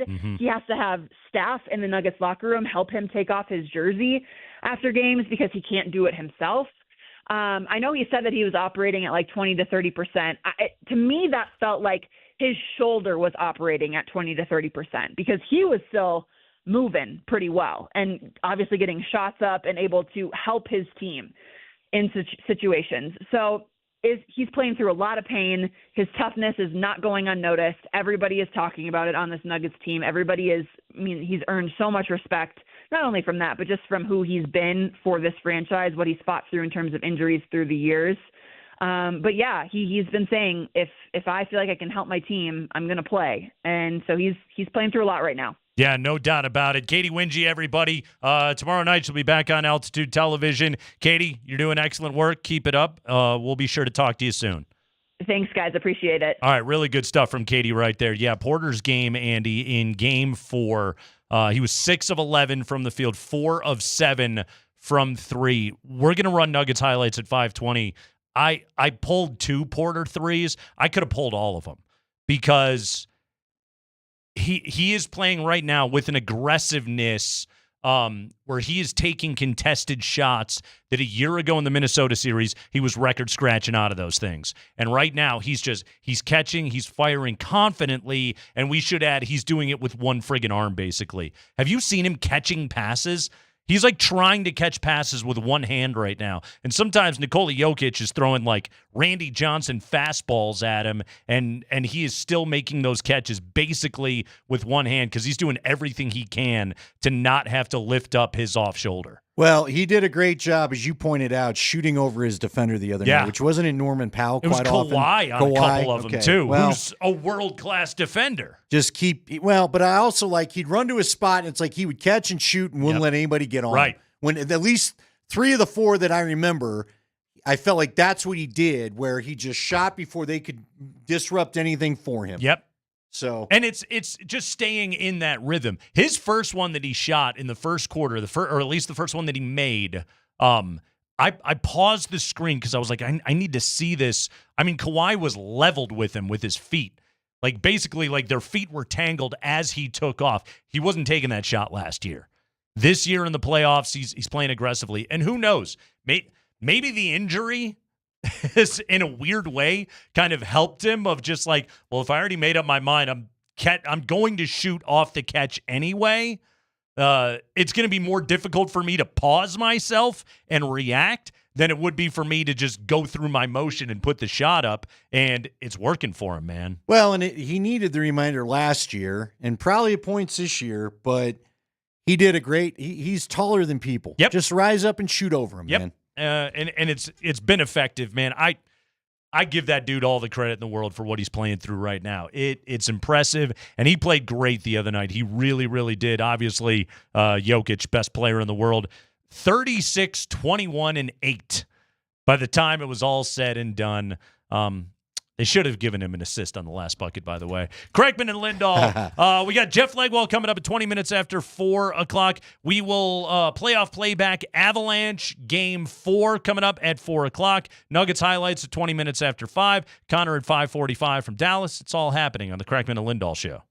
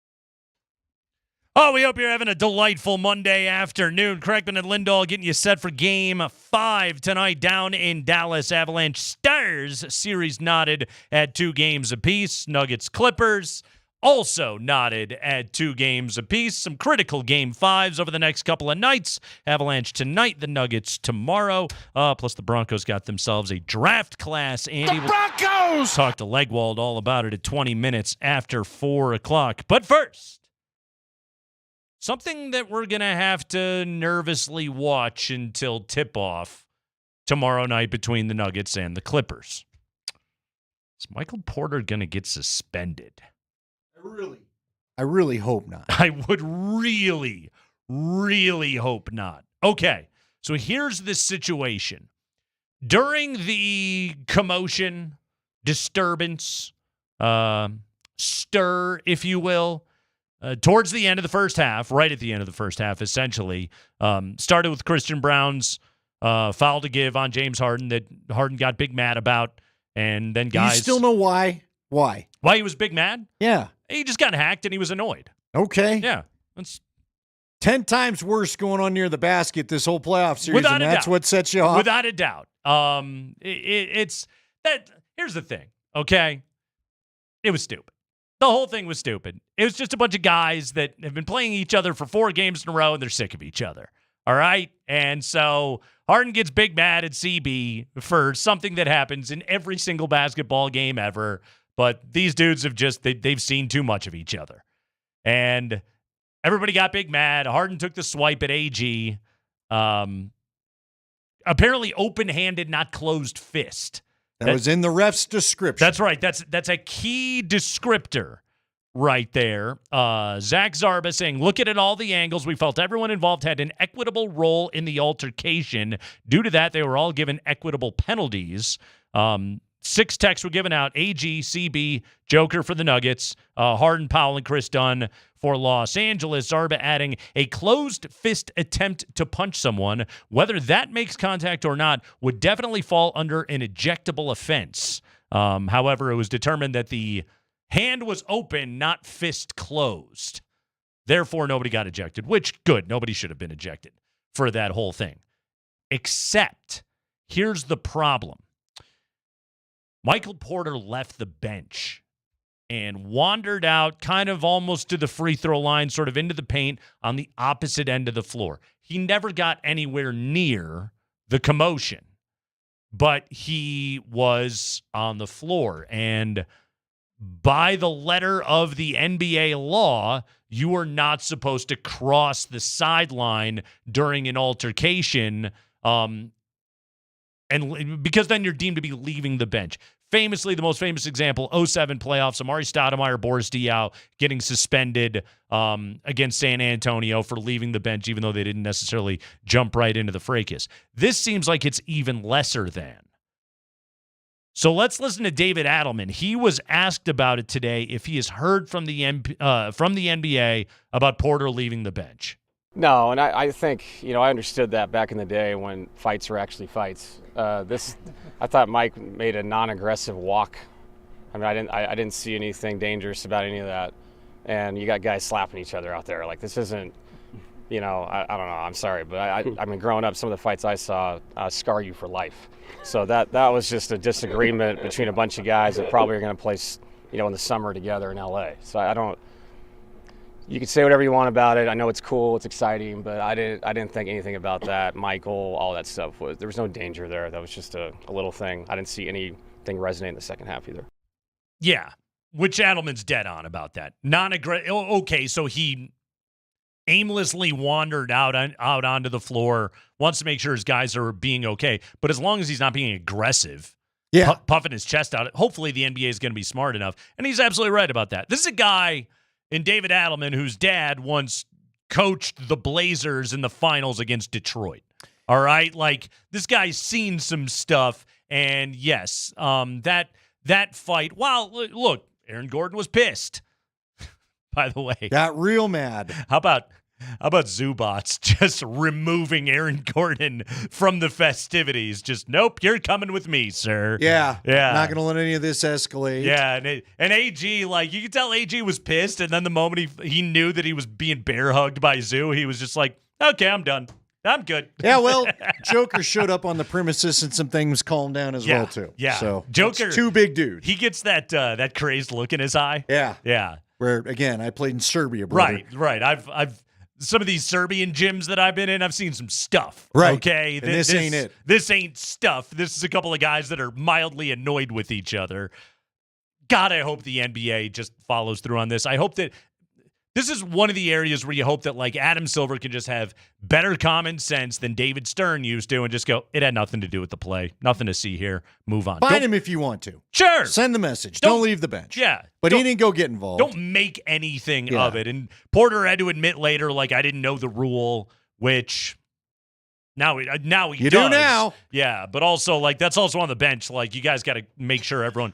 Typically, you'll see a lot of times in the NBA, if stuff breaks out, there's always like one veteran guy that knows, and he does like the giant hold back of everybody, and then everyone remembers, like, oh yeah, we're not allowed to do this. So hopefully that's going to be the case. The whole thing was just silly. And exactly to Adelman's point, like, you saw AG and Harden joking about it as soon as they were back out there for the third quarter. He's right. Those guys will scrimmage together in the summer. Right. Yeah. They're going to be fine. Everyone's going to get over it. Nothing to see here. Hopefully the NBA won't be stupid about the whole thing. Clippers fans are freaking out about it. Sure, lobby for your guys all you want, but that's dumb. Yeah, your guys should have been then. If we're going to go by letter of the law. Yeah, your guy swiped. Your guy still took a swing. He's swiping out there. All right, what are you expecting tomorrow? I can't get my head around this series. I feel like the Nuggets are due their blowout, and I thought it was going to happen the other night when the fourth quarter started and you're up 20. I was going to say, I think they may have gotten theirs. And they gave it back? Right. So I think they had it, and then they gave it away because everybody was exhausted. You've got to rest Jokic start of the fourth. Is that not what the last month, 5 weeks of data tells us? Him going to the end outside of Minnesota, and you still didn't even win the double OT in Minnesota, just doesn't do well for you. It's the first NBA playoff game since 1997 when all five starters played over 40 minutes. That's unreal. Yeah. Uh-huh. Now, I get it. You don't love your bench, and the bench has got to quit giving things back Not quick. Only do they not love their bench, I think they actively hate their bench. They're Andy. starting to. Yeah. Adelman's going, yeah, my predecessor had a point here. Uh-huh. Yeah, it's but there's a little justice for Michael Malone out there, I would say. Yeah, they put Vlatko in there. That didn't go well. That he won't see the floor again in this series. P-Watt had some good defensive minutes. He was the one reserve that was on the floor to start the fourth quarter in place of Jamal Murray. Here's, again, a sentence. If you would have told me 3 years ago that I was ever saying this out loud, heck, if you would have told me 3 weeks ago I was saying this out loud, I would have smacked myself. But still, Andy, I don't think they can win this series without Russell Westbrook. No, it'd be nice if he got healthy. Yeah. Because they're not playing Strother. No. You know, Strother's not returned to the rotation. Didn't put him in the rotation. They're not rolling the Zeke dice in the slightest bit. Pickett, his minutes have not been great. They want him to play. Where's his minutes? They want him to play, and then he gets right back out of there. Right. 6 minutes the other day. Now, DeAndre Jordan beat him by 5, but yeah. DJ had a dunk. Cool. That was good. That was good. They don't trust anybody. They flat out do not trust their bench. And you know, you're seeing this happening with a lot of teams, by the way, right now around the NBA. And could you say this is the result of the CBA? Yeah, this is the apron rules. This is, I mean, Steve Kerr doesn't trust his bench. You know, JJ Redick does not trust his bench. Right? This is happening all over the league. Now, like, there are teams with good benches, like OKC trust their bench. Hell, the Clippers trust their bench. You know, that's a deeper team. Minnesota trusts their bench. Exactly. Like, there's some trust going on right there.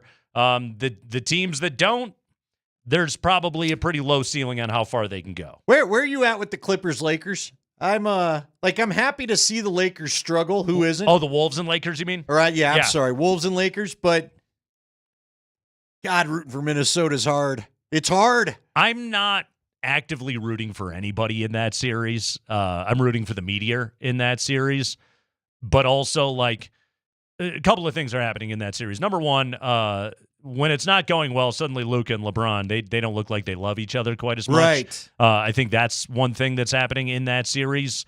And Anthony Edwards is just a primetime big game player, man. Well, how about him? Big game. I do love him going out and getting physical with LeBron. Yep. And those highlights were all over Twitter today Fearless. of him just shoving him, pushing him, not backing down. Absolutely fearless player. Yeah, he's big time. This Timberwolves thing, I think Minnesota's going to run roughshod over whoever wins, the Warriors-Rockets series. I think right now it looks like OKC and Minnesota are ticketed to a matchup in the conference finals. It does. It does. It's guys. It's just going to be really, really hard for the Nuggets when they have no reserves that they trust right now. It's going to make it. These next 3 games are going to be an absolute war. But this is I said it last week, Andy. This is Denver's finals. Is OKC less physical though? You get at least a break there. No. Okay. Those dudes. I don't remember them playing the way Caruso and Jalen Williams. Well, all right. No, Caruso's a pain. Yeah, there's some serious physicality out of that group right there. I feel like Chet though isn't king Chet's of the not mix it up. Zubats. Yes, he's not Zubats. So you've got that going for yourself. But Caruso's he's a got pain. Hardenstein in there. Yeah, that's like true. He doesn't have to do the hard work like that. It's Kreckman and Lindahl. We'll take a break. When we come back, unbelievable Avalanche Game 4 victory Saturday night. Connor McGahee was losing his mind. You will hear all those highlights next.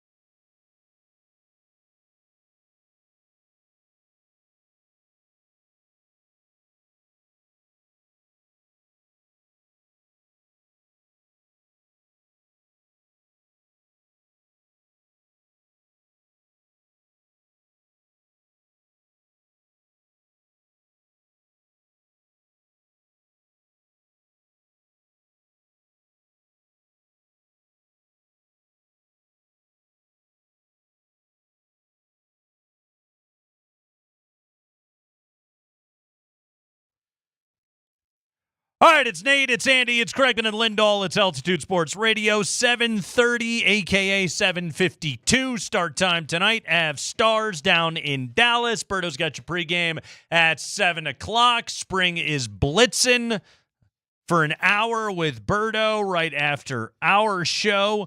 You can, of course, watch us on Twitch. You can watch Between the Pipes tonight on Twitch. It's all on Twitch. And our Twitch feed is presented to you by Safeway. At Safeway, get everything you need to make mom feel special. Safeway has you covered with fresh fruits and gorgeous flowers to help celebrate mom. Get started at Safeway.com or in the Safeway app. Andy, it doesn't say anything about chocolate-covered strawberries. Yeah, it's not Valentine's Day. Apparently not. We're not doing that for Mom. Mom doesn't get down. Mom on just the needs flowers and brunch. Chocolate-covered strawberries. A mimosa, maybe, depending on how rough you are on your mom. So I don't have to have them force-fed to me as a bit this time of year, which I'm fine with. You didn't get that last year. We That's true. we refrained. It's over. You eschewed It's this done. year. Mm-hmm. It was uncomfortable once. We didn't need to do it again. It could have been a tradition. Are you ready for some Game 4 highlights, Andy? Yes, you I wanna am. do this? This is the best game of the playoffs in 5 years. 4 years. This 3 is years. a thing of beauty When on was Saturday 22? nights. 3 years. 3 years. 3 years. Yes.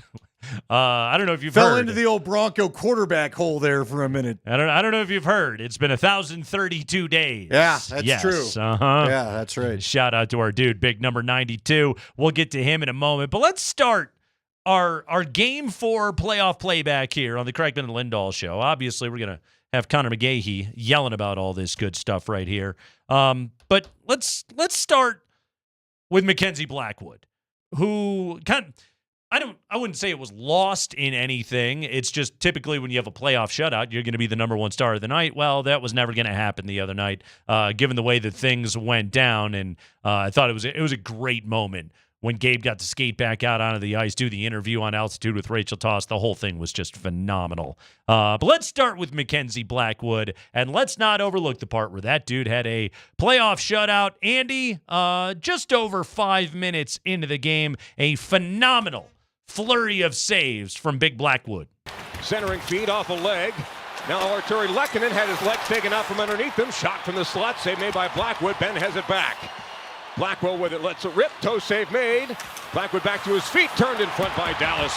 And Sam Girard with it will calm things down and hand it off to Cale McCall with 14:05 to go in the first period. That's what he was doing all night, Andy. I mean, he was never out of position. He was composed. I mean, it was Jamie Benn had a great turnaround, just whip shot at him. Was able to make that save. A couple of minutes later, he had a great save on Rupe Hintz on the power play.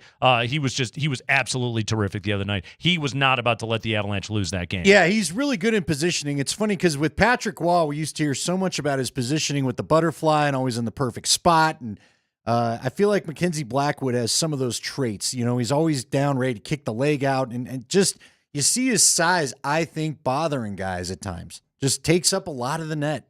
23 saves on 23 shots. Perfect shutout performance out of Mackenzie Blackwood. Big number 39 there in game number 4. Let's start scoring goals. The Stars are on the power play 12:39 of the opening period.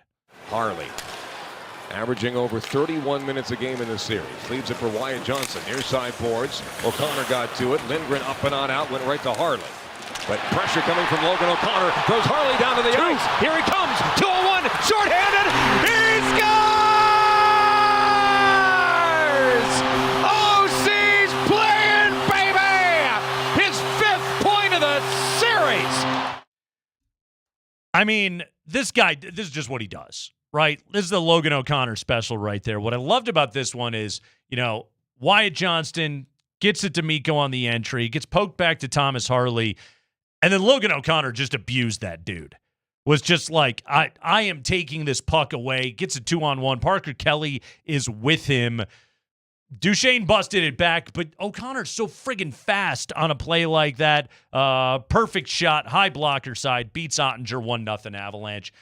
Killer for Dallas, but also that's just what Logan O'Connor Here's does. the thing that had me nervous. Mm-hmm. Every team that had scored the first goal had lost in this series. Oh, good call. So that was the old changer. That was the momentum changer for that. Nice. So, That's an astute statistical observation by you. I told my buddies that I was watching, I was like, I don't think I want us to score the first goal tonight. I think we need to let them have it. But no, they destroyed the Dallas power play all night. Dallas could not get anything really set up good all night. By the way, it was the first shorthanded goal of his playoff career. Yeah, remember, he missed Logan last O'Connor. year's playoffs when he was all on fire. Playoffs. Yeah. But the first shorty of his playoff career right there the other night. He's got 5 in his career in the regular season. Dude's unreal. So friggin' fast. Here we go. Late in the opening period, Avalanche on the power play. Time for, a Nathan MacKinnon special. Off the boards, back for MacKinnon. He leans in. Frees up some space, over for Drouin, settles it down off the boards, poked away from him by Harley. Coyle now for Drouin, needs to get it up top. What a play to free up Devon Toews. MacKinnon, one-timer, short side, he scores! The Mac attack is back, Jack! Big old clapper off the stick of Nathan MacKinnon. That puck squeezed. It was between Ottinger's hip and his glove. Basically, there was an area of space the exact size of a hockey puck that thing could squeeze through, and because MacKinnon blasted it, even though Ottinger was there was nothing he could do to stop it. Yeah, it was. And by the way, I'm wrong. Guess the Avs did score first game 1. Oh, there you go. I don't remember that, but not so astute. No, not so astute. So I guess it's okay. No trend to bottom. You know what? Keep it going, boys. There you go. Yeah, that was just that, and I was glad to see that shot go. Look, man, just a missile. Yeah. So I like a lot about, I don't know. I'm getting nervous. I feel like I'm feeling too good about things and I don't want to. Just go back to the highlights. Hey, stay on Saturday night. I know. For a minute. I got to stay Saturday uptight. Night. This is playoff playback, baby. They We're playing made back. They made me relax a little bit the other day, and I don't want to be relaxed. Can't take anything for granted. By the way, nice job, Jonathan Drouin, who went and got that thing off the boards, got it back out to Toews, who sent it over to MacKinnon. He's not having a great series, but he was good in that moment. Yeah, that was his highlight. It sure was. Ross Colton, you feeling better yet, bud? His highlight was a secondary assist. Yeah, we'll take it again. man. Ross Colton, what hurts? It's an Let's improvement. We go to the second period, 13-10 of the second. This is what everybody tuned in to hear. Brock Nelson starts the breakout. Here we go. Late forecheck there from the Avalanche. It misses.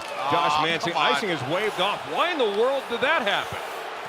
Brock Nelson trying to make it not matter. Nelson, the need for speed. Landeskog! Yeah! Oh, Captain! My Captain! Welcome back, Cap! Gabe Landeskog! The North God of hockey has made it 3-0 Colorado! Oh, what a moment inside Ball Arena! Yeah, it's a good thing they said no icing right there. That worked out in the Avalanche's favor. Yeah. Brock Nelson. By the way, Brock Nelson, I mean, he made that play get going right there. Dodonov, pretty weak poke check at him, and Nelson just went right around him. Avs kind of caught Dallas in a casual change, and boom, they took advantage of it. All right, that was Connor's call right there. Let's get a couple of different calls right here. Let's hear from the Moj, all right? Mark Moser. Let's hear the altitude television call of Gabriel Landeskog's first goal since June of 2022. Well, good work by the Avs. They got a partial change with some fresh troops, but just couldn't keep the puck in the zone. Brock Nelson is wide. Brock Nelson finds Landeskog. Score! Landeskog! Welcome back, Captain! He rips it past Ottinger off the iron and in. Not bad, Moj. Yes. Pretty quality right there. Yes, here's what's funny about that goal. It kind of came out of nowhere. It seemed like an unremarkable moment in the game that turned into the Avs on the rush and the Stars sitting back on their heels. Let's hear the TNT call. Here was the national television call of the Landeskog goal. With a ton of speed to the slot. The shot. They score! Guess who? It's Gabriel Landeskog! 3-0 Colorado. Kind of had a real from Connor to TNT. Yeah. Bit of a step down. A little bit of a different feel. A little bit that's of a okay. different vibe, but we know the TNT guys what their job is to do. Did like that we got a full Gabriel in there. But yes, Landeskog scoring 3-0 Avs. It was all academic from there. Ottinger did not play the third period. But let's talk about Gabe Landeskog again, because honestly, this last goal, Sammy Girard scored it, but Gabe Landeskog did the work. Nelson with Liam Bichel holding on to Gabe Landeskog. Landeskog pops right back up. He escapes. Landeskog one hand to the point. Sam Girard sends it back behind the cage. That's Brock Nelson who retrieves it with a backhand. Returns it to Sam Girard, walking the blue line. Lets it go. They score!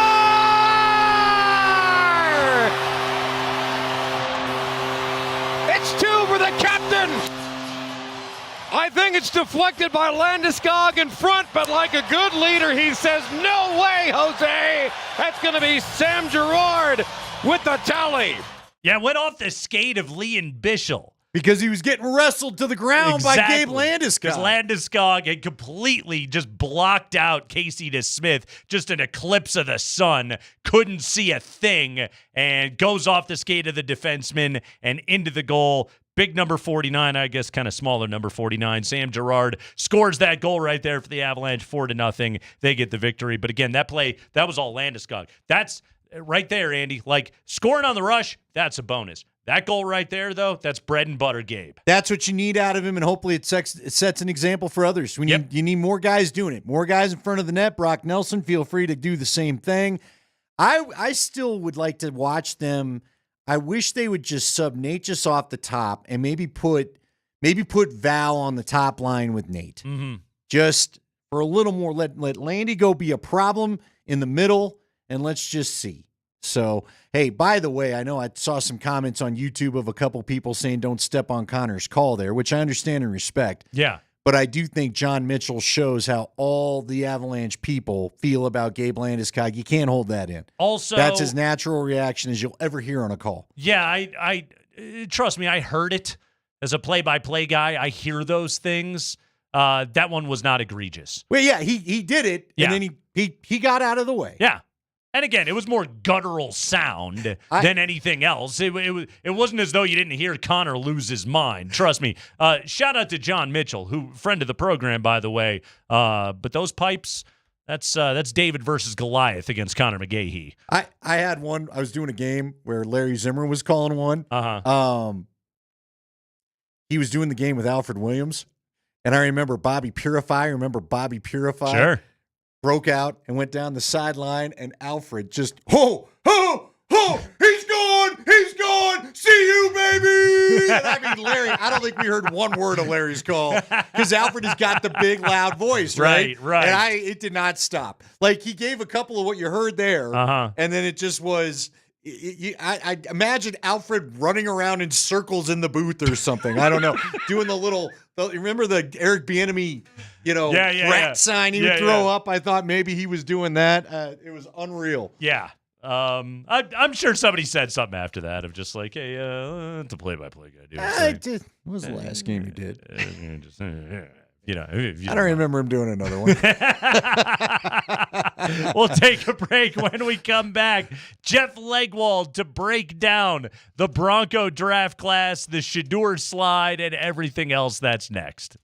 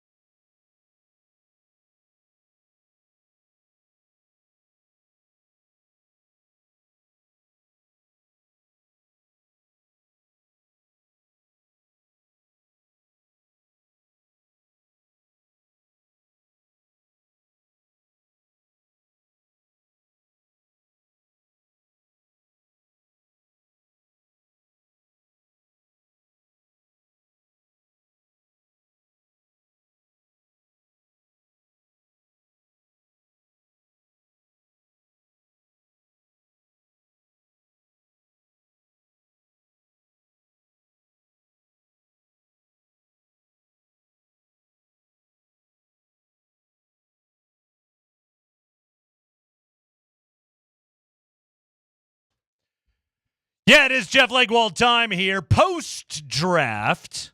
Leggy, a lot to dive into. We talked about Jahdae Barron on the Friday edition of the show. We got rounds 2 through 7 since we last spoke, and obviously the story of this draft that the country cannot stop talking about is a fine wide receiver out of the University of Illinois, snagged in the 3rd round by the Denver Broncos, Pat Bryant.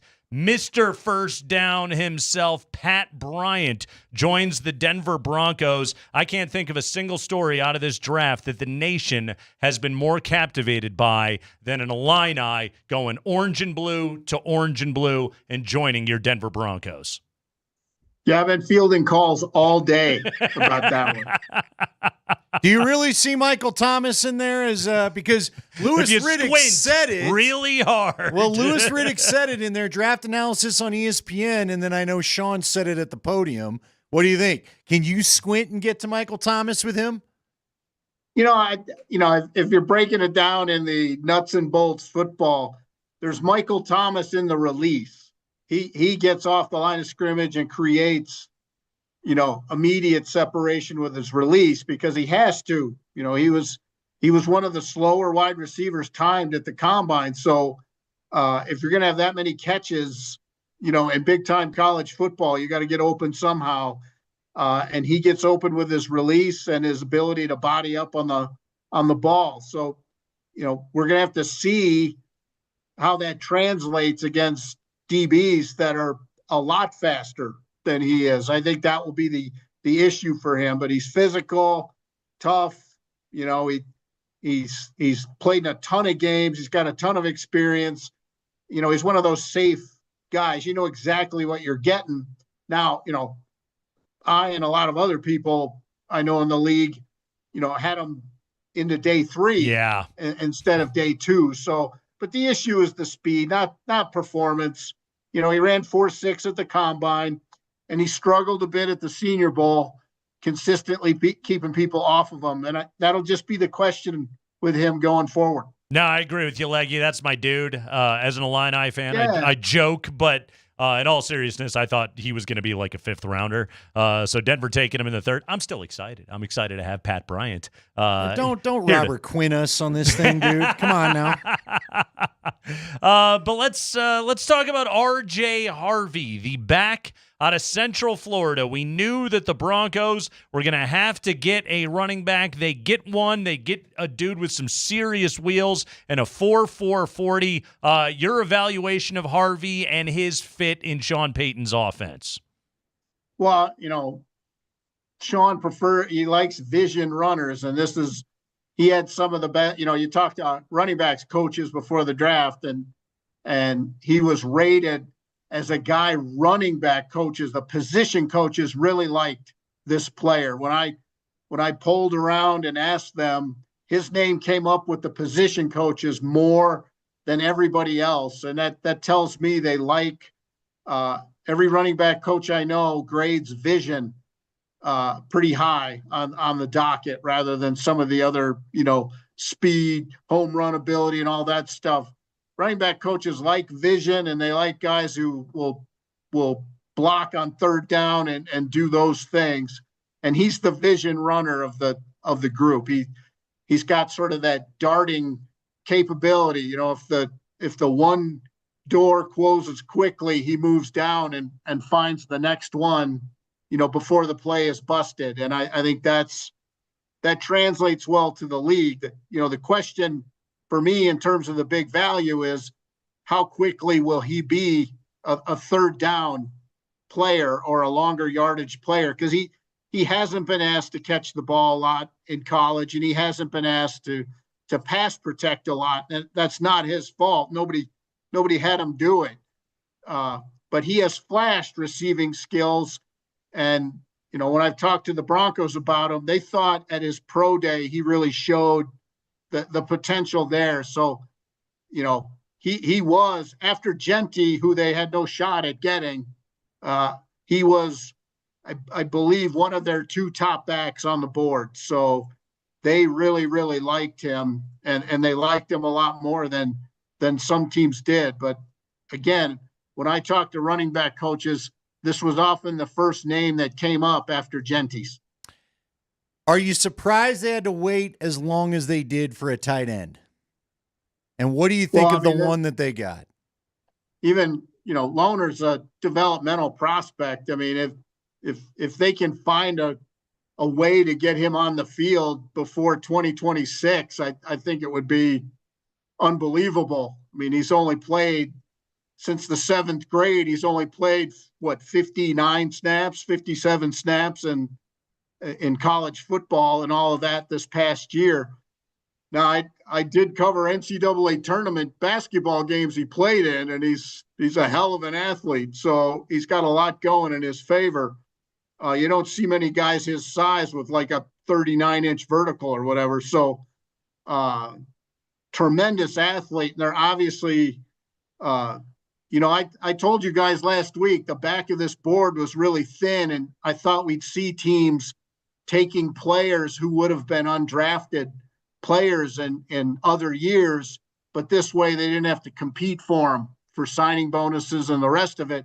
They just used the picks to take him, and I think he was one of those guys. I think they're excited to see what he can become, but I think it will be very surprising if he's not on the practice squad all of the coming season. Yeah, project, to be sure. Jeff Legwold is with us here on a Monday post-draft. Jeff Legwold brought to you by the International Brotherhood of Electrical Workers, IBEW Local 68. Start with a job, end with a career. You had Savion Jones along with R.J. Harvey, by the way, in the close but not quite category of the top 100 leggy.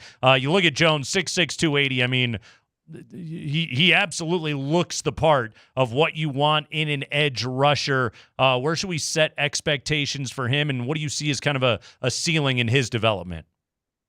I think he's in the rotation pretty fast. I mean, he's the one thing about him is, in the SEC, you're competing against the best linemen there are in college football. And I think the one thing that struck me about this player, looking at him through the pre-draft, was he's got the tremendous length you want in a defensive lineman, just a big reach. And man, this guy plays his pedals to the floor all the time. He plays all the time. You don't get cheated out of any football from him. If the whistle hasn't blown, he's still working it. And that will translate really quickly. I knew they liked him going into the draft. They actually took him. I think they took him 3 or 4 spots ahead of where I had him. But I think he's in the rotation really fast, and he plays really hard, and that'll make him a quick study. I do want to add, by the way, he was in the close but not quite category of Jeff Legwold's top 100. He was drafted 101st. Well, there you go. Definition of close but not quite. What about Q Robinson? Does he like barbecue? Where'd we get the Q from? Anyway, what are we getting there? I mean, there's a guy that I saw right away, and I can't remember, one of the draft experts, and maybe it wasn't even a draft expert, it might have been Chris Harris, but somebody put out there, he's probably a guy VJ's using to rush up the middle right away. What did they get there? Actually, he's one of the best special teams players on the board. So a lot of teams had him in the 5th or 6th round area. But he was, when I quizzed people on a lot of stuff before the draft, he was considered one of the 2 or 3 best special teams players on the draft board. So he will play there immediately for this team. And, getting the jersey on game day, and he's going to have to find a role on offense. They don't often have just special team specialists up for the game day roster, but he could make that a tough decision because he already will be one of their best special teams players before they've run a play this season. I really liked him in that role. And he's a 1-year starter at Alabama, but you have to temper that. On the surface, you're going to say, he's only good enough to be a starter 1 year.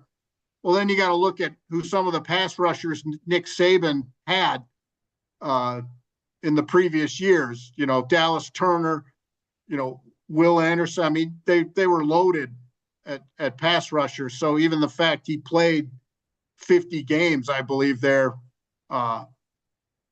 He's got pass rush potential and special teams right out of the gate. Beyond that, he might need a little time. Yeah, every defensive dude they drafted out of the SEC, which is not a bad strategy. Jeff Legwold with us post-draft. All right, Leggy, you warned us over and over again. So many teams did not have a first-round grade on Shadur Sanders. Yeah, but why did he end up being a fifth-round pick? Well, some of it is groupthink. People start talking to themselves. What do they know that we don't know? Why did the teams who needed a quarterback pass on him? If they don't feel like they have the information, they're not going to roll the dice a lot of the times. We don't want to talk about, but he didn't have an agent. And a lot of times, if you're not drafted where people think you are, the agent's working the phones, calling GMs, asking, hey, what do you think of my guy? Where do you see him? Where can he go? All of those things. And then quarterback is a weird position in the draft because they're so coveted. If you don't go early, there's routinely a big gap before the next group goes because the teams that really needed him didn't pick him. So it's really more a question of, why the Giants, Browns, Raiders, and Saints didn't like him, not why the league didn't like him. Because when he gets to the second and the third round, it's teams talking amongst themselves about, do we think he's worth bringing in as a developmental backup, with all the swirl around him? Then, it becomes that question. And, the fifth, it just becomes such an easy value pick. Somebody was going to take him. I thought he would go day 2, but it's not unprecedented, the big gap that we saw. I mean, the last 5 drafts alone, the quarterbacks taken in rounds 2, 3, 4 are 3 or 0 last year because 6 went in the first round, but then 3, 2, 3, 2. And, this weekend it was 2 going in rounds 2, 3, and 4. So it's not unprecedented what happened. It's just he happened to be the guy that got left out of all that moves. But I think it's a conglomerate of things. But he was not a first-round pick and I think it was a disservice that he spent so much time being reported or being publicized as a top 5 pick, let alone a first-round pick. Including by his own dad, we should note. Yeah. So I'm curious because there was the reporting on ESPN, Saturday. I watched it, as you can imagine, and they said this is the NFL telling Shadur and the people that come behind him, you're not going to dictate to us our interview process, our pre-draft process, the way that you tried to. Do you think some of that played in, or was that just a talking point for draft day?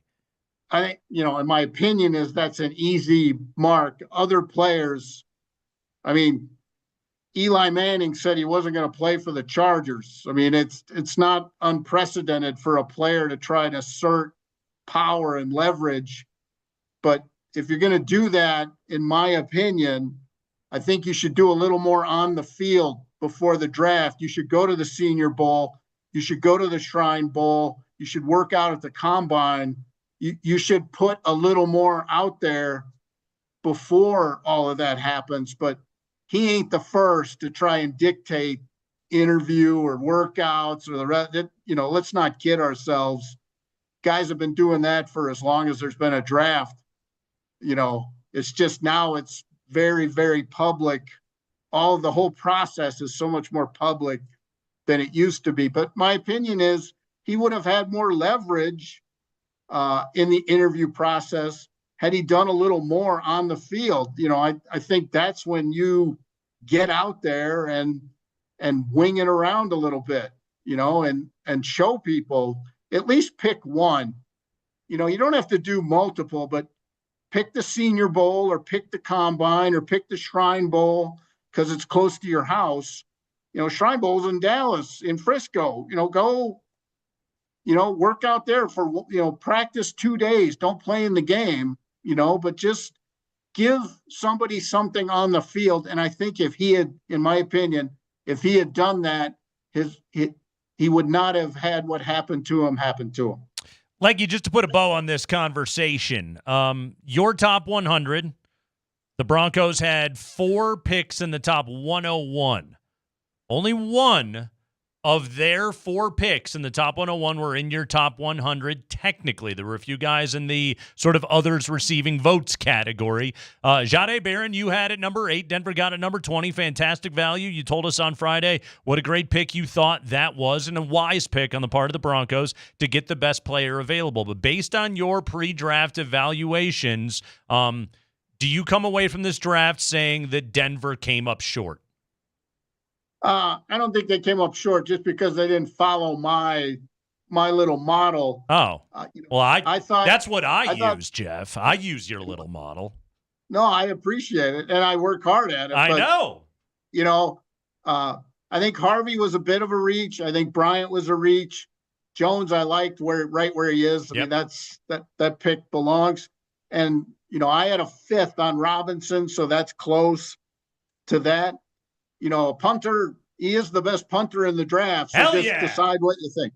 And the 7th rounder, that was purely a developmental pick. And if they get it right, oh man, are people going to go crazy? I mean, the guy's an unbelievable athlete. But in my world, I thought there were more impactful running backs on the board compared to Harvey. Doesn't mean I don't think Harvey's a good player. He is.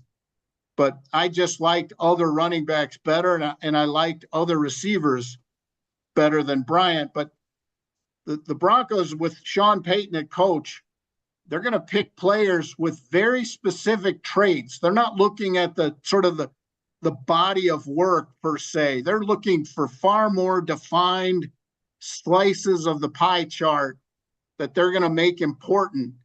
And each of these players fulfilled some of those. And I think that's why they picked them, because on their board, it's exactly what they're looking for. So it's just a matter of organizational philosophy. And, I think Harvey's going to contribute right away. I mean, there's no question. I think he's that kind of runner. Bryant, he could contribute. It's just a matter of, are you going to have an easier time than or with coaching and the scheme, are you going to have an easier time finding some space to work in the NFL game? Because there's plenty of guys who have been 4-6 and flourished at wide receiver, Larry Fitzgerald being a very prominent example of it. And Savion Jones plays right away too. So if you get 4 or 5 of these guys playing right away, that's a good draft class. All right, here's what I know. You know everything. I got to know this. When you go from Baylor to BYU, do you have to hit the transfer portal in the religious division as well, or what? That's a diverse group that you've now been around. That's I think there's a test involved. Some kind of test. Yeah. Yes. Yes. Sounds about right. Jeff Legwold, everybody. ESPN, get his Broncos coverage right there. We talk to him every Monday and Friday on the Kreckman and Lindahl show. Leggy, I hope you know I pit every GM against your top 100 when I evaluate the quality of an NFL draft class. I want you to know that. Well, no, I appreciate it. And I will say I have had some wins over the years. So I'll just leave it at that. That's right. Jeff Legwold, everybody. Illinois legend. Take that, Pat Bryant. Jeff Legwold with us there on a Monday edition of the show. We'll also talk to him on Friday. Also, Andy, as I tweeted the other night, nothing has ever gone wrong with a Denver athlete with the last name Bryant. Oh, okay. You know how many names in the Rolodex I went through before I got to Chris? Like, Kobe never played here. What are you talking about? Dez was never a Bronco. KB. That's just the thing. You don't think of him as a Denver athlete because he never plays. I've hardly seen him in the jersey. Thomas Bryant. There's good. Another legendary name on the list right there. Name me some Bryants. They were swept over the weekend, Andy. They were swept by the Reds. Yeah. Yes. Kept falling up a run short, and then yesterday they decided, why try? What, they had 4 hits yesterday? 3 maybe? I think it was 3. How's that hitting? That dude got ripped off on his no-hitter, by the way. anyway, at least on the first one. It's Kreckman and Lindahl. We're rolling with you here. It is a Monday afternoon. We got Game 5, Avs and Stars tonight. We got Game 5, Nuggets and Clippers tomorrow. And we got a Broncos draft class, which now includes a new running back. We'll take a quick break. When we come back, Andy Lindahl is going to tell you how the carries get divvied up in Sean Payton's offense next year.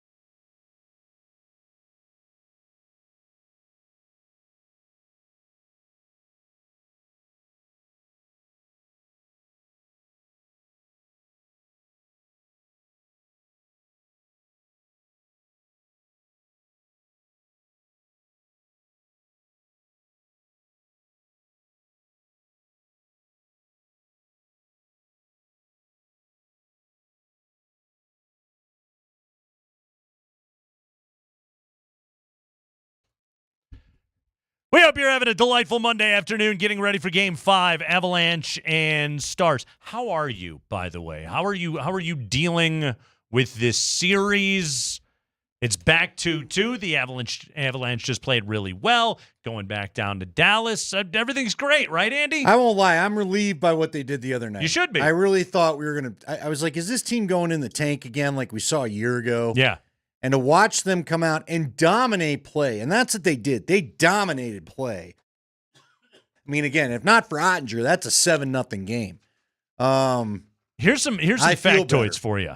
The Avalanche at one point in the second period had 14 consecutive shots on goal without Dallas having one, including after Gabe scored, the Avalanche had the next 11 shots on goal in the game. So, like, the pure adrenaline, euphoria. You probably experienced this as a lacrosse player. I played soccer, okay? So in sports where you score goals, after you score a goal, for, like, the next, 3-4 minutes, you just float, right? You're just like, I'm awesome. I'm going to score every time I touch the ball. This is no problem whatsoever. And then eventually it catches back up to you, and you're just like, oh, yeah, I'm going to cap out at varsity, and that's as far as I go. I felt like the entire Avalanche team was like riding that adrenaline after Gabe scored. It was like everybody scored. Yeah, there's no doubt. But what was so funny is, let's be honest, they had more technically better shots prior to him scoring. Mm-hmm. Right? You kind of described it right, where we're thinking, okay, they come down, and I think Gabe himself's probably, I don't know, maybe not. He's awesome. But that looks like a shot of, okay, let's get a rebound. Let's go force traffic. Yeah. And instead, he just sends it right by Ottinger. Top shelves it off the bar. Peace out, homie. Yeah. What you got for this? Woo, that was a thing of beauty right there. You mention it. The wrestling match in front of the net for Ottinger on not Guerin's goal. Gerard's goal. Mm-hmm.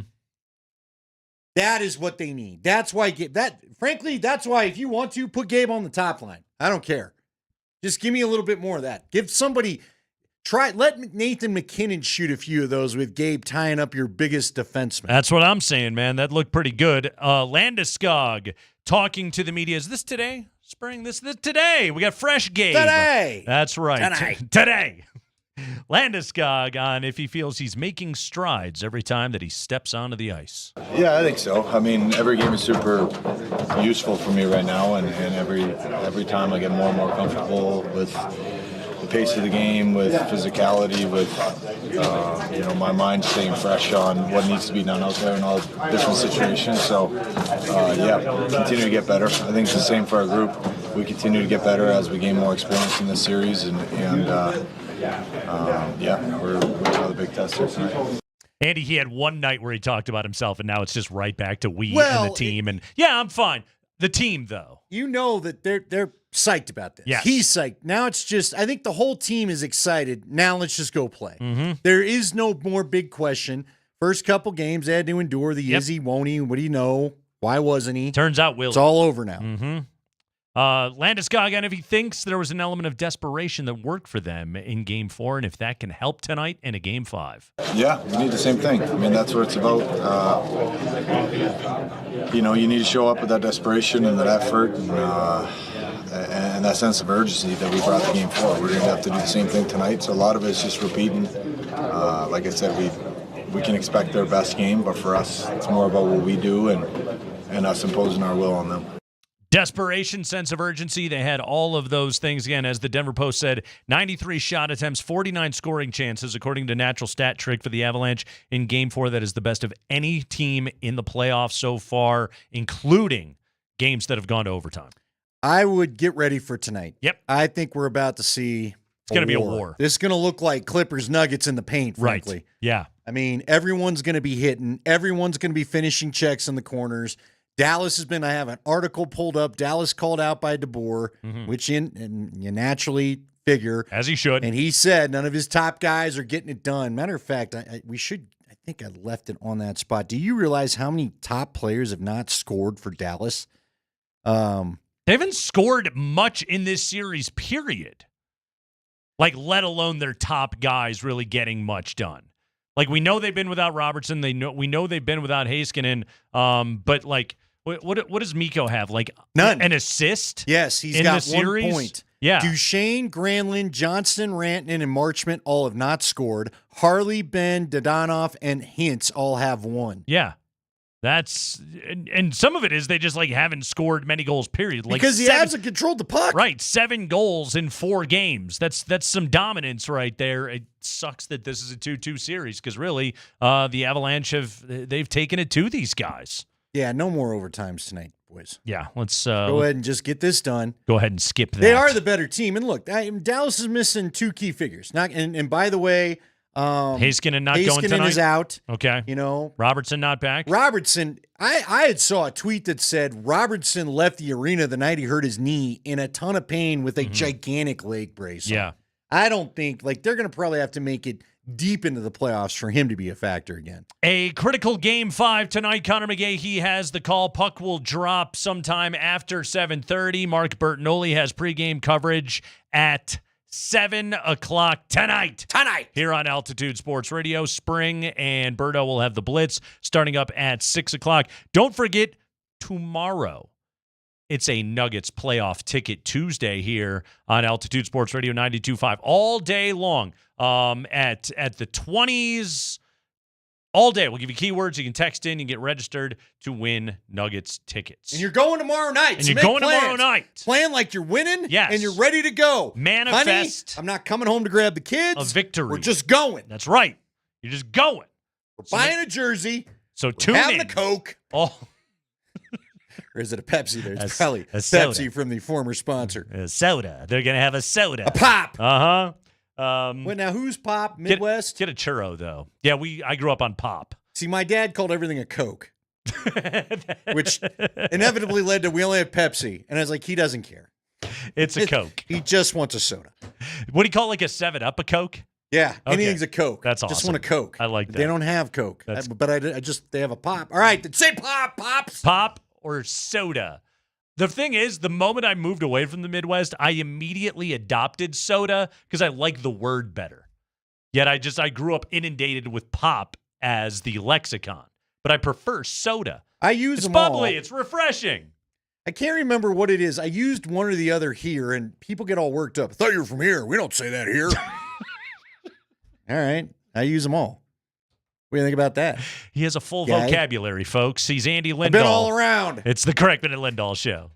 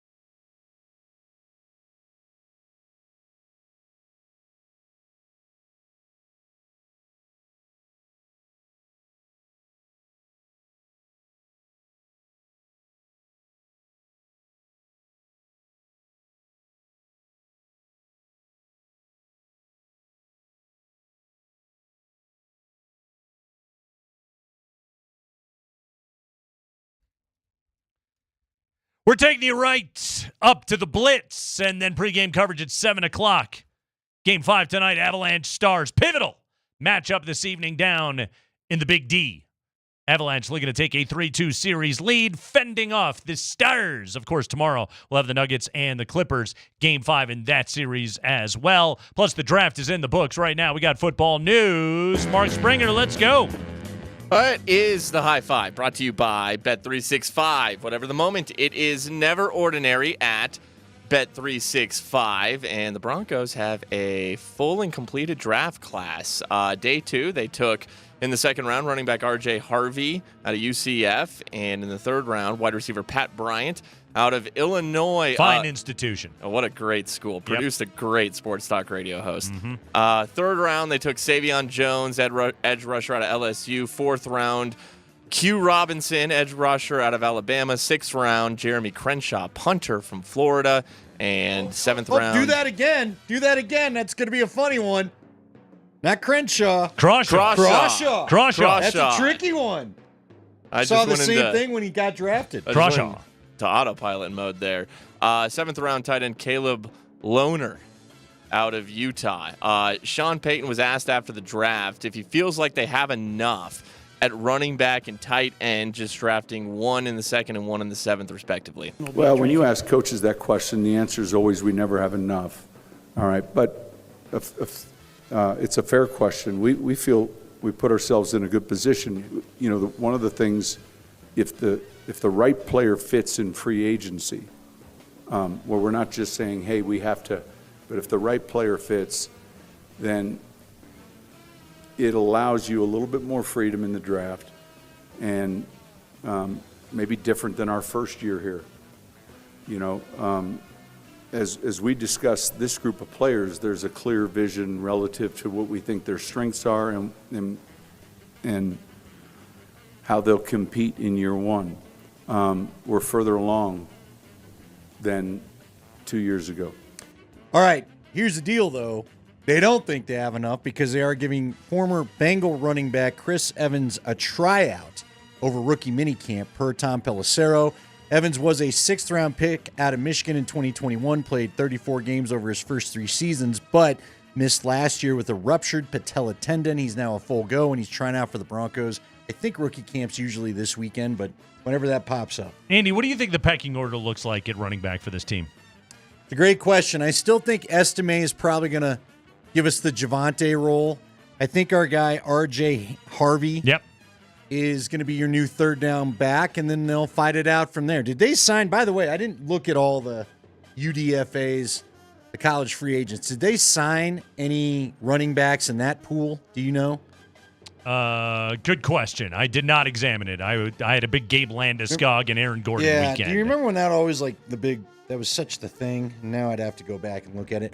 I don't know, man. I still think I'm sure it is on somewhere else on the dial. I still think, and Jeff said it, if Harvey doesn't block well in the pass game, then they're going to have a little bit of an issue. You don't want him to be a tell that you're going to throw it to him and he's not there to block. Right. I think he's going to have to kind of develop into that role a little bit. I think Harvey's going to he's a second-round pick. He's going to get a chance to be the number one back on this team. But this is not a bell cow kind of team, and I don't think Sean Payton wants to operate things that way. I think he wants to divvy up his snaps. I think Jaleel McLaughlin is going to have a role on this team. I think Audric Estime is going to have a role on this team because these are really different kind of runners. And Tyler Bidet, if he goes out and has himself another good preseason, probably going to make the team again. Yeah, it'll be curious to see. I don't think there's anybody else hanging out there that's interesting running back wise. Now, see, this is where we circle back to the free agent class again.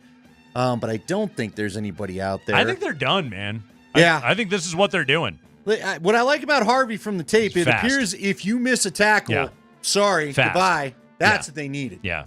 Good vision, speedy dude, 4.4 40. Love the pick right there, over 1,500 yards last year at Central Florida. Spring. High five. New Broncos inside linebacker Dre Greenlaw injured his quad while working out. Initially, it was feared that he might have suffered a torn quadriceps, but that's not the case. According to sources, it is just a strain, and he will be ready to go in 8 weeks. This was quite the saga yesterday afternoon on Twitter. A bit of panic there for a moment. Looked like it might be a serious injury for Greenlaw. But again, strained quad. Okay, fine.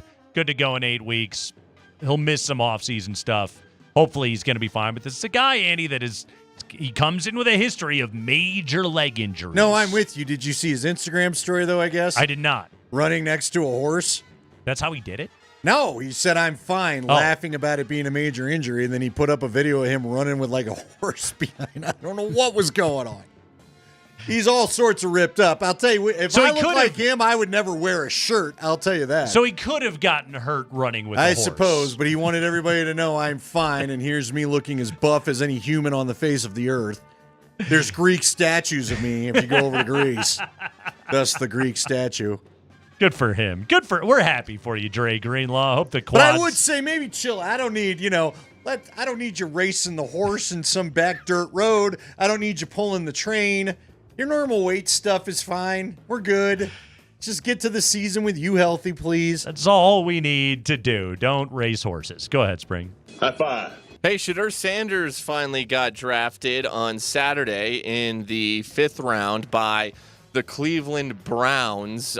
Before he was drafted, he was prank called by new Falcons defensive coordinator, former Jets interim head coach Jeff Ulbricht's 21-year-old son, Jax. There were a few players who were prank called, including Tyler Warren, who was drafted by the Colts. Okay, let's just talk about the slide of Shedeur Sanders. Adam Schefter was on PhD here on this station today. Here's what Schefter had to say. I don't think so. I mean, I think that we haven't had a guy that was projected to go top 5, certainly first round. It certainly didn't feel like top 5 the last week or two. There were other noticeable slides that we could think of. Boomer Esiason at one point was Mel Kiper Jr.'s 3rd-ranked prospect, went in the 2nd round. Aaron Rodgers, projected to go number 1 overall, went 24 to Green Bay. I remember the year in which people were talking about Matt Barkley and Ryan Nassib as first-round draft picks. Both went in round 4 that year. In 2013, Ryan Finley once was considered a high pick and wound up going later in the draft as a quarterback. But I don't think you can find anybody that generated the type of buzz, attention, expectation that Shadur did, that short of an injury wound up going in round 5. I think it was one of the most unprecedented draft slides that we've ever seen.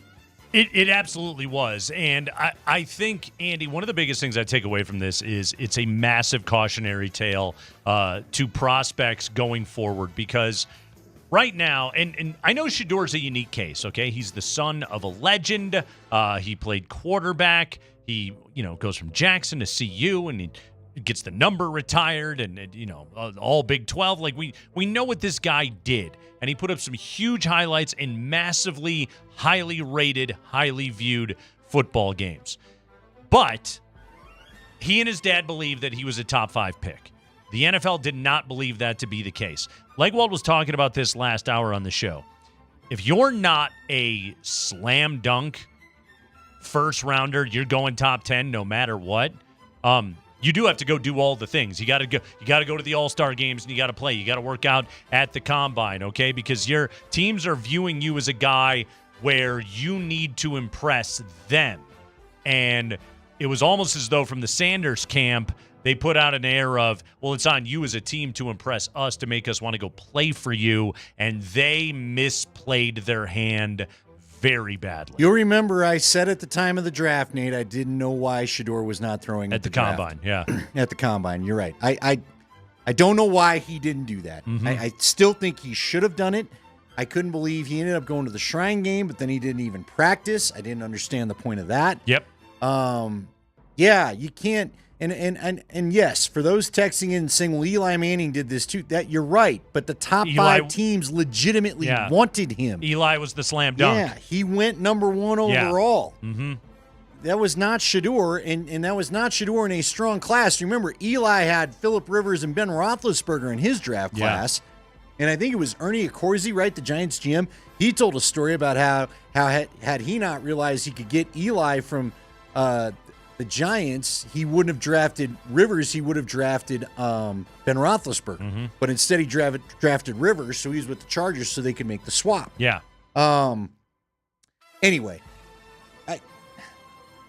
We'll see how this affects other people going forward, but I don't think he's such a unique case. He's a unique case because it is fair. You know that there's going to be a lot of stuff coming with the grand show. Right. And I was texting with some of my friends saying, well, I just hope just go in there and win the job. Go in there and prove how good you are now. Go in and do the thing. Mm-hmm. And yet we've got $1 million parties and out all night at the club and, which that's his lifestyle. And there's nothing wrong with it. Sure. But enjoy it up. But that's why they didn't want to take you early. Very much so. And, for people that are coming out and being like, it's personal that this happened. What? Yeah. Yeah. And your point is? They've got the power to do it. Exactly. Now, look, they'll all look like fools. The Giants the Giants could really look like fools in this thing. They could. If Shedeur ends up being the starting guy and Jackson Dart's struggling. Yep. But we'll find out. Absolutely. New Orleans could end up looking bad here. Seattle could end up looking bad. A whole bunch of NFL teams could end up looking bad because everybody could have had him. We got to hit this sound before we're out of here on the high five. Go ahead, Spring. High five. Bill Belichick went on CBS Mornings. I'm not doing nothing with CBS. Next question. To promote his new book, and his young girlfriend, Jordan Hudson, was in the room. Young girlfriend. And this happened. Jordan was a constant presence during our interview. You have Jordan right over there. Everybody in the world seems to be following this relationship. They've got an opinion about your private life. It's got nothing to do with them, but they're invested in it. How do you deal with that? Never been too worried about what everybody else thinks. Just try to do what I feel like is best for me and what's right. How did you guys meet? Not talking about this. No? No. It's a topic neither one of them is comfortable commenting on. We don't get the meet cute? I want to know. I want the rom-com story. Andy, how did these two star-crossed lovers come to be? There's a theory out there. Go look it up. Does it? I hadn't heard of what this was. But does it have something to do with laws in certain states? Nah, it's just Spring. I'm assuming I didn't deep dive into it, but I got the impression it's a Robert website or Kraft something. Connections. Okay. What he was up to. Well, he didn't talk about Kraft either. Apparently Belichick wrote this whole book, never mentioned Kraft. And when CBS was like, hey, what was the deal? Why didn't you ever bring up Robert Kraft in the book? And he was just like, because I didn't. Also, did you happen to see his sweatshirt with the creepy hole right on the chest? That was too much information, man. I don't need Bill Belichick having like a strategically placed hole where I can get more flesh. I don't require that in your clothing, Bill Belichick. I get you're a slob, but maybe for the sake of the CBS interview, maybe put a shirt on. Yeah. If you don't mind, That'd be please, cool. sir. 60 Minutes. Seriously. It looked like something one of Madonna's backup dancers would have been wearing. Was Anyway, it 60 Minutes? It What was did he go on? CBS Saturday morning. Gotcha. Uh-huh. Okay. Yeah, he didn't quite make the big show, I suppose. The Nuggets, they were the big show on Saturday, and they got the victory over the LA Clippers. No sweat at all. Playoff playback, we relive the Nuggets Game 4 victory with Kaz's calls next.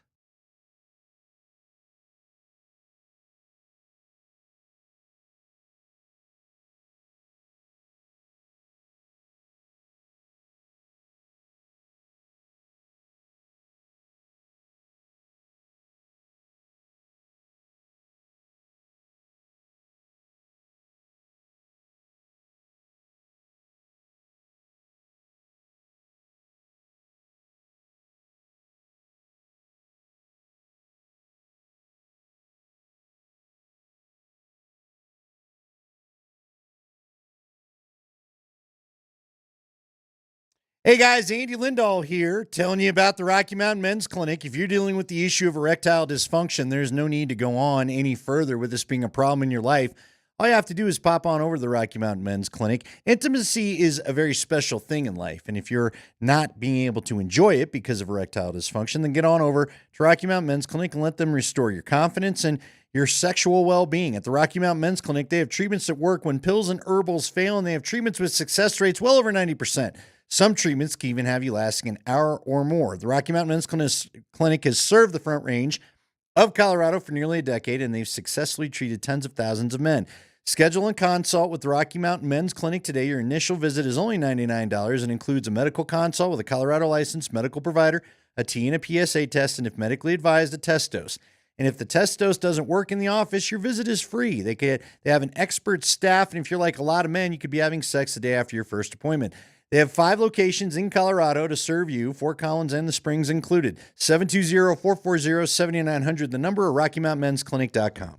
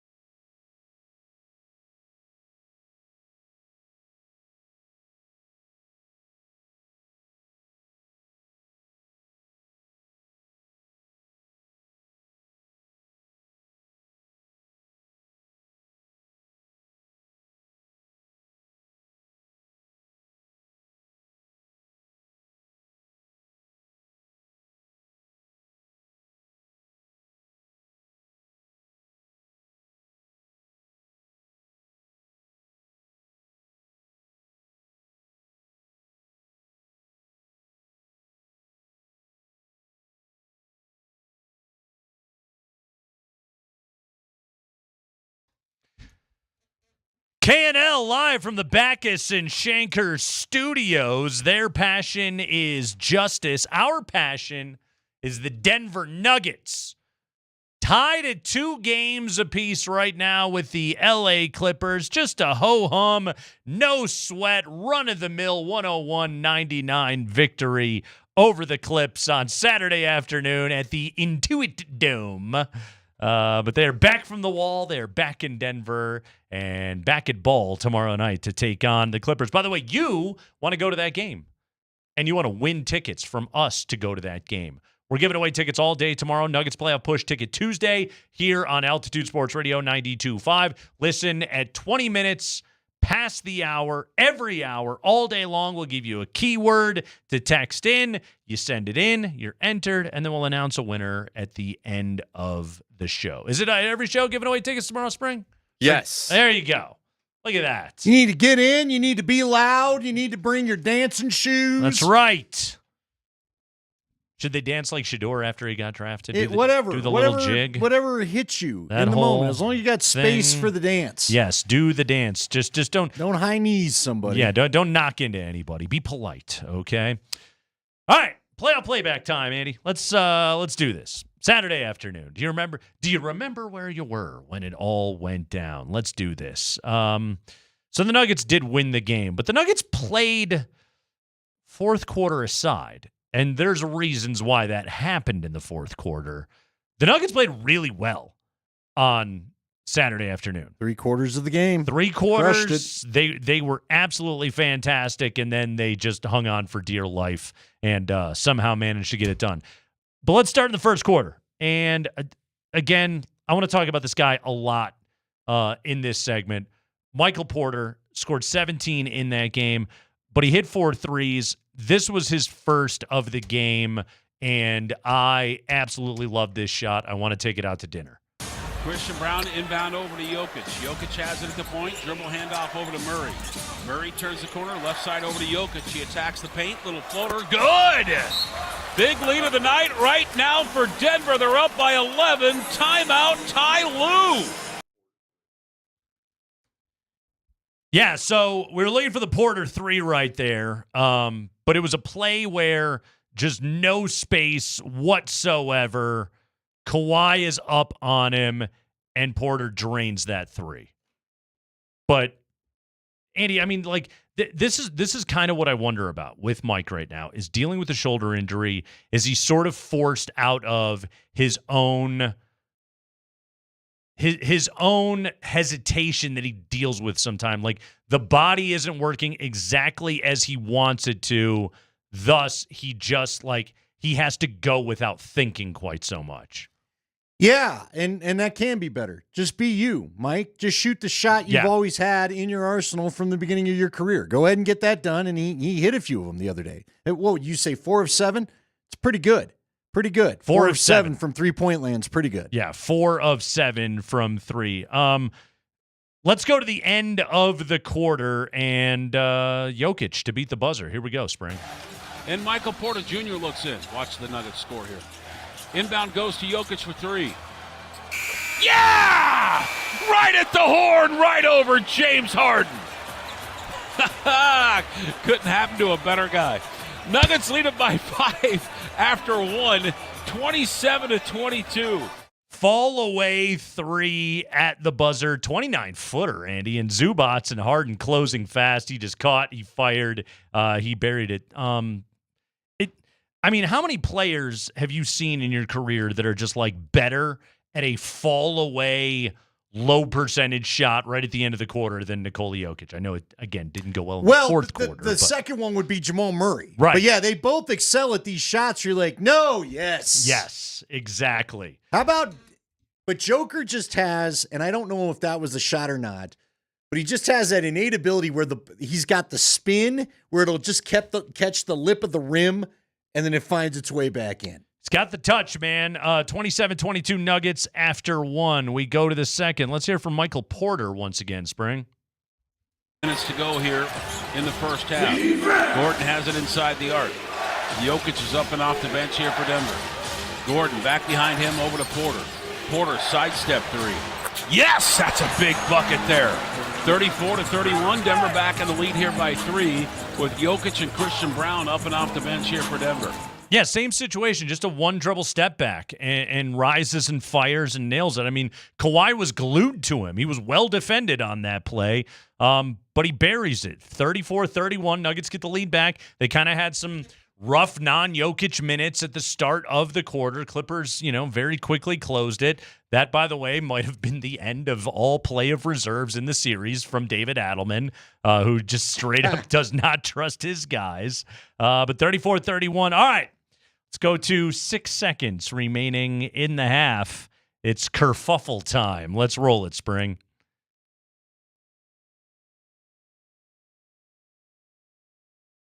Okay, we don't have that audio quite yet. Getting bleeped out. It is. That's the problem. Too many ass things are said. It got caught up by the crowd mics. We got a fight. We got a couple fights here. We've got a slap.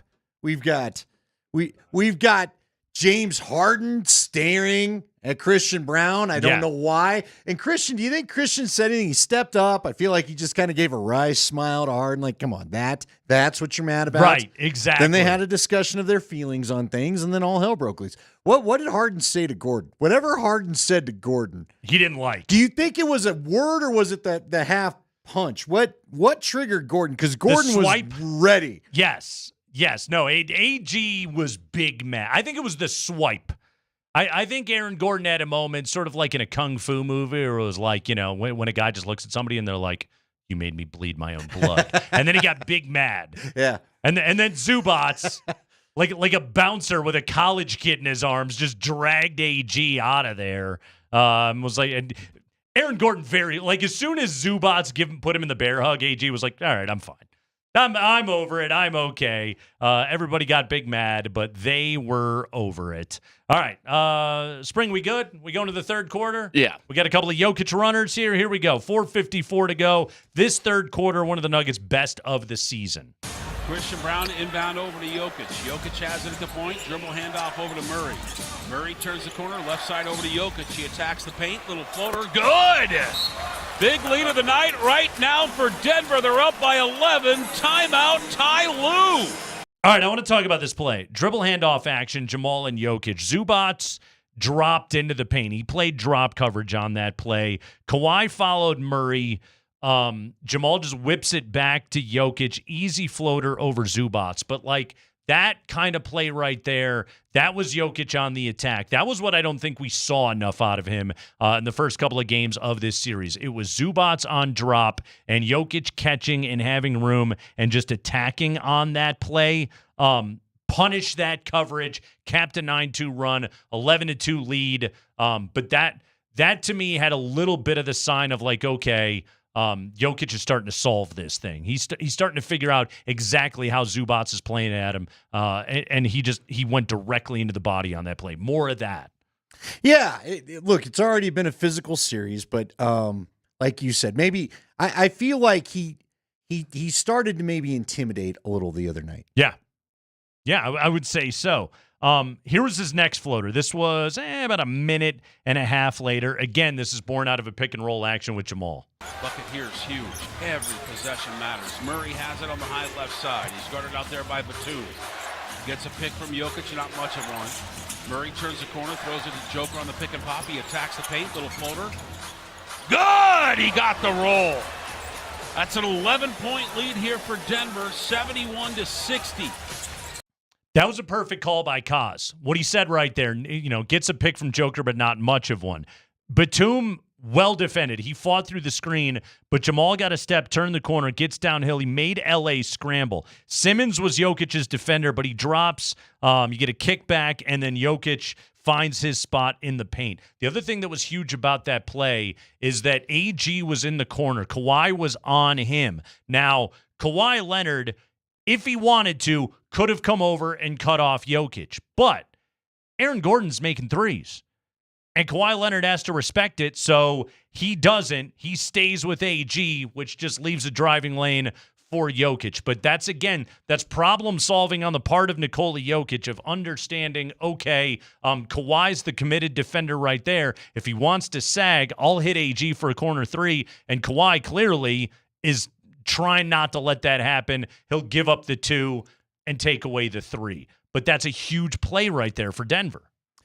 Yeah, but you've got to shoot well to back that up. You talked about it. Guys are hitting the 3-point shot, therefore they had to respect it. The other night when they got blown out, they didn't respect that anything. was, draft night, they didn't respect anything that the Nuggets were doing. By the way, did you not put in a highlight of Batum finally missing a 3-pointer? I saw right? you tweet about it. I know. I saw you tweet he about hit it. that one. It was it late first? I think he hit that one, and I was just like, this freaking guy. you darn. This dude. Under 2 minutes to go, quarter number 3. This is a Christian Braun huge shot. There's nothing special, but it's important, and I'll tell you why. Do we got the Christian Braun 3, Spring?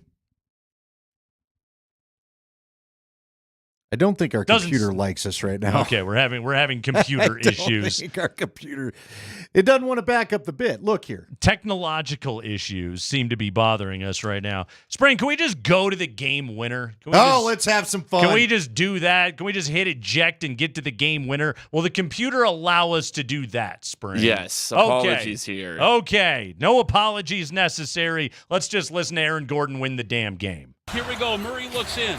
Throws it in over to Jokic. Hands it. Fake the handoff over to Murray. Jokic at the logo. One-on-one with Zubac. 2 seconds left. Fade away. Dunked home by Gordon at the horn. You count that basket. It's good at the horn. And Denver wins game number 4. 101-99.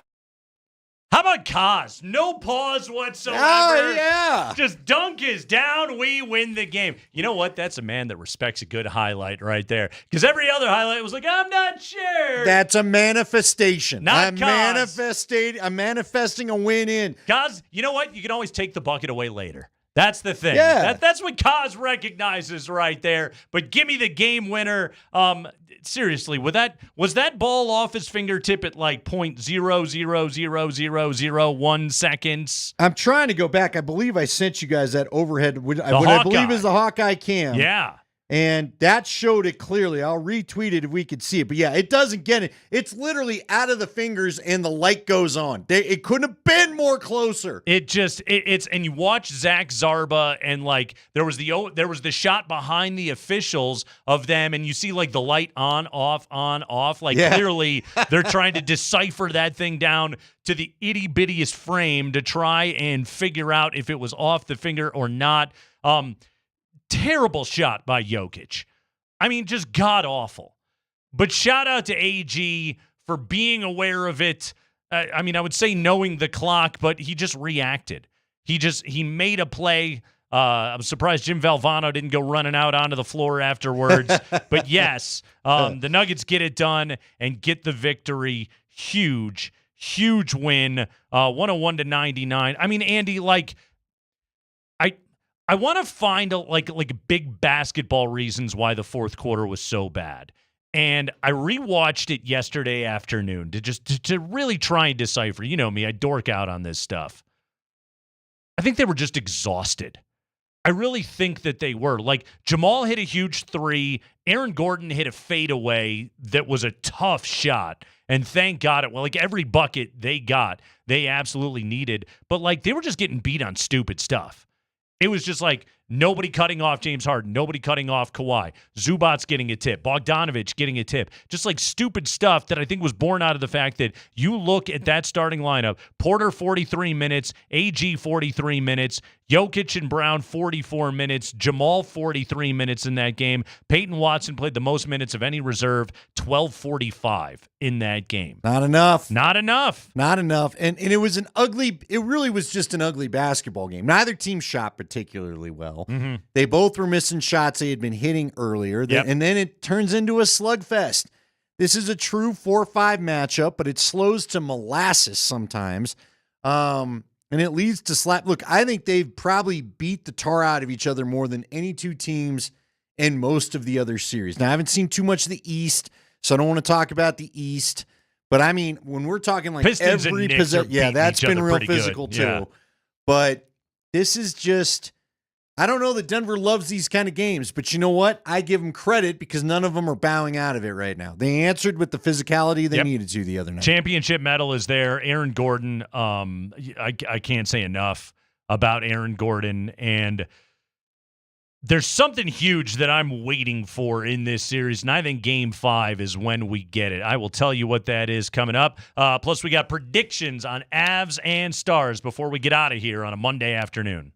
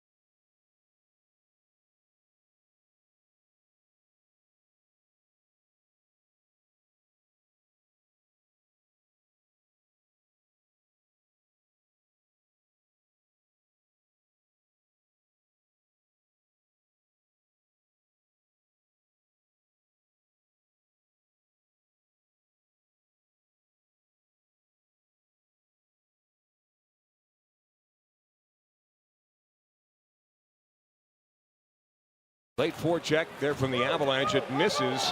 Josh Mansing. Icing is waved off. Why in the world did that happen? Brock Nelson trying to make it not matter. Nelson. The need for speed. Landeskog! Yeah! Oh, Captain!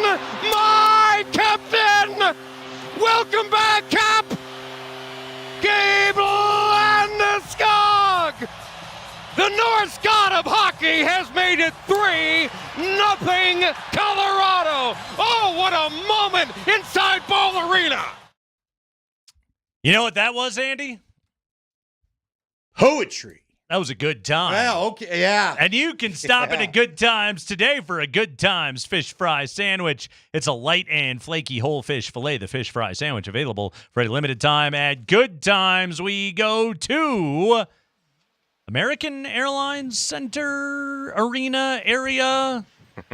Connor McGahee joins us right now from whatever that building is called in Dallas. Connor, how you doing, buddy? It's American Airlines Center. Okay. I do believe in Miami it's still American Airlines Arena. I think so. Bill, correct? Yes, yeah. Yes. Bill Geiger says it's true, so it must be. This is, I think, one of like the signs where I'm becoming bitter old guy, where it's just like, I don't want to learn your new name to your new arena, Right. okay? Yeah. Okay? Right.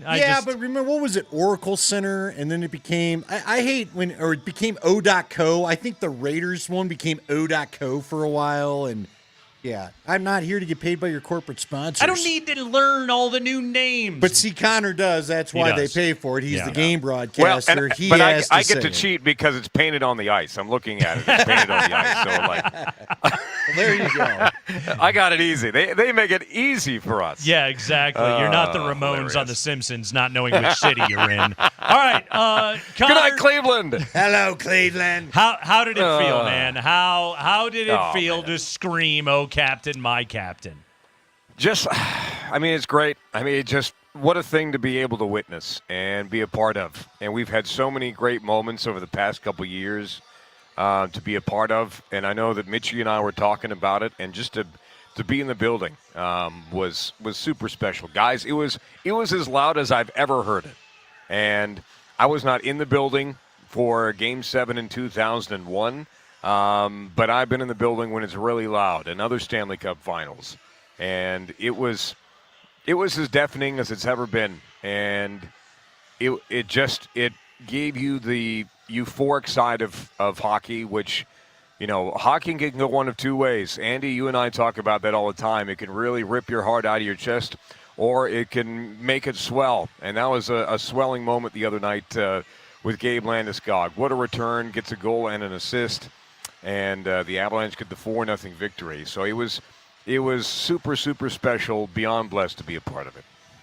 Well, they also played a different kind of way, and it was highlighted by actually the goal that Gabe should have gotten assist on, even though he didn't on the score sheet. And you know which one, that final goal of the evening where he's just wrestling Bouchel in front of the net, refuses to give up his Bouchel, Buscemi. I believe he also was credited with an assist on the play, was he not? Was he? He was. Secondary Yes, assist. Well, then yes. good. He should have, because he took that guy out, and I love it. And Give I him love 2 it. assists for that one. He but that's the kind of physical play they're going to need to win this one tonight, don't you think, Connor?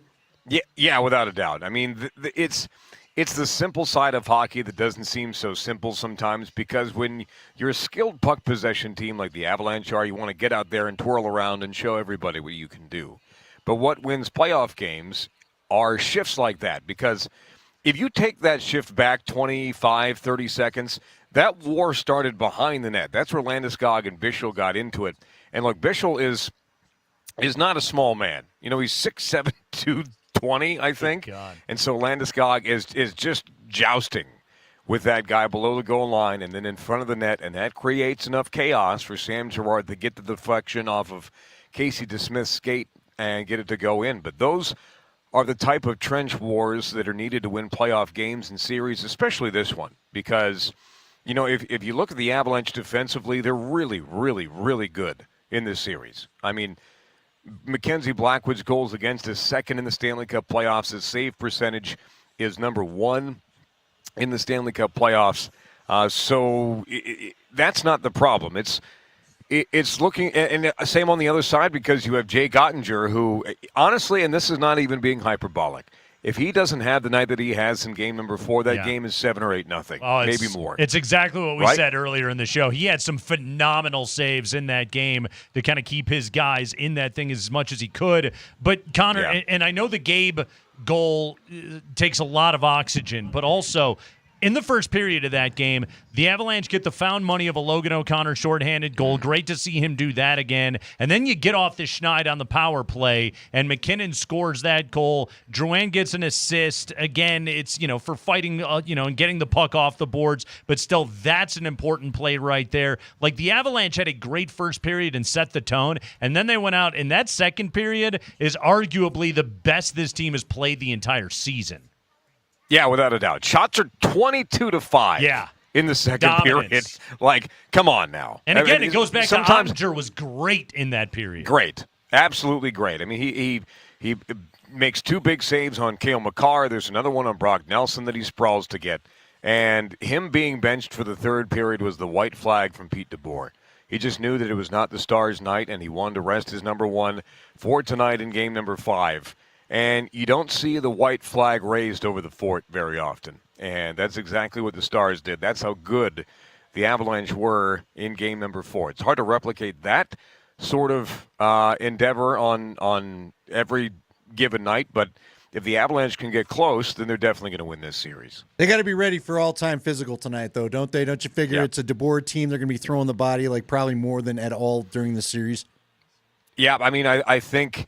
What was that, 2 or 3 games ago, each team had 45 hits apiece? This is a bumps and bruise type series, and it's happening, and momentum doesn't necessarily carry over game to game. I think in any playoff series, right, every single game is different, even if a team goes up 2-0. I mean, we saw that in the Winnipeg-St. Louis series. The Jets win both at home, and then St. Louis comes back and absolutely destroys Winnipeg on home ice to tie it up at 2 apiece. You think that the Jets, with a 2-0 series lead, would have all the momentum. It doesn't really exist. Each game inside a series is its own entity, so the Avalanche can't count on all that good from the other night carrying over into tonight because it'll virtually be a different Dallas Stars team, I think. All right, Connor McGahey, you're on the call tonight, but I need your pick to click for this evening. Who is scoring for the Avalanche? Ooh. This is a great question, and I'll give you 2. And they both are line mates of Gabe Landeskog. Good move. Brock Nelson had 2 assists the other night. Those were his first 2 points of the series. So pick to click for him. And then on his right flank, Val Nichushkin. A year ago today, a hat trick on home ice versus the Winnipeg Jets to get the Avalanche the 5-1 victory en route to a 4-1 series win. So let's go with Brock Nelson and Val Nichushkin tonight in Dallas. So a couple assists tonight for Landeskog, everybody. Look for it, says Connor McGahey. He'll be on the call tonight. 7:52, we talking, Connor? It's actually, hey, we get a nice break tonight, fellas. It's 7:50 puck drop. Yeah. Oh, wow. Getting out of here early tonight. All right. Great stuff. Really happy about that. Connor's hitting the town. Look out, Dallas, Fort Worth, Metroplex. He's going to Billy Bob's, Texas. Going to ride a bull as soon as it's done. Connor, I'm going to go over to Hills Propane. Propane and propane accessories. Connor, good work as always, man. Thank you. Have a great call tonight. See you, boys. Thanks. All right. The wonderful Connor McGahey joining us right there from Dallas. Pick to click tonight, Andy. So Connor's taking 2. He's taking Brock Nelson and Val Nichushkin, both the guys that are skating on that second line with Gabe Landeskog. Who do you got tonight, Andy? Who's scoring tonight for the Avalanche? You know what? The best person in the world. Oh, yes. Cale Makar. Mm-hmm. He feels like best person in the world, Cale Makar. He feels like he's sick of this. Yeah. He feels like he's putting one in sooner or later. That was a crazy good glove save by Ottinger on Makar in the second period the other night. Makar had 2 or 3 great chances. Yeah. I'm going to take a bit of a deep cut. Okay, I like that. All right. This guy, he rang the post in game 4. I think he's getting ready to score.